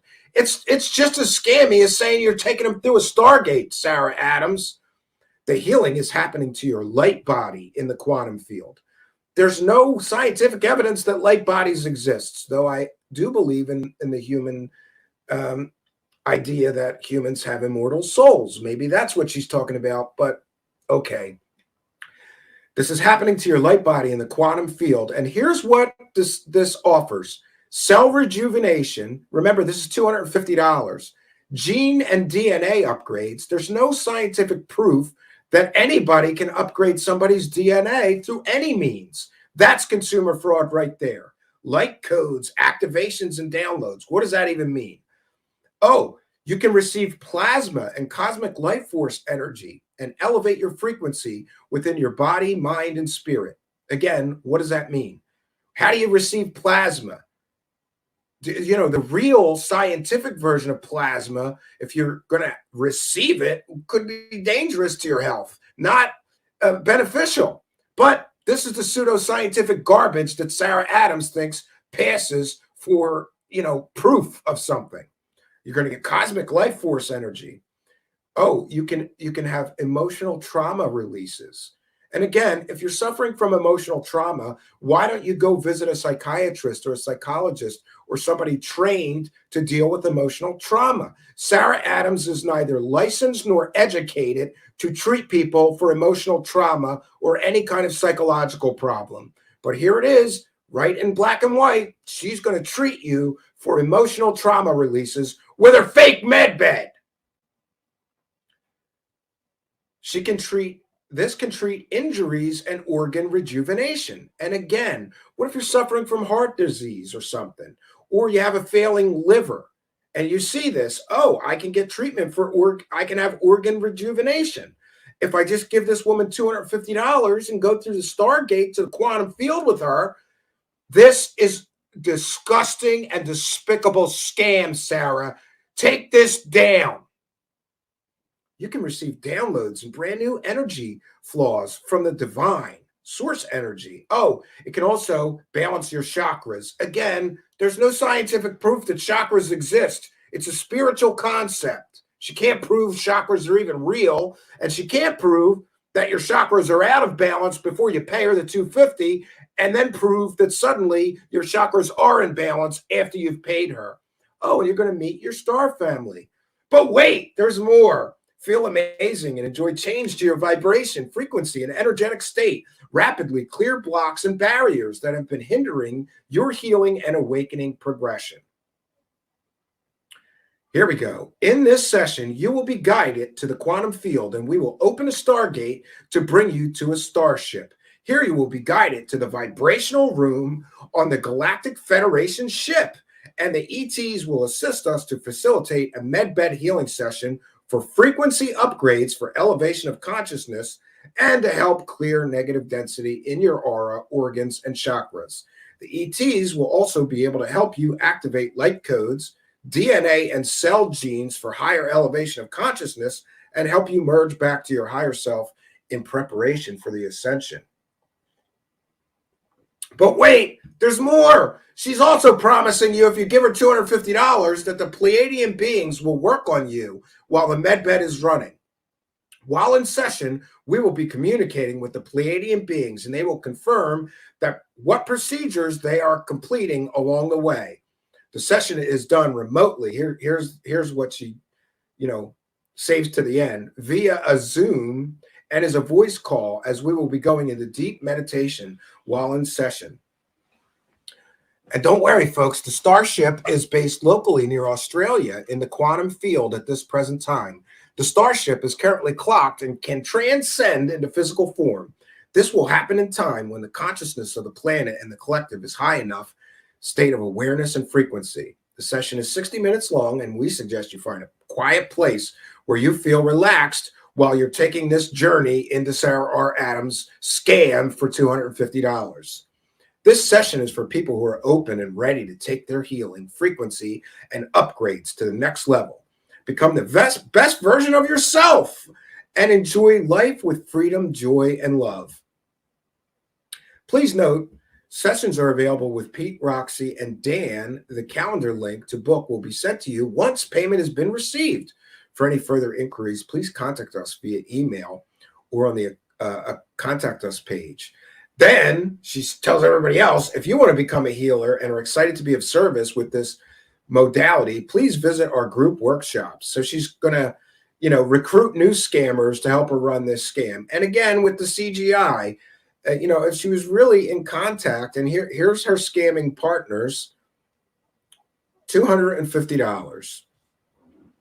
But don't worry, she's got testimonials, right? Yeah. This is a complete and total scam.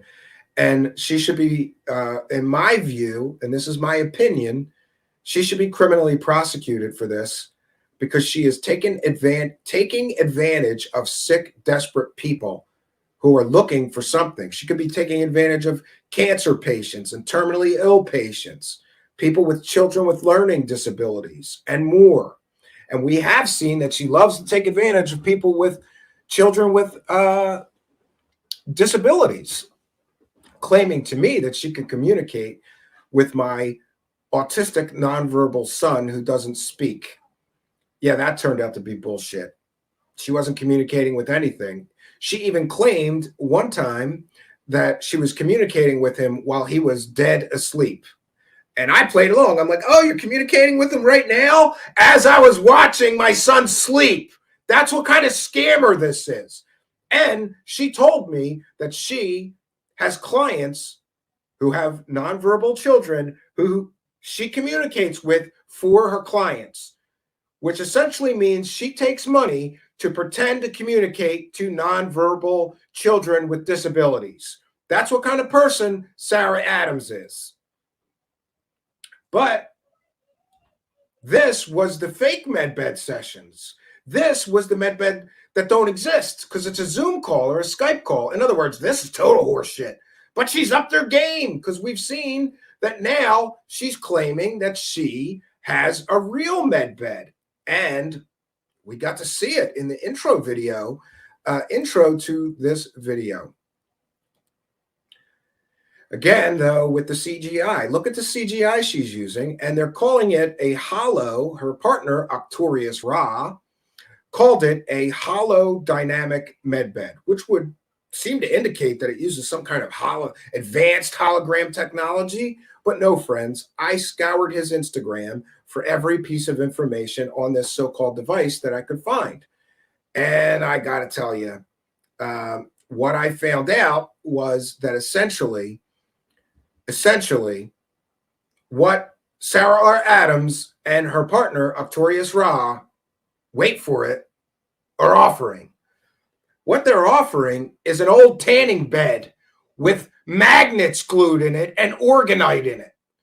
Now, people can make arguments about the medical benefits of magnetism and be correct in that magnetism has some medical benefits. Look at MRIs, for example. But to suggest that their tanning bed, it's an old tanning bed. That's what it is. It's an old tanning bed that this Octorius Ra glued a bunch of magnets into, right? He glued a bunch of magnets into it and layered the bottom of it with orgonite, which has no basis in scientific reality. There's no science that says orgonite does anything other than line the pockets of New Age dummies New Age scammers who sell stupid things like orgonite pyramids. And just to be clear, I have no problem with people at New Age conferences or UFO conferences selling orgonite pyramids. What I have a problem with is people who make claims about what those orgonite pyramids do. But if you want to buy one as a curiosity piece or a piece of artwork, I have no problem with that. But there's no science behind orgonite. It doesn't do anything that some of these proponents of orgonite claim. So what is Sarah R. Adams going to be selling? Basically, it would appear that she is going to be selling us a tanning bed session, but it's not just a normal tanning bed. It's a tanning bed that has magnets glued into it and orgonite in it. I don't even know what to say about that. But I'm going to find, I'm sorry, just bear with me for one moment. I have to find an image file here. Let's see if we can get that up. Okay.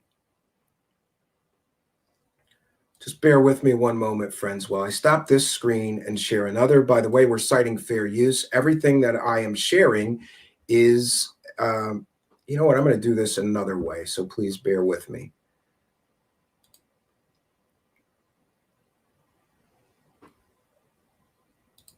One second, friends. It's easier I always have problems sharing to an image viewer for some reason. So just bear with me one moment. I have these files very handy. We definitely want to show you the actual device that Sarah Adams claims that she will be selling sessions in, which appears to me, by the way, the first thing that I thought of when I looked at this thing is this is an old tanning bed. But I wanted to be sure. I wanted to be sure that what my first impression of the so-called device was accurate and not, just my opinion. So I reached out to a friend of mine, old friend of mine, shout out to Fran in Philadelphia, who at one time ran one of the Hollywood Tans in Philadelphia. And I sent Fran a picture and said, am I correct? Is this a tanning bed? And they sent me back, yeah, it's an old beat up looking one. But yeah. And then I asked, well, how much would it cost to buy a tanning bed like that?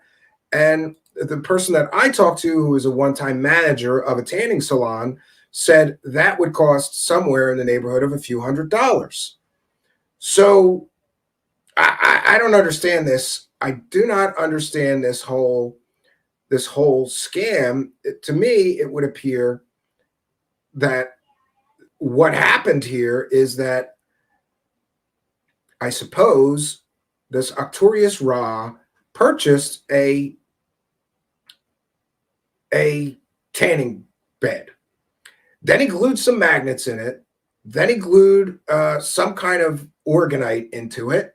And now you will be able to get a session, or he's claiming that you can purchase one of these devices from him for some $20,000.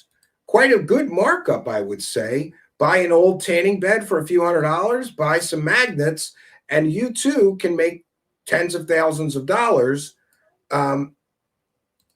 selling people a medbed session or an entire medbed. And here we see the actual device. Friends, this is a tanning bed. It's an older tanning bed, but it's a tanning bed.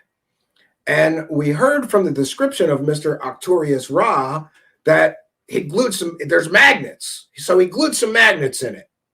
And there's layers of orgonite, which again, there's no scientific basis to make claims that orgonite has any beneficial health, any benefit medically. So right here, this is a scam. Also contributing to this is probably a scam is that Mr. Arcturus Ra on his Instagram calls himself doctor. We checked. He's not a doctor. No, he's not a doctor. Of course not. He's not a doctor, medical or otherwise. He's a new age artist, I would say, from my observation. He makes stupid shit for stupid new age idiots that think that this stuff has any science behind it and actually works.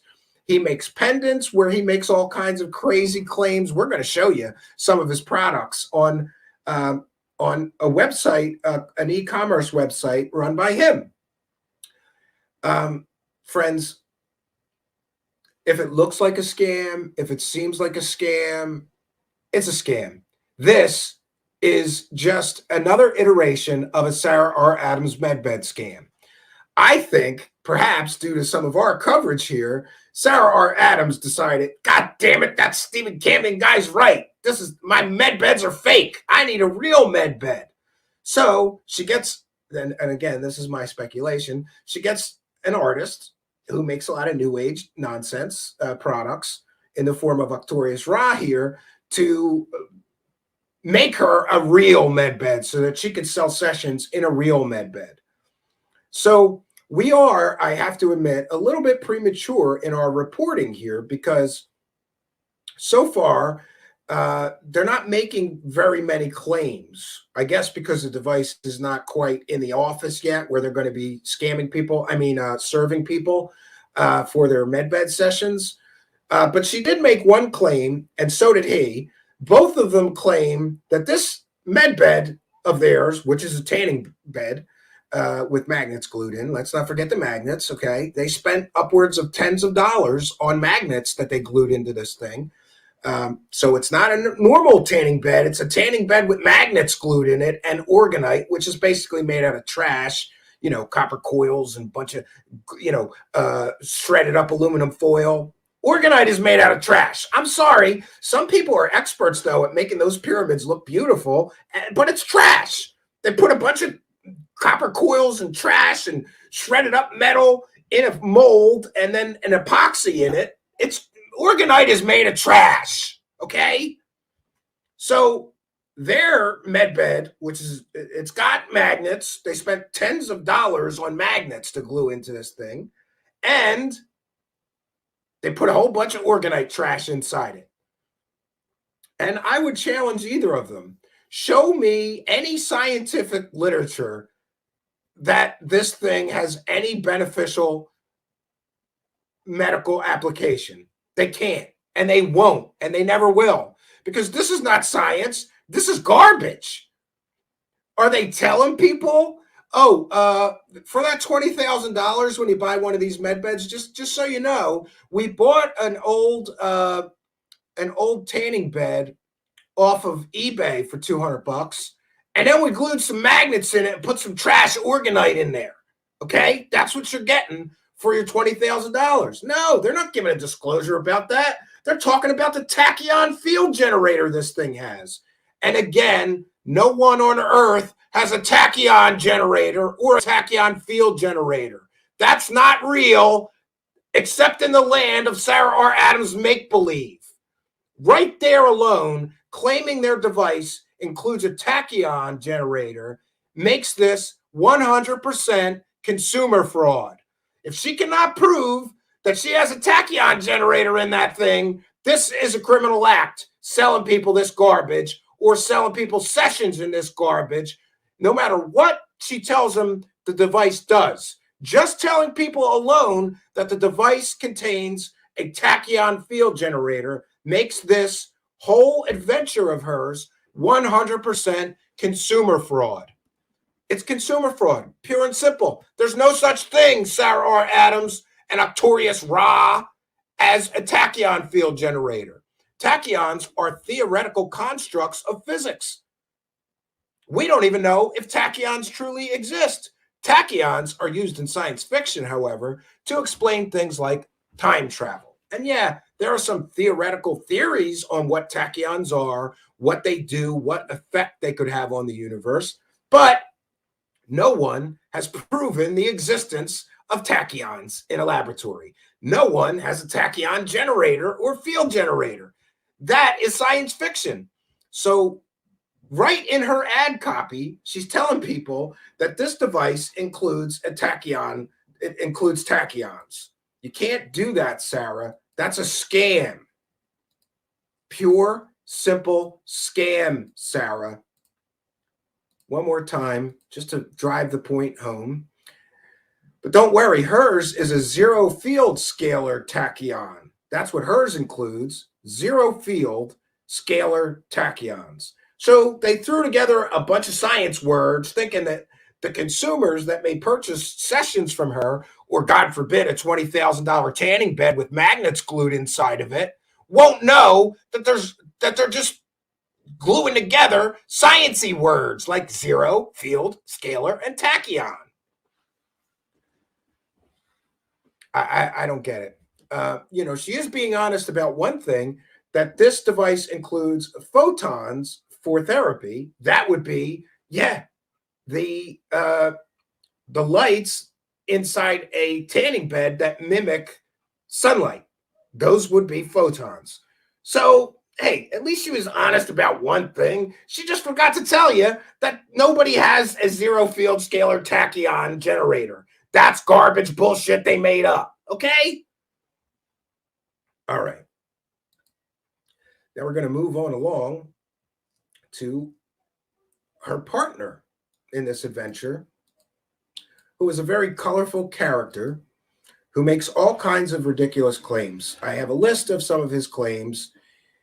He claims to be a galactic shaman that was sent here from the Octorians to heal Earth. Okay, he's going to heal Earth with tanning beds with magnets glued in them. Now, I, for one, would think that if somebody was really an alien, and they come from a super advanced alien species, I, for one, would think that those aliens would have some kind of better technology other than a tanning bed with magnets glued in it to heal all ailments. But, hey. He also claims that his true form is that of an Octorian alien, and we saw that alien in the intro to our video tonight. He also claims to be a doctor. We checked on that. No, he's not a doctor, not a medical doctor or any kind of a doctor. That is a completely and totally fake, made-up claim. And again, if you're going to sell people med beds claiming to be a doctor, and you're not, that's extremely misleading and maybe considered consumer fraud. You're not a doctor. You can't tell people you're a doctor and sell medical devices, Octorius Ra. That's illegal, to the best of my knowledge. So let's get into, first, let's get into some of the devices that he showed in the intro to our video tonight. And by the way, that was all, I'm citing fair use on that. That was all pulled from his public Instagram page where he posts videos of his strange devices. So Octorius Ra claims that his medbed includes a tachyon generator. And again, there's no evidence tachyons actually exist. You cannot create tachyons in a lab or measure them or generate them as he claims his device does. Next, we saw him playing with something called a life force detector, which I never heard of. I tried to look it up. I don't think it exists, but it's interesting in his video that somehow his life detector device registers a single leaf having the same life energy as a whole human body. So I call bull on that so-called device. Next, we got to see his helmet of awakening, which is essentially a baseball batter's helmet with 100 magnets glued onto it. Now, I have some experience in neurology, having had a brain aneurysm. I sure educated myself on the human brain and neurology.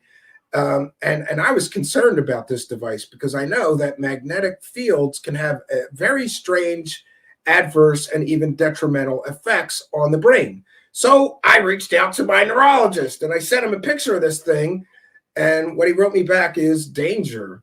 Magnets in medicine have good uses, like MRIs, for example, but it would be extremely dangerous to put that many magnets surrounding your head, especially if they were strong or powerful magnets like neodymium magnets. This could be extremely detrimental to your health, putting that on your head with all those magnets creating magnetic fields so close to your brain.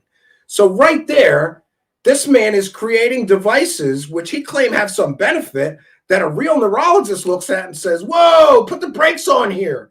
You don't put a baseball batter's helmet on your head with 100 magnets glued all over your head that close to your brain. That could be extremely detrimental to you and may cause brain damage. So this quack who's going to sell us a medbed is creating devices which could cause brain damage and claiming that he's going to be selling them. And again, no scientific testing to prove that they're safe. No scientific testing to prove that there's any medical benefit from these devices that he's hawking and selling. And in fact, they could be extremely detrimental to the human brain. Yeah, that's the guy I want to buy a medbed from to cure me of all that ails me. That's what I need in my life. A quack like that who claims he's a doctor. He's not. He's a fake doctor who's gluing magnets to batting helmets and selling them to people. The state medical board in the state that he lives in may want to look into some of these devices that he is selling, because apparently, especially that thing with all those magnets so close to your brain, could cause actual damage to people who purchase products from a quack like this. Next, we get to see his, I don't know, shower head that comes with sparkly marbles and magnets. And by the way, sparkly marbles and magnets have not been shown to heal anything. And it's the same for crystals, though some people believe in them. And I get it if you believe in that. But to sell products making ridiculous claims on the internet, and it's all this scientific gobbledygook in his claims. Like, well, my custom shower head with the sparkly marbles and the magnets is going to ionically charge and magnetically align the water before it hits you in the shower, and that's good for your health. There's no proof that putting magnets and sparkly marbles inside a shower head has any benefit, but he's selling them anyway. Now, we get to see this claim, and he's making claims that this medbed, again, which is essentially, it's a tanning bed with magnets glued in it. He claims it's tanning bed with magnets in it, has some kind of life force energy. And he offers proof in the form of a fruit tree that he says suddenly blossomed and started trying to grow towards the medbed. Sorry. Show us a scientific study, Arcturus Ra. Don't show us your nonsense evidence that's not evidence. That tree could have just been there naturally. Maybe that's a better explanation than your, I don't know, tanning bed with magnets glued in it somehow has magical, life force energy emanating out of it. He calls this device a hollow dynamic medbed, which would seem to indicate that it has some sort of holographic properties, and they hype that up in the posts made on Instagram while they're getting ready to sell either a medbed session in this first one or sell you a whole medbed. which isn't a med bed. Again, it's a tanning booth with a tanning bed with magnets and trash thrown in it. Great. And again, he claims that his device uses photons, magnets, and orgone, as well as a tachyon generator. Well, photons are the light. I'll give him that. Okay, his tanning bed has light spewing out of it. Okay, you got the photons. Gluing magnets inside of a tanning bed doesn't prove anything. Where's the scientific study showing some benefit of gluing magnets inside a tanning bed and what it does to the human body? We've seen how dangerous one of his devices is that could literally cause brain damage, according to my neurologist. We've seen that device. How do we know how many magnets and how powerful the magnets he's putting in this thing? How do we know that this device is not going to cause physical harm to somebody that lays in it because the magnets are too strong and could actually cause harm to the physical body? We don't know. He's done no testing. There's no safety testing on any of this because it's new age gobbledygook garbage pseudoscience. Oh, and let's not forget the orgone, which, you know, I'm not even going to go into. Look up orgone. It's pseudoscience garbage. Next, we see his raw reactor, which is more pseudoscience garbage with no proof. Then we see a crystal magic wand that he claims can transmit photons and align your blood vessels through photons. Again, there's no scientific proof that that does anything other than sparkle in the light, because he glued a bunch of sparkly rocks to the end of a pipe. Great. Next, we see a higher dimensional charging station. I'm not even going to get into that one. I don't even know what the hell a higher dimensional charging station is. He doesn't explain it. Next, we see an Arcturian gate superpower boost. Again, I don't know what the hell that is. It's made up gobbledygook garbage. And one point I would like to make, too, is that we all have to realize that this Arcturian healer from the Arcturian Galactic Council who came here to heal Earth is building a med bed in his backyard in a tent. Boy, if that doesn't scream legitimacy, right? That's who I want to go to for healing. I want to go to some guy who's building a tanning booth with magnets and trash thrown in it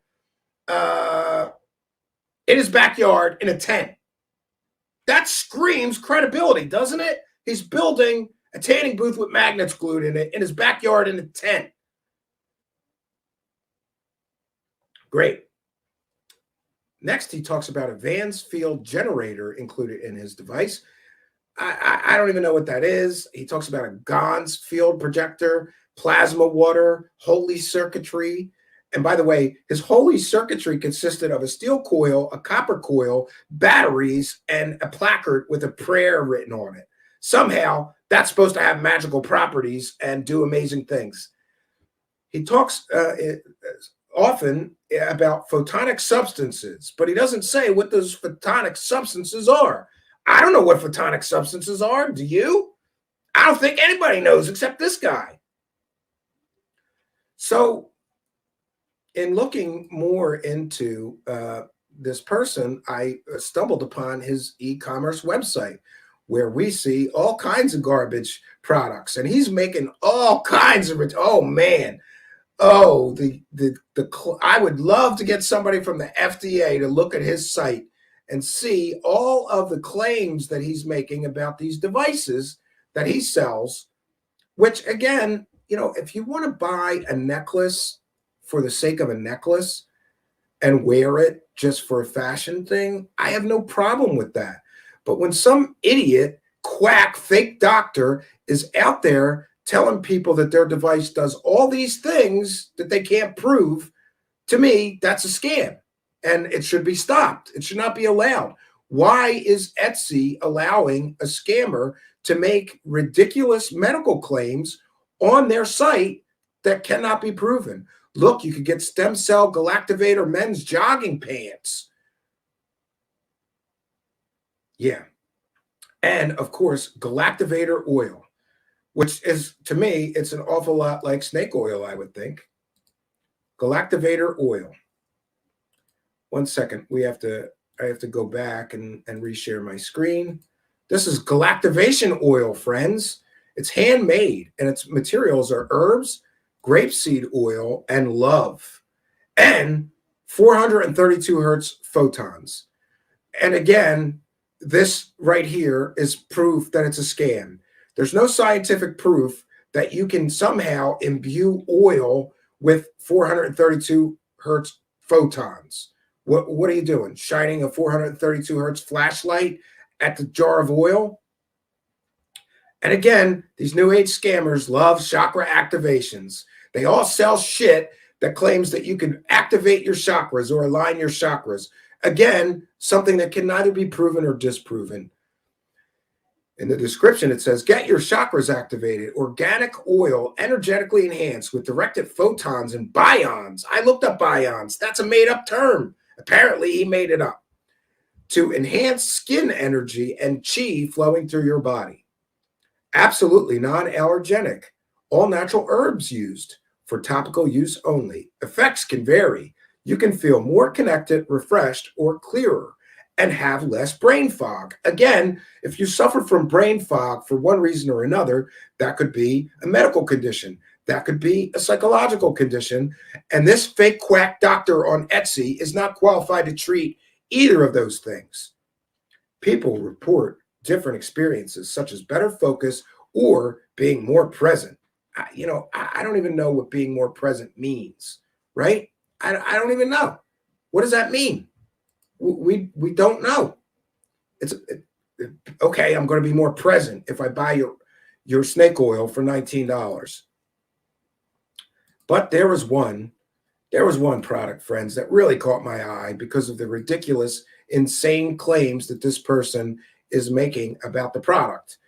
It's called the Jedi Mega Extreme. And it's large. It's also for the belt. You can put it on a belt with a clip. One second. Let me make sure I share the audio. There's a video that we can watch about this amazing product and see what it is that it does.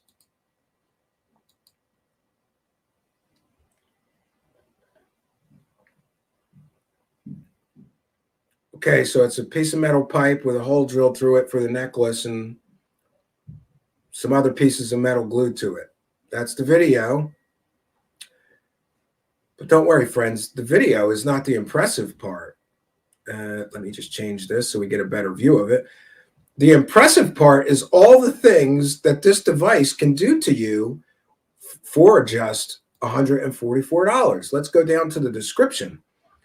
The Jedi Mega X Jewelry, Bracelet, Wellness, Fashion. This new design has more inner space, allowing us to fill more nanospherical activated quartz.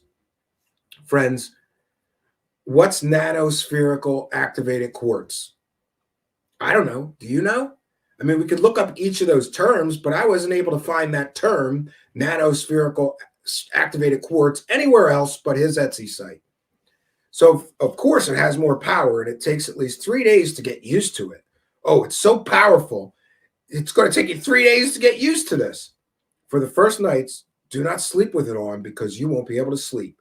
Once adjusted, your alpha level, as in deep sleep, will last longer. That's a medical claim. He is claiming that this device can help you achieve deep sleep that lasts longer. Can he cite scientific proof or evidence that this device does that? Of course not. Alpha is where the first downloads. Oh, so he's also claiming that you're going to get downloads if you purchase this product. When well rested, you get more purposeful things done. Rod designed it lighter, sleeker, but nevertheless much more power output in terms of photons and negative ions. The pendant is the ancient Atlantean Kermit and Tamarin energy brought back to remember your cosmic origin.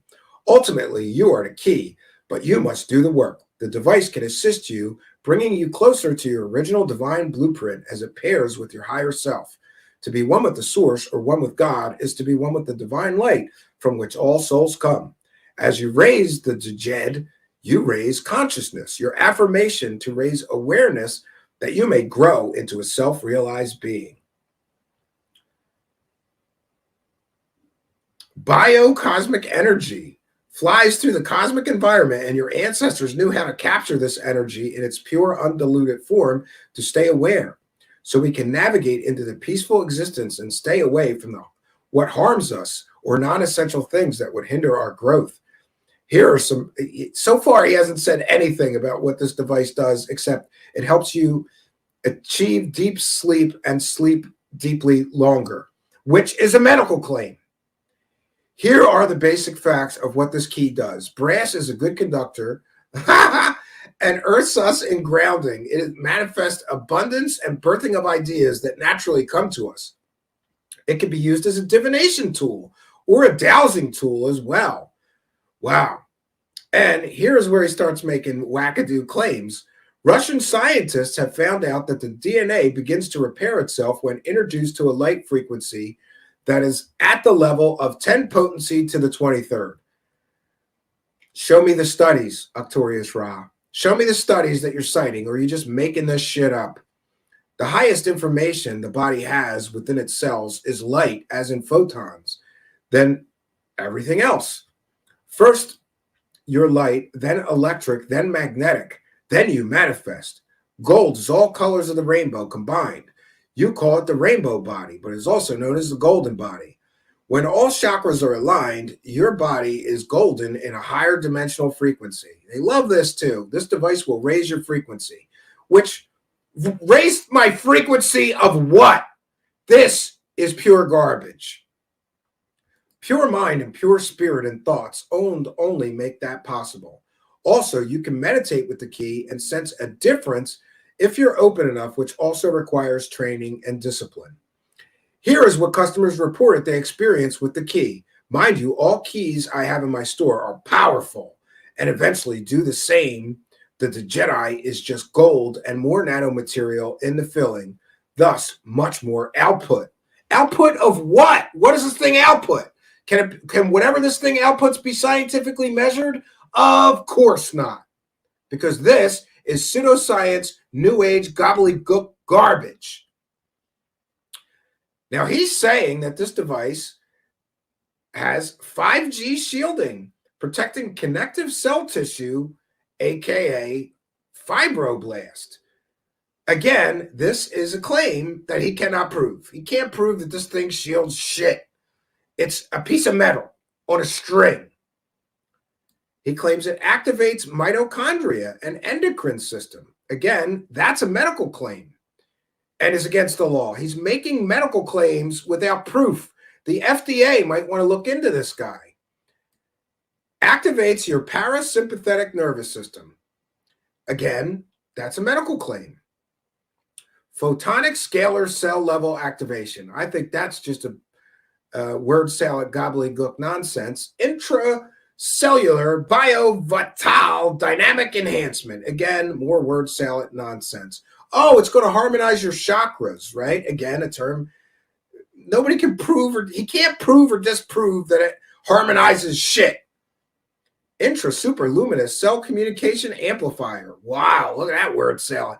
Bipolar, meaning the body can never be overwhelmed by it. When it restructures or detoxifies. What is it restructuring or detoxifying, Arcturus Ra? The claim that this thing can detoxify your body is a medical claim. Again, something the FDA might want to look into. It draws out negative programming and exchanges the missing energy fields with information the body needs. It has an automatic light grid, Christ all grid connection. I'm a Christian. I've never heard of a Christ all grid in my life, but the fact that he's using Jesus to sell this garbage, boy, it'll refine your intuition.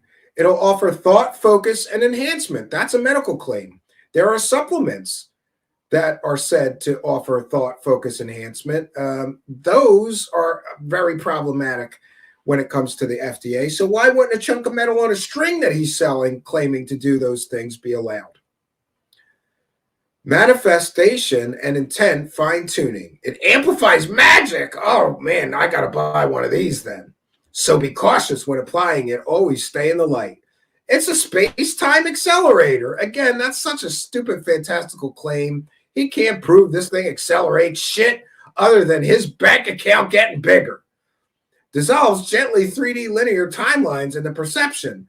Time quality synchronization. What the hell does that mean? The quality of my time will now be synchronized. I got to buy one of these things. Affects people all around the wearer. Affects people how? Where's the scientific studies proving that this affects anything?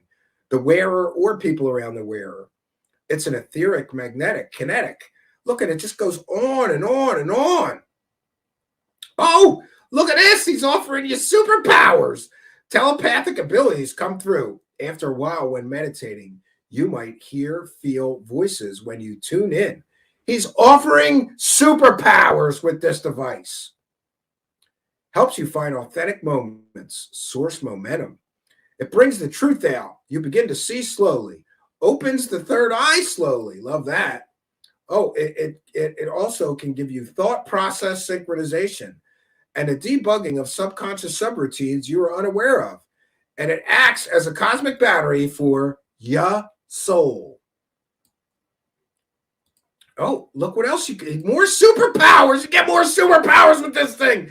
I can't wait to get all my superpowers. With this device, you'll be able to astral travel, lucid dreaming, reconnecting to the higher self. It gives you 3D linear detachment, whatever the hell that is. Again, with the stimulating the chakras, right? Oh, psychic shield, food and water can be healed. Mind, body, and soul realignment. Ideal for starseeds or sensitive people, but all can use it. Based on a singularity. That's bullshit. I don't even know what to say to that. Definitely promotes mojo feeling, good feeling, joy, or happy about yourself. He's promising you if you buy this device, you will have a good feeling and be happy about yourself. If that's not snake oil, I don't know what is. Activates the parasympathetic system. Can have a calming effect when you have anxiety. And again, he's not a doctor. If you have anxiety, you shouldn't be buying some hunk of metal on a string from this quack doctor on Etsy. You should be seeing a real doctor or a psychiatrist. He's neither educated nor qualified to treat anxiety, but he's claiming that this can have a calming effect when you have anxiety. Can also be used for Reiki dowsing and radionics, if you were familiar with that. The pendant produces a scalar wave that also attracts tachyons in the vortex. Again, he can't prove this thing generates any waves. And it certainly can't generate tachyons or attract tachyons because tachyons are theoretical physics constructs, never proven to exist yet. But he's making that claim right here in black and white, in writing, making false claims with his pseudoscience garbage. All right. I think we made it through, friends. I think we made it through. Now, I had a few other things which I could share with you, but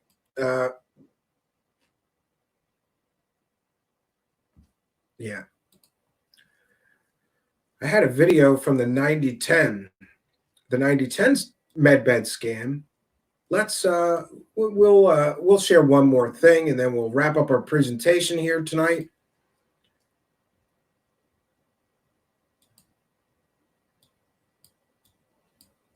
I have a testimonial video from somebody from the 9010. You know what? It's a way long video. So actually, we're going to wrap things up here. I would encourage you to not be scammed. We have seen the ridiculousness of this thing. We have seen the pseudoscientific claims made by fake psychic Sarah R. Adams. We have seen the wackadoo, word salad nonsense pseudoscientific claims made by one Octorius Ra, who claims to be a doctor on his Instagram page, but is not a doctor. Also claims to be a scientist. Not that I can tell. Not a real scientist, you know. He can be a new age nutter scientist if he wants, I suppose.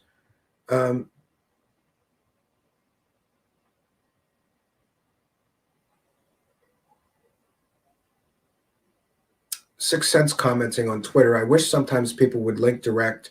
Screenshots work to some extent, but direct links are best proof, especially during streams. Yeah. I'll try to share more.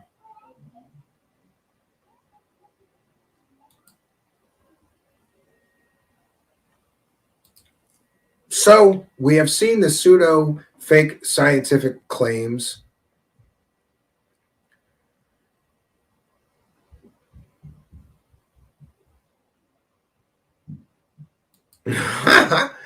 And I don't know what else to say. I'm at a loss for words with this one because I think that this is just too far, Sarah R. Adams. You're selling a goddamn med bed with magnets glued in it.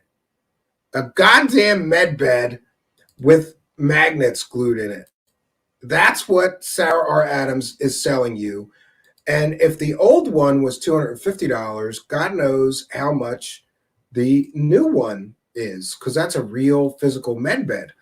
I'm predicting 500 or more, right? Maybe we should start a betting pool and wonder how much is Sarah R. Adams going to charge for her new. I call the old one a fake med bed because there wasn't even a med bed. Now she's at least got some physical object that her and this Octorius Ra fake doctor selling garbage on Etsy guy claims is real. Okay, it's physical, but it's not real, Sarah R. Adams. It's not a med bed. It's a goddamn tanning bed with magnets glued in it and organite trash spewed about the interior of it. You, Sarah R. Adams, and you, Octorius Ra, have done no even safety testing this device. Shouldn't they have to, by law, at least prove that it's safe and won't harm people before they start jamming people in this device full of magnets that could cause brain damage to some people or physical harm? Shouldn't they have to test it? That's why we have things like an FDA, so that quack nutters like this don't go around hurting people with their fake quack nutter new age devices or machines that they claim do all kinds of things. Now, we saw all the ridiculous claims about a necklace he produces. Wait till you hear the ridiculous claims that Sarah and this quack fake doctor are going to make about what this device does. So far, we've got him dead to rights claiming that it has a tachyon generator. That's science fiction. It's not real. You can't prove that this device makes tachyons. And if you could, you would be the talk of every college and university and scientist in the world right now, because you will have proved tachyons. And you will have proved that you have a method of generating tachyons and harnessing tachyons. Of course, they have none of this. They didn't even test this device for safety. They're just going to jam people in it in Sedona, Arizona, where new age nutters are kind of accepted. And there's more crystal healing shops in Sedona, Arizona than anywhere else in the United States. So maybe they're right where they're supposed to be. But I have a question for you, Sarah. Are the local police just going to let you and your fake doctor friends start putting people in an untested, unregulated, unscientific device? Is the mayor of Sedona, if alerted to your new scam, going to just sit back and let you endanger the citizens of the town that you're going to put this thing in? They're just going to let you put people in a device full of magnets that's never been tested, that could cause brain damage, according to my neurologist? Who knows what this device could cause? I do not understand her recklessness, nor can I explain her and Mr. Octorius Ra's recklessness and willingness to put the public at risk of doing physical harm or damage to them simply so they can make money. And again, who are they making money off of? They're making money off of sick and desperate people. Sick and desperate people. So she's putting this device into an office in Sedona.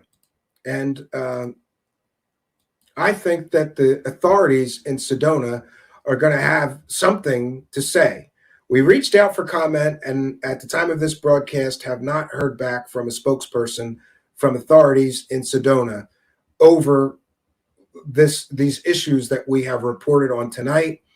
What can I say, friends? I did my due diligence, and occasionally some scam or new age nonsense rises to the level where, yes, I do feel a responsibility to protect the public, that I have to alert authorities and see what they think about Sarah R. Adams and some quack fake doctor jamming people in a tanning booth full of magnets and claiming that it has a tachyon generator. But it is what it is, and this is where we find ourselves. So I apologize for my wow, there was 1,400 comments in the live chat, and we have quite an audience here tonight. I did see a few super chats. I want to thank all of you for your kindness, your generosity, and your support. Please remember, this is a viewer-supported show, so if you'd like to support us, there's a few ways you can do that. Go to our Patreon, become a member. We offer additional content, a Patreon-only stream, sometimes a backstage pass, some of my music, and more.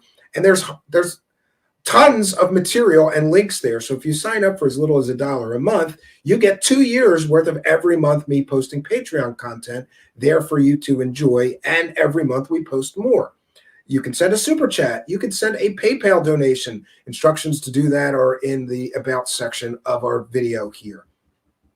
Finally, I would remind you there's one other way that you can really help us a lot and support us, and that is by liking, commenting, subscribing, and sharing these videos. And if you happen to be listening in audio podcast land, just know that you're listening to a repeat. Go on over to YouTube, put Truth Seekers, one word in the search bar. A strange guy with sunglasses will pop up and be the first search result. That would be me. Click on that. Smash that subscribe button. Hit that notification bell, and you too will know when we are doing a live taping. And you can come here and be a part of our really fun live chats. I'd also like to invite you. We have a Discord server where you can chat with like-minded truth seekers the world over 24/7. It's not just when we're broadcasting live that you can chat with truth seekers, other truth seekers audience members. Now you can do it all the time on our Discord server. I would like to thank each and every one of you kind and generous Patreon supporters, Super Chat donators, and PayPal donators. You keep the show going, and you give me an attitude of gratitude. So here's what we're going to do. I made it through the presentation in record time. I thought this was going to take 2.5 hours to go through. Luckily, we got through it quickly for once. Well, within reason, right? So here's what we're going to do. We are going to take a short musical break. And when I come back, we're going to read each and every single super chat. Just so everybody knows, I read each and every single super chat. I thank each and every one of you people who are kind and generous enough to throw a few bucks in our hat and keep us doing this important work. Because after all, show hosts like Jimmy Church had Sarah R. Adams on their show while they were conducting these medbed scams and didn't even bother to ask her any questions about the medbed scams that she is running. We do the good work here, and we need your support to continue doing it. Don't let these new age scammers win, and don't let the UFO circle jerk show hosts that play along with these scam games win either. Support us, and we will continue doing this important work. So, like I said, we're going to take a short musical break. And when we return, I'm going to read all the super chats. I'm going to read any PayPal donations. And if you happen to send a PayPal donation, please add your chat room user ID and any message you want me to shout out so I know who you are. Sometimes people send PayPal donations and it gives me their real name. And I don't think you want me, spewing your real name live on air. Give us your chat room user ID. We'll read the super chats, all the PayPal donations, and then I will devote my full and total attention to the live chat. We will have a lively discussion. So get your comments, get your questions ready, friends. We will be right back.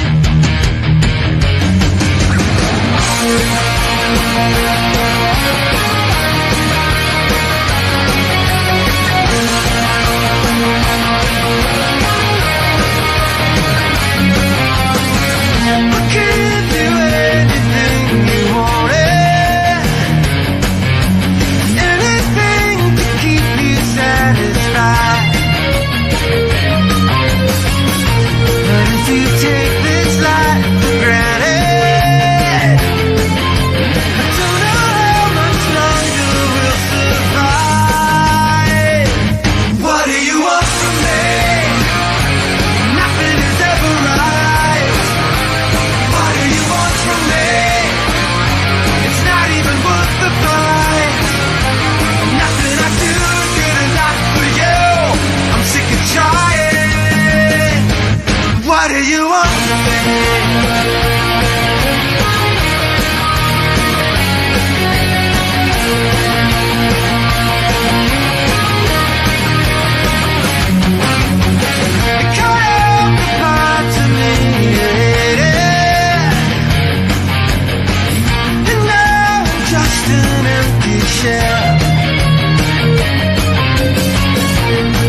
Improvements overrated. If every day I wake up in this hell, what do you want from me? Nothing is ever right. What do you want from me? It's not even worth the fight. Nothing I do is good enough for you. I'm sick of trying. What do you want from me?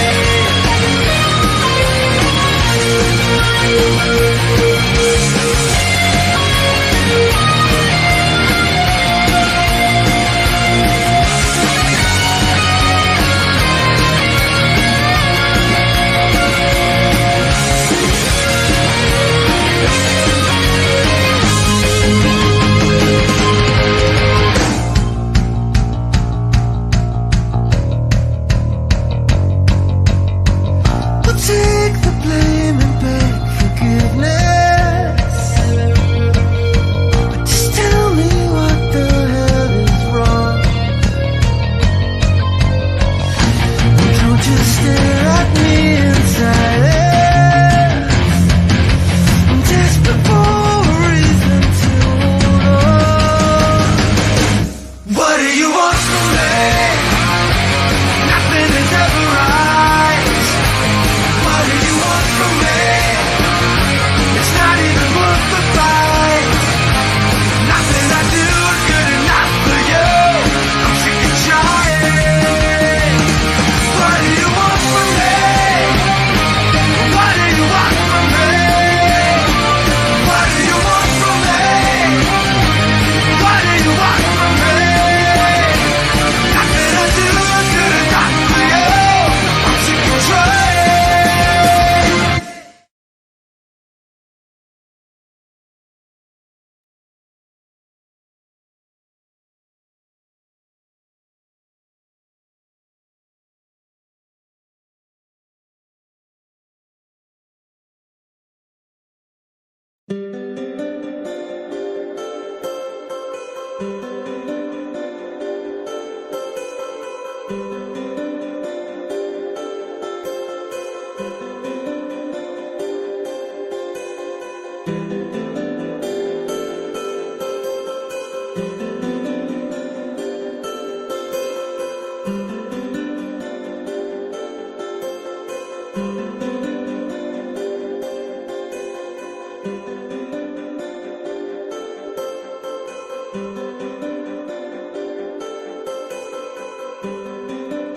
So, welcome back, friends. Welcome back to Truth Seekers, where we are fighting a good fight. And, you know, sometimes I get a little bit discouraged in seeing there's not many people that are actually covering what I think to be very important topics. And sometimes I look around at other shows who are doing nothing to stop all the scammers. And let's not mince words here. This thing is filled with scammers and shady people selling shady, questionable products, and I believe taking advantage of many people which may be desperate or sad or lonely or depressed. And no one seems to notice, and no one seems to mind. And other show hosts host these scammy people, never even bothering to ask them if what they are selling is, FDA approved or has been tested, or can they back up their claims they make about their scammy products that we sell. And we've seen this time and time again, especially with a certain show host who I won't mention. It's just how the game is played. Don't tell anybody that I'm selling scammy shit, and I won't ask you, about your scamminess that you're selling, right? So let's read some super chats. We have a kind and generous $1.99 donation from Lee Guy, who says wackadoo. Yeah. And to be honest, I'm pretty sure I stole that term from CW Channer. Shout out to CW Channer. I don't know if he trademarked that like dumpster fire, but I don't want to get in an argument with him over a word. I may have heard him say wackadoo before, but I'm sure that I had an old aunt or somebody in my family that used that term, and I hadn't heard it in a long time. This story tonight is wackadoo. It's absolutely wackadoo that some idiots think they're just going to get a tanning bed off of eBay, right? Oh, by the way, I had one more thing to share that I forgot. Remember that they're going to sell this tanning bed with magnets glued in it for $20,000. Look what I found on eBay. Look at this. You can buy a used tanning bed for $200. Quite a markup. Isn't that great? Quite a markup. You too can buy a used tanning booth or bed on eBay for $200, and you could glue some magnets in it, make all kinds of wackadoo claims, like that it has a tachyon field generator in it, and then you can sell sessions in it for $500, $250 or $500 a pop, or you could sell a whole device to stupid people for $20,000. But you're going to have to glue in a lot of magnets, right? And don't bother testing it to make sure it's safe, right? For people to sit in for long periods of time or short periods of time even. Don't test anything. Just start jamming people in your unproven, untested device and hope for the best and roll in those scam dollars, right? Let's get the scam dollars going. So thank you. Thank you very much. A longtime supporter of the show, Mr. Bacon himself, Lee Guy. I'm going to have bacon later. I got some of that pre-cooked bacon. And Lee Guy, I really want to have a BLT, but I'm cutting carbs. So I'm probably going to end up with a bacon wrap. Maybe, bacon Caesar wrap. I don't know. We'll see what happens later. Blaine Ryan with a kind and generous $1.99 and thank you, and says thanks for the laugh. Well, thank you for your kindness, generosity, and your support of the show, Blaine Ryan. Much, much appreciated. You guys, Lee Guy, and you, Blaine Ryan, give me an attitude of gratitude. I can't believe that people all over the world will throw a couple of bucks in our hat to keep us doing this important work. And I'm thankful for each and every one of you. Aaron Flores with a kind and generous $5 super chat, longtime show supporter, says to prove the science they sell would require the discovery of new, rigorous, legit math tools to model and conduct experiments with. So far, nothing. Yeah, I'm pretty sure, Aaron Flores, that a guy in his backyard claiming to build a med bed and a tent in his backyard is not going to prove that he has a tachyon field generator. I'm pretty sure he's not going to prove that. I mean, that's my take on this, that he's not going to prove any of these claims, and most of these people never prove any of their claims, right? It's amazing that people are able to get away with this stuff. V claims she never gifted a shirt to Cambion, Ben. Some user did actually, V, send me a shirt once, but it wasn't V. It was my friend in Vermont who doesn't really want to be named or take any credit for helping out the show, but they've helped out the show a great deal. So, hey, my friend in Vermont, thank you for your kindness, your generosity, and your support. V, you can send me a shirt if you want to. I bet you V has got much better fashion sense than me. I don't buy anything. I let my wife dress me so I don't look like a dumbass, V. I mean, that's the best way to go. Did I ever tell you, V, the first thing that my wife did when she moved in with me is throw out a bunch of clothes? And I was like horrified. She threw out like a bunch of old band shirts because they were all ratty and stuff and bought me like nice new stuff. And I was kind of like pissed. I'm like, did you really just go through my closets and my drawers and throw out half my clothes? And she was like, yeah, because they're disgusting. You're not going to be walking around as my boyfriend dressed in that stuff that makes you look like a homeless man. So she bought me a whole bunch of new clothes. And now I don't do anything. She just kind of recognizes if I need pants or shirts or sweaters or whatever, underwear, socks. I'm helpless, V. I need the woman to do it for me, right? And I kind of get used to that. Space Cow offered me his used work boots. I got plenty of used work boots. Al Warrior says, same here. Yeah, smart man. Just let the woman dress you so you don't look like a smacked ass, especially as you get older and you have absolutely no sense of fashion, right?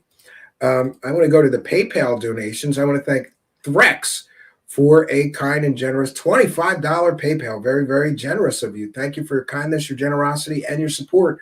Threx, who says, hey, man, great show on Anderson the other night. I think they're talking about the Freedom Convoy, which we have to do an update on because a lot of things have changed. Have you done Madman Markham yet? That one is so insane. The follow-up years later on Dark Matter was the best part of Art's final chapter. Thanks for the convoy coverage as well. F yeah. Oh, you mean Anderson, the time travel guy. Yeah. Yeah. Thank you for your kindness, your generosity, and your support, Threx. It is much, much appreciated. We appreciate every one of you kind and generous supporters and donators. And finally, we have a $5 PayPal donation from our friend Shell Shock, who is usually here in our live chat, big supporter of the show. Thank you for your kindness, your generosity, and your support of the show. It is much, much appreciated. Pragmatic says, not going to lie, overalls have been a revelation. Never wore overalls, but I really want to get a pair for the cabin, Pragmatic. Like if I'm chopping wood, I want to have like a flannel shirt and overalls, right? Well, I'm going to try that. I definitely want to try that. So what can I say? I want to thank each and every one of you for your kindness, your generosity, and your support of the show. You guys keep the show going by helping us. And I can't thank you enough for helping us to praise the cash, friends.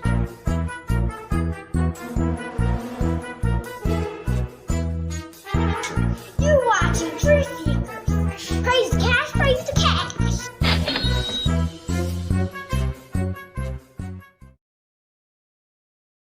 Oops, sorry about that. Yeah, I have new bumpers with our Cash Clown. I have to get them over to StreamYard. I finished them, but I didn't migrate them yet. So our Cash Clown thanks every single one of you. Some people have a Cash Cow. We have a Cash Clown who thanks everybody for their kindness, their generosity, and their support of the show.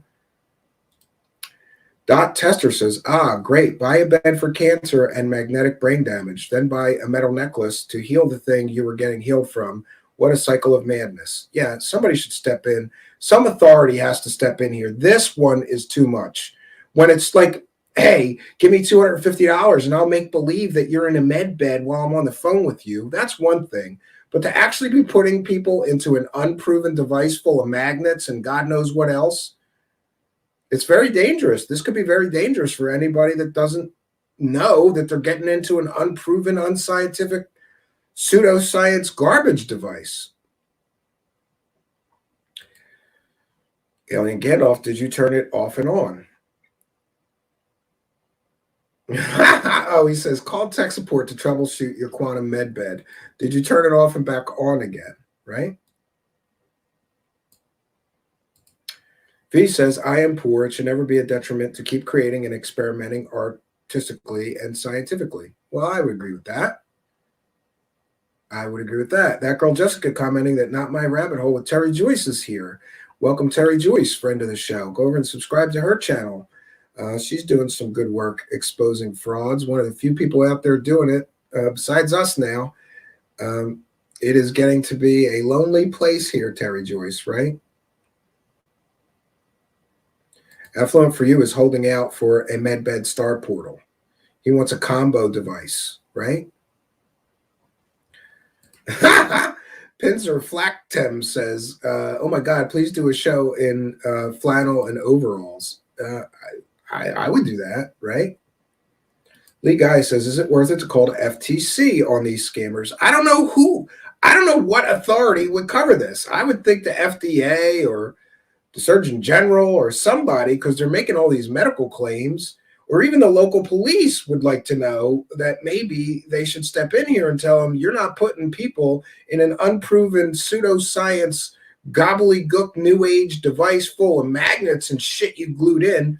And I love the videos of this Arcturus Ra building a medbed in his backyard. Essentially, he just took a tanning bed apart and glued a bunch of magnets in it. And he's even using plumber's goop. Look it up, plumber's goop. That, my friends, is what real scientific researchers and doctors use when building medical devices. They all use plumber's goop. Look up that glue. There was a tube of plumber's goop in his yard while he was building his fake medbed. Lovely. Nice to know that he's sparing no expense using plumber's goop to build a medbed device that will cure you of all that ails you, right? Not my rabbit hole with Terry Joyce. Thank you for the shout out, Stephen. It is lonely sometimes, but we forge on. Yeah, I agree. Pinzer Flactum says, this has been great. Nice work, Stephen. You're good in my book. Well, thank you. Alien Girl wants a flannel overall show. I'm sure Spooky does too. Spooky likes to make me work. I'm going to have to go buy flannel overalls now. That girl Jessica says Terry is funny too. Yeah, she's funnier than me. But in my defense, I've never been a professional comedian. And I've especially not ever been a professional comedian who other professional comedians like Carrot Top try to gangbang, as in the case of Terry Joyce. And part of my French there. Oh, thank you very much. Lauren Elohim with a kind and generous $4.99 super chat says, keep up the good work. Expose predators. That's a big part of what we do here. And I will continue to do it, especially when they're telling parents of autistic children nonsense, or parents of children with Down syndrome that they can be cured. Folks, no matter how terribly your life or the life of someone you love may be affected by something like autism or Down syndrome, there is no medical cure. And for any quack wackadoo idiot to tell you that there is, that means they're a scammer. If there was a cure, real doctors would know about it for either of those two conditions. There isn't. But these people prey on sad, desperate, scared, depressed, helpless people. That's what they do.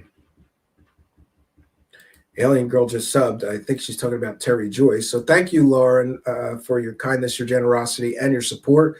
Lauren also tipped me off to the video, which Spooky used, and thanks to Spooky for one of the videos used in this intro, the one with Sarah R. Adams talking all kinds of nonsense about being an alien, going to other worlds, and whatever. Effluent for you. You're going to get your wish, actually. Steven in spandex would be something. There is Effluent for you. There is some music video projects we're working on, and in one of them, I'm in a spandex. I'm just going to say costume for now. I don't want to give anything away, and it's tight as shit. And I might have to wait a few weeks on the filming. For those unaware, I put on a few pounds over the pandemic, but in the last two weeks now, this is my third week. For 2 weeks now, I have been cutting carbs. I'm walking every day, exercising or trying to. If I have time, I think my wife's going to beat me up because one day I said I did it and I didn't do it. If I have time before I get my children off the school bus, I just walk around the neighborhood for 45 minutes or an hour, and then I go get my kids. But some days I'm prepping for the show. Like today, I was editing these videos and coordinating with Spooky to get this show done and in the history books, and I didn't have time, so I didn't walk today. But anyway, I'm trying to walk more or exercise. But see, I'm so out of shape that I can't start with jogging. I tried, I almost died. I had like a coughing fit. Like, God damn, I need a cigarette. I tried to jog for about 3 minutes. It didn't work. So I decided I got to work up to that again. I used to jog. So I'm going to just walk for an hour. I mean, that's very low impact. It's not too strenuous, and it's good exercise. And, I like it. It kind of clears your mind, gives you some time to think. So anyway, I'm trying to cut some weight. I'm let me see, 8 or 9 pounds down in only 2 weeks. And that was done simply by cutting all carbs, except I've had some beers on the weekends or occasionally during the week. But I cut my beer consumption way down, and I'm trying to drink light beer. I may be switching to rum or liquor next week, right? I think I'm down to 8 pounds, maybe 8 pounds, and maybe I'm on my 4th week. I kind of lost track, but yeah, I got like another 10 or 15 pounds to go. I'd like to get down to my pre-pandemic weight, or even more ideally, my pre-getting married weight, which is around the same, actually. I mean, maybe I was a little bit heavier when the pandemic started. I think my pre-marriage weight was 170 pounds. And for a man who's 6'4", that's pretty slim. You know, I got the spare tire. I got a big spare tire. I got to get rid of it.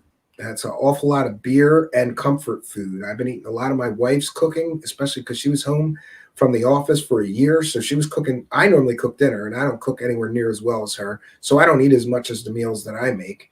But she makes all this delicious, like, macaroni and cheese and twice baked potatoes, and those are delicious. All kinds of delicious food my wife makes. So I was drinking too much beer, eating too much fatty foods, and, you know, carb-laden comfort foods, mac and cheese and pizzas and pizza rolls and pizza pockets and pizza this and pizza that. I was eating a lot of pizza. Thick crust pizza, Sicilian pizza. And so far for the 2 weeks, I'm doing pretty good. I don't miss very much food, but I would literally kill somebody for a pizza right about now. The lack of carbs is starting to get to me. That first few weeks where you're like, just eat a lot of meat. I like meat. So I'm eating bacon and chicken breast and steaks and, you know, ribs and shrimp. And it was good for the first couple of weeks. After that, it was like, I want a bagel. I want a slice of pizza, or I want, you know, a sandwich with some bread, or a meatball sandwich with a good roll or cheesesteak. Starting to affect me now. So I'm just going to start eating more bacon because Lee Guy told me to, right? Scott Morian said he was 20 pounds more. Yeah, what are you going to do? You know, it's easier to pack it on than it is to get it off. But I'm eating very healthy. I'm eating a lot of salads and raw foods. I'm trying to load up on raw foods and meat so that I'm not hungry. And between the two of them, I'm feeling pretty good. Victor says, I feel suddenly very fat. I'm 6'6" and I weigh 235. Well, it depends. It depends on how it's distributed, Victor. Some guys have, like, you know, big biceps and shoulders, and they carry a lot of weight in their muscles. I don't have muscles. So if I put on weight, it's just fat right here on my belly. And that stubborn belly fat is the hardest to get rid of, but I'm going to keep at it, right? Dot Tester says, love today's show. Great production. I hope we see their response or reaction from them and their customers. Generally, they ignore us, but we'll see what happens. B. Baker says, love beer. I just stop if I need to lose weight. Yeah. The last time that I lost a whole bunch of weight, I lost something like 45 pounds. And all I did, B. Baker, is stop drinking beer for, like, I think it was like 45 days. So that's crazy that I could drop that. I mean, I ate like low carb then too, I guess, and I exercised a hell of a lot. We have a treadmill here, which is also known as a coat rack. I haven't used it in a year and a half, but I used to walk for an hour on the treadmill and then I would jog outside. The treadmill we have is one of those shitty ones that you can only walk on it. You're not running on the treadmill. It's a real old one. So I walked for an hour inside while I was working with a laptop, and then I would jog for a while outside or walk, you know, twice a day for 2 hours a day. You'll drop a lot if you drop the beer and you walk around for 2 hours a day. Amy Collins says, I could go for raw foods if that means raw meat, steak tartare. No, you know, I love Asian food. Asian food is one of my guilty pleasures, one of my favorite things in life. I don't like sushi. I'll eat it, but I'm never like, yay, sushi, and I won't go somewhere for sushi. But sometimes if there's a buffet, I'll have a roll or, you know, try some just to make sure that I don't suddenly decide I love it. I've never. And steak tartare, no. Yeah, Space Cal says in spandex. I will be in spandex in a new music video, and that's all I will say about that. And God damn it, those outfits are tight. I think you should see my package in it. It looks fantastic. My package in this spandex outfit for this music video looks fantastic. I didn't even stuff it or anything. It just, you can see the veins in my balls, I think, in that outfit. It's just, spandex is too tight. I don't really like it. Yeah, Mike Gamblee says the spandex hour with Steven, and Spooky reminding everybody to hit like. Space Cal saying spandex and sushi night. Yeah, maybe we'll do that. Al Warrior says do some lifting, bro, and some cardio. I gotta buy weights, Al Warrior. I got a garage and I can clear some space. I would like to have a weight bench. When I was younger, me and my best friend at the time, we used to lift weights every day after school. We would lift weights for an hour or two, and I never got any bigger, but he did. I was always like shrimpy, but it's good for you, and maybe now I'll have better luck with that. Pinzer Flactum says, I'm excited for your video. I dig your music, seems my style. Good, I'm glad to hear it, right? Paul Cargo asking about the cabin barbecue. Here's what I've decided, Paul Cargo. I've decided as long as 800 people, let's say as long as 100 or less people show up, I would say. That's a good estimate. There is a state park that's huge with picnic tables everywhere right near the cabin. So if people really want to do that, I'll hold a barbecue. And people could, you got to get there on your own. You got to provide your own accommodations. Maybe a few of you I can put up at the cabin, but not 100 people. We'll have a barbecue and maybe some free lecturers. I'll twist a few of my friends' arms to come and lecture there, or we'll do some, some kind of event with a barbecue. I would like that. B. Baker spandex. I'm hoping for metal hair bands, Stephen. Yeah, been there. Right when I first started, metal was still a thing, but it quickly turned to grunge, thankfully for me. Yeah. There had better be metal hair. I had metal hair once. I had long black hair down to my ass. And I loved it, but it's too much to take care of. And so I kind of I pretty much had this haircut off and on for 20 years now. That girl Jessica, everyone could chip in $30 or something. I wasn't even going to make anybody chip in. We'll call it potluck. I'll order a bunch of pizzas. We'll have hot dogs and hamburgers or whatever we can make. There's grills there at that state park all over, and they're there for you. So we'll figure it out. We'll try to do an event. But what I've got to do is I've got to take a few people from my local area with me in my car just to make sure that I don't do all this and nobody shows up. Right? I'd be pissed if I went through a lot of trouble and nobody showed up. So I'm going to get Rogue Status, who lives in Philadelphia, and a few other people to be on the crew with me to go up to the cabin and we'll figure it out. I would very much like to do that and meet all of you in person, every single one of you. Karen Rocha says, thank you for another great show, Stephen. Sarah is constantly talking about her Jaguar and flaunting her plastic face. Very spiritual. Yeah, also very spiritual. Taking advantage of sick people, claiming that you can heal them of things like cancer.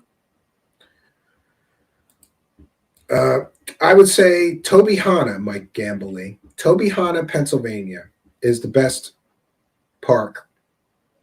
There's a lake. You could go swimming. They rent boats there. You can rent a canoe or a rowboat right there on the weekends. I think during the week, too, you can rent a boat. And I've got some blow-up boats and some other stuff, so it's a good place. Look up Tobyhanna State Park. It's right near the Army base as well, Mike. Al Warrior says, I wish I was in the area, but I'm in Texas. Well, you can always fly to Philadelphia and then rent a car and drive the rest of the way, but that's going to be a long journey for you, Al Warrior, so I don't blame you if you bounce. That girl Jessica, the money will help ensure the turnout too. Yeah, maybe. Unknown Sender mentioning food trucks. I don't see a food truck around there, right? Mike Gamblee says true stocks. That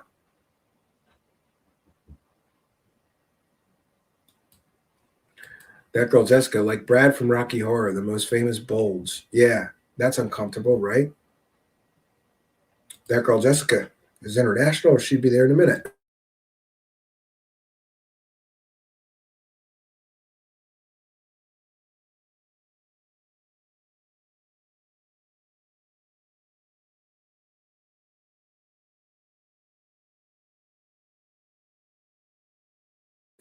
Sorry. I was muted. I know that. Please don't 50 people call me. I'm so jealous. Dot Tester says, I'm so jealous. Being in the UK, be sure to take pictures for us. Cheers. I'll send beer money, and we'll take it. Pinzer Flactum says, that sounds like fun, guys. Callie here. Well, that same state park also has campgrounds where you can get a campsite for like $10 a night. And I got a bunch of tents that I can loan people and whatever, you know. Yeah, I get it, that girl, Jessica. That goddamn cough button is the bane of my existence. Karen Rocha said, I would love to come. I'm all the way from Ontario. Believe it or not, it's the Pocono Mountains in Pennsylvania, Karen. It might not be that far a drive, 4 or 5 hours, and you'd be there. Yes, 6 cents. We'll have a bonfire. We could have a bonfire. Nothing like sitting by a campfire, have some burgers and beer, and shooting the shit. Yeah, I think it would be fun. We're gonna do that. I'll plan for it, and I'll be there, and I'll have food and liquor and, you know, some kind of a plan. We'll do that this summer. B. Baker asking about Cal Corp releasing something. No, I don't know that he did. Yeah, and I guess, you know, there's some other stuff I would like to talk about, but I'm going to save it for another show, and that is related to Manny and his Manny from Area 503 and his Lou Elizondo documentary. But briefly, I will say that it's funny to me that people are crying about copyrights, and these are the same show hosts that literally stole news reports from all over the world related to UFOs and just put them on their channel like they did any of that work. And now they're going to cry about copyrights. I think Manny is safe under fair use, from my interpretation. I have to read back up on it, I suppose. And I do want to mention that tonight we used videos culled from various sources. We put a disclaimer up at the beginning of the show. We played a fair use banner at the bottom of the screen. I am citing fair use because this is a transformative work, and we used those clips to educate the public about this medbed scam situation. And that is certainly allowable under fair use. Just another quick note, there's just a couple of days remaining in the long, protracted, stupid fight over a certain other show host filing a hard strike and filing legal threats with YouTube to have 4 of our videos taken down. 3 of the 4 are back now. However, 1 still remains, which we refiled the paperwork for. There was some kind of a hiccup or issue. They approved 3 of the 4, all using the same letter. So I'm confident that will be resolved soon for those that have asked. And I thank you for asking and supporting free speech. Tim Frick is late today, says, made it. I'm going to start from the beginning. Good. The 6th Sense, I have a telescope at the cabin. But people should bring one if they have one. Yeah. Lord Ludicrous Plaid. He who shall not be named lost his mind over the doc. Yeah. And that's another thing. The people that are coming out against this documentary, part of the reason that they're coming out against this documentary is because that documentary makes them look like assholes. Because all the information in that documentary was all pulled from public sources. It was all known things. And these show hosts that interviewed Lou Elizondo and did nothing but lick his asshole for 2 hours and let him talk, didn't give him one hard question, look like assholes now. If you interviewed Lou Elizondo and you didn't ask him about all the stuff in that documentary that Manny produced, then you're a piece of shit. And you're part of the problem, Mr. UFO circle jerker. No, I think some of the show hosts that are pissed off about that documentary know that documentary makes them look like idiot clowns that don't do any research. Because why didn't they They're the ones that got to interview Lou Elizondo. Why didn't they ask any of these hard questions? It's because they were too busy licking Lou Elizondo's asshole. That's why. And that documentary proves that they didn't do their jobs well. Proves that they gave Lou Elizondo a pass. And that's my interpretation. And hey, people are welcome to their opinion, right? Jello Putin, I got Teespring and I tried to figure it out. I think I'm going to put Spooky on that. I don't know. I couldn't get the thing to work right. And I got pissed off, so we didn't add it to the YouTube channel. But I'm all for it. The problem with Teespring is that, you know, they're going to charge you guys, my viewers, like $25 for a t-shirt, and then I'm going to get like $1. But I don't want the hassle of trying to print shirts myself, ship them myself. So free money is free money. And I'll buy a few of them myself to wear on the show or whatever, or to give away as gifts. So we're going to do that. I'll put it on my list of things to do, Jello Putin. I promise. The Sixth Sense, giving a link to the Who's Lou documentary. Yeah, go on over and watch that. And you tell me if all these people, all the people that have UFO shows that interviewed Lou Elizondo gave him a pass and gave him a softball interview. They didn't ask any of the questions raised in this documentary. So maybe these UFO circle jerk show hosts who are so butthurt over that documentary are only butthurt. Listen, that documentary wouldn't be here if you had done your job and asked those questions. But you didn't. You were too busy licking Lou Elizondo's asshole to do your job. It's your job to ask hard questions, not give him a pass on everything because you're a big fan. Let's see. He lied to the New York Times or misrepresented his role in that government program. He lied to the general public saying that he ran a UFO program when really that program was about foreign aerospace threats. It's not aliens. It's not spaceships. Foreign aerospace threats. You know, like Chinese drones. And more, but I don't want to get into it here. We'll try to cover it on another.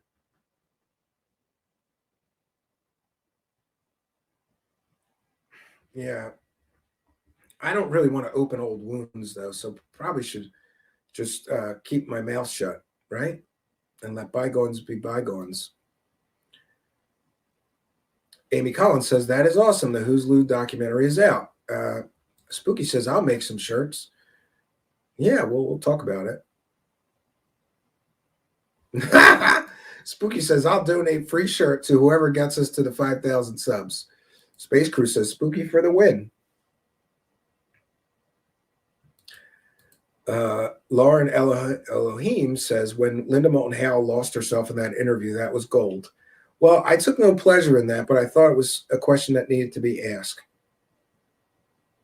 And yes, there are some shows that are dissing Area 503, but they have a reason to do that. And it's not because he didn't do good work on that or raise important questions or find new information or share new information. And, you know, my view of the whole thing is that Lou Elizondo is a public figure. And if he's going to make ridiculous claims like I ran a UFO program that was funded to the tune of $22 million, and then we find out he lied, that wasn't the case, that program was not funded with $22 million, or he lies to the New York Times, or he lies about whatever, we have a right to look into him, see where he's been, what he's been up to, what his ethics are like. After all, we're supposed to just believe a guy who says that the government has crash retrieved aliens or biological samples. He makes a lot of ridiculous claims. And by the way, he was a member of TTSA who promised us all a spaceship. If we invest, there's no spaceship, Lou Elizondo. Why didn't one of these UFO circle jerk hosts ask Lou where the goddamn spaceship was at least? Too busy licking assholes. That's what they do. Right? Oh, Spooky, it's hostile. Yeah, it's a hostile question. It's a hostile question. B. Baker says, Area 503, he did real work. I agree. Now, some people had a problem with that he brought in stuff about Lou Elizondo's family. Lou Elizondo brought his own family into it when he made ridiculous claims. And he also brought his own family into it when he invited his wife and child to his GQ I'm a Hero award ceremony. He involved them. So, you know, and you know, any documentary filmmaker has to make their own moral and ethical choices. I did ask Manny to redact some things when I saw a preview, and he did. So it would have been there would have been a lot more in there that people would find objectionable if not for the redactions. And like I said, every documentary filmmaker or you know, any content creator has to make their own choices. What's moral? What's ethical? Is this okay? Is this relevant? Is this in the public's best interest to know this information? Should I include it? Should I not include it? Manny made the best calls that he could. He's human, right? And he did make one mistake that I'm aware of when he said that there was no incorporation for Nevership Empty Incorporated. Somebody found it. It was in Delaware, where everybody who wants to avoid paying taxes incorporates their business even when they don't live there. It's a well-known tax haven to incorporate your. I think my LLC actually. I shouldn't throw stones. I'm pretty sure my LLC was originally incorporated in the state of Delaware. But it is what it is. Manny made a mistake, and he printed, you know, like a retraction. He said, I was incorrect on this statement, and here is that document. So people are already finding us new information based on the good job that Manny did. And all of his sources are on the website, who'slou.com. L-U-E, by the way. Yes, and Gunner65, our Truth Seekers investigator, is hot on the case of this Anderson time travel scientist running what we believe is a charity scam. He's awaiting response from New York director of UNESCO, Elliot Minchenberg.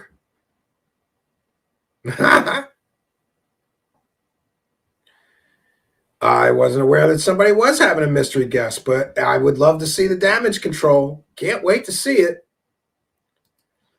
Amy Collins says something about being harsh and true to Linda is kind of like kicking grandma. But then again, my grandmas were never full of shit. Yeah, maybe you're right. And I really like, I have to be honest, like, would I have made some of the same decisions that he made? Maybe not. I might have done things differently than him, but it's not my film, it's his. And, you know, people are getting butthurt just because he thanked me at the end. Here was my involvement. He said, Stephen, you do a lot of video editing and things, and you've done a lot of projects. Can you look at what I've done and then give me some advice or critique on my rough version? And I did that. And there was very few things I offered as a suggestion. I told him maybe that it was too long, and I told him that one part was very repetitive because he repeated the same one piece over and over and over again with the same video and audio. So I told him, you gotta put more variations of that in, and a few other just like stupid, subjective, artistic things, creative things. I had nothing to do with the actual content, though. I did look at his sourcing material and was impressed at the level to which he dug and found all the stuff, and it was all public information. Anybody, including the UFO Circle Jerk hosts who interviewed him, could have found that stuff and asked him about that stuff. Nobody did it but Manny, and now let's all attack Manny for giving us more information about this person. It's a thankless job, but I thanked Manny. I thought he did good, especially for his first documentary film attempt. Right? You ever try to do that? Go try it. Before you judge a man, you better go walk a mile in his moccasins, because that is some hard ass shit to do. Yeah, he gave full credits to everyone respectable. Well, there is some issue. There is some issue, Sixth Sense, with fair use, because I think he said video compliments of a few different shows that he didn't actually ask them, but he did credit them and say compliments of, which people finding fault with. I say fair use is fair use, and good luck. You know, good luck enforcing your copyrights. Karen Rocha says that Sarah claims on her Facebook page she has made around $3 million in 5 years. I don't know about her claims. This is the same woman who claims she can open stargates and talks to angels and aliens appear in her bedroom every morning. So I don't think we can really trust what she says about how much money she's making. I think she likes to pretend that she's super successful. But until I see bank account information proving that, I won't believe it. And neither should you. Blaine Ryan, I loved it, was riveted the whole 3 hours. Yeah, people are hungry for more information.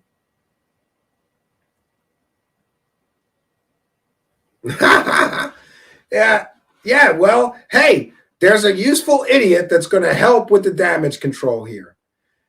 God bless the useful idiot, right? God bless the useful idiot. And I got to tell you that I happen to know about some more things that are going to be coming out soon. And I would be, if I was one of those Lou Elizondo ass lickers, I would be extremely cautious about licking ass in public of Lou for the next short while, because more stuff is coming. And I believe that, you know, I'm not going to say anything else. More things are coming. And those more things don't paint either TTSA or Lou Elizondo in a very good light, right?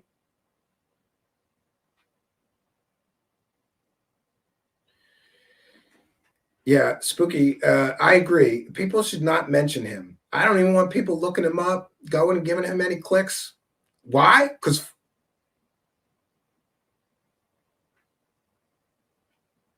I'm not going to repeat old stuff. It is what it is.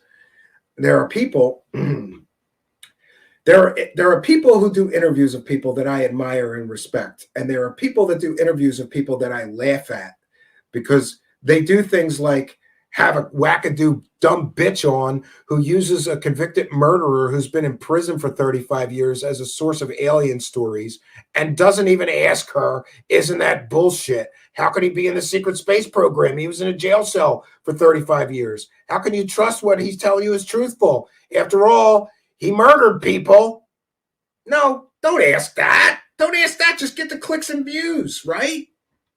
Lick her ass, the old bitch, right? Some people do that. That's their method. I don't have to like it, right? Charles Lou says, Lou is the ops. Manny just called him out. I loved it. I don't know what Pragmagic is doing to people.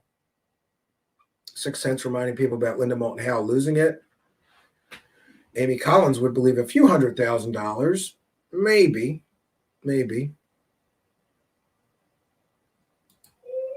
B. Baker, I refuse to give it views since bashing women. It's been weeks. Yeah, some show hosts like to bash women that have breasts, right? God damn those women with their breasts and their coochies and their clits. How dare they talk about UFOs? We support women with coochies and clits and breasts talking about whatever they want to, including UFOs.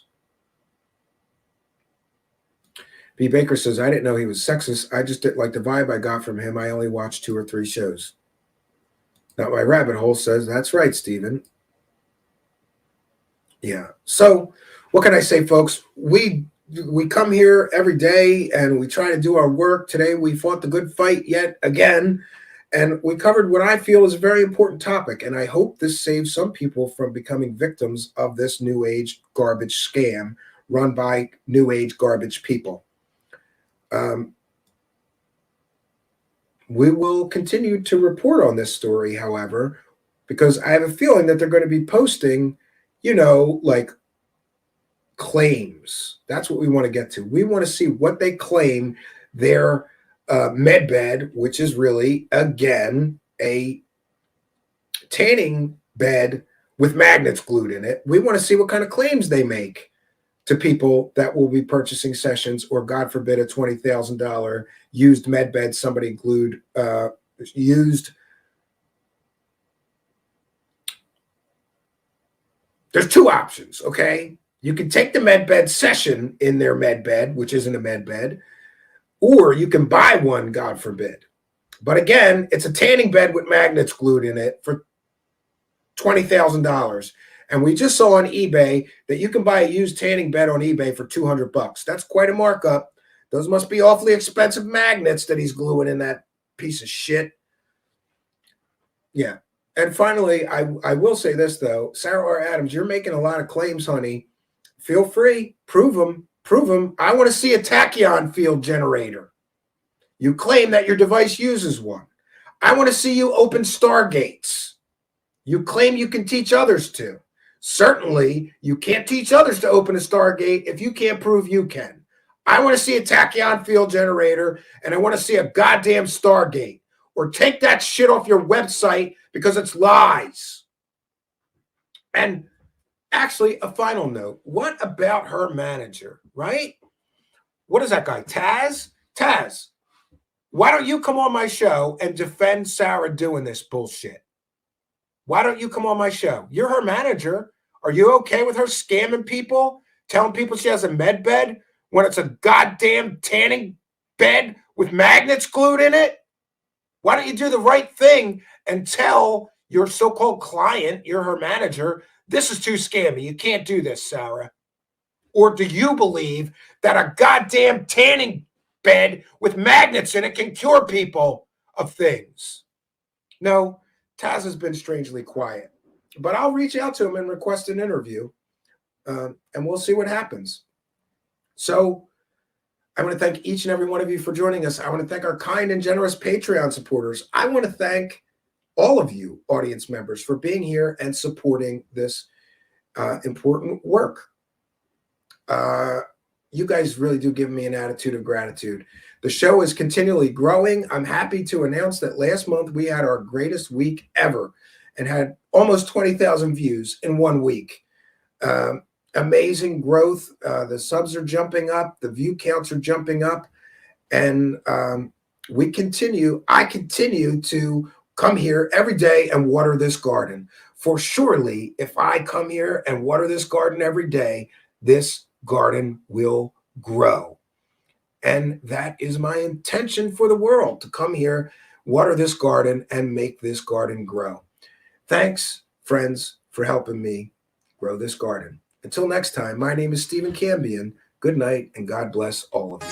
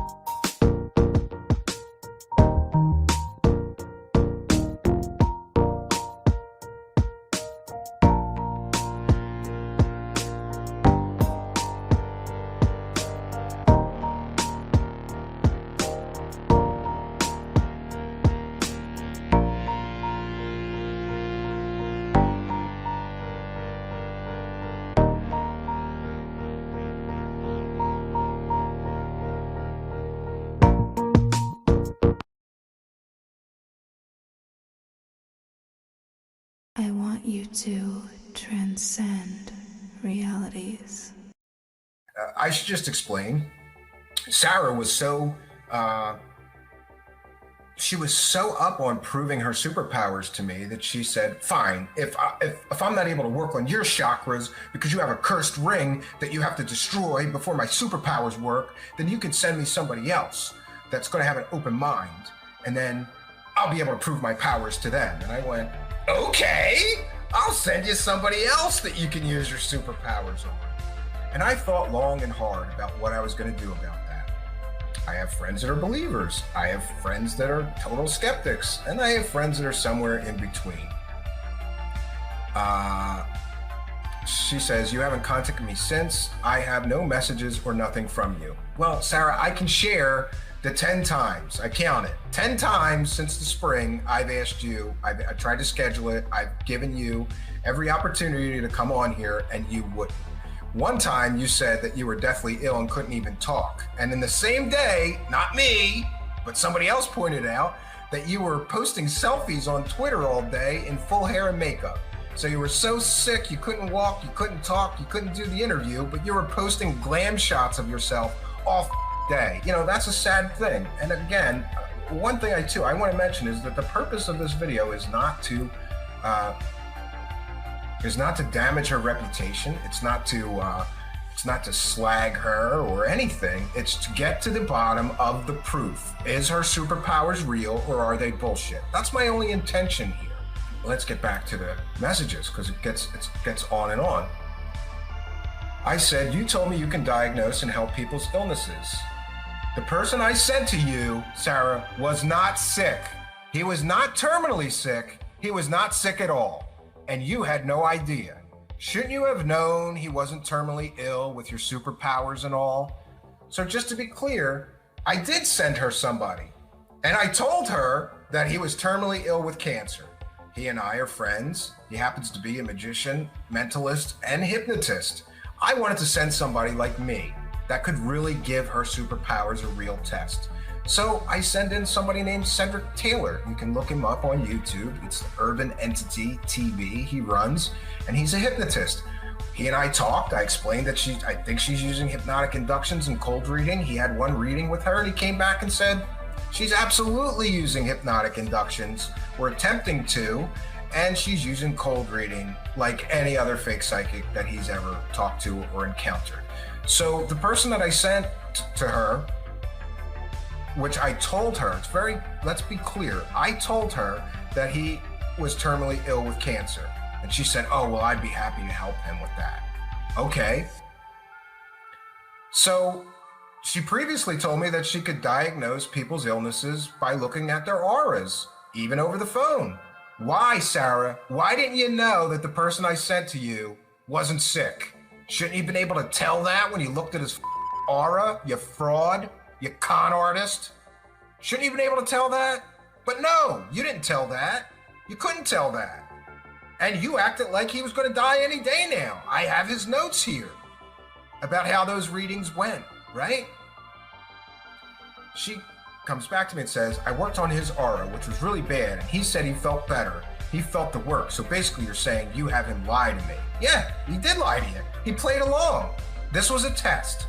This was a test of Sarah R. Adams' superpowers. A test that Sarah R. Adams failed miserably. You failed miserably, Sarah R. Adams. Your superpowers aren't real. And when somebody went in there claiming to be a terminally ill cancer patient and talked to you on the phone, you had no idea that he wasn't even sick. Shouldn't you have known that? You're a psychic, right?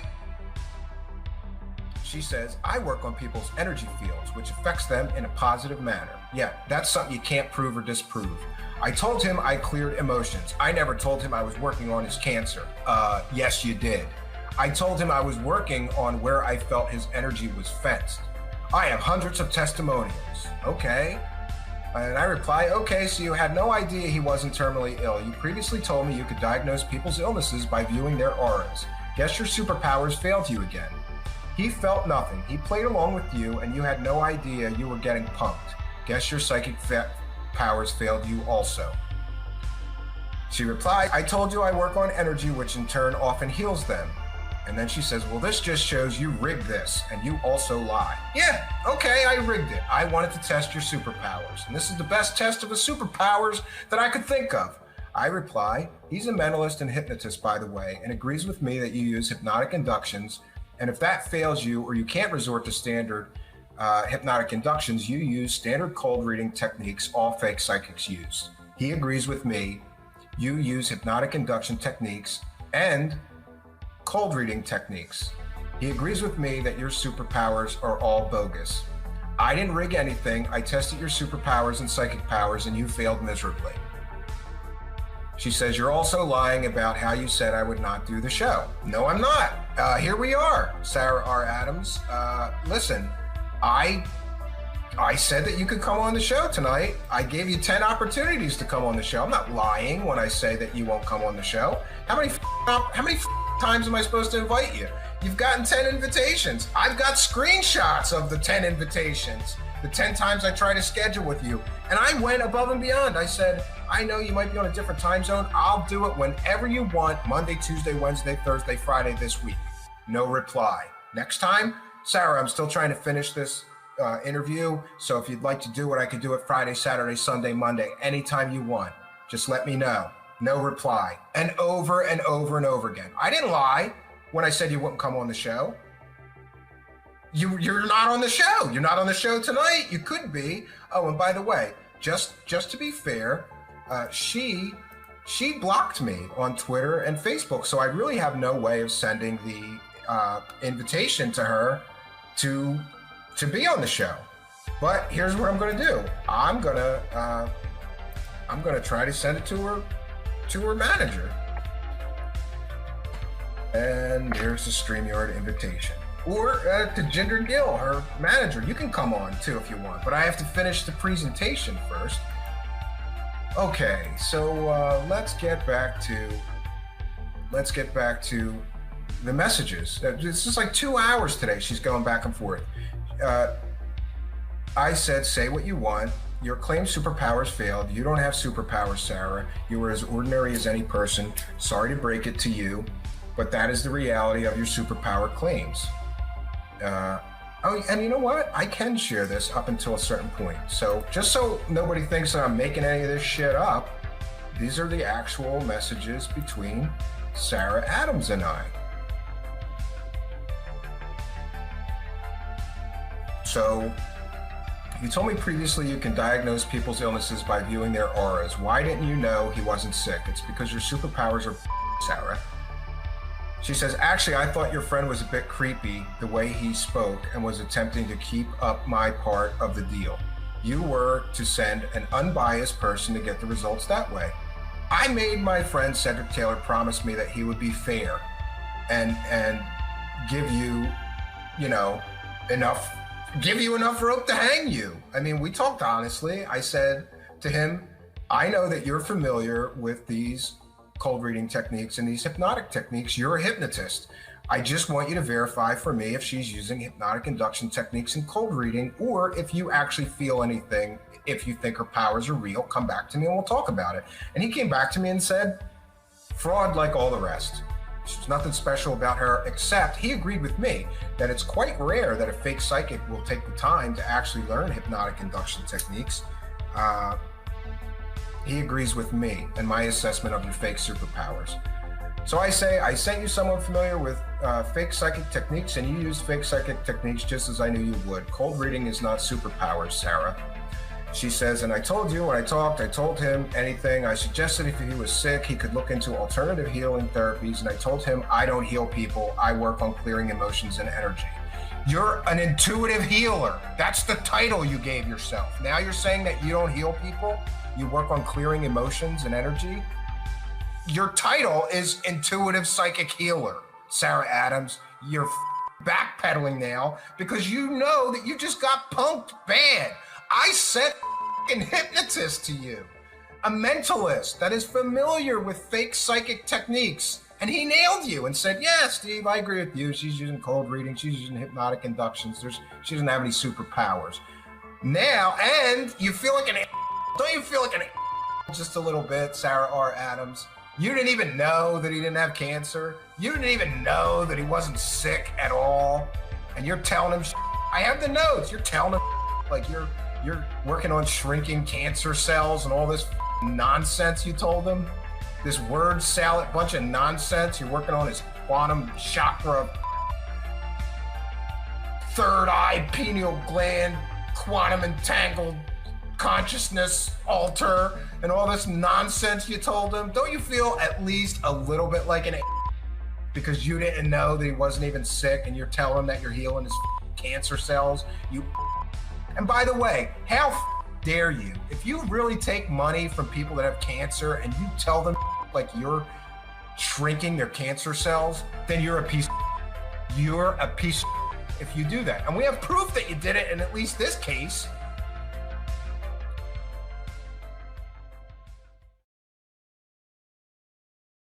What do you see with your mind's eye?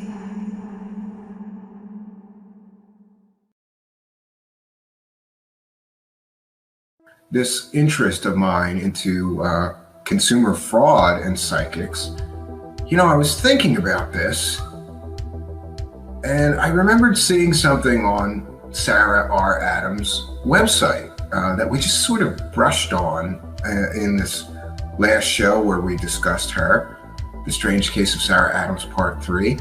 I'm not sure that this is a Part 4, really, because, but I wanted to touch on what we sort of missed touching on. And I wanted to ask Sarah R. Adams to show us the Stargates. I'm sorry. I want to see the Stargates. I want to see the Stargates. If you're taking money from people teaching a class that you can open Stargates, right? You're telling people you're going to teach them that you, Sarah R. Adams, can access, create, and open Stargates, and that you're going to teach people how to do that for money. Then show us a Stargate. Come on, just show us one. You don't have to show us multiple Stargates. Just show us one Stargate. Get your phone out, put it in the room, push record, go live on Facebook, YouTube, whatever you want to do, Sarah R. Adams, and show us a Stargate. It's basically consumer fraud. It's in black and white. Share something from her website because I find this interesting. Well, actually, what I really find interesting is how she can get away with this. So here's something from Sarah's website. This is the courses that she teaches. So she takes money from people to teach, right? Okay, Light Being Activation course. This course will teach you how to create and open and access Stargates and portals. That's just the first sentence. That's just the first sentence of what she's promising in this course. It will teach you how to create, open, and access Stargates and portals. Now, I'm assuming since Sarah R. Adams is teaching this course in how to create, open, and access Stargates and portals, that she can do that, right? So here we are, friends. We found her. She's got another superpower. This girl's got more superpowers. Like, growing up, I read comic books. I don't remember ever reading in any comic book a girl that had more superpowers than Sarah R. Adams. I don't know one. This is another major claim that she's making, that she can open and access Stargates and portals. So, I think it's fair, Sarah. Get out your phone, push record, go live on Facebook or YouTube, and show us a Stargate. Just show us one. Or is what you're doing fraud? Can you really not open Stargates and therefore you can't teach anybody to open Stargates? Because this is a pretty far-fetched claim, and I can't believe if you've got smart people around you and like a manager that they wouldn't go, yeah, that's a little too much. Pour it on a little too thick. You can create and open and access Stargates and portals. Friends, she's got superpowers. And not only that, she's going to teach you to have similar superpowers. She can teach you to open Stargates. It's awesome.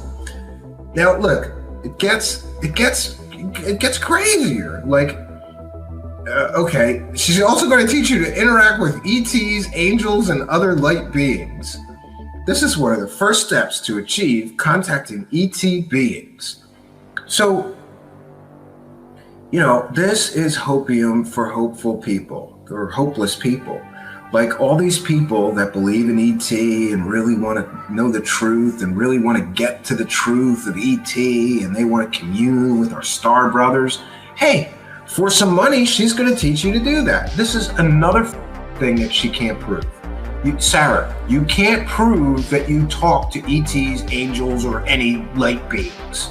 And if you can, again, push record on your phone, go live on Facebook, go live on YouTube, and show us some ETs, aliens, and other light beings, man. I can't wait to see this. So far, you got to show us Stargate, and then you got to show us an ET, an angel, and other light beings. I guess you can pick Sarah or Adams. You can pick whatever other light beings you want. But so far, you got to show us a Stargate, ET. You got to show us that you interact with ETs, angels, and other light beings. Jesus Christ, what am I doing here?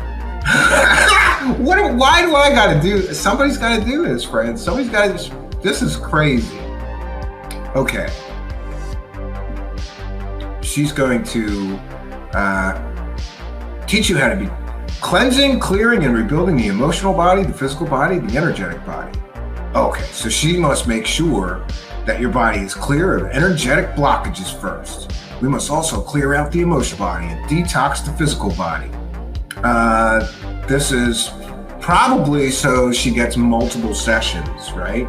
You're not just giving her $200 and learning, you know, how to open the stargates. First, she's got to work on your chakra, quantum dimensional, word salad bunch of bull, and get like multiple sessions. You're going to be going to her many, many times, not just once for this. And it's probably, she doesn't list prices, probably a couple $100 a session. That's my guess, that's my speculation.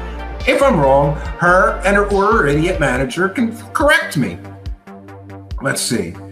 She's going to guide you through an energetic rebirthing process into higher frequencies to achieve accessing any ET or angelic being. One must function at higher frequencies. Again, that's probably another session. She's got to fix your frequencies or some.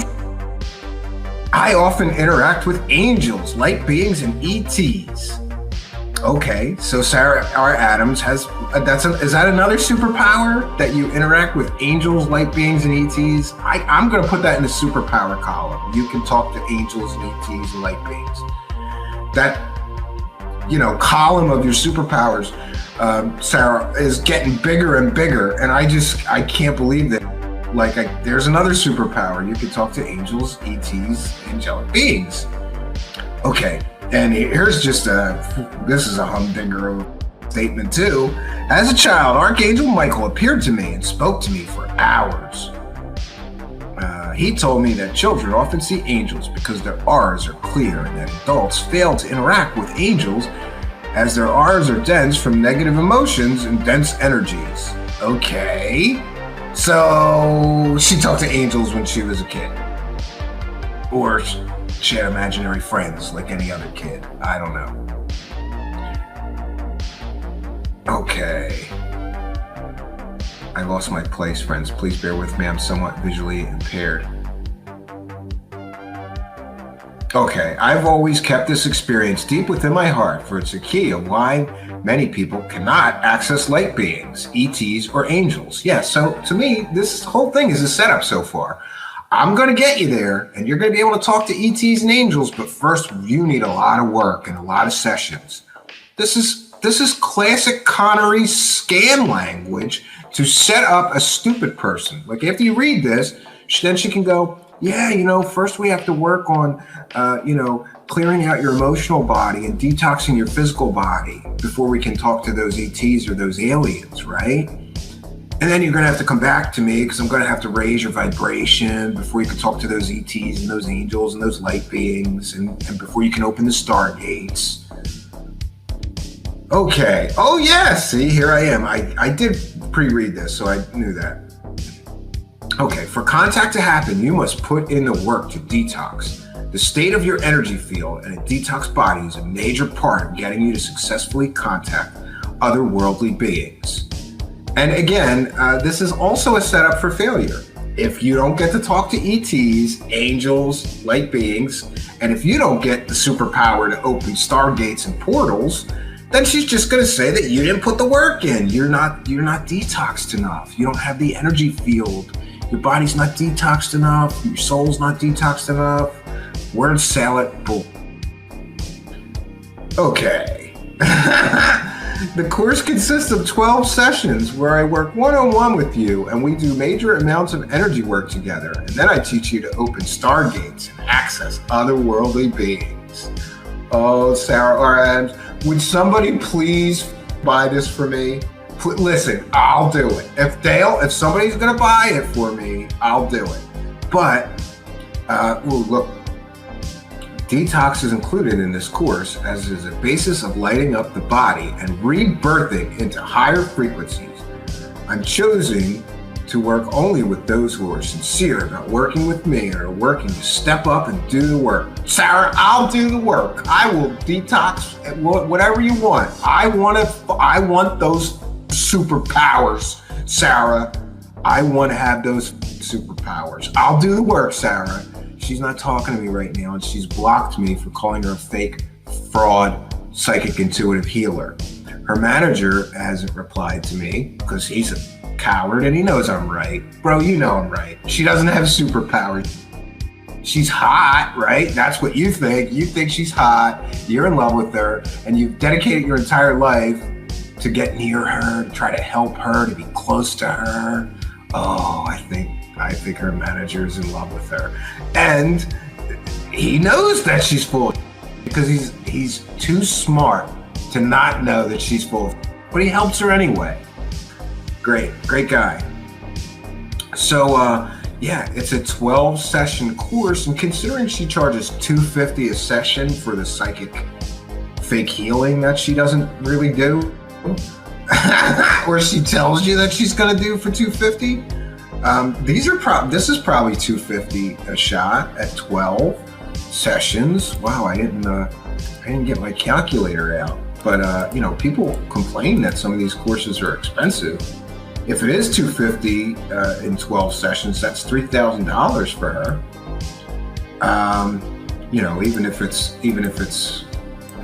If she's giving a discount for teaching as opposed to using her superpowers at $250 an hour, maybe she's doing $125 an hour, in which case it's still $1,500 to take this course on how to open and access stargates and portals, interact with ETs and angels, and other light beings. So, listen, here's where I'm at, Sarah. Show us the aliens, honey. Show us the aliens, honey. Show us the angels. Go live on your phone. We've all got a phone. You got a phone, right? Set it to video, press record, open up stargates, right? Open up those stargates, Sarah. Put your phone on, open up the stargates. Show us the stargates. Or are you a fraud selling people fake shit? If you can't show us that you can open a stargate, then how should we believe that you can teach us to open a stargate? And why am I even talking about this? She's got to prove her superpowers, bro. She's got to. Or what she does is consumer fraud. Honey, if you can't show us the stargate, then you're selling people lies. And that's fraud, honey. That's fraud. So I think maybe we should take some bets to see if they don't change the wording of their course in the next couple of days after hearing about this. Because they know I'm right. They know I'm right. Hey, to Jinder, to Jander, to Jesus, whatever her manager guy's name is, that guy. Listen, you know I'm right, bro. You know I'm right, and you got to change that at least. You at least got to change that. You got to slack off some of that bull. You got to pull back on the bull meter. You never let her go full bull, dude. You never go full bull. She went full bull to Jinder And you let her, bro. You're supposed to be her manager, right? You're supposed to care about her. If you cared about her, you would tell her that she went full bullshit and she can't go that far. She's got to pull back. She's got to pull back at least a little bit, you know? She should have said something like, she can teach you to open and navigate astral dreamscape stargates, right? Because that's a little more dreamy and ethereal, and you're not just saying that you can open stargates, you know? You gotta layer in some more word salad bull, or this is really like, looks like fraud, it smells like fraud, because it is fraud. She's gonna teach us to open stargates. Bro, I wish to God I wouldn't have pissed her off. I wish I would have tried to take that course first. Because then I could just come back and say, I took the course, I did what you told me to do, and I couldn't open stargates, so she's just stealing money from people, teaching them how to open stargates that don't exist. Sarah, your superpowers aren't real, honey. Your superpowers just aren't real. I'm sorry to be the bearer of bad news.